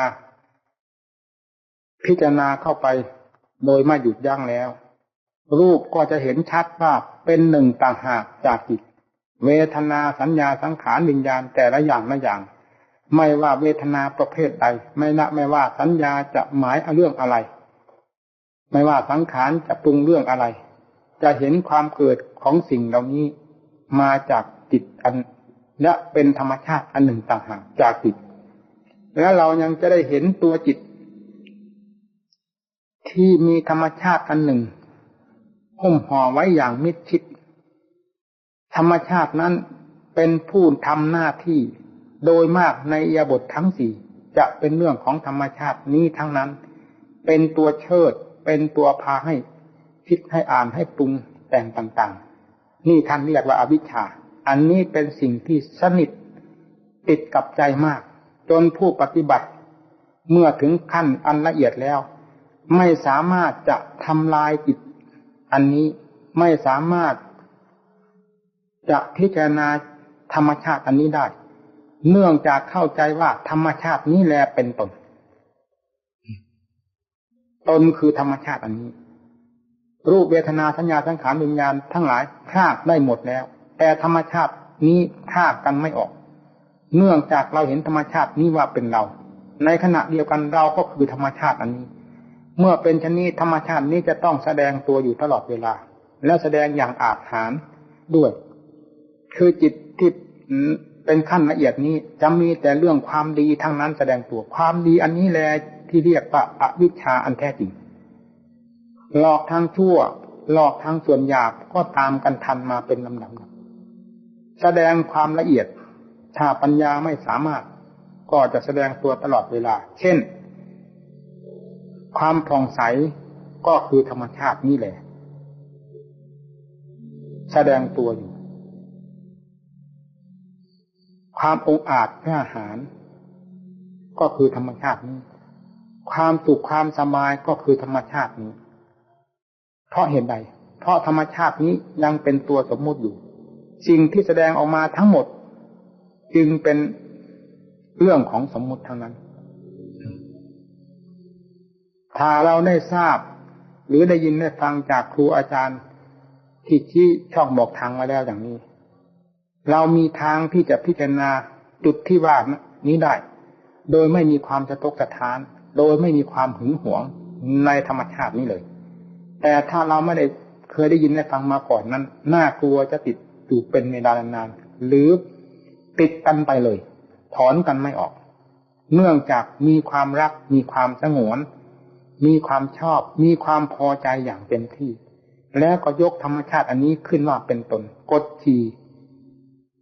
สิ่งทั้งหลายว่าทุกสิ่งทุกอย่างเรารู้หมดแล้วไม่มีสิ่งใดเหลือในโลกนี้เราเป็นผู้บริสุทธิ์แล้วแท้ที่จริงผู้ที่ว่าตนบริสุทธิ์นี่แหละคือตัวอวิชชาอันแท้จริงเมื่อปัญญามีกำลังพอที่จะพิจารณานี้ได้แล้วย้อนเข้าไปดูจุดนี้เท่านั้นจิตที่เป็นจุดอันหนึ่งอยู่จุดแห่งความผ่องใสจุดแห่งความองอาจจุดแห่งความสุขที่อาศัยอยู่นี่จะต้องสลายตัวลงไปด้วยอำนาจของปัญญาที่ละเอียดได้ทำลายลงไปในจิตในจุดของจิตนั้นอันนี้จึงมีทางที่จะสลายตัวไปได้เมื่อธรรมชาติอันนี้สลายตัวลงไปด้วยอำนาจของปัญญาแล้วนั้นคำว่าเราก็ดีสิ่งที่เราเคยสงวนก็ดีสิ่งที่เราเคยรักเคยชอบมานั่นก็ดีสิ่งที่องอาจกล้าหาญอันเป็นจุดเดียวกันนั่นก็ดีจะหมดปัญหาไปทันทีไม่มีสิ่งใดที่เหลืออยู่ภายในนั้นถ้าหากจะเทียบอุปมาแล้วจุดอันนี้เช่นเดียวเป็นเช่นเดียวกับบุคคลที่เข้าไปในห้องว่างเมื่อเข้าไปสู่ห้องว่างแล้วผู้นั้นจะลืมตัวของตัวไปเสียแต่จะไปชมว่าห้องนี้ว่างโล่งโปร่งเต็มที่ไม่มีสิ่งใดอยู่ในห้องนี้เลยห้องนี้จึงว่างอย่างเต็มที่แล้วไปชมห้องโดยไม่ทราบว่าตัวคนเดียวนั่นแหละไปทำการกีดขวางในห้องจึงยังไม่ว่างเพราะยังเหลือคนคนหนึ่งไปทำการกีดขวางอยู่นั้นพอย้อนเข้ามาที่จะรู้สึกตัวว่าอ้อห้องนี้ว่างจริงแต่ที่ห้องนี้ยังไม่ว่างเต็มที่ก็เนื่องจากเรามาอยู่ในห้องนี้คนหนึ่งถ้าเราถอนตัวของเราออกไปเสียจากห้องนี้แล้วห้องนี้จะว่างอย่างเต็มที่ข้อนี้มีประมาณฉันใดทุกทิ้งทุกอย่างว่างปล่อยวางกันได้หมดแต่ยังเหลือคำว่าเราซึ่งเป็นตัวอวิชชาอันแท้จริงล้วนๆนั่นแหละอวิชชาล้วนๆคือเราตัวนั้นเนี่ยที่ขวางตัวเองอยู่ในเวลานั้นไม่ทราบว่าอวิชชานั้นคืออะไรเราจึงเห็นสิ่งทั้งหลายว่าว่างหรือเราว่าเราวางสิ่งทั้งหลายได้หมดไม่มีสิ่งใดเหลือแต่ธรรมชาติอันนั้นทำการกีดขวางตัวของเราอยู่เราเลยไม่ว่างพอปัญญาได้ยังเข้าไปสู่จุดนี้เนี่ยธรรมชาตินี้ก็สลายตัวลงไปนั่นแหละภายนอกก็ว่างภายในใจตัวเองก็ว่างเช่นเดียวกับบุคคลถอนตัวออกมาจากห้องแล้วห้องนั้นว่างอย่างเต็มที่จิตรู้ทุกสิ่งทุกอย่างรอบด้านหมดแล้วด้วยมารู้รอบตัวเองปล่อยวางภายในตัวเองนี้ด้วยชื่อว่าจิตที่ว่างอย่างเต็มที่ไม่มีสมมุติอันใดแฝงอยู่ภายในนั้นเลยนี่จัดว่าจิตที่ว่าง ถ้าหากจิตยังไม่รู้ตัวเองยังไม่ถอดถอนตัวเองตราบใด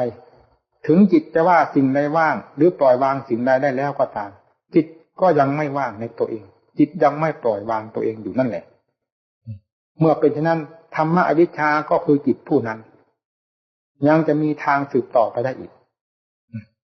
เมื่อได้ทำลายพืชอันสำคัญหรือตัวอวิชชาอันแท้จริงนี้ได้ด้วยปัญญาแล้วนั่นแหละชื่อว่าเป็นผู้ว่างเป็นผู้วางอย่างเต็มภูมิไม่มีสมมุติอันใดที่เจือปนความสงวนก็ไม่มีความรักก็ไม่มีความองอาจกล้าหาญก็ไม่มีความที่จะขยาดหวาดกลัวเพื่ออะไรอีกก็ไม่มีเพราะสิ่งทั้งนี้เป็นสมมุติทั้งนั้นเพราะอวิชชาซึ่งเป็นรากใหญ่อันพาให้เกิด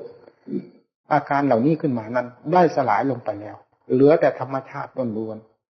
ๆนี่จุดแห่งการปฏิบัติธรรมะถ้าหากเราได้ปฏิบัติอย่างเอาจริงเอาจังตามที่อธิบายมาแล้วนั้นจุดนี้หรือผลสุดท้ายที่อธิบายมานี้จะไม่ใช่เป็นสมบัติของใครจะเป็นสมบัติของท่านผู้ปฏิบัติตามที่กล่าวมานี้เท่านั้นเพราะความรู้สึกกันนี้มีอยู่ตลอดเวลาหลับหรือตื่นไม่นิยมแม้แต่หลับสนิทก็ยังทราบว่าหลับสนิทนี่ตนได้ถึงความบริสุทธิ์จะไม่ทราบตนได้อย่างไรต้องทราบฉะนั้นทุกท่านโปรดได้ทำความพยายามผลิตพระของเราสร้างพระของเราให้สมบูรณ์เรื่องภายนอกจะขาดตกบกพร่องไปบ้างเอ็นเอียงไปบ้างสมบูรณ์บ้างบกพร่องบ้างได้บ้างไม่ได้บ้างอิ่มบ้างหิวบ้างอย่าไปทำความสำคัญให้มากไปจะเสียหลักใจคือคำว่าพระของเราคำว่าพระนี่หมายถึงจิตที่บริสุทธิ์เต็มที่นั่นหนึ่งหมายถึงเพศของพระทั้งองค์นี้หนึ่งเราพยายามปรับปรุงกายวาจาใจของเราด้วยข้อปฏิบัติอันเป็นธรรมะคำสอนของพระพุทธเจ้าให้กลมกล่อมกับจิตใจของตนให้มีความเจริญด้วยศีลให้มีความเจริญด้วยสมาธิให้มีความเจริญด้วยการสอดส่องมองรู้เหตุการณ์ต่างๆทั้งภายนอกภายในที่เรียกว่าปัญญาอยู่ตลอดเวลานี่ชื่อว่าเป็นผู้สร้างพระขึ้นภายในตนพระผู้นั้นจะไม่บกพร่องทุกสิ่งทุกอย่างจะบกพร่องไม่สำคัญขอจะให้พระของเราบกพร่องการสร้างพระนี่สร้างยากมากสร้างวัตถุอะไรๆไม่ยากจะสร้างห้างสร้างหับสร้างหออะไรสร้างวัดสร้างวาสร้างโบสถ์สร้างวิหารไม่มีอะไรสำคัญไม่มีอะไรหนักเท่าไม่มีอะไรจะยากเท่าการสร้างพระคือสร้างตัวของเราให้ดีอันนี้สร้างยากมากแต่สร้างแล้วมาได้แล้วมีคุณค่าเหลือประมาณไม่มีอันใดจะสามารถมาเป็นค่าทดแทนหรือมาเป็นมูลค่าได้เพราะว่าไม่มีประมาณแล้วทุกสิ่งทุกอย่างสร้างขึ้นมาหมดเท่าไรเขาก็ปริมาณได้ถูกต้องหรือเขาบอกได้ถูกต้องว่าสิ่งนั้นสร้างหมดเท่านั้นบาทเท่านั้นแสนเท่านั้นหมื่นเท่านั้นล้านบอกกันได้แต่การสร้างจิตนี้หมดไปเท่าไหร่ไม่ว่าแล้วที่นี้เวลาสร้างไปแล้วจะเป็นราคาเท่าไหร่ไม่มีถ้าขายกันในตลาดจึงว่าเป็นของที่ยากฉะนั้นทุกท่านโปรดทำความสนใจสร้างพระของตนอย่าไปเห็นแก่สิ่งภายนอกเจริญแค่ไหนก็เจริญเถอะในโลกนี้มันไม่อดไม่อยากใครก็สร้างอยู่ที่ไหนก็สร้างอยู่ทมไปเพราะคนมีชีวิตจิตใจจะไม่มีบ้านมีเรือนมีกุฏิศาลาอยู่จะอยู่ที่ไหนตั้งแต่กระรอกกระแตมันยังมีโพรงมีรังถ้าเราก็มีแต่ให้มีเท่าที่เห็นว่าจำเป็นกับธาตุขันธ์เท่านั้นอย่าไปทำความกังวลให้มากไปจนลืมมองดูพระของตัวให้สร้างพระนี้ได้แล้วอยู่ที่ไหนก็สบายอยู่ร่มไม้ชายเขาอยู่ในป่าในโลกอีอดบ้างอีดบ้างมีความสบายทั้งนั้นเพราะพระนี่ได้สมบูรณ์แบบแล้วจงทำความสนใจอย่างนี้ถ้าเป็นผู้ชอบยุ่งกับสิ่งภายนอกแล้วยังไงพระต้องด้อยลงไปเป็นระดับจนหาพระภายในตัวไม่มีเลยทั้งวันทั้งคืนจะเป็นแต่สัญญาอารมณ์กับเรื่องนั้นเรื่องนี้ยุ่งเหยิงไปหมดไปที่ไหนวุ่นไปหมดสร้างนั้นสร้างนี้เดี๋ยวเกี่ยวกับศรัทธาญาติโยมบอกบุญคนนั้นบอกบุญคนนี้ติดต่อคนนั้นติดต่อคนนี้เลยเป็นเรื่องนอกไปหมดหาเรื่องในของพระที่จะให้เป็นพระเจริญขึ้นมานี้ไม่มีนี่ผิดกับหลักของพระ ผิดกับหลักของผู้ปฏิบัติเกี่ยวกับความเป็นพระของเรามากมายอันนั้นมอบให้คนอื่นมอบให้ญาติโยมให้ศรัทธาและเรื่องผิดพระนี่ให้เป็นเรื่องช่างเราเป็นช่างเองได้รับโอวาทจากครูบาอาจารย์มาเป็นเครื่องมือแล้วเอาทำหน้าที่ลงไปจะให้คนอื่นทำแทนไม่ได้การสร้างพระต้องต่างองค์ต่างสร้างต่างคนต่างสร้างตัวเองเป็นแต่ได้รับอุบายจากครูจากอาจารย์หรือหมู่เพื่อนมาเท่านั้นการที่จะทำลงไปนั้นเป็นเรื่องของเราเดินจงกรมก็ให้มีสตินั่งที่ไหนให้มีสติไปไหนมาไหนอย่าลืมคำว่าพระของตนมันจะบกพร่องไปที่ไหนบ้างให้พยายามแก้ไขดัดแปลงจนเป็นพระที่สมบูรณ์นั่งสมาธิก็เย็นเดินไปไหนก็เย็นพิจารณาเรื่องปัญญาก็ปลอดโปร่งโล่งโถงเห็นอัตเห็นธรรมเห็นความดีความชั่วชัดเจนมีทางออกทางเข้ามีทางปลดเปลื้องตนเองมีทางหลบหลีกภัยได้อย่างสบายด้วยอำนาจปัญญาของพระอยู่ที่ไหนก็สบายเย็นไปหมดข้าศึกที่เคยก่อความวุ่นวายให้เราวันยั่งค่ำคืนยั่งรุ่งโดยไม่มี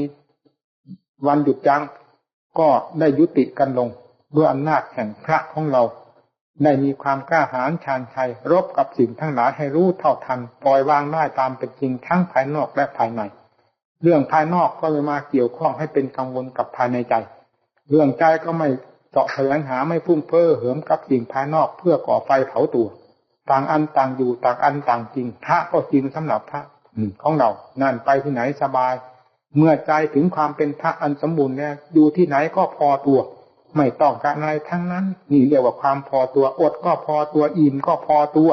อยู่ที่ไหนก็พอตัวสบายอยู่หมดทุกแห่งทุกหนนั่นแหละไม่เลือกสถานที่การบุคคลมีความพอตัวอยู่ด้วยจิตที่บริสุทธิ์เต็มที่หมดสิ่งที่จะต้องมาเคลือบแฝงนี่ท่านเรียกว่าพระสมบูรณ์แบบแล้วด้วยข้อปฏิบัติคือศีลสมาธิปัญญาเนื่องจากความเพียรเป็นเครื่องสนับสนุนนี่แหละที่ได้อธิบายว่าการรบฆ่าศึกภายในหมายถึงกิเลสซึ่งเป็นตัวของเราเสียเองเป็นกิเลสและผู้รบก็คือตัวของเราเสียเองจะเป็นผู้แก้ตัวเองในความผิดของตนที่มีอยู่แง่ไหนมุมใดพยายามแก้ไขความ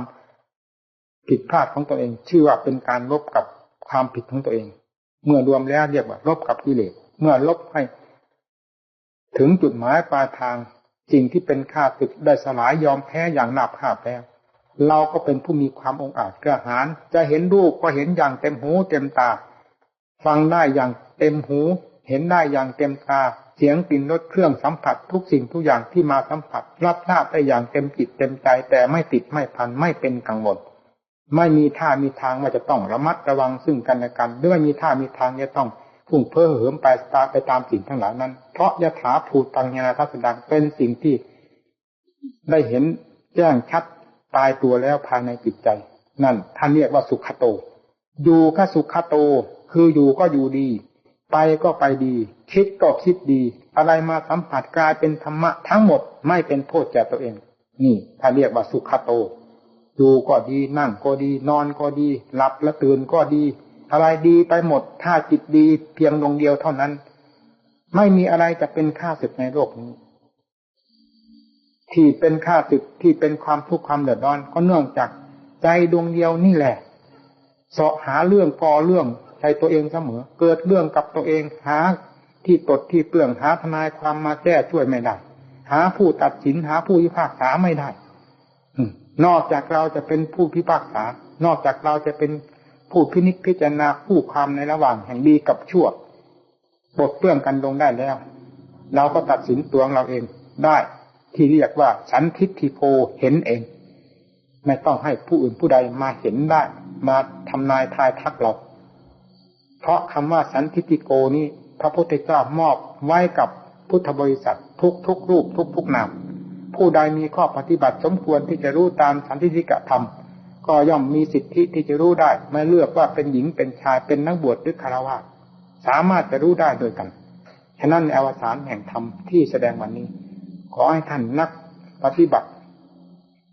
ทั้งหลายจงนำไปพินิจพิจารณาแล้วพยายามผิดพระของตนให้มีความศักดิ์สิทธิ์วิเศษขึ้นมาภายในตนของตนเองแม้จะไม่ศักดิ์สิทธิ์วิเศษไปทางไหนก็ตาม ก็ขอให้ศักดิ์สิทธิ์วิเศษภายในตัวระหว่างสิ่งที่มาเกี่ยวข้องกับใจอย่าให้อาภัพกันเท่านั้นนี่ชื่อว่าความศักดิ์สิทธิ์วิเศษจึงขอยุติธรรมเทศนาเพียงเท่านี้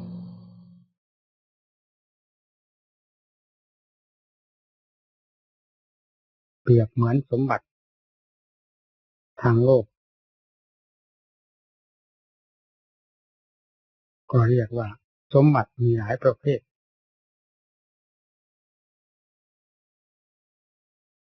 เช่นเดียวกับสินค้าในห้างร้านต่างๆในห้างร้านใหญ่ๆจะต้องมีสินค้าหลายประเภทสินค้าที่มีราคามากก็มีเพราะเป็นสินค้าที่ดีเยี่ยมสินค้าที่มีคุณภาพลดลงมาก็มีราคาต่ำลงมาสินค้าที่มีคุณค่าน้อยก็มีราคาน้อยลดต่ำกันลงมาเป็นลำดับเพื่อต้อนรับลูกค้าที่เข้าไปติดต่อในห้างร้านนั้นๆจะไม่เสียความประสงค์ที่ต้องการผู้มีความต้องการสินค้าประเภทใดพร้อมกับตนมีทรัพย์สมบัติมากก็ย่อมเลือกสินค้าได้ตามต้องการคุณภาพก็ดีราคาก็แพงและมีไว้สำหรับต้อนรับลูกค้าไว้อย่างนั้นเสมอคนที่เขาเข้าไปในห้างร้านนั้นๆจะไม่ได้ของประเภทเดียวกันออกมาเพราะนิสัยของผู้เข้าไปติดต่อในห้างร้านนั้นมีความประสงค์ต่างกัน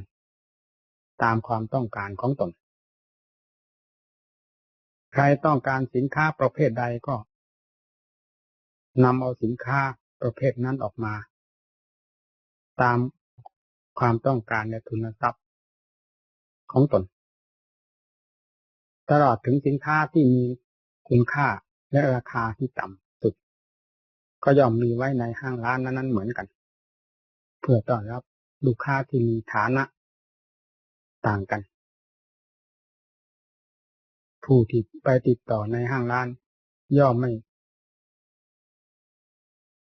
เสียความหวังที่เข้าไปให้สำเร็จประโยชน์ออกมาด้วยกันเรื่องธรรมะคำสั่งสอนของพระพุทธเจ้าก็มีลักษณะเช่นนั้นเหมือนกันมีทั้งธรรมะอย่างต่ำอย่างกลางอย่างสูงเยี่ยมไว้สำหรับต้อนรับท่านพุทธบริษัทจะมีความสามารถแก้วกล้าต่างกันอย่างไรเพราะนิสัยกำลังความสามารถและความฉลาดรู้ของบุคคลนั้นย่อมมีความเหลื่อมล้ำต่ำสูงต่างกันอยู่เป็นธรรมดาเมื่อเป็นเช่นนั้นจะให้มีเพียงธรรมะประเภทเดียวไว้สำหรับผู้ปฏิบัติแล้วธรรมะอาจจะไม่ทำประโยชน์ให้แก่คนได้ทุกท่านผู้ที่ได้ก็ได้ไปเต็มสติกำลังความสามารถที่ตนต้องการผู้ที่ไม่มีความสามารถก็ไม่ได้เลยฉะนั้นจึงเทียบกันได้กับสินค้าในห้างร้านต่างๆซึ่งเขาจัดไว้เพื่อการต้อนรับคนที่มีความเหลื่อมล้ำต่ำสูงกันทั้งความรู้ความฉลาดและทุนทรัพย์จะไปแลกเปลี่ยนก็มีการต่างกันเช่นนั้นเรื่องของธรรมะก็ย่อมมีลักษณะเช่นเดียวกันผู้เป็นฆราวาสก็ยังมีหลายชั้นไม่เพียงแต่เป็นฆราวาสแล้วจะเป็นคนชั้นเดียวภูมิเดียวมีความรู้ความฉลาดเท่าเทียมกันยังมีการเหลื่อมล้ำต่ำสูงต่างกันอีกเมื่อเป็นเช่นนั้นแม้ธรรมะส่วนหยาบก็ยังต้องแยกประเภทออกไปตามกำลังความสามารถของบุคคลผู้ควรจะ ประพฤติปฏิบัติได้แค่ใดให้ได้สำเร็จประโยชน์ตามความประพฤติปฏิบัติของตนธรรมะขั้นกลางส่วนคนในประเภทกลางก็แยกไปได้อีกยังมีการยิ่งหย่อนกว่ากันอีกเช่นเดียวกันชั้นสูงก็มีลักษณะเช่นนั้นเหมือนกันแม้คำว่าชั้นสูงก็ยังแยกประเภทนอกจากชั้นสูงสุดเท่านั้นจะเป็นประเภทเดียวไม่มีแตกต่างกันไปผู้ปฏิบัติธรรมะในชั้นสูงก็ย่อมมีการเหลื่อมล้ำต่ำสูงต่างกันอีกฉะนั้นระดับแห่งธรรมชั้นสูงนั้นก็ต้องมีไว้ต้อนรับผู้ปฏิบัติคือมีธรรมะที่แนวทางไว้เป็นระยะสำหรับผู้ปฏิบัติในธรรมขั้นนั้นๆจะได้พยายามไต่เต้าขึ้นไปโดยลำดับจนถึงจุดสุดท้ายคือธรรมะชั้นเยี่ยมยอดนั่นเป็นประเภทเดียวกันผู้ใดที่สามารถก้าวเข้าถึงขั้นเยี่ยมยอดแล้วจะเป็นความบริสุทธิ์เสมอกันไม่มีความยิ่งหย่อนต่างกันในทางความบริสุทธิ์แม้นิสัยวาสนาจะมีแตกต่างกันบ้างนั่นเป็นส่วนปลีกย่อยไม่ใช่หลักใหญ่คือความบริสุทธิ์แต่ความบริสุทธิ์นี้ที่เรียกว่าเป็นหลักใหญ่นี้จะมีความเสมอกันหมดนับตั้งแต่พระพุทธเจ้าลงมาจนถึงสาวกองค์สุดท้ายจะไม่มีการเหลื่อมล้ำต่ำสูงต่างกันในทางความบริสุทธิ์นี่เป็นประเภทเดียวกันหรือประเภทเดียวผู้เข้าถึงธรรมขั้นนั้นแล้วจะเป็นคนประเภทเดียวคือเป็นพระอรหันต์ทั้งนั้นถ้าพูดถึงความบริสุทธิ์ก็เป็นผู้บริสุทธิ์ทั้งนั้นไม่มียิ่งหย่อนต่างกันธรรมะที่พระพุทธเจ้าประสิทธิ์ประสาทคือประทานพระโอวาทไว้ให้พวกเราปฏิบัตินี้เป็นที่พอเหมาะพอควรแก่พุทธบริษัทผู้มีความเชื่อเลื่อมใสในหลักธรรมะของพระพุทธเจ้าจะพึงแยกประเภทแห่งธรรมนั้นไปประพฤติปฏิบัติเพื่อให้เหมาะสมแก่กำลังความสามารถของตนและได้ประโยชน์เท่าที่ควรไม่เป็นโมฆะจากการปฏิบัติผู้เป็นฆราวาสพระพุทธเจ้าก็สอนไว้เรียกว่าธรรมะสำหรับฆราวาสเราจะอยู่ครองบ้านครองเรือนก็ปฏิบัติธรรมะพระพุทธเจ้าได้จะมีลูกมีเมียหรือไม่มีก็ปฏิบัติธรรมะของพระพุทธเจ้าได้อยู่ในบ้านในเรือนปฏิบัติได้ทั้งนั้นผู้อยู่ในบ้านในเรือนจะพยายามฝึกฝนอบรมตนให้เกี่ยวข้องกับธรรมะขั้นใดบ้างเราก็สามารถจะฝึกอบรมเราได้ตามความสามารถของเราธรรมะไม่ได้เลือกหน้าผู้ปฏิบัติเพราะธรรมะนี้เป็นประเภทสำหรับผู้ปฏิบัติอยู่แล้วผู้ที่เป็นนักบวชนับแต่บวชเณรบวชเป็นชีเป็นตาปาขาวขึ้นไปถึงบวชพระก็ปฏิบัติให้สมศักดิ์ศรีของตนที่เป็นนักบวชธรรมะประเภทนี้ก็มีไว้และวินัยก็มีเป็นแบบฉบับไว้เหมือนกันหลักธรรมะคำสั่งสอนของพระพุทธเจ้านี้เป็นหลักธรรมที่ออกมาจากความบริสุทธิ์คือพระพุทธเจ้าก่อนจะได้ประสิทธิ์ประสาทธรรมะสอนโลกให้รู้ดีรู้ชั่วนั้นพระพุทธเจ้าเป็นผู้บริสุทธิ์มาก่อนการที่พระพุทธเจ้าจะได้ถึงความบริสุทธิ์ก็เนื่องจากพระองค์ท่านได้ปฏิบัติโดยถูกต้องเมื่อปฏิบัติถูกต้องแล้วผลก็ย่อมปรากฏตามทางที่ถูกซึ่งเป็นตัวเหตุให้เป็นผลอันดีขึ้นไปเป็นลำดับจนถึงผลสุดยอดคือตรัสรู้พระอรหันต์ขึ้นมาเป็นศาสดาสอนโลกเพราะฉะนั้นพระโอวาทที่สอนบรรดาสัตว์ไว้ทุกบททุกบาททุกแง่ทุกมุมจึงอยู่ในกรอบแห่งสวากขาตธรรมแปลว่าธรรมที่พระพุทธเจ้าตรัสไว้ชอบแล้วทั้งนั้น ไม่มีทางที่ผู้มุ่งหลักธรรมคือทางที่ถูกจะคัดค้านพระพุทธเจ้าได้ว่าสั่งสอนผิดนอกจากจะเป็นไปตามทิฏฐิมานะหรือความไม่รู้ไม่เข้าใจของผู้นั้นเท่านั้นจะเป็นการขัดแย้งต่อพระโอวาทคำสอนของพระพุทธเจ้าเพราะฉะนั้นธรรมะของพระพุทธเจ้าแม้จะเป็นธรรมที่บริสุทธิ์ก็ตามจำต้องถูกตำหนิติชมจากคนทั้งสองประเภทคือคนประเภทที่รู้ตามเห็นตามพระพุทธเจ้าก็ต้องชมเชยผู้ที่ไม่รู้ไม่เห็นตามและไม่เชื่อว่าจะเป็นจริงอย่างพระพุทธเจ้าสอนก็ต้องตำหนิจึงเป็นอย่างนั้นตลอดมาจนถึงสมัยปัจจุบันนี้คือมีการตำหนิติชมอย่างนี้เพราะเรื่องของโลกไม่มีทางสิ้นสุดถ้าสิ่งใดตนเห็นชอบแม้จะเป็นสิ่งที่ผิดก็ต้องชมว่าดี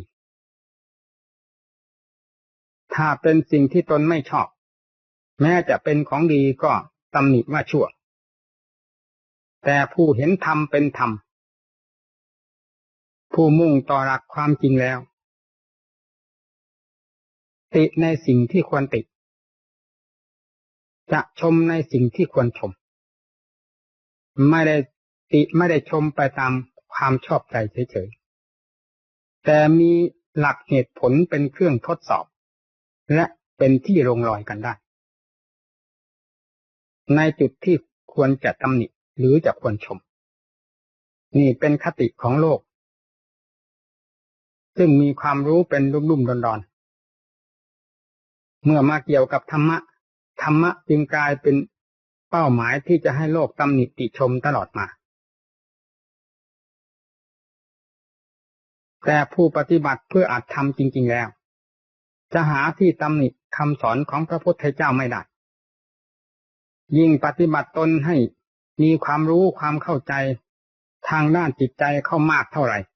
ก็ยิ่งจะเห็นความโง่ของตนมากเข้าเท่านั้นในขณะเดียวกันก็จะเห็นความรู้ความฉลาดความสามารถของพระพุทธเจ้าที่ชี้ช่องบอกทางให้ตนได้รับประโยชน์ประจักษ์ใจเป็นระยะไปเพราะฉะนั้นบรรดาผู้ปฏิบัติธรรมตามคำสอนของพระพุทธเจ้าที่ได้รู้จริงเห็นจริงนับตั้งแต่ขั้นพระโสดาบันขึ้นไปจนถึงขั้นพระอรหัตผล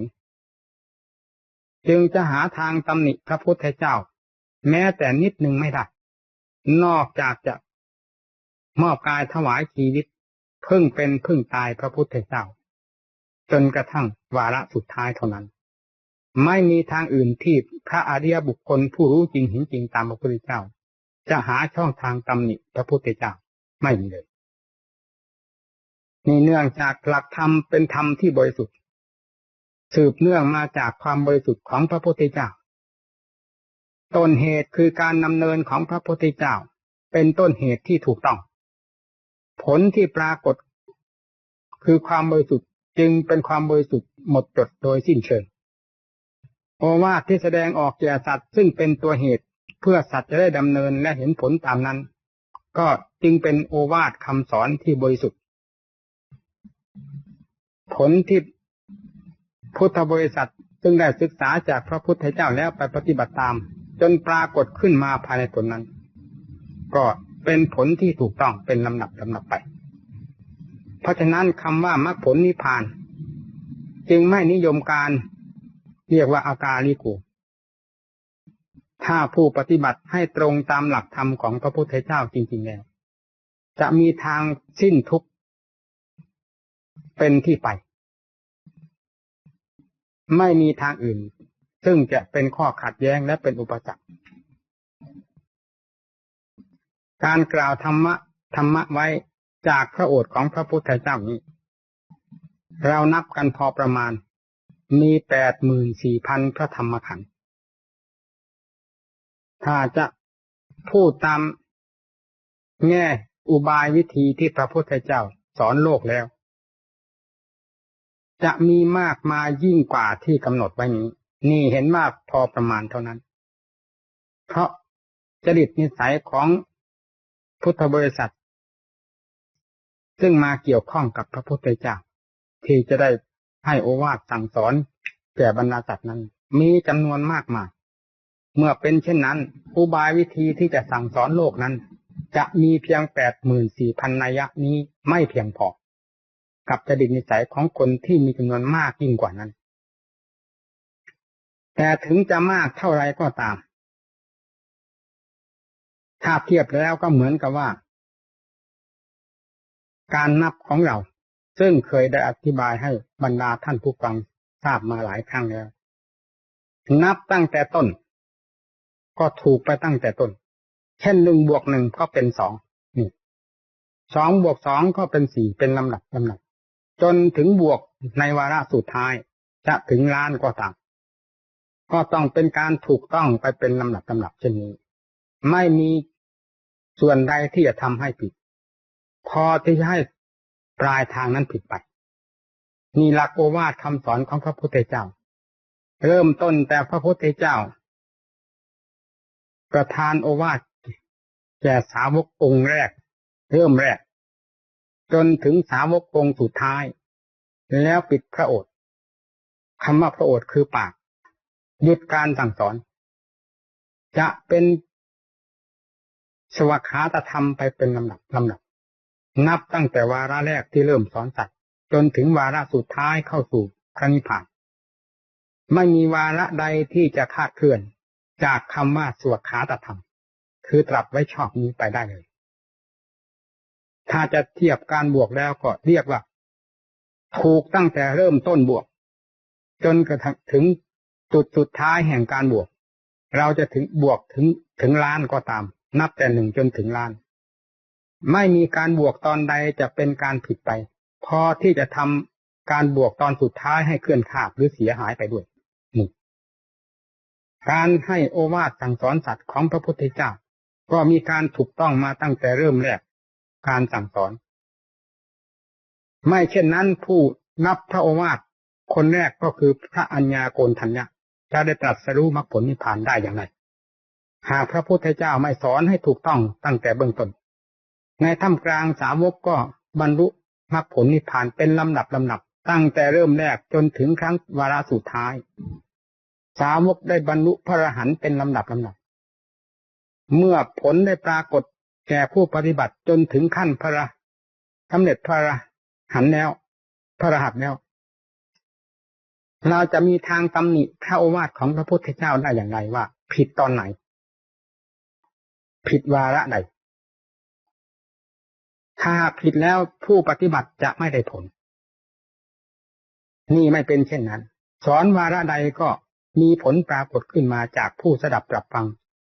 ไปเรื่อยๆตั้งแต่ขั้นเริ่มแรกการสั่งสอนจนถึงวาระสุดท้ายเข้าสู่นิพพานนอกจากนั้น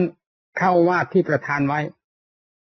ผู้ปฏิบัติได้สืบต่อกันมาจนถึงพวกเรานี้ก็ปรากฏผลมาได้รับมรรคผลนิพพานมาเป็นลำดับ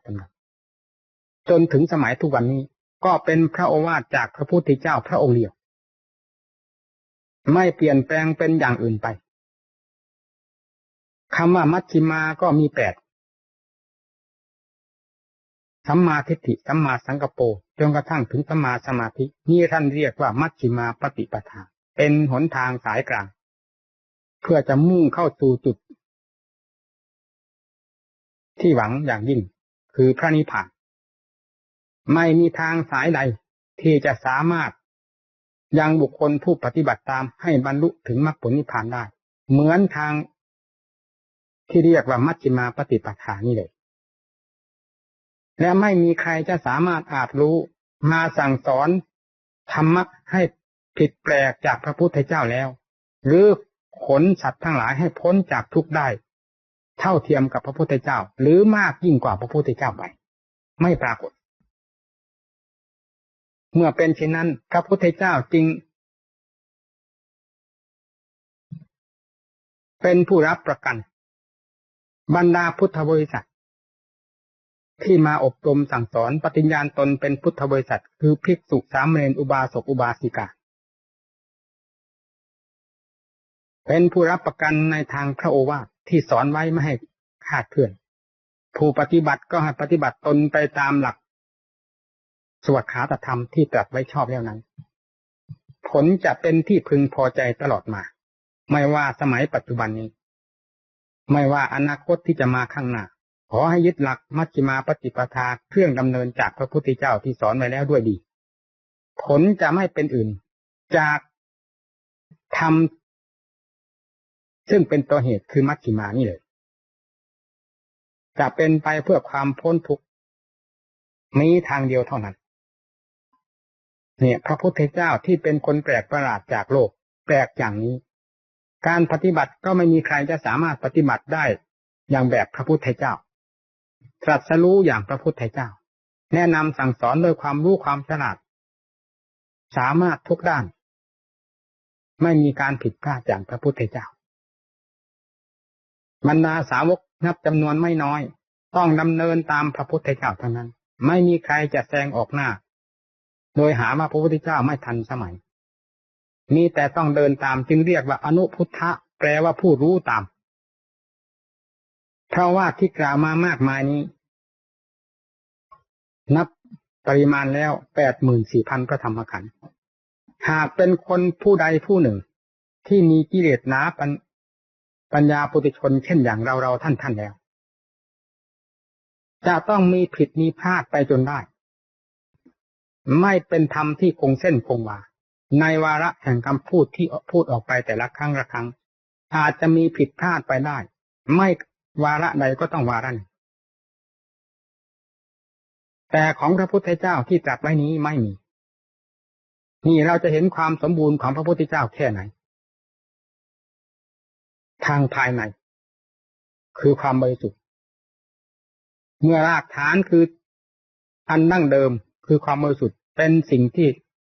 ทรงตัวเป็นสิ่งที่คงที่เป็นสิ่งที่รับรองแล้วเพราะว่าที่ออกมาจากรากฐานอันเป็นที่รับรองนั้นก็ย่อมกลายเป็นของถูกต้องไปตามๆกันหมดไม่มีสิ่งใดจะแปลกปลอมแฝงขึ้นมาเลยขอให้ทุกท่านได้ไตร่ตรองให้เป็นที่แน่ใจสำหรับตัวเราที่จะปฏิบัติต่อพระโอวาทของพระพุทธเจ้าในอิริยาบถทั้งสี่คือยืนเดินนั่งนอนเว้นเสียแต่หลับ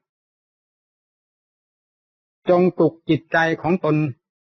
ให้ตื่นไปตามหลักพระธรรมวินัยของพระพุทธเจ้าที่ชี้บอกไว้เสมออย่าเป็นคนนอนใจอย่าเห็นสิ่งใดมีคุณค่ายิ่งกว่าเรื่องของพระคือตัวของเราสมบัติของพระคือข้อปฏิบัติหน้าที่ของพระจะควรปฏิบัติตนเพื่อความดีงามอย่างไรอย่าเห็นเป็นของหนักหนาอย่าทำความอิจฉาระอาใจต่อการปฏิบัติเพื่อตัวเองจากหลักธรรมของพระพุทธเจ้าเป็นเครื่องพาดำเนินหนักก็เอาเบาก็สู้ลูกศิษย์ของพระพุทธเจ้าต้องเป็นนักต่อสู้ทุกข์ก็ยอมรับกันว่าทุกข์เพราะโลกนี้มีทั่วไปเรื่องของทุกข์ไม่มีจุดยกเว้นเมื่อปรากฏเป็นสัตว์เป็นบุคคลขึ้นมาแล้วจะต้องได้รับทราบจากเรื่องของสุขของทุกข์ที่มีอยู่ประจำตัวด้วยกันใครจะหลีกเว้นจากทุกข์ไปที่ไหนเพราะฉะนั้นพระพุทธเจ้าท่านจึงสอนว่าทุกข์เป็นของจริงถ้าหากเราหลบหลีกทุกข์ไปโดยเห็นว่าทุกข์เป็นข้าศึกต่อเราแล้วนั่นแหละเราจะเป็นผู้กอบโกยทุกข์โดยไม่รู้สึกตัวทั้งวันทั้งคืนถ้าเราเป็นนักต่อสู้ยอมรับกันทุกข์ก็ยอมรับว่าทุกข์พิจารณาให้รู้เรื่องของทุกข์โดยธรรมและพิจารณาให้รู้สาเหตุของทุกข์โดยทางปัญญาเราจะมีทางหลบหลีกปลีกทุกข์ไปทั้งที่ทุกข์ก็มีขวางหน้าเราอยู่นั่นแหละจะเป็นผู้ผ่านพ้นไปได้โดยทางจิตใจไม่ติดข้องกับทุกข์ซึ่งเป็นของมีประจำขันแม้ทุกข์ประจำใจถ้ามีปัญญาสามารถฉลาดรู้เห็นว่าเป็นหลักความจริงเช่นเดียวกับทุกทางขันแล้วทุกนั้นเราก็เหยียบย่ำหรือขยี้ ให้กระจายหายสูญไปจากใจได้ด้วยอำนาจของปัญญาหากว่าธรรมะไม่สามารถจะสังหารเรื่องของสิ่งที่กล่าวมาเหล่านี้ได้พระพุทธเจ้าก็เป็นพระพุทธเจ้าขึ้นมาไม่ได้ต้องเป็นผู้หาบทุกข์ไปนิพพานคำว่านิพพานพระพุทธเจ้าจะเอื้อมพระโอษฐ์ออกมาสั่งสอนสัตว์ไม่ได้และจะประกาศตนว่าถึงนิพพานแล้วไม่ได้เพราะธรรมะของพระพุทธเจ้าไม่สามารถจะปราบทุกข์ภายในใจให้หลุดพ้นจนถึงขั้นนิพพานได้แต่นี้พระพุทธเจ้าได้ประกาศอย่างองอาจกล้าหาญไม่มีใครจะสามารถนำเรื่องพระนิพพานมากล่าวนอกจากพระพุทธเจ้าเท่านั้นได้ทรงรู้เห็นในพระทัยของพระองค์แล้วประกาศออกมาอย่างอาจหาญและไปนิพพานอย่างไม่มีการสะทกสะท้านนี่แสดงให้เห็นว่าธรรมะเท่านั้นที่จะเป็นเครื่องสังหารความทุกข์ภายในจิตใจของเราได้และสามารถจะรู้เท่าทันความทุกข์ที่มีอยู่ในขันธ์แม้จะดับไม่ได้ตามเรื่องของขันธ์ที่เขาแสดงตัวก็ตามแต่ก็สามารถจะรู้เท่าทันเรื่องของทุกข์ที่แสดงตัวออกมาได้ทุกขณะโดยไม่ต้องไปกำหนดหากว่าสติปัญญาของเราได้มีความสมบูรณ์เต็มที่แล้วดังนั้นโปรดให้ทำความหนักแน่นภายในใจแล้วให้เป็นนักต่อสู้อดก็ยอมอดลูกศิษย์ของพระพุทธเจ้าไม่ต้องกลัวอดอิ่มก็ยอมรับว่าอิ่มถึงคราวอิ่มก็มีถึงคราวอดก็ยอมรับว่าอดแต่อย่าท้อถอยอิ่มก็อย่าตื่นเต้นหลงก็อย่าลืมตัวอย่าท้อใจความหิวกับความอิ่มนี้เป็นเรื่องของขันธ์ที่บกพร่องและสมบูรณ์ในขณะที่มีสิ่งมาเยียวยาเพียงพอและในขณะที่ธาตุขันธ์บกพร่องต้องแสดงความหิวโหยหรือความอิ่มขึ้นมาตามธรรมดาของตนความหิวโหยหรือความอิ่มพอของธาตุขันธ์นี้ไม่ถือเป็นประมาณสิ่งที่จะควรพิจารณาให้หนักแน่นจริงๆก็คือความหิวโหยในทางใจนี่เป็นเรื่องที่เกิดขึ้นมาจากกิเลสตัณหาแท้ๆการปฏิบัติธรรมะก็เพื่อจะระงับดับสิ่งเหล่านี้ให้หมดจากใจจะกลายเป็นคนหมดกังวลไม่มีความอยากภายในใจแล้วแสนสบายหายห่วง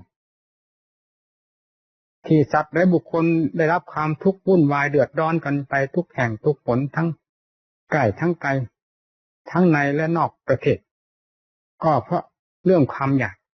ซึ่งมีในใจนี้เป็นเจ้าเรือน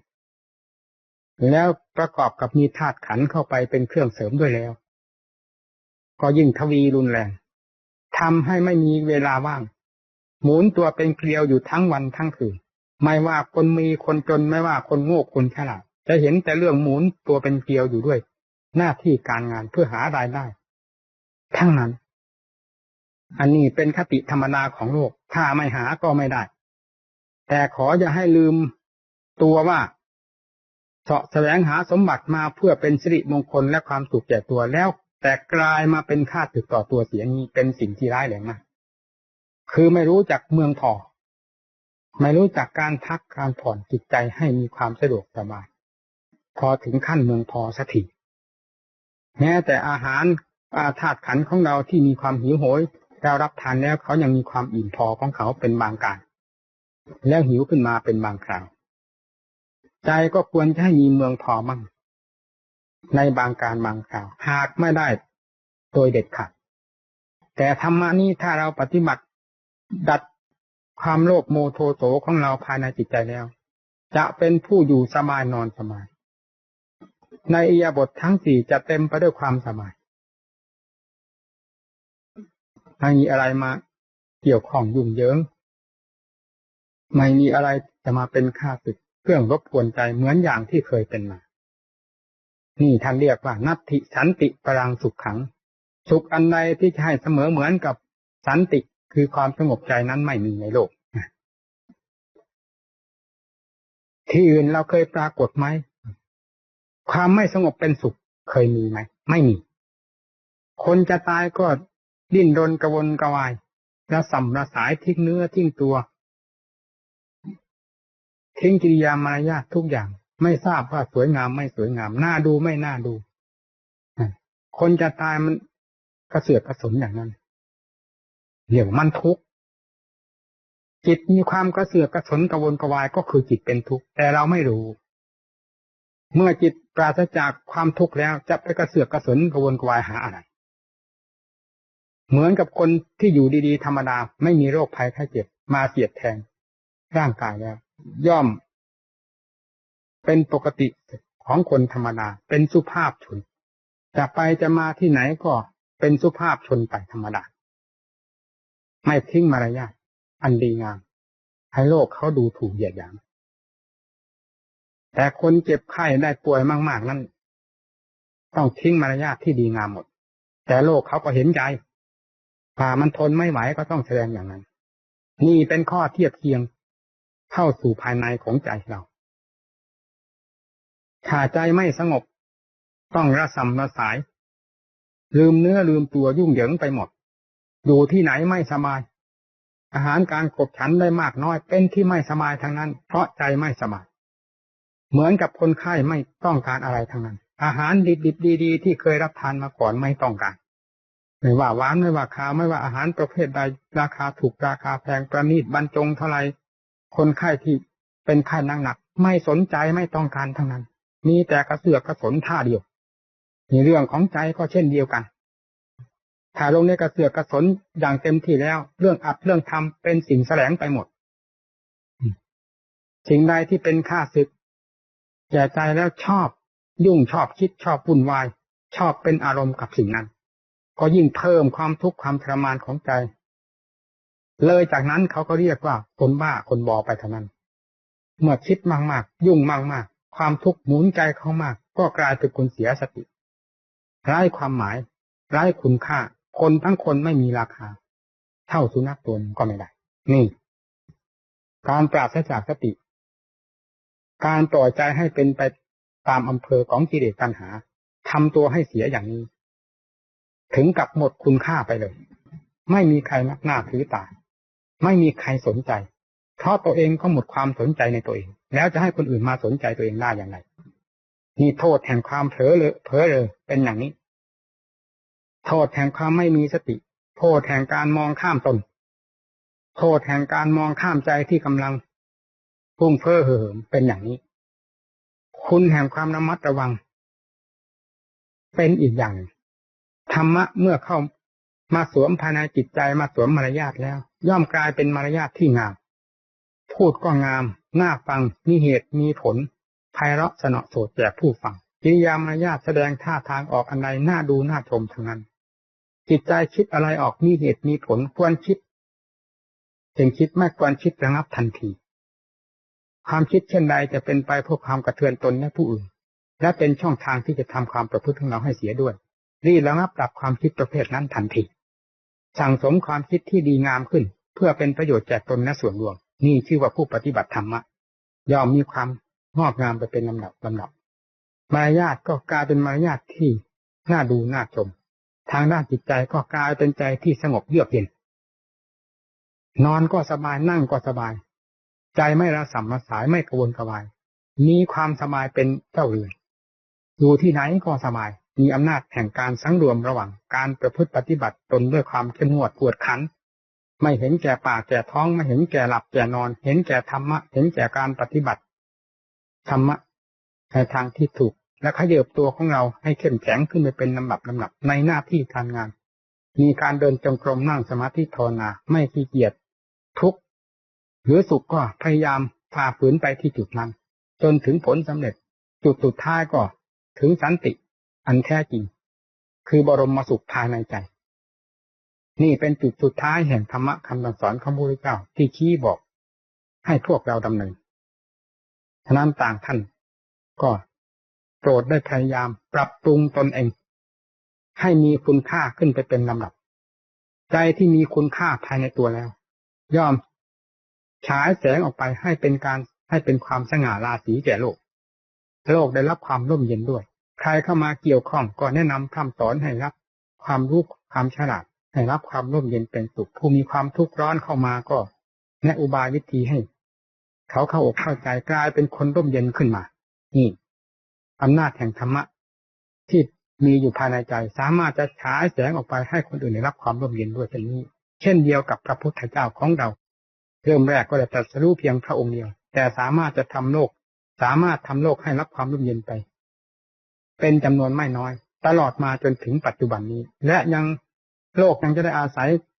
ธรรมะของพระพุทธเจ้าเป็นร่มเงาแห่งความร่มเย็นแก่จิตใจและความประพฤติต่อกันไปเป็นลำดับหนักจนถึงวาระสุดท้ายแห่งโลกสมมุติจะสลายไปตอนใดในความรู้ความเห็นความประพฤติปฏิบัตินั่นเป็นจุดสุดท้ายแห่งศาสนากับจิตใจของบุคคลจะพลากจากกันอันนั้นเป็นอจินไตยไม่สามารถจะคำนวณได้จึงขอยุติธรรมเทศนาเพียงเท่านี้ ผลกระวนกระวายยิ่งเป็นสัตว์ร้ายที่ถูกดึงไปแล้วอะไรผ่านหน้ามาแล้วเป็นสัตว์เป็นผีไปทั้งนั้นนี่ลักษณะของเสือที่เช่นลักษณะของเสือที่ถูกปืนเป็นอย่างนั้น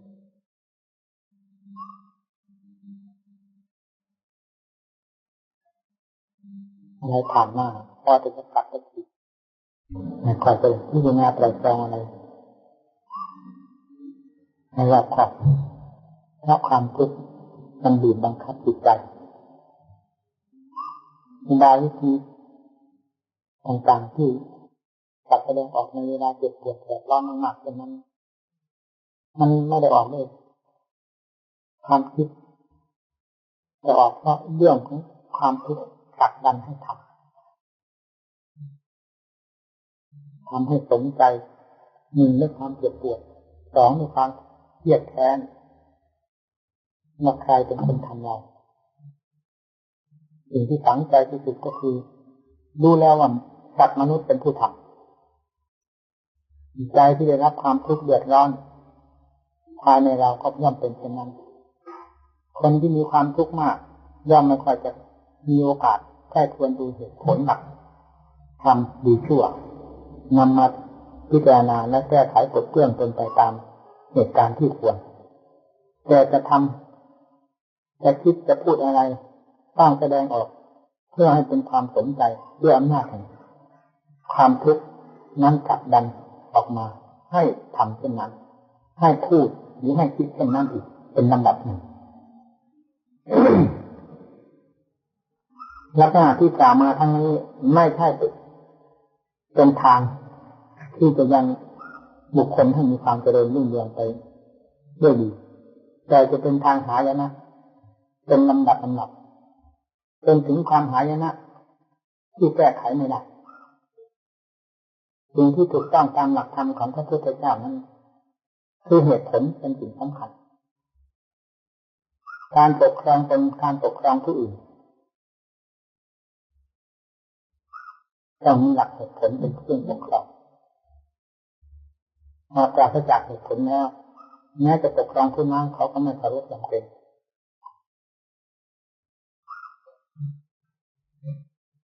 ปกครองตนเข้าไปไม่รอดจดจำให้ดีมีหลักธรรมของพระพุทธเจ้าคือเหตุผลเป็นเครื่องปกครองผู้ปฏิบัติธรรมต้องถือเหตุผลประจำใจตนเอง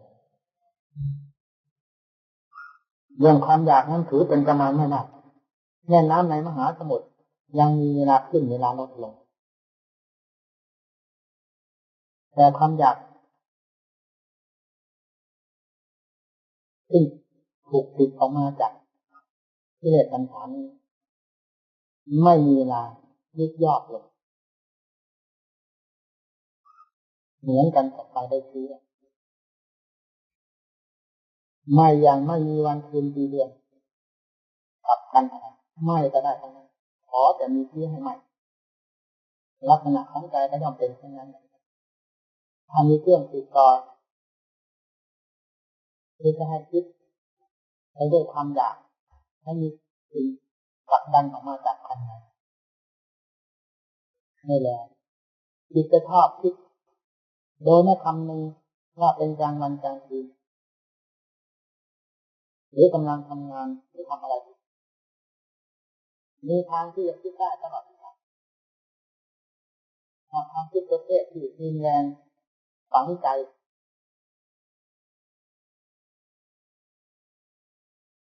ทำให้คิดออกมาแล้วแม้นอนหลับก็ยังต้องเกี่ยวข้องกับสิ่งนั้นในคือสิ่งต่างๆในทางต่างๆขนาดนั้นวิจารณ์มาทั้งหมดนี้เป็นสิ่งที่แสดงออกเพื่อความหายนะธรรมะจึงเป็นเหมือนกับทำนกกั้นน้ำที่เหลือปัญหาซึ่งไม่มีวันยุบย่อให้ยุบย่อลงไปได้และเหี่ยแห้งลงไปโดยไม่มีถ้าเป็นผู้สนใจนำมาปฏิบัติปิดกั้นตนเองตามหลักเหตุผลที่พระพุทธเจ้าประกาศสอนไว้แม้จะมีความเจริญรุ่งเรืองสุดจิตสุดแดนก็ต้องมีความเจริญรุ่งเรืองตามฐานะของตนที่มีธรรมภายในใจจะให้เสียผลนั่นเป็นไม่เฉพาะอย่างยิ่งถึงเราเป็นนักบวชด้วยแล้วต้องอยู่กับหลักเหตุผลทั้งนั้นไม่ว่าจะดื่มไม่ว่าจะฉันไม่ว่าจะไปจะมาไม่ว่าจะเป็นกิจนอกการในเกี่ยวข้องกับใครก็ตามหรือเรื่องอะไรก็ตามต้องให้มีหลักเหตุผลซึ่งออกจากความใคร่ครวญที่เรียกว่าปัญญาเสมอเดินตามกันไปกับเรื่องราวนั้นๆถ้าสติกับปัญญาได้เดินตามเรื่องราวที่เหตุการณ์ต่างๆแล้วจะไม่ผิดพลาดจะไม่ทำให้เสียหวังจะไม่ทำให้เดือดร้อนทั้งตนและผู้อื่นแต่จะเป็นไปด้วยความสม่ำเสมอราบรื่นและเป็นที่พึงพอใจแต่ตนและผู้อื่น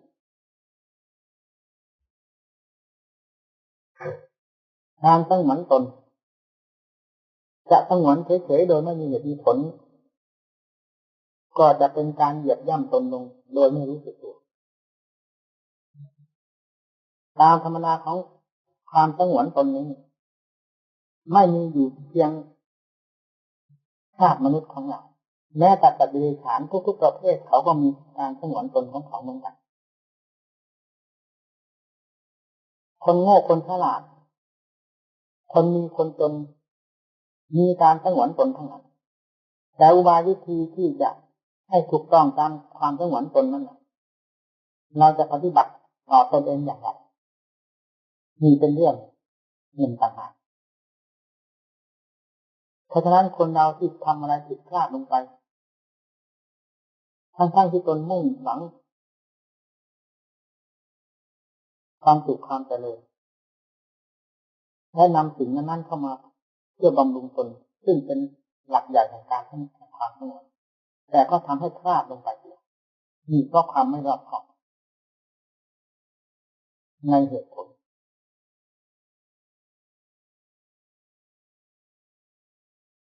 คือเห็นแต่เพียงได้ขาดเดียวไม่ได้คิดถึงความเดือดร้อนเสียหายจะตามมาทีหลังเราคิดดูมันปลาที่กินเด็กและตายด้วยเด็กนั้นมีจำนวนไม่น้อยคำว่าปลาไม่ใช่ว่าจะตายด้วยเด็กเสียทุกตัวบางตัวอาศัยอาหารจากเด็กเลี้ยงชีวิตให้เป็นไปได้อย่างไรปลาประเภทนี้คือปลาที่ฉลาดไม่กินเด็กแต่กินเฉพาะเหยื่อที่ติดอยู่กับเด็กเท่านั้นแต่ปลาตัวโง่นั้นจะกลืนไปหมด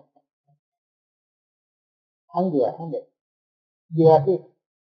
ถูกกลืนเข้าไปแทนที่จะเป็นอาหารบำรุงร่างกายของปลากลับไม่ทราบเรื่องกันเลยผลที่ปรากฏรสชาติที่ให้เป็นปรารถนาก็คือความเจ็บปวดแสบร้อนที่เกิดขึ้นจากเด็กเกาะปาก นี่เพราะความไม่รอบคอบเป็นอย่างนี้เหยื่ออะไรไม่มีอะไรปรากฏว่าราเลยนะมันเป็นความสุขความเจ็บ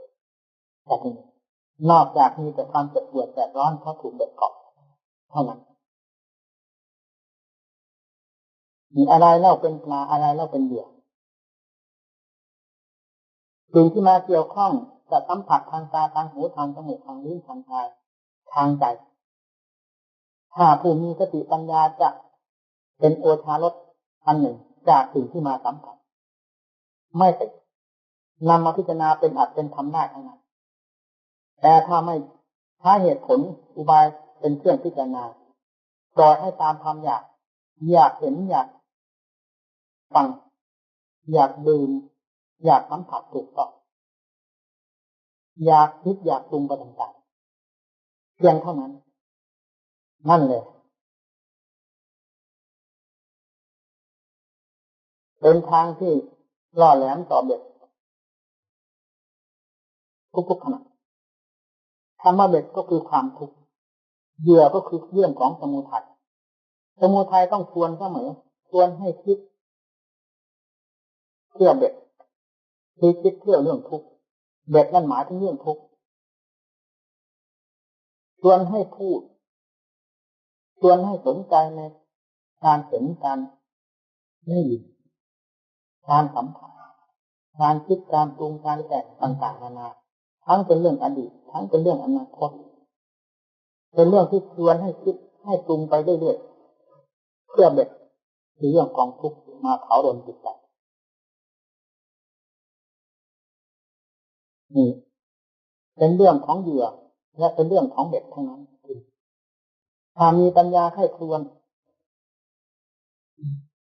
ดูในสิ่งที่จะควรเห็นควรฟังควรคิดควรดื่มควรฉันหรือควรรับทานควรสัมผัสถูกต้องควรจะคิดมาเป็นอารมณ์ภายในใจโดยปัญญาเป็นผู้นำสิ่งเหล่านี้ก็กลายเป็นโอชารสมีตัดธรรมคำสอนของพระพุทธเจ้าเป็นเครื่องหล่อเลี้ยงจิตใจเป็นลำดับอยู่ในโลกแต่ไม่ได้ติดโลก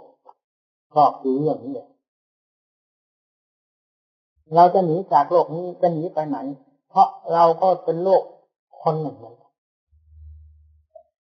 ไม่ใช่มีแต่โลกนอกตัวเราไม่ใช่โลกนอกกับโลกของเรานี้ท่านเรียกว่าโลกอันเดียวกันอยู่ในแหล่งแห่งโลกนี้เหมือนกันเราหนีจากโลกเราจะหนีไปไหนถ้าเราไม่หนีจากตัวของเราได้เราก็หนีจากโลกไม่ได้เพราะโลกคือขันธ์ธาตุสี่ข้างนอกก็มีข้างในก็เล่นข้างนอกข้างในก็ยังติดตามเราได้ลีกเรื่องนี้จากข้างนอกข้างในก็ติดตามกันไปเพราะธาตุขันธ์ของเราขันธ์คือขันธ์ห้าธาตุคือธาตุสี่ทั้งหมดถ้าไม่ลีกเลี่ยงด้วยอุบายปัญญาเจรนายสิ่งภายนอกเรียกว่าโลกภายนอกเจรนายสิ่งภายในคือโลกภายในธาตุขันธ์ภายในให้เห็นตามหลักความจริงโดยทางปัญญาอยู่ที่ไหนก็พอปฏิบัติต่อกันกับโลกอยู่กับโลกก็มันทำให้เดือดร้อนเพราะตนไม่เกี่ยวข้องหรือตนไม่หาเรื่องราวเอาเรื่องของโลกเข้ามาเผาต่อมีผู้มีหลักธรรมะเป็นอย่างนี้ทุกสิ่งทุกอย่างที่ได้รับสัมผัสจากทางไหนก็ตาม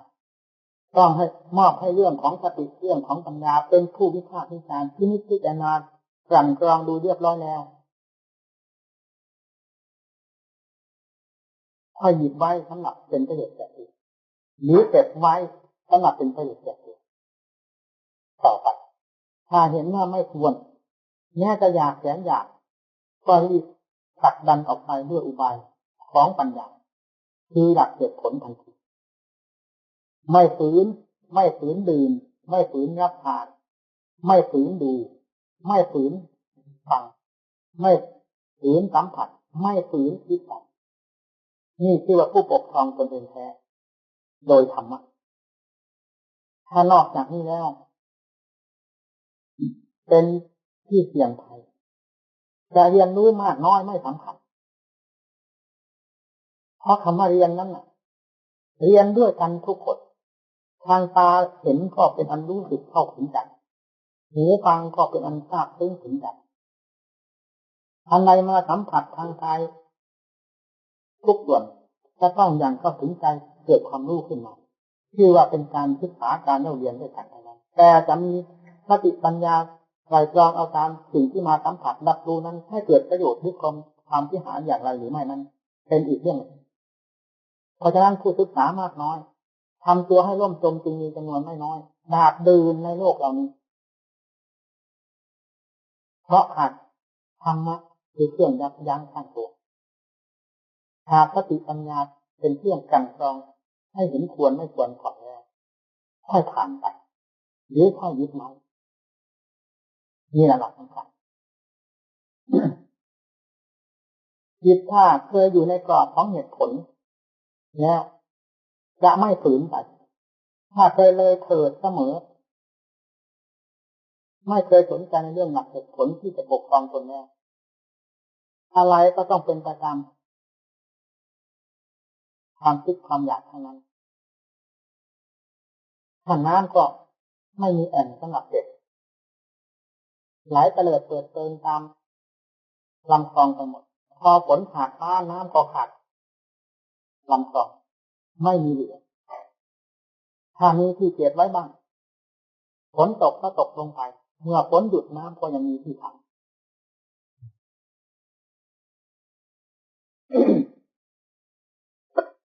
นี่ก็ตัวให้เทียบดี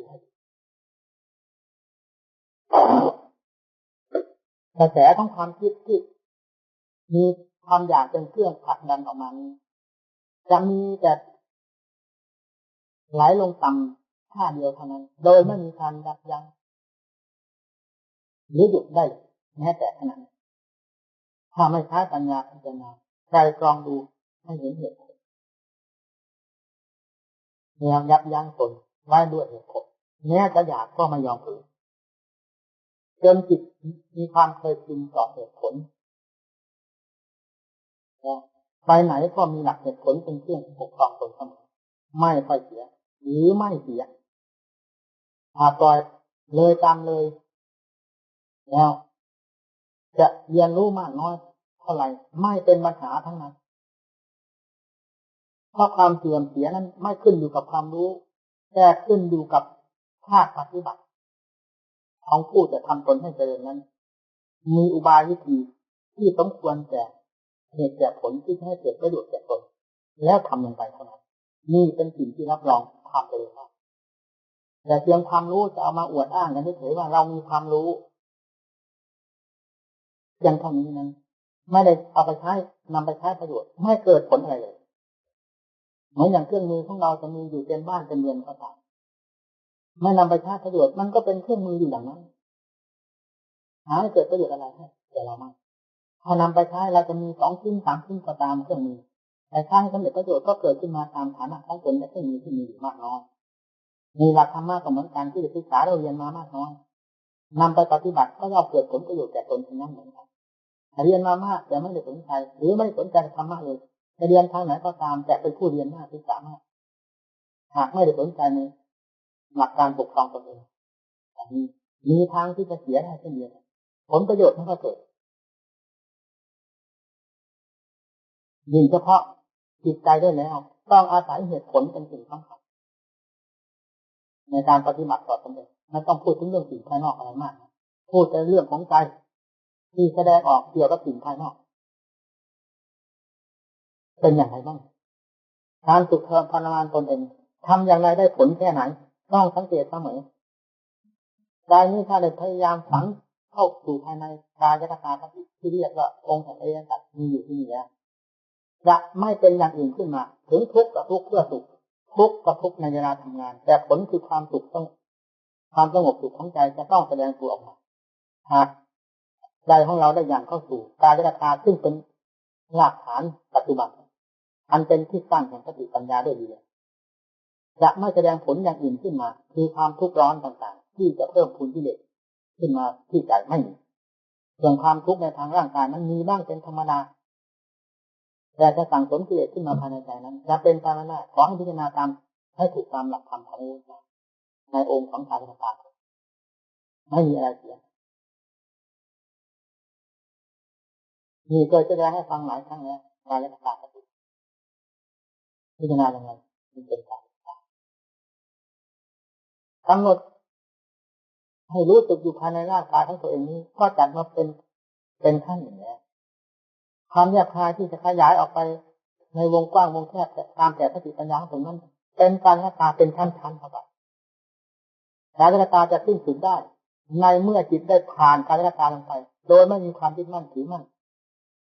ในการเนื่องจากความพอของสติปัญญาความหมดแล้วปล่อยวางรู้เท่าคุณเลยนะการกตาจะหมดปัญหาในระยะนี้ระยะหนึ่งจากการบำเพ็ญนอกจากจะเป็นวิหารธรรมในวาระสุดท้ายเท่านั้นส่วนเป็นวิหารธรรมในวาระสุดท้ายนั้นจะแยกกันไม่ออกนับแต่พระพุทธเจ้าลงมาถึงพระองค์สุดท้ายที่ได้ทำเพราะปัจจุบันคือการบำเพ็ญเพื่อความอยู่สะดวกสบายในระหว่างขันธ์กับจิตนั้นพระพุทธเจ้ารักษานะจะลดละเรื่องการจัดการสตินี้ไม่ได้แต่พิจารณาเพื่อเป็นวิหารธรรมเท่านั้นไม่มีความมุ่งหมายที่จะพิจารณาถอดถอนกิเลสอุปาทานที่ยึดมั่นถือมั่นในธาตุสี่คือกองการจัดการนี้แต่อย่างนั้นนั่นเป็นความจำเป็นขั้นหนึ่งต่างหากจากขั้นของการบำเพ็ญหรือเป็นความจำเป็นสำหรับเป็นวิหารธรรมของพระเจ้าท่านยึดติดที่บุคคลเป็นความจำเป็นประเภทนั้นแต่เป็นความจำเป็นของพวกเราท่านทั้งหลายซึ่งมีอุปทานเป็นจิตเป็นใจเกี่ยวกับการนี้เป็นความจำเป็นอย่างยิ่งที่เราจะต้องพิจารณาเพื่อถอดถอนอุปทานเนื่องจากความเห็นแจ้งในส่วนร่างกายทุกส่วนแล้วถอนตัวไปได้มีเป็นความเป็นทาง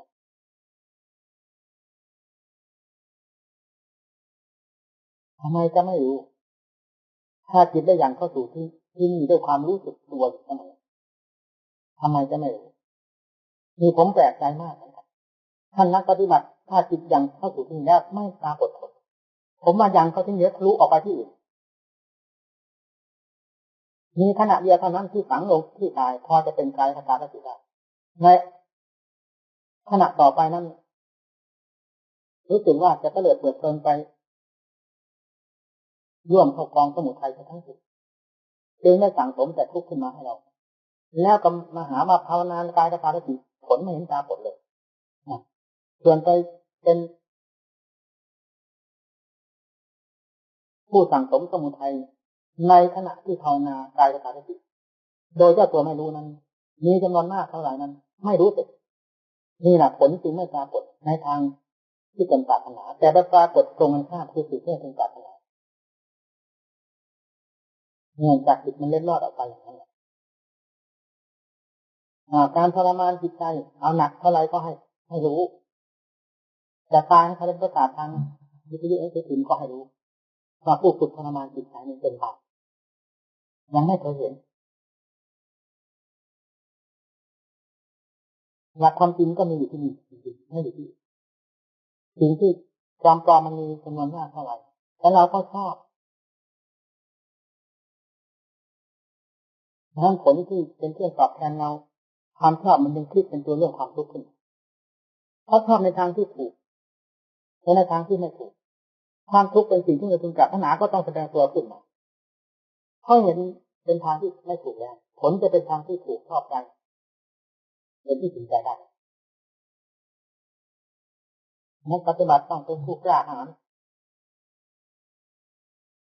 อย่านำเมื่ออดีตที่ได้บำเพ็ญมาแล้วตั้งแต่วันนี้มีความลำบากลำบนวันนี้พิจารณาอยู่วันนี้กำหนดวันนี้ก็จะลำบากลำบนถ้าอย่างนี้เป็นอุปสรรคต่อตนเองบำเพ็ญมาเท่าไรก็ผ่านมาแล้วได้ทำความเชื่อเสียหายนี่มีความโง่เขลาปัญญามาเท่าไรไม่ต้องไปคำนึงในขณะที่ทำให้เห็นทุกข์ในปัจจุบันที่แสดงตัวขึ้นมาอย่าไปลื้อเรื่องทุกข์ที่ในอดีตขึ้นมาเพิ่มพูนความทุกข์ในปัจจุบันจะกลายเป็นเรื่องสมุทัยแล้วถ้าความเพียรไปไม่ละ และถอนความแข็งความเพียรกลายเป็นคนท้อแท้ร้อยหลังไปไม่รอดหลักปัจจุบันเป็นสิ่งสำคัญหน้าที่มีอันเดียวที่จะพิจารณาจิตให้รู้เรื่องกระแสของจิตแสดงตัวออกไป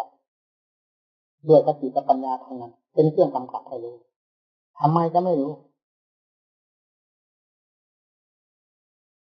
นี่ก็เลยฝึกมาเป็นกำลังของตัวเองเวลามันพเยศก็ไม่มีอะไรจะเทียบเวลาสงบสมาธิด้วยอุบายต่างๆของเราที่เข้มแข็งต้านทานกันอยู่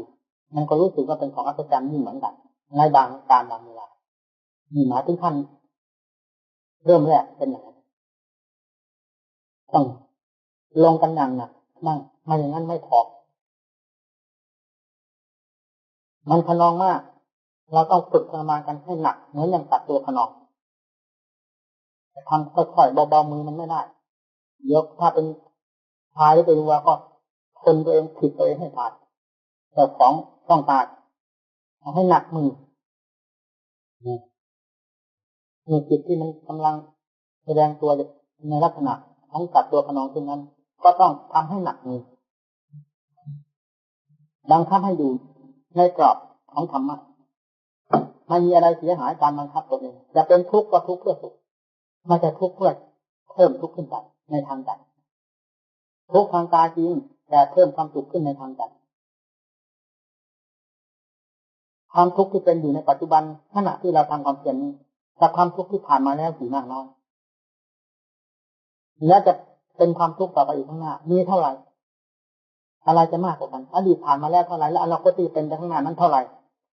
กับปัจจุบันคือการประกอบความเพียรเป็นทุกข์อยู่ในบัดนี้มีจำนวนมากเท่าไหร่ลองมาชั่งกันดูไหนจะระเหยร่อนหาที่ยึดที่หลักปักจิตปักใจให้ตัวลงไม่ได้มีอย่างนี้นะปฏิบัติต้องนำมาชั่งตวง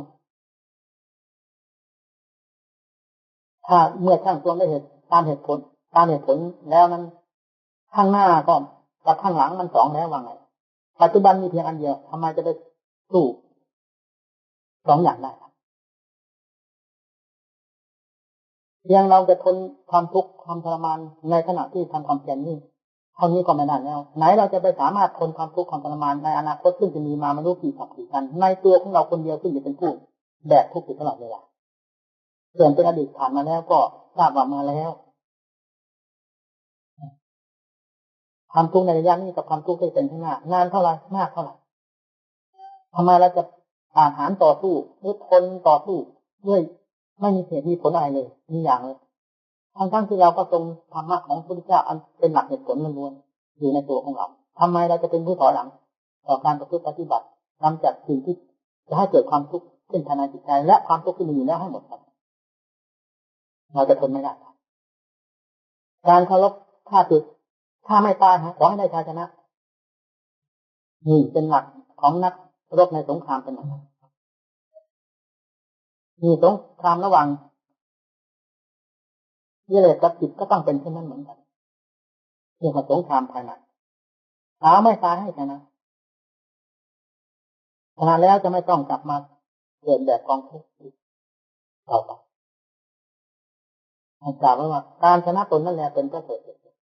เราเคยชนะตนไหมเราถ้าเราอยากเป็นผู้ประเสริฐสุดเราเคยทำความเพียรเพื่อชนะตนได้สักกี่ประโยคแต่เคยแพ้ตนมากี่ครั้งกี่หนแล้วควรจะนำมาทดสอบกันดูถ้าเราเป็นนักรบจริงๆเพื่อหวังความสุขความเจริญและความประเสริฐยิ่งภายในกรอบของธรรมะของพระพุทธเจ้าจริงควรคิดให้ดี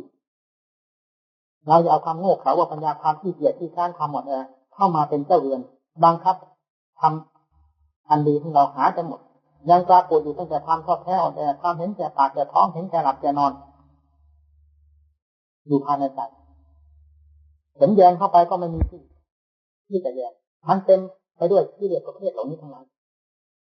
ธรรมะจะหยอดลงที่ไหนเมื่อมีแต่สิ่งนี้ปิดกั้นทั้งหมดแล้วถ้าเป็นหม้อก็ข้ามขาดลงเอาก้นเอาน้ำมหาสมุทรมาเทมันก็ไหลทิ้งไปหมดไม่มีอะไรแต่ค้างอยู่ในหม้อลูกที่ถูกข้ามไว้นั้นจากเราถ้ามันข้ามจากหลักธรรมะ แล้วก็ต้องเป็นเช่นนั้นโมฆะบุคคลก็คือคนประเภทนี้โมฆะในตัวของเราก็คือเราซึ่งทำตัวให้เป็นประเภทที่สามนี้เราต้องสามารถคิดอย่างนี้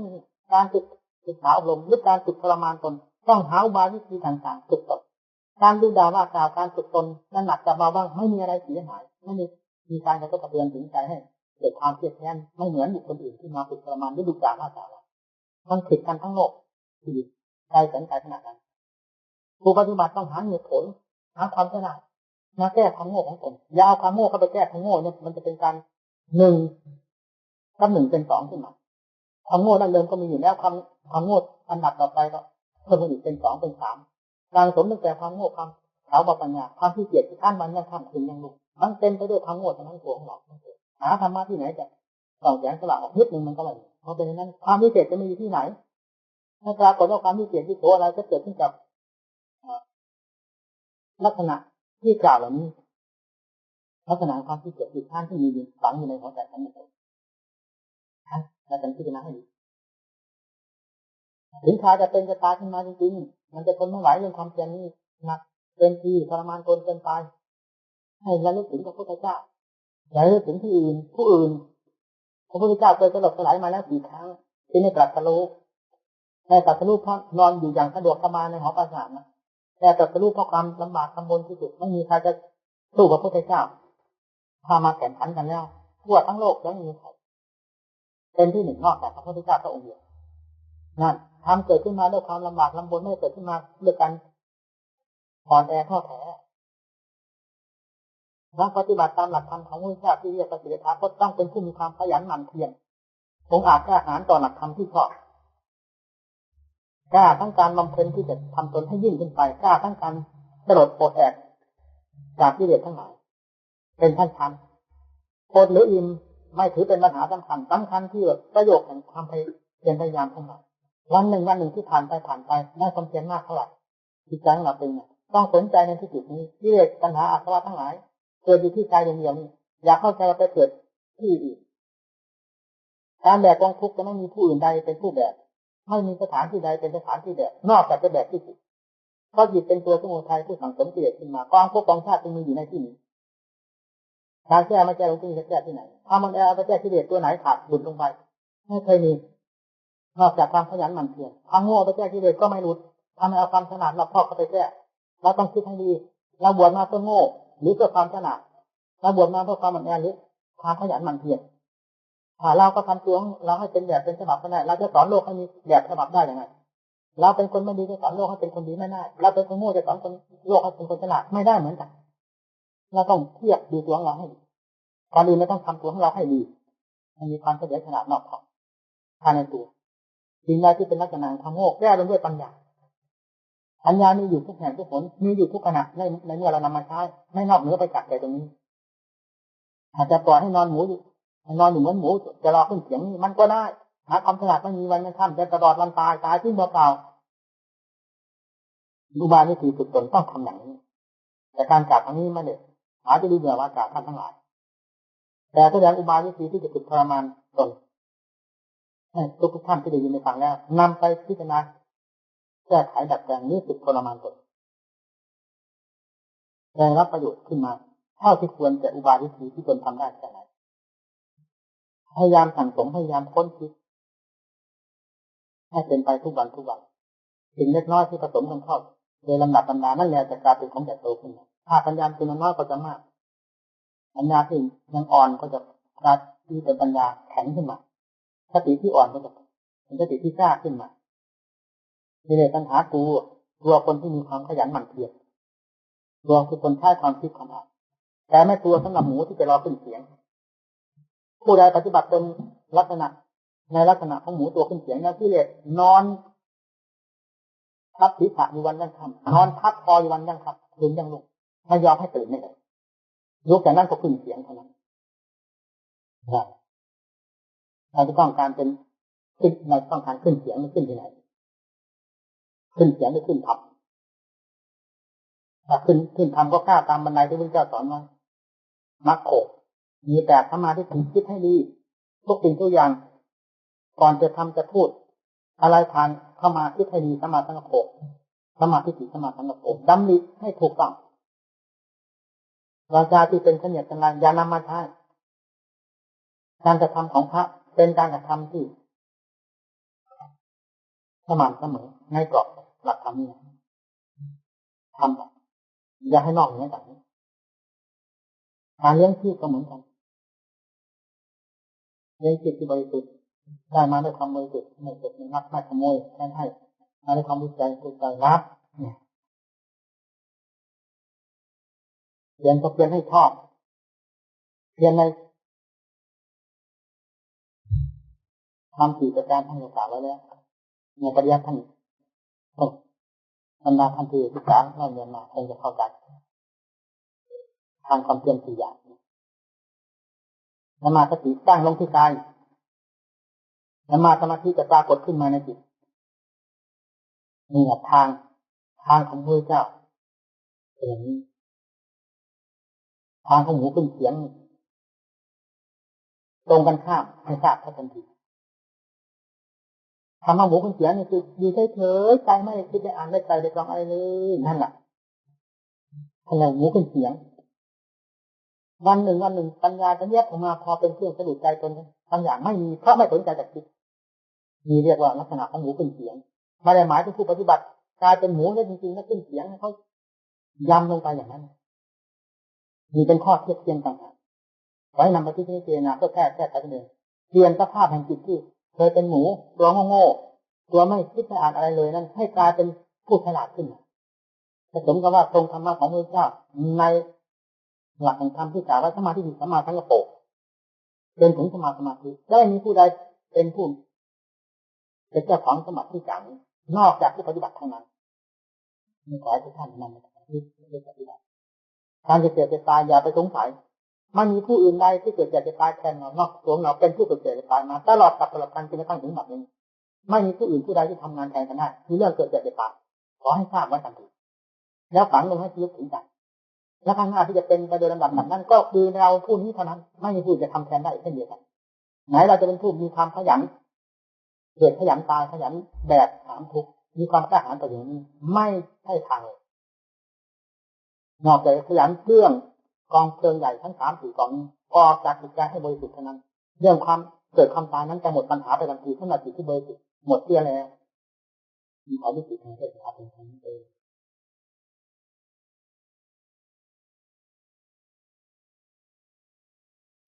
มาใช้มันลุกไม่ขึ้นเลยลุก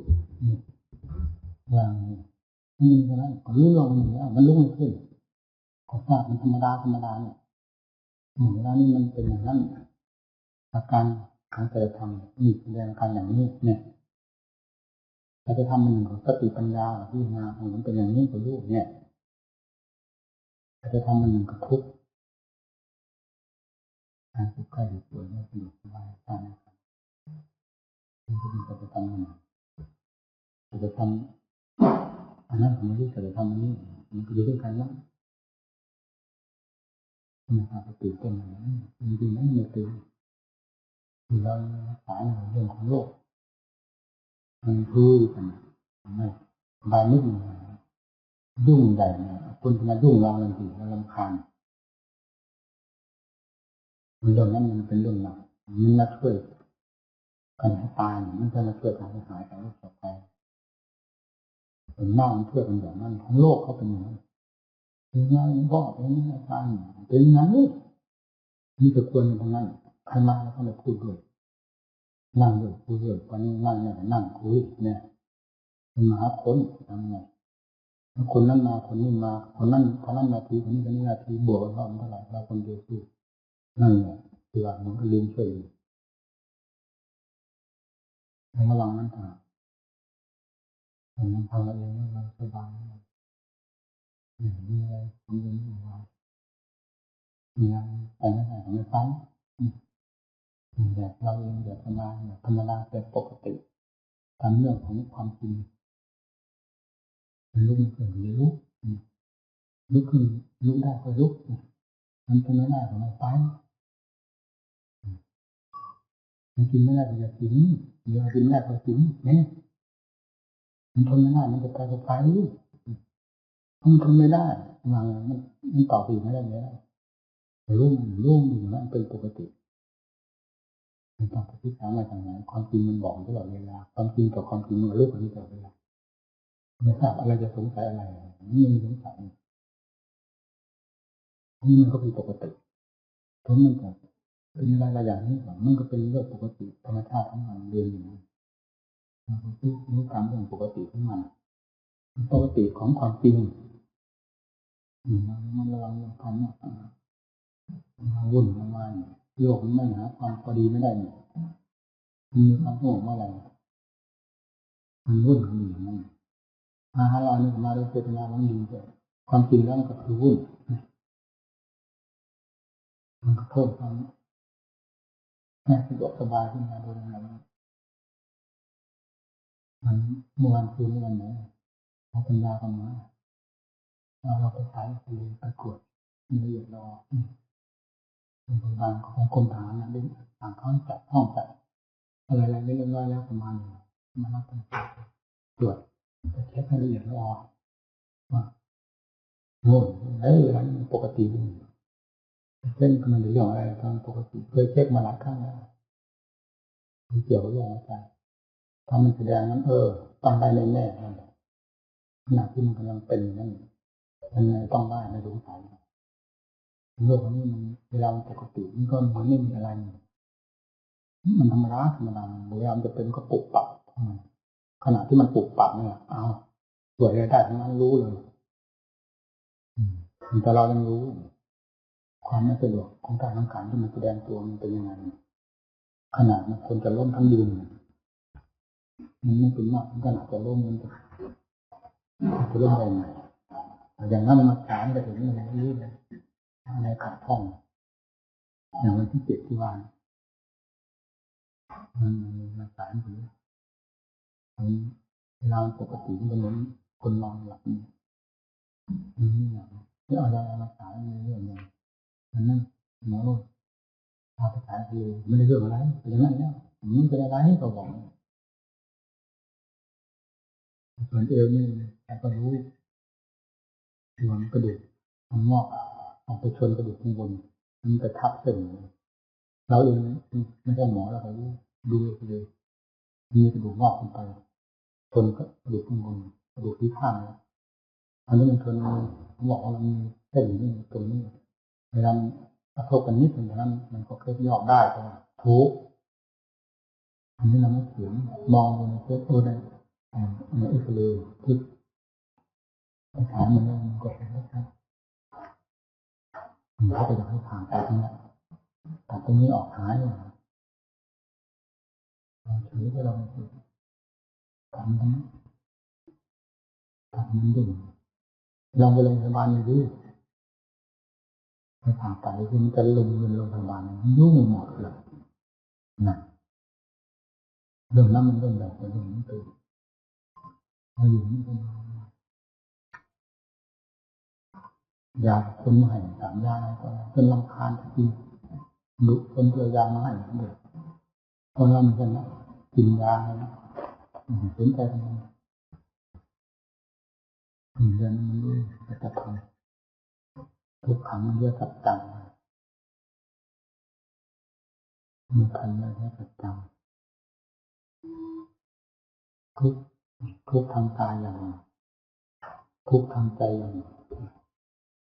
ทุกทางกายมันก็มีสมุทัยของมันแต่ไม่ใช่สมุทัยที่เป็นที่อยู่คือเป็นปัจจัยอันหนึ่งเป็นสาเหตุที่มันเกิดขึ้นมาเช่นเจ็บท้องถ่ายท้องอะไรเป็นต้นเหตุมันเราจะเรียกว่าสมุทัยมันก็ได้เป็นฐานอาหารแสลงมันก็เป็นสาเหตุที่จะให้ถ่ายท้องได้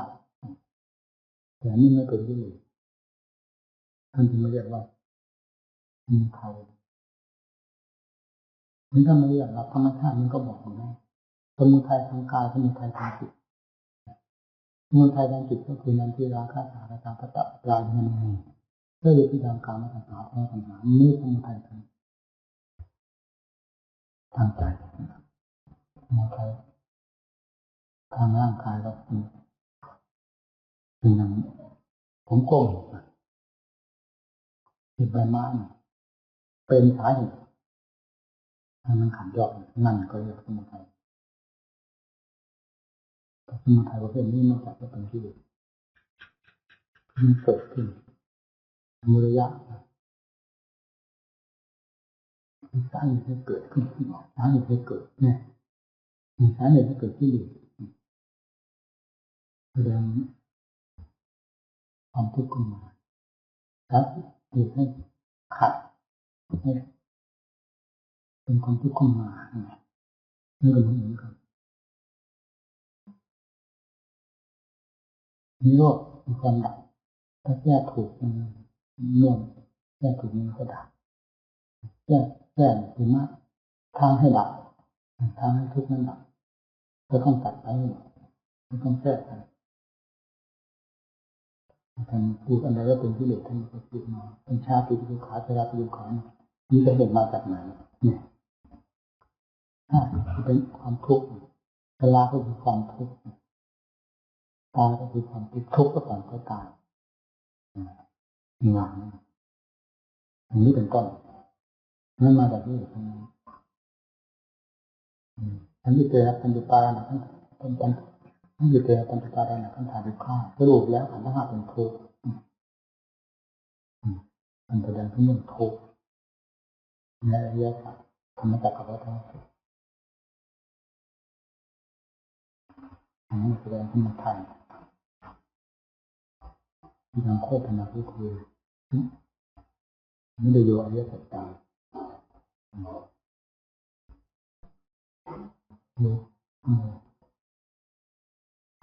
ดูกับข้าวเยอะแล้วกันถ้าอยากเชื่อปียาแล้วดูการตั้ง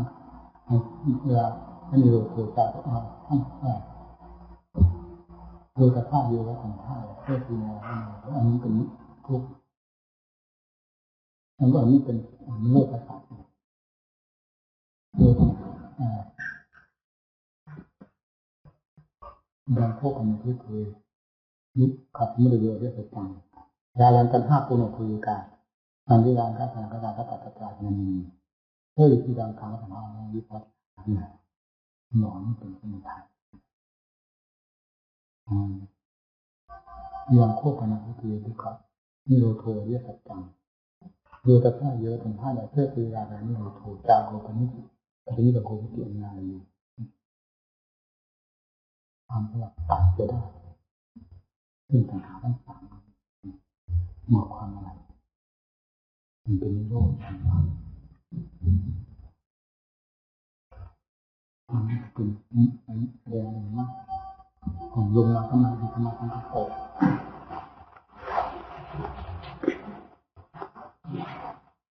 เรื่องที่แสดงเหล่านี้อยู่ที่ไหนมันอยู่ในกายในจิตของเรานี่ทั้งหมดเพราะฉะนั้นผู้เรียนธรรมจึงเรียนที่นี่ทุกข์ก็มีอยู่ที่นี่สาเหตุที่จะให้เกิดทุกข์มันก็มีอยู่ที่นี่กิเลสเพื่อต่างๆเป็นต้นที่เกิดอยู่ที่นี่นิโรธความดับทุกข์ก็ดับกันที่นี่ดับทุกข์ด้วยวิธีการใดนักวิธีการนั้นคือมากก็ดับด้วยวิธีการนั้นซึ่งก็อยู่ที่นี่นี่เรียนทำแท้ให้เรียนที่ตรงนี้สังเกตพิจารณาตัวเองเราจะไปดูนอกมาทุกข์มาจากไหนจากรูปจากเสียงจากกลิ่นจากรสจากเครื่องสัมผัสอันนี้ไปโดนอันนั้นเข้าเพราะเอาจับเรื่องนั้นเข้ามาปรุงแต่งให้เกิดความวุ่นวายเป็นสัญญาอารมณ์ซึ่งเป็นเรื่องของสมุทัยทั้งนั้นแล้วก็ผลทุกข์ขึ้นมาเราพิจารณาเรื่องเข้ามานี่ใต้เห็นเข้ามาเดินแบบนั่นก็ขาดไปมันดูท่ามันก็เหลือนี่แต่แล้วจะตัดสะพานเข้าไปเดินเรียนที่นี่ให้ดูที่นี่อย่าดูที่อื่นแม้จะอยู่ในสถานที่ใดก็ตามอย่าลืมว่าที่ทำงานแท้ๆคือที่นี่สถานที่นั้นเป็นสถานที่อำนวยความสะดวกให้เกิดการงานของเรางานของเราแท้คือพิจารณาอริยสัจธรรมทั้งสี่เจสาโลมานะหาอันตาตัดตัวนี่คืองานแท้ซึ่งพระพุทธเจ้าประทานให้ทำให้งานนี้สำเร็จ ทำงานนี้สำเร็จแล้วผลเป็นเครื่องตอบแทนของงานนี้ก็คือความพ้นจากทุกข์โดยประการทั้งปวงพระพุทธเจ้าทั้งหลายสาวกทั้งปวงล้วนแล้วตั้งแต่เรียนจบอริยสัจซึ่งมีอยู่ในการจิตของตนทั้งนั้นมีสามารถประกาศธรรมต่อโลกให้ได้ด้วยความกล้าหาญและสามารถยังผู้ให้เข้าใจตามได้โดยไม่มีความสงสัยใดๆเพราะธรรมเป็นของจริงทุกข์มันเกิดขึ้นที่ไหนก็ดูมันที่ไหนมันเกิดมาจากอะไรให้ตั้งใจทำหน้าที่ของตนอย่าไปเห็นว่างานใดจะประเสริฐเลิศโลกยิ่งกว่างานที่พระพุทธเจ้าประทานไว้นี้งานนี้แหละงานที่ทำพระองค์ให้เป็นพระพุทธเจ้าเป็นผู้ประเสริฐได้เพราะงานเหล่านี้พระสงฆ์สาวกปกติดั้งเดิมมาดั้งเดิมก็เป็นผู้ที่ทำแบบกองทุกข์ด้วยอำนาจของกิเลสผิดขึ้นมาเช่นเดียวกันกับพวกเราท่านแต่ท่านก็วิเศษเลิศโลกได้เพราะงานที่พระพุทธเจ้าเป็นประธานขึ้นมามีเจสาลุมาและฐานตาตะโตเป็นต้นจึงเรียกว่างานชิ้นเอกผู้ใดเป็นผู้สนใจทำงานแบบนี้เรียกว่าผู้ต้องการความเป็นเอกไม่มีอะไรมาเป็นคู่แข่งได้จึงเรียกว่าเอกคืออันเดียวเราคนเดียวไม่มีอะไรมาแข่งได้บรรดาพระอรหันต์ทั้งหลายไม่มีท่านองค์ใดจะแข่งใครเพราะมีสภาพเหมือนกันหมดก็ไม่ทราบจะเอาอะไรมาแข่งอะไรเพราะเหมือนกันหมดแล้วจะแข่งกันหาอะไรถ้ายังไม่แน่ใจก็ต้องแข่งกันเหมือนกันหมดแล้วมันก็ไม่มีทางที่จะแข่งกันนับแต่พระพุทธเจ้าลงมาถึงสาวกองค์สุดท้ายนัตถิเตโยปาปิโยความยิ่งและหย่อนแห่งความบริสุทธิ์นั้นไม่มีเลยนะครับออกจากงานชิ้นเหล่านี้เลยเพราะฉะนั้นงานชิ้นนี้จึงเป็นงานที่เอกและทำได้ยากความยากนั้นเป็นเรื่องของงานอย่าจับถือว่าความพ้นทุกข์พ้นไปได้ด้วยงานเหล่านี้มันจะพ้นทุกข์ด้วยงานที่จิตมันชอบมันมุ่งก่อความมุ่งวายให้ตนอยู่เวลานี้มีแต่สิ่งที่กิเลสชอบเราไม่มีอำนาจเราไม่กิเลสเป็นจุดลากเราไปให้ชอบให้เพิ่มตามมันไปเนื่องจากกิเลสนี้เคยเป็นศาสตราจารย์ของโลกมานานใครจึงไม่เห็นว่ากิเลสที่เป็นข้าศึกต่อตนแม้จะเป็นข้าศึกเป็นไรก็ตามในทุกตัวสัตว์พอไม่เห็นว่าสิ่งนี้เป็นภัยเมื่อเห็นว่าสิ่งนี้เป็นภัยเป็นข้าศึกจิตมันก็ไม่ชนะมันก็ไม่สะดุดเมื่อไม่สะดุดแล้วก็เป็นความลืมตัวตลอดไปท่านจึงเรียกว่าโมหะโมหะคือความหลงกับสิ่งเหล่านี้แหละหลงอยู่ในสิ่งเหล่านี้เรียกว่าโมหะมันหลงตลอดเวลาเรียกว่าโมหะทางเข้าใจเมื่อได้ทำเข้าไปก็เหมือนกับได้เครื่องสอนทางเครื่องพิสูจน์ทำก็มีสติปัญญาเป็นต้นเข้าไปสอนดูสิ่งเหล่านี้ตามที่พระพุทธเจ้าทรงตรัสสอนมาแล้วเราก็จะทราบว่าสิ่งเหล่านี้เป็นภัยดังทำท่านสอนไว้เมื่อเห็นว่าเป็นภัยแล้วจิตใจก็สะดุดเมื่อสะดุด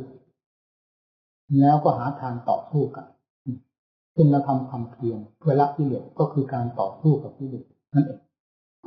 การต่อสู้การนี้ไม่ว่าจะเป็นเรื่องของการเล่นการกินมันต้องใช้กำลังวังชาเต็มความสามารถเหมือนกันเช่นเขาเล่นกีฬานักกีฬาประเภทไหนถ้าลงแข่งกันต่อสู้กันแล้วถึงจะเป็นคำว่าเล่นก็ตามบางทีถึงสลบตายได้ก็อย่างนี้มันหนักในขนาดนั้นมันลำบากไหมมันเป็นทุกข์ไหมเพราะการต่อสู้นั้น แต่การต่อสู้ประเภทเหล่านั้นไม่เห็นมีความวิเศษวิโสอะไร โลกมันชอบโลกมันนิยมกันนี่แหละคือกิเลสมันให้นิยมอย่างนี้หาสาระไม่ได้แต่มันให้นิยมยังไงก็ต้องเป็นไปตามนั้นถ้าจะหาสาระไม่ได้มันต้องมองเห็นว่าหาสาระไม่ได้เพราะกิเลสมันเกาะแต่ความทุกข์ความลำบากในการประกอบความภาคเพียรเพื่อจะถอดถอนกิเลสซึ่งเป็นข้าศึกนี้กลับมาถือเป็นความลำบากการถือเป็นความลำบากก็เพราะความหลงกิเลสจึงมาถือการประกอบธรรมเพื่อแก้กิเลสนั้นมาเป็นความลำบากนี่มันแทรกซ้อนกันอย่างนี้ขอให้ทุกท่านพิจารณาให้ดีเมื่อเป็นนั้นมันก็อ่อนแอได้คนเราเพราะความเชื่อในกิเลสมันฝังใจความเชื่อในธรรมมีน้อยนี่เมื่อความเชื่อในธรรมมีมากขึ้นเพราะการสั่งสมการพยายามอยู่เสมอซึ่งเห็นผลโดยแบบมีมากแล้วก็จะเห็นภัยของกิเลสประเภทต่างๆขึ้นไปโดยลำดับจนกระทั่งแม้มีนิดนึงก็เห็นความยากความลำบากเลยไม่ถือเป็นอะไรเลยเช่นเดียวกับเขาเล่นกีฬามีแต่ต้องการจะชนะท่าเดียวล้มลุกคลุกคลานขนาดไหนมันกลิ้งตัวไปได้เพราะกำลังของใจจะเอาชนะอันนี้กำลังของใจที่จะชนะกิเลสมันก็เป็นลักษณะเดียวกันเอาทุกข์ยากลำบากแค่ไหนไม่มีถอยหลังสุดท้ายก็ว่าขอให้รู้ขอให้พ้นอย่างเดียวเท่านั้นเรื่องจะความทุกข์ความยากความลำบากแค่ไหนไม่เห็นมีความสำคัญอะไรเลยตายก็ตายถวายชีวิตไว้กับความเพียรเพื่อความพ้นทุกข์เพื่อชัยชนะเท่านั้นขออย่างเดียวคือต้องการชัยชนะขอชัยชนะอย่างเดียวไม่ต้องกลับคืนมาให้กิเลสมันเหยียบย่ำทำลายอยู่ในภพชาติต่างๆดังที่เคยเป็นมาแล้วนี้อีกเลยนี่อำนาจของธรรมเมื่อเราสั่งสมเข้ามากย่อมมีพลังเมื่อธรรมมีพลังมากเพียงไรกิเลสย่อมอ่อนกำลังลงไปและยิ่งเห็นภัยของกิเลสขึ้นโดยลำดับและเห็นคุณค่าแห่งธรรมหาปริมาณไม่ได้จนขนาดชีวิตก็มอบได้นี่คือการชำระความหลงในตามกิเลสความหลงกิเลสโมหะแปลว่าความหลงแต่หลงอะไรแต่หลงอาการกิเลสที่แสดงขึ้นกับตัวนั่นเองเห็นรูปก็หลงได้ยินเสียงก็หลงกลิ่นรสเครื่องสัมผัสต่างๆที่มาสัมผัสนี่ก็หลงไปตามมันความหลงมันแสดงตลอดเวลาเราไม่ทราบความหลงคืออะไรอยู่เลยแล้วความรู้ไม่รู้เท่าตามเรื่องที่มาสัมผัสมันเกิดขึ้นพับดับพร้อมดับพร้อมดับพร้อมในขณะที่สัมผัสกันสัมผัสกันถ้าสติปัญญามีจะต้องเป็นแบบนั้นไหนที่ติดปัญญายังไม่พร้อมหรือยังไม่นั่นก็ทราบไว้เกิดตามกันพิจารณาแก้ไขกันหลายครั้งแล้วผมก็ขาดจากกันไปได้เพื่ออำนาจของความเพียรเพราะฉะนั้นความเพียรประเภทเหล่านี้แหละคือความเพียรเพื่อความเป็นผู้เลิศเพื่อความเป็นผู้เหนือจิตพระพุทธเจ้าประทานให้มีเกศาลมานะขาต่างๆตัดโตเป็นต้นนี่คืองานชิ้นเอกของนักโทษเราจะพึงเรียนจะพึงทำให้สำเร็จเมื่อสำเร็จงานนี้แล้วเป็นเอกไม่มีอะไรแข่งแล้วในโลกนี้กิเลสตายไปแล้วจะอะไรมาแข่งการแข่งก็เรื่องของกิเลสมันมีกิเลสแฝงอยู่ถ้ากิเลสหมดไปแล้วมันก็มีอะไรแข่งเอโกธรรมโนมีธรรมดวงเดียวคือใจที่บริสุทธิ์นี้เท่านั้นพูดถึงเราหลักธรรมชาติจริงๆแล้วคำว่าใจบริสุทธิ์เขายังเป็นสมมติอันหนึ่งเลยจากนั้นก็ไปให้เป็นสมมติยิ่งเข้าไปตรงนี้ก็คือว่าเป็นธรรมอันเดียวว่าธรรมเท่านั้นพอแล้วไม่ต้องไปว่าอะไรลงถึงขั้นบริสุทธิ์ธรรมเดียวพอแต่เมื่อธาตุขันธ์ก็เป็นสมมติอยู่แล้วเช่นนี้จิตจึงต้องยกขึ้นมาเทียบเทียมกับสมมติเหล่านี้ว่าเป็นจิตบริสุทธิ์เช่นพระอรหันต์เป็นต้นที่ว่าพระอรหันต์ต่างจากคนธรรมดาเพราะมีธาตุมีขันธ์มีเครื่องสมมติเป็นเครื่องวัดเครื่องตวงกันเป็นเครื่องเทียบเทียมกันคำว่าอรหันต์จึงต้องยกขึ้นมาเพื่อเป็นเครื่องเทียบเทียมกับโลกว่าอรหันต์เหนือกว่าจิตทั้งหลายเหล่านี้เนี่ยจิตของพระอรหันต์เหนือกว่าจิตทั้งหลายเหล่านี้ผมหมดปัญหาของสมมุติมีขันธ์เป็นต้นแล้วก็ไม่มีปัญหาอะไรอีกต่อไปเป็นงานเหล่านี้พระพุทธเจ้าทำสำเร็จสาวกทั้งหลายทำสำเร็จท่านเป็นคนเหมือนกันกับเราและเคยหาฐานกิเลสมาเต็มกำลังเช่นเดียวกับเรา เหตุใดเราจึงทำไม่ได้ท่านทำได้ทำไม่ได้เพราะเห็นไรแต่ทำไม่ได้เพราะอำนาจกิเลสมันเหนือหัวเราเคารพกิเลสมากกว่าธรรมถ้าเคารพธรรมมาก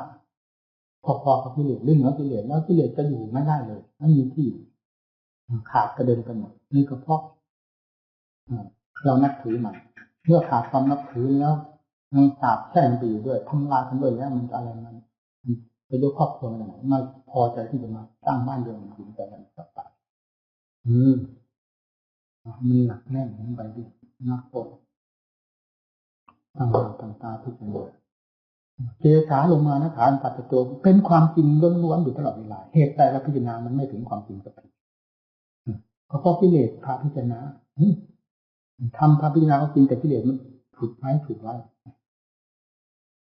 เวลาเราตั้งท่าพิจารณาแล้วพอตั้งท่ากิเลสมันก็ตั้งท่าแล้วเหลือมันก็ลากไปใช่ส่วนนั้นส่วนนี้ปล่อยงานไปเพื่องานเจสาธรรมะไปยังไงลงมานะขาทำตาตะโจไม่ทราบไปยังไงพิจารณาเรื่องทุกขังระยะทุกขังมีการนับตาก็ไม่เรื่องไปที่อะไรก็ไม่เรื่องไปเสียเพราะกิเลสมันไม่พาให้ได้เรื่องนอกจากทำเท่านั้นที่พาให้ได้เรื่องความจริงทั้งหลายที่มีอยู่ตัวเราทั้งกายทั้งจิตเป็นความจริงทั้งนั้นแต่เรื่องของกิเลสแล้วลูกคำตายเกิดตลอดเวลานี่ไม่มีอะไรได้สาระถ้าทำอย่างไปตรงไหนมันก็เห็นความจริงขึ้นมาที่ตรงนั้นจึงสามารถผ่านพ้นไปได้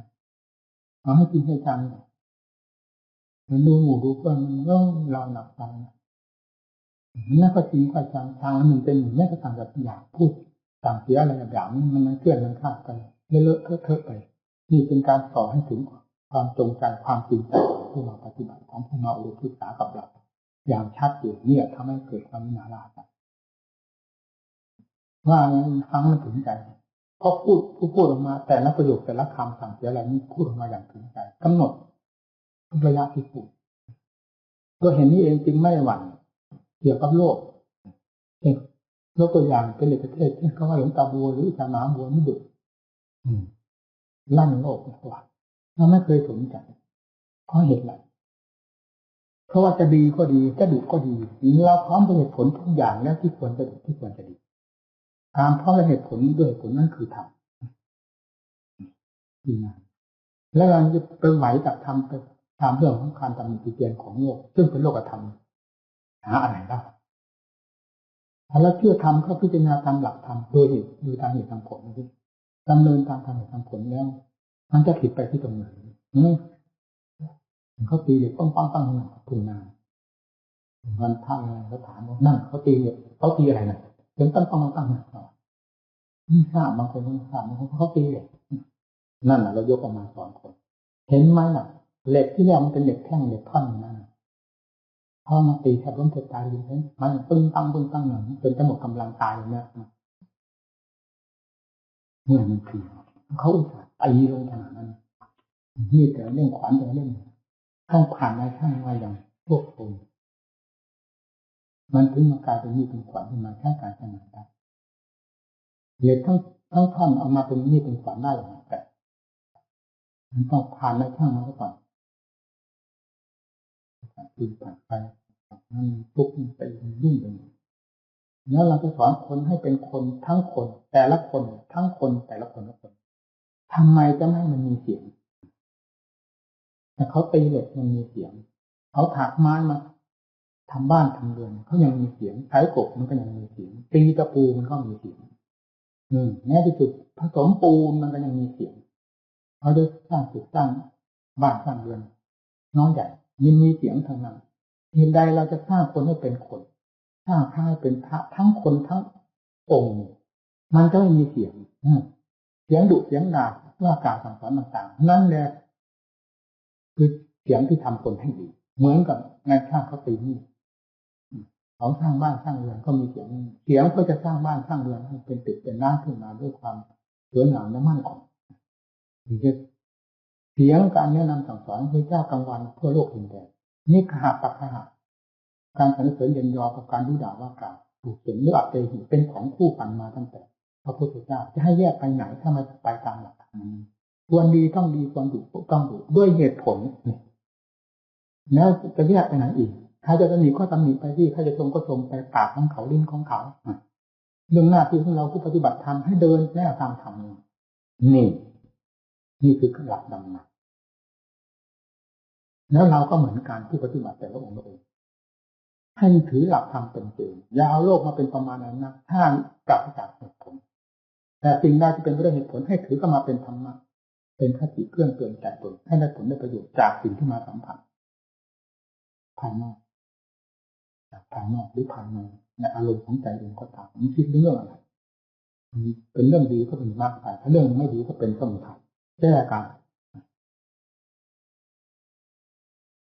เอาดิจิตพระพุทธเจ้าประเสริฐเพราะอะไรจิตพระสาวกอรหันต์ท่านประเสริฐเพราะอะไรท่านจะเพราะความเพียรความเด็ดเดี่ยววิริยะสติสมาธิปัญญาเนี่ยมีสี่ห้าพละห้าพละแปลว่ากำลังห้าศรัทธาวิริยะสติสมาธิปัญญาศรัทธาความเชื่อวิริยะความภาคเพียรสติความไม่รู้ตัวความไม่เผลอสมาธิความเหนียวแน่นมั่นคงต่อหน้าที่การงานอันเป็นต้นจากนั้นก็เป็นสมาธิตัวผลขึ้นคือความมั่นคงของใจแรกที่เป็นเหตุก็มีความมั่นคงทางด้านปฏิบัติคือหน้าที่การงานของตนภาคเพียรเต็มที่เต็มเลยด้วยความมั่นคงของใจนี้เป็นสมาธิฝ่ายสมาธิฝ่ายผลก็คือความมั่นคงของใจที่ตั้งแน่วอารมณ์ไม่ก่อควรได้อย่างง่ายเหมือนแต่ก่อนปัญญาพิจารณาทะลุปุบโผล่กันหมดเลยพระพุทธเจ้าไม่สอนให้ใครโง่นะศาสนาไม่ได้ออกมาจากคนโง่พระพุทธเจ้าไม่ใช่คนโง่เป็นคนที่ฉลาดที่สุดแหลมคมที่สุดสามารถเป็นครูได้ในโลกทั้งสามไม่มีใครจะสามารถเหมือนพระพุทธเจ้าเลยถ้าเป็นคนโง่จะสอนโลกได้ทั้งสามที่ไหนสอนโลกได้ขนาดสามโลกกลางโลกรูปโลกอรูปโลกทำได้ทั้งนั้นเราไม่สามารถไม่ได้สอนตัวเองยังไม่ได้เรื่องมันผิดกันไหมกับพระพุทธเจ้านั่นแหละธรรมที่ออกมาจากท่านพระฉลาดปัญญาคือความเฉลียวฉลาดแหลมคมจะตัดกิเลสตัดสมาได้เพราะอำนาจของสติปัญญานี้เท่านั้นเป็นสำคัญถ้าคำนี้ถือข้อหนักแน่นในสติปัญญาอย่านอนใจภาวนาคอยจะให้จิตสงบให้จิตสงบด้วยความขี้เกียจหาความสงบไม่ได้นอกจากหลับครอบความสงบด้วยอำนาจของความเพียรก็ต้องมีสติประคับประคองหรือเป็นเจ้าหน้าที่บงการอย่างนั้นจิตที่จะมั่นคงได้ปัญญาครับระมัดระวังนั่นก็เป็นสมาธิได้ยิ่งทางปัญญาแล้วเอาพิจารณาสอดส่องมองทะลุไปไหนได้หมดอำนาจของความเพียรของเราที่พิจารณาแล้วพิจารณาเล่ามันก็มีความคล่องตัวไปเองทุกสิ่งทุกอย่างที่แรกตรงละมุขทุกครั้งเพราะไม่ชำนาญทำหลายครั้งลงเมื่อไปก็ชำนาญคล่องตัวคำว่าปัญญาแล้วหมุนติ้วเลยเนี่ยที่แต่ว่าปัญญาเป็นมากหรือมหาสติมหาปัญญาก็ออกจากความละมุขทุกครั้งในเบื้องต้นแค่ก่อนพิจารณาไปคล่องตัวแล้วก็หมุนตัวไปเองหมุนตัวไปเองเรียกว่าอัตโนมัติหรืออัตโนมัติเรียกว่ามหาสติมหาปัญญาเมื่อถึงขนาดนั้นแล้วกิเลสตัวไหนมันมีแต่พอที่จะพังลงทั้งนั้นเมื่อสติปัญญานี้เข้าถึงจุดไหนเป็นพังลงไปสติปัญญาประเภทนี้เป็นสติปัญญาที่กวาดล้าง